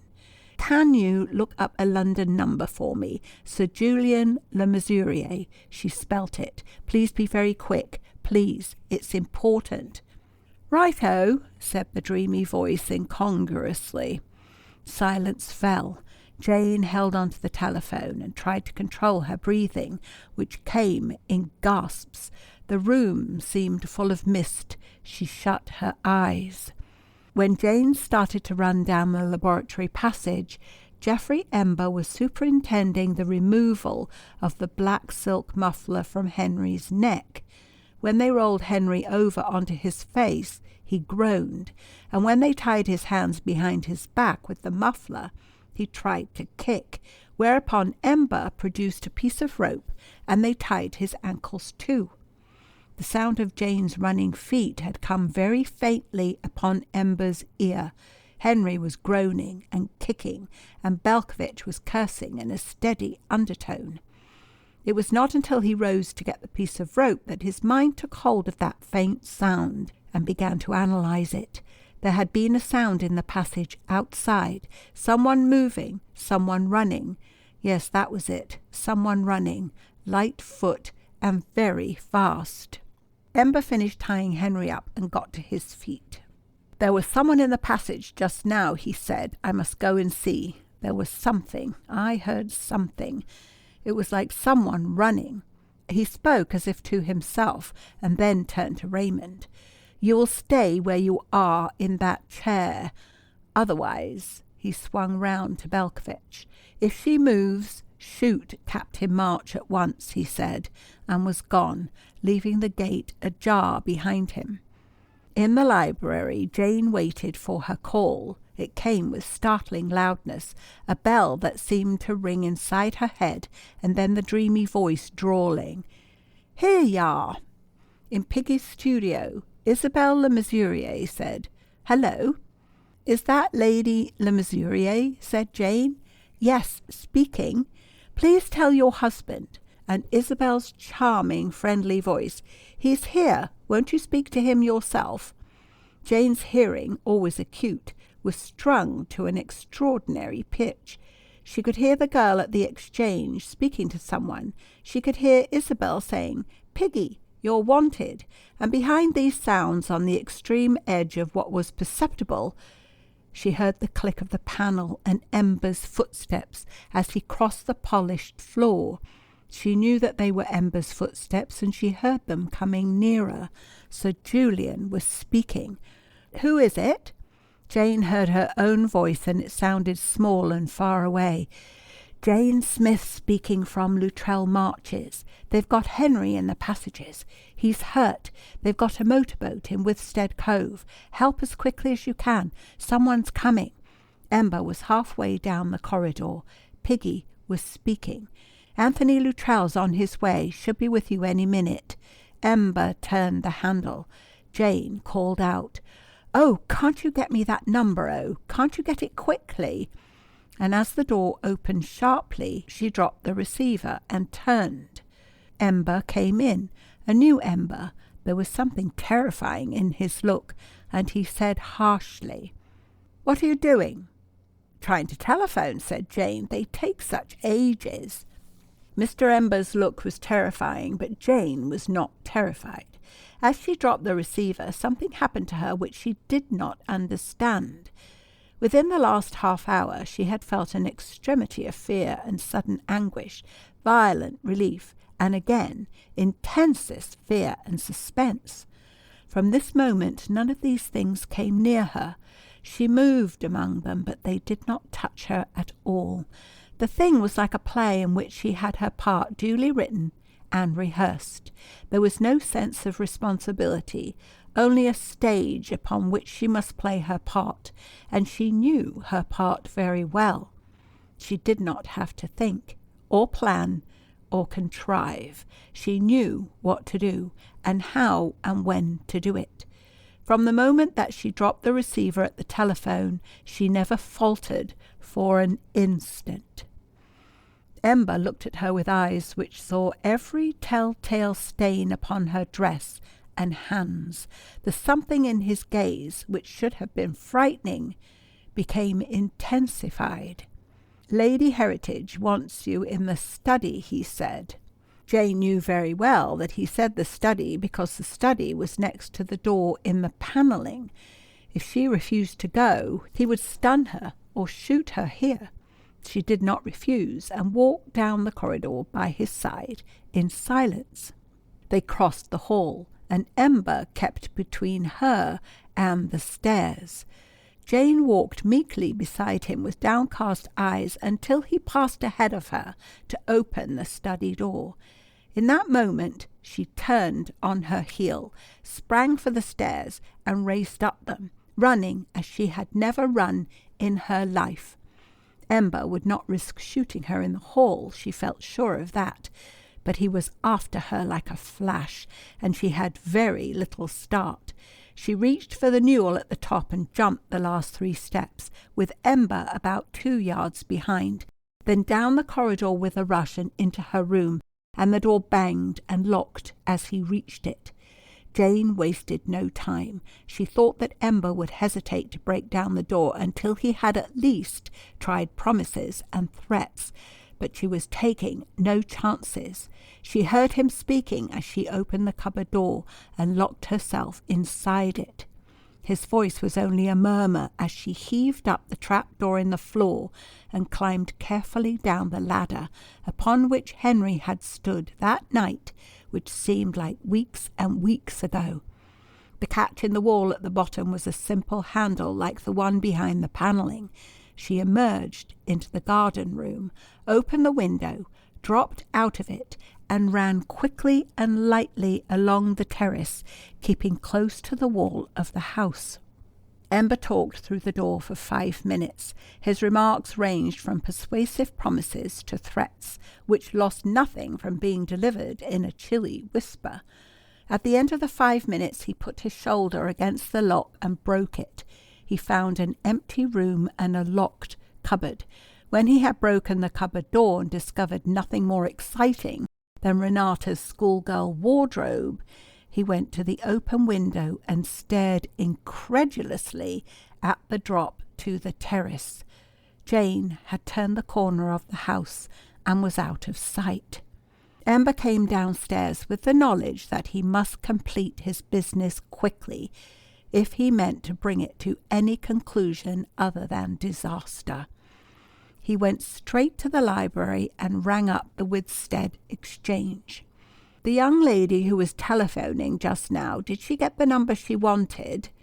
"She did. Would you kindly tell me which number it was?" There was a pause, and then the information came. Sir Julian Le Mesurier. There was certainly no time to be lost. Malloy and his daughter, both traitors, both spies, both in government pay. Malloy should be reckoned with by now, and some day, without fail, he would reckon with Renata. He came into the hall and released the spring of the hidden door. As the panel turned under his hand, he heard the purr of a motor coming nearer. It drew up. The bell clanged. Mr. Ember stepped into the darkness and closed the panel behind him. End of section 27. Chapter 28. Anthony Luttrell's distaste for his errand had certainly not lessened during the long drive from town. He stood now on his own doorstep facing a strange butler and heard a formal "not at home" in response to his inquiry for Lady Heritage. "And Miss Malloy?" he asked. "Not at home," repeated Blotson. If this was a reprieve, it was an unwelcome one. Anthony would very much have preferred to get the thing over. "I will wait," he said briefly, and walked past Blotson into the hall. "I am Mr. Luttrell," he explained, and Blotson's resentment diminished very slightly. After a moment's hesitation, he threw open the study door and ushered Anthony into the room. "If Lady Heritage is in the house, she will see me," said Anthony. "If she is out, I should like to see Miss Molloy, or, failing her, Mr. Ember." He walked to the window and stood there looking out until Blotson returned. "Lady Heritage is out, sir, and Miss Molloy is out. Mr. Ember was in just now, but he must have stepped out again." "I will wait," said Anthony for the second time. When Blotson had gone, he stood quite still, following out a somewhat uneasy train of thought. As the minutes passed, uneasiness merged into anxiety. Jane ran the whole way to the walled garden. Once inside its doors, she made herself walk in order to get her breath. When she came into the potting shed, she knew just what she was going to do, and set about doing it in a quiet, business-like way. From a stack of pots she took about half a dozen, broke all but 2 of them, and gathered the shards into the lap of her dress. She put the 2 unbroken pots on the top of the shards. Then she took a sharp pruning knife from the shelf, opened the trap door, and went down the steps. As soon as she came into the main corridor, she began to put down the broken shards, taking care to make no noise. She laid a trail of them up to the laboratory turning, and then all along the turning itself, disposing them in the middle of the fairway in such a manner as to ensure that they should not fail to be seen by anyone flashing a light along the passage. She put the last 2 or 3 shards in a little pile about a yard short of the arch leading to the slanting passage with the well in it. As she bent down there, she heard Belkovich maintaining an impassioned Slavonic monologue within the laboratory. She stood in the archway, threw her 2 unbroken pots against the opposite wall with all her might, and then ran back down the well passage until it turned. Everything happened just as she knew it would happen. Belkovich stopped talking and swore. It was a polysyllabic curse, very effective. Then the steel gate was flung open, and in 3 languages Mr. Belkovich demanded of the silence an account of what was happening. His voice ran away into a hollow echo and died miserably. Jane heard him stamp back into the chamber, cursing, and return. This time he flashed a light before him. Flattened against the wall, Jane saw its glow reflected from the side of the passage in which she was. Belkovich had seen the shards and was exclaiming and muttering. She heard him pass the arch. Jane stole to the mouth of the slanting passage. Belkovich was 2 yards away on her left, flashing his light down the tunnel, seeing more broken pots, and more, and swearing all the time, not loudly, but with considerable earnestness. Jane slipped like a shadow across behind him and round the corner. The steel gate was wide open. She ran through it and into the lighted laboratory. Henry lay on the stone floor in front of her, bound hand and foot. He had rolled over onto his side and was staring at the gate. Raymond had risen to her feet and was taking a half step towards Henry as Jane came running in. "Shut the gate," said Henry in a sharp whisper. "There's another way out, and I don't think they know it. Quick, Jane, quick!" Jane slammed the gate. She had the pruning knife in her hand, and she was down on her knees and at work on the black silk muffler before the sound of the slam reached Mr. Belkovich. When it did reach him, he spun round and came back at a run with a revolver in his hand and murderous fury in his heart. Jane cut through the last shred of silk, and because Belkovich's hand was shaking with rage, his first bullet missed her and Henry handsomely. "Get up against the wall, quick," Henry commanded. As he spoke, he was himself half rolling, half scrambling towards the wall. His ankles were still tied, but his arms were free. The second bullet just missed his head. Jane cried out, and then they were both out of the line of fire. Henry was breathing hard. "Give me the knife," he panted, and began to saw at some of the toughest rope he had ever come across. Raymond had remained standing. She had retreated almost to the end of the room, and wore a look of extreme surprise. "Why do you call her Jane?" she asked, her deep voice coming through the racket with a strange irrelevance. Belkovich continued to make the maximum amount of noise in which it is possible for a man and a revolver to collaborate. He banged the steel gate in the intervals of firing, and he cursed voluminously. The rope gave, and Henry was halfway onto his feet when there was a sudden cessation of all the sounds. Raymond gave a warning cry, and Henry caught at Jane's shoulder and straightened himself. The steel gate was opening. Jane said, "Henry, oh Henry, darling!" And there came in Mr. Geoffrey Ember, very cool and deadly, with his little automatic pistol levelled. Just behind him came Belkovich, a silent Belkovich, at his master's heel. "Touching scene," said Ember. "Captain March, if you don't put your hands up at once, I shall shoot Miss Malloy." From her last exclamation, I should imagine that you'd rather I didn't. "Miss Malloy, go across to the opposite wall and stand there. Belkovich, kindly keep your revolver against that young lady's temple, but don't let it off till I give you leave. Raymond, I should be glad if you would resume your chair. A brief conversation is, I think, necessary, and I should prefer you to be seated." He stood not far from the entrance, dominating the room. The gate had been closed by Belkovich. Ember waited till his instructions had been carried out. Then he came a little nearer to Lady Heritage and said, "Time presses, Raymond. I must go. I wish that there were more time, for indeed I would rather not have hurried you." Jane, with the muzzle of Belkovich's revolver cold against her temple, found her attention caught by Ember's words. Time. Yes, that's what they wanted. Time. Piggy had said that Anthony might arrive at any moment. When he did arrive and found that they were all mysteriously absent, surely his first thought would be to search the passages. She raised her voice and said insistently, "Mr. Ember." Ember threw her a dangerous look. "Be quiet," he said shortly. "There was something I wanted to tell you," said Jane. "Out with it then, and be quick. You called me Miss Malloy just now." "No, Jane, no," said Henry violently. Mr. Ember echoed the remark made by Lady Heritage. "Why do you call her Jane?" he inquired. "That is what I was going to tell you," said Jane.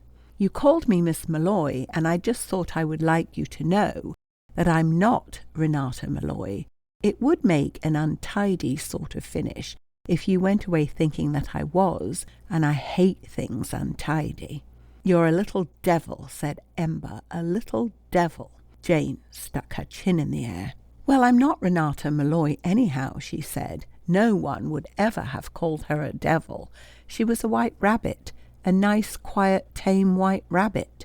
Jane's voice failed suddenly on the last word.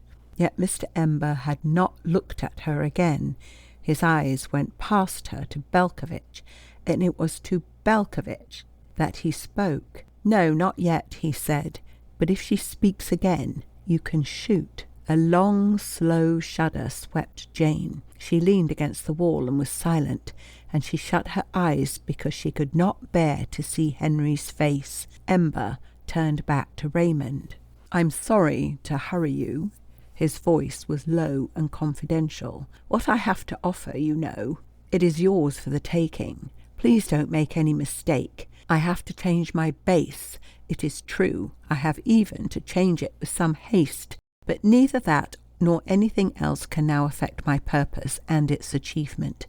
What I offered is, without any shadow of uncertainty, mine to offer and yours to take. If you will, Raymond." Raymond's sombre gaze dwelt on him as he spoke. The whole scene affected her as one is affected by something which is taking place at a great distance. She did not seem able to adjust her mental focus to it. Her mind seemed to be divided into two parts. One of them was entirely and unreasonably preoccupied with the relationship between Jane and Henry, and the reason why Henry should have addressed Renata Malloy as Jane. These thoughts seemed to circle as continuously and with as little aim as goldfish in a glass bowl. The other part of her mind was bruised and sick because Geoffrey Ember had been her friend. When he said, "Will you, Raymond?" she did not speak. She looked at him in silence and presently made a slow gesture of refusal. Ember came a step nearer. "I told you," he said, "that I was in dead earnest. Perhaps you don't realize just what I mean by that. I've played for a high stake, and I mean to have what I've played for, or nothing. I've played for you. And if—" He broke off. "Let me put it this way. Either we make the future together, or there's no future for either of us. I'm speaking quite soberly when I tell you this. Think well before you answer, but don't be too long. If there is to be no future, our present will end here and now. This place is mined, and if I press that unobtrusive knob, which you may notice above the safe, the end will be quite a dramatic one. I have always had some such contingency in view, and this makes as good a stepping-off place as any other. Think before you refuse, Raymond." She shook her head again. Her eyes never left his face. Ember made an impatient gesture. "Are your friends going to thank you?" he said. "You are taking the heroic pose, and forgive me if I say that it's a little unworthy of you. I expected something less obvious. Take my offer, and I guarantee to leave Captain March and Miss Malloy here unharmed. Can any woman resist sacrificing herself? Come, will you save them, Raymond?" Lady Heritage spoke for the first time. "I suppose that I must be a fool because I trusted you.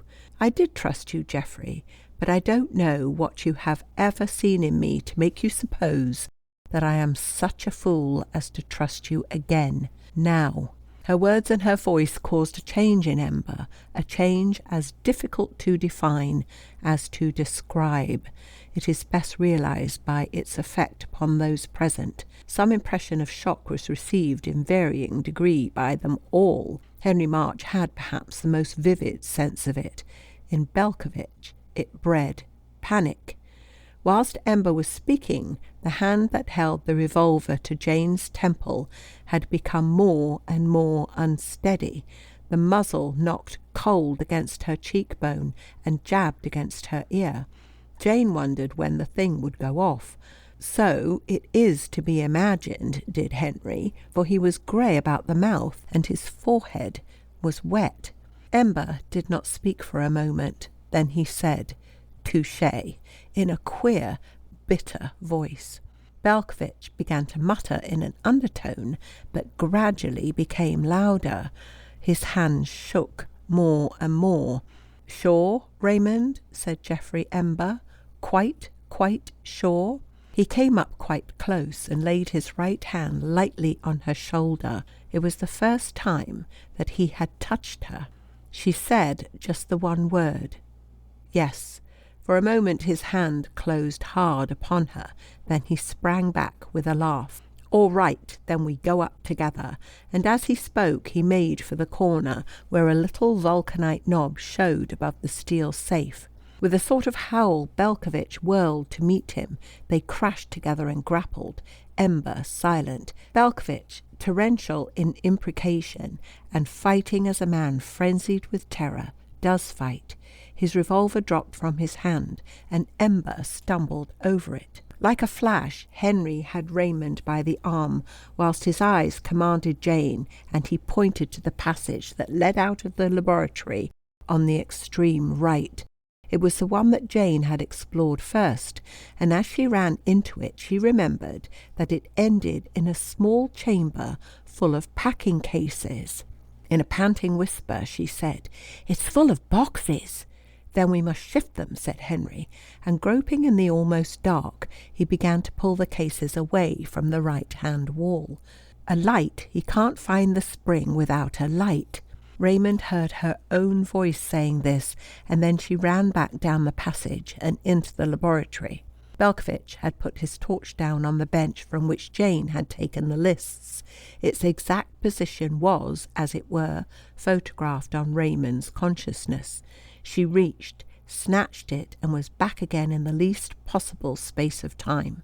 As she came, she saw Ember and Belkovich swaying, struggling horribly near the corner, and as she went she had an impression of Belkovich falling and, as he fell, dragging Ember down with desperate, clawing hands.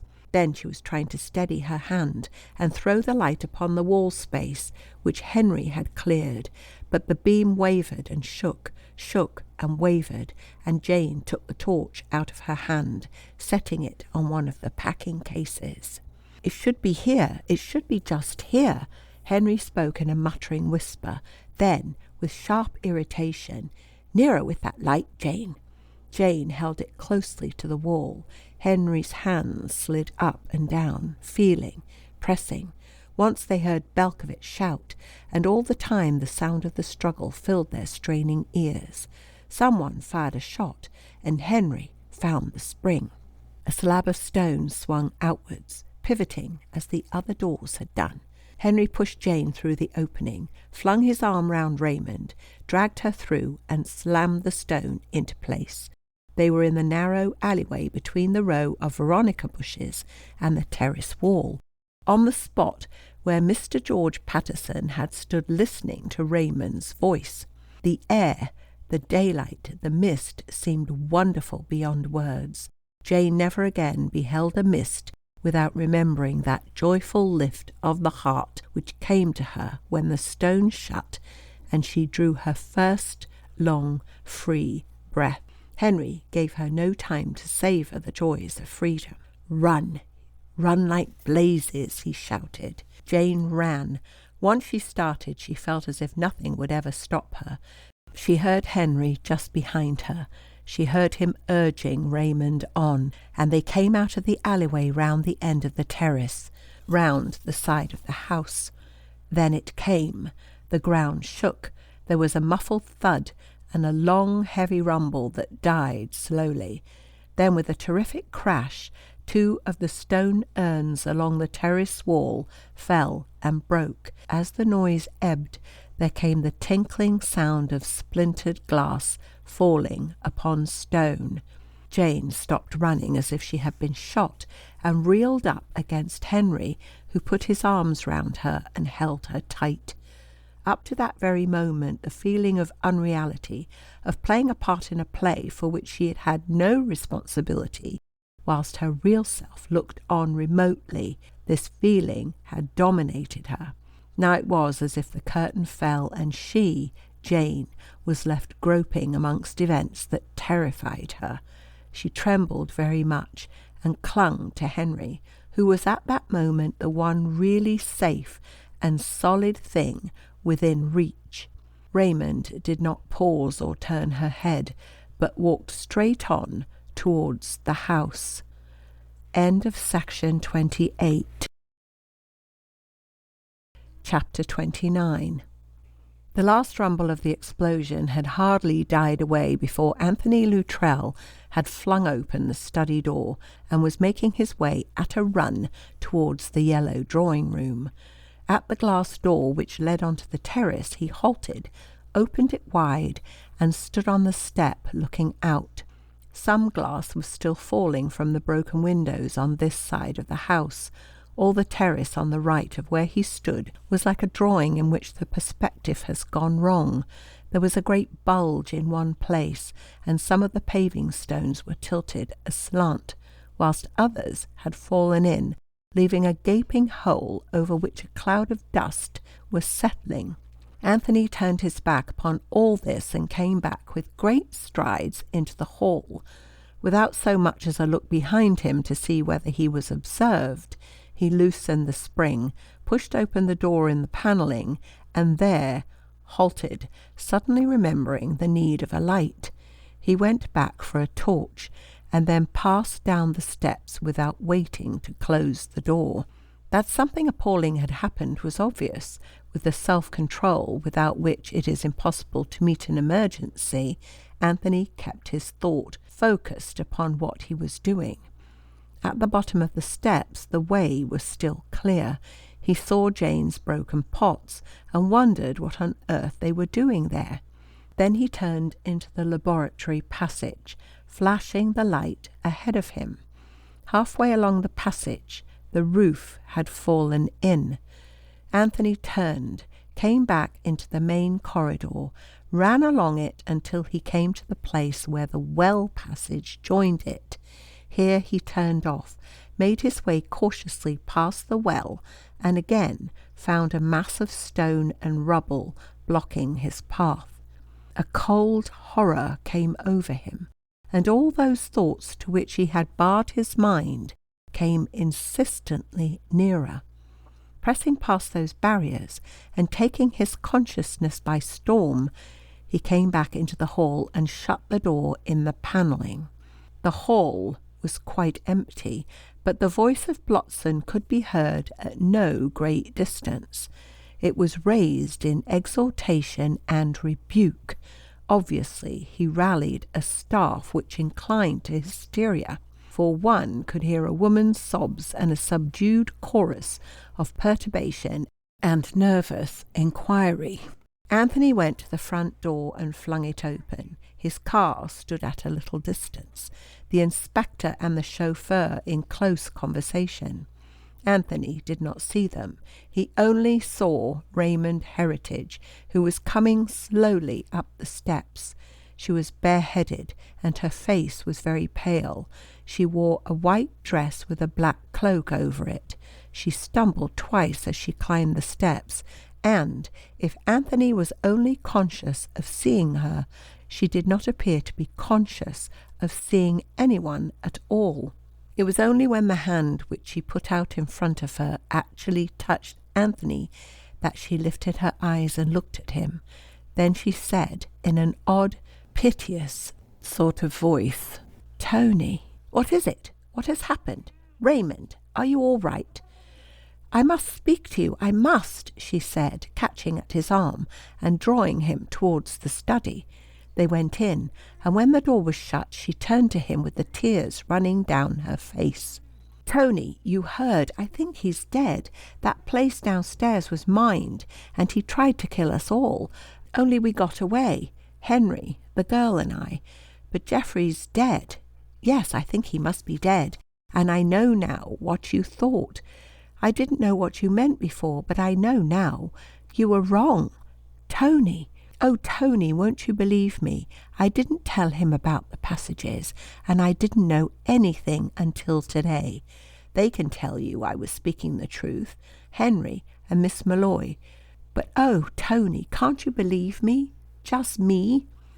Anthony looked at her and looked. His face was twitching. As her voice broke on the last two words, he dropped to his knees, flung his arms about her, and hid his face in the folds of her cloak. By the time that Jane and Henry came into the house, Blotson had set all his machinery running once more. He himself presented a magnificent front to two of the most dishevelled people whom he had ever been called upon to receive. It was not until afterwards, when it came home to Henry how much green slime there was in his wildly ruffled hair, and how little the original colour of his collar could be discerned, that he realized how marvellous had been the unflinching calm of Blotson. He referred neither to the explosion nor to Henry's appearance. In point of fact, what were emergencies and accidents that Blotson should notice them? The hour being 5 o'clock, it was his business to announce tea. He announced it. "Tea is served in the library," he said, and passed upon his way. But in the library the tea cooled, while Henry, very much relieved to find that the wires had not been cut, galvanized the Withstead exchange and got on to a distinctly relieved Sir Julian. They arranged, speaking in Italian, that an explosion had occurred in the course of an important experiment in Sir William's laboratory. It was agreed to notify Sir William and the press. The loss of 2 lives was greatly to be deplored. When this was finished, Piggy became less official. "That girl of yours is a brick. You can tell her so from me. She's all right, I hope." Henry said yes, that Jane was quite all right. He sounded a trifle puzzled. Piggy laughed. "Didn't you know she had rung me up to say you'd been nobbled? Most business-like communication I've ever had from a lady in all my life. Told me they got a motorboat in Widsted Cove, and thanks to her we ought to have gathered it in. I got through to the Coastguard station at once. Now look here, what's the likelihood of laying hands on Ember's papers?" "Ember's papers?" repeated Henry. "Well, there was a safe down there, and that's where he'd be most likely to keep them, but I expect they're all gone to blazes as the door was open." At this point, Jane's voice came in breathlessly. "Henry, wait, keep him on the line," she said, and was gone. "It's Jane, sir," said Henry. "I think she's gone to get something." In the middle of Piggy's subsequent instructions, Jane came back. She held a bundle of closely written sheets. She spread them before Henry's eyes, holding them fan-wise like a hand at cards. "I'd forgotten them till you said that about the papers. I'd actually forgotten them. It's lists of his agents in all the big towns, everywhere. I sat up all night copying them because I didn't dare keep the originals. I keep forgetting you don't know what's been happening. But tell him, Henry, tell him we've got the lists." Henry told him. Jane heard Sir Julian answer, and then Henry hung up the receiver and hugged her. "What did he say?" "Henry, you're breaking my ribs. What did he say?" "Jane, you're a brick and a wonder and a darling. And he said, bless you, my children." The end of The Astonishing Adventure of Jane Smith by Patricia Wentworth.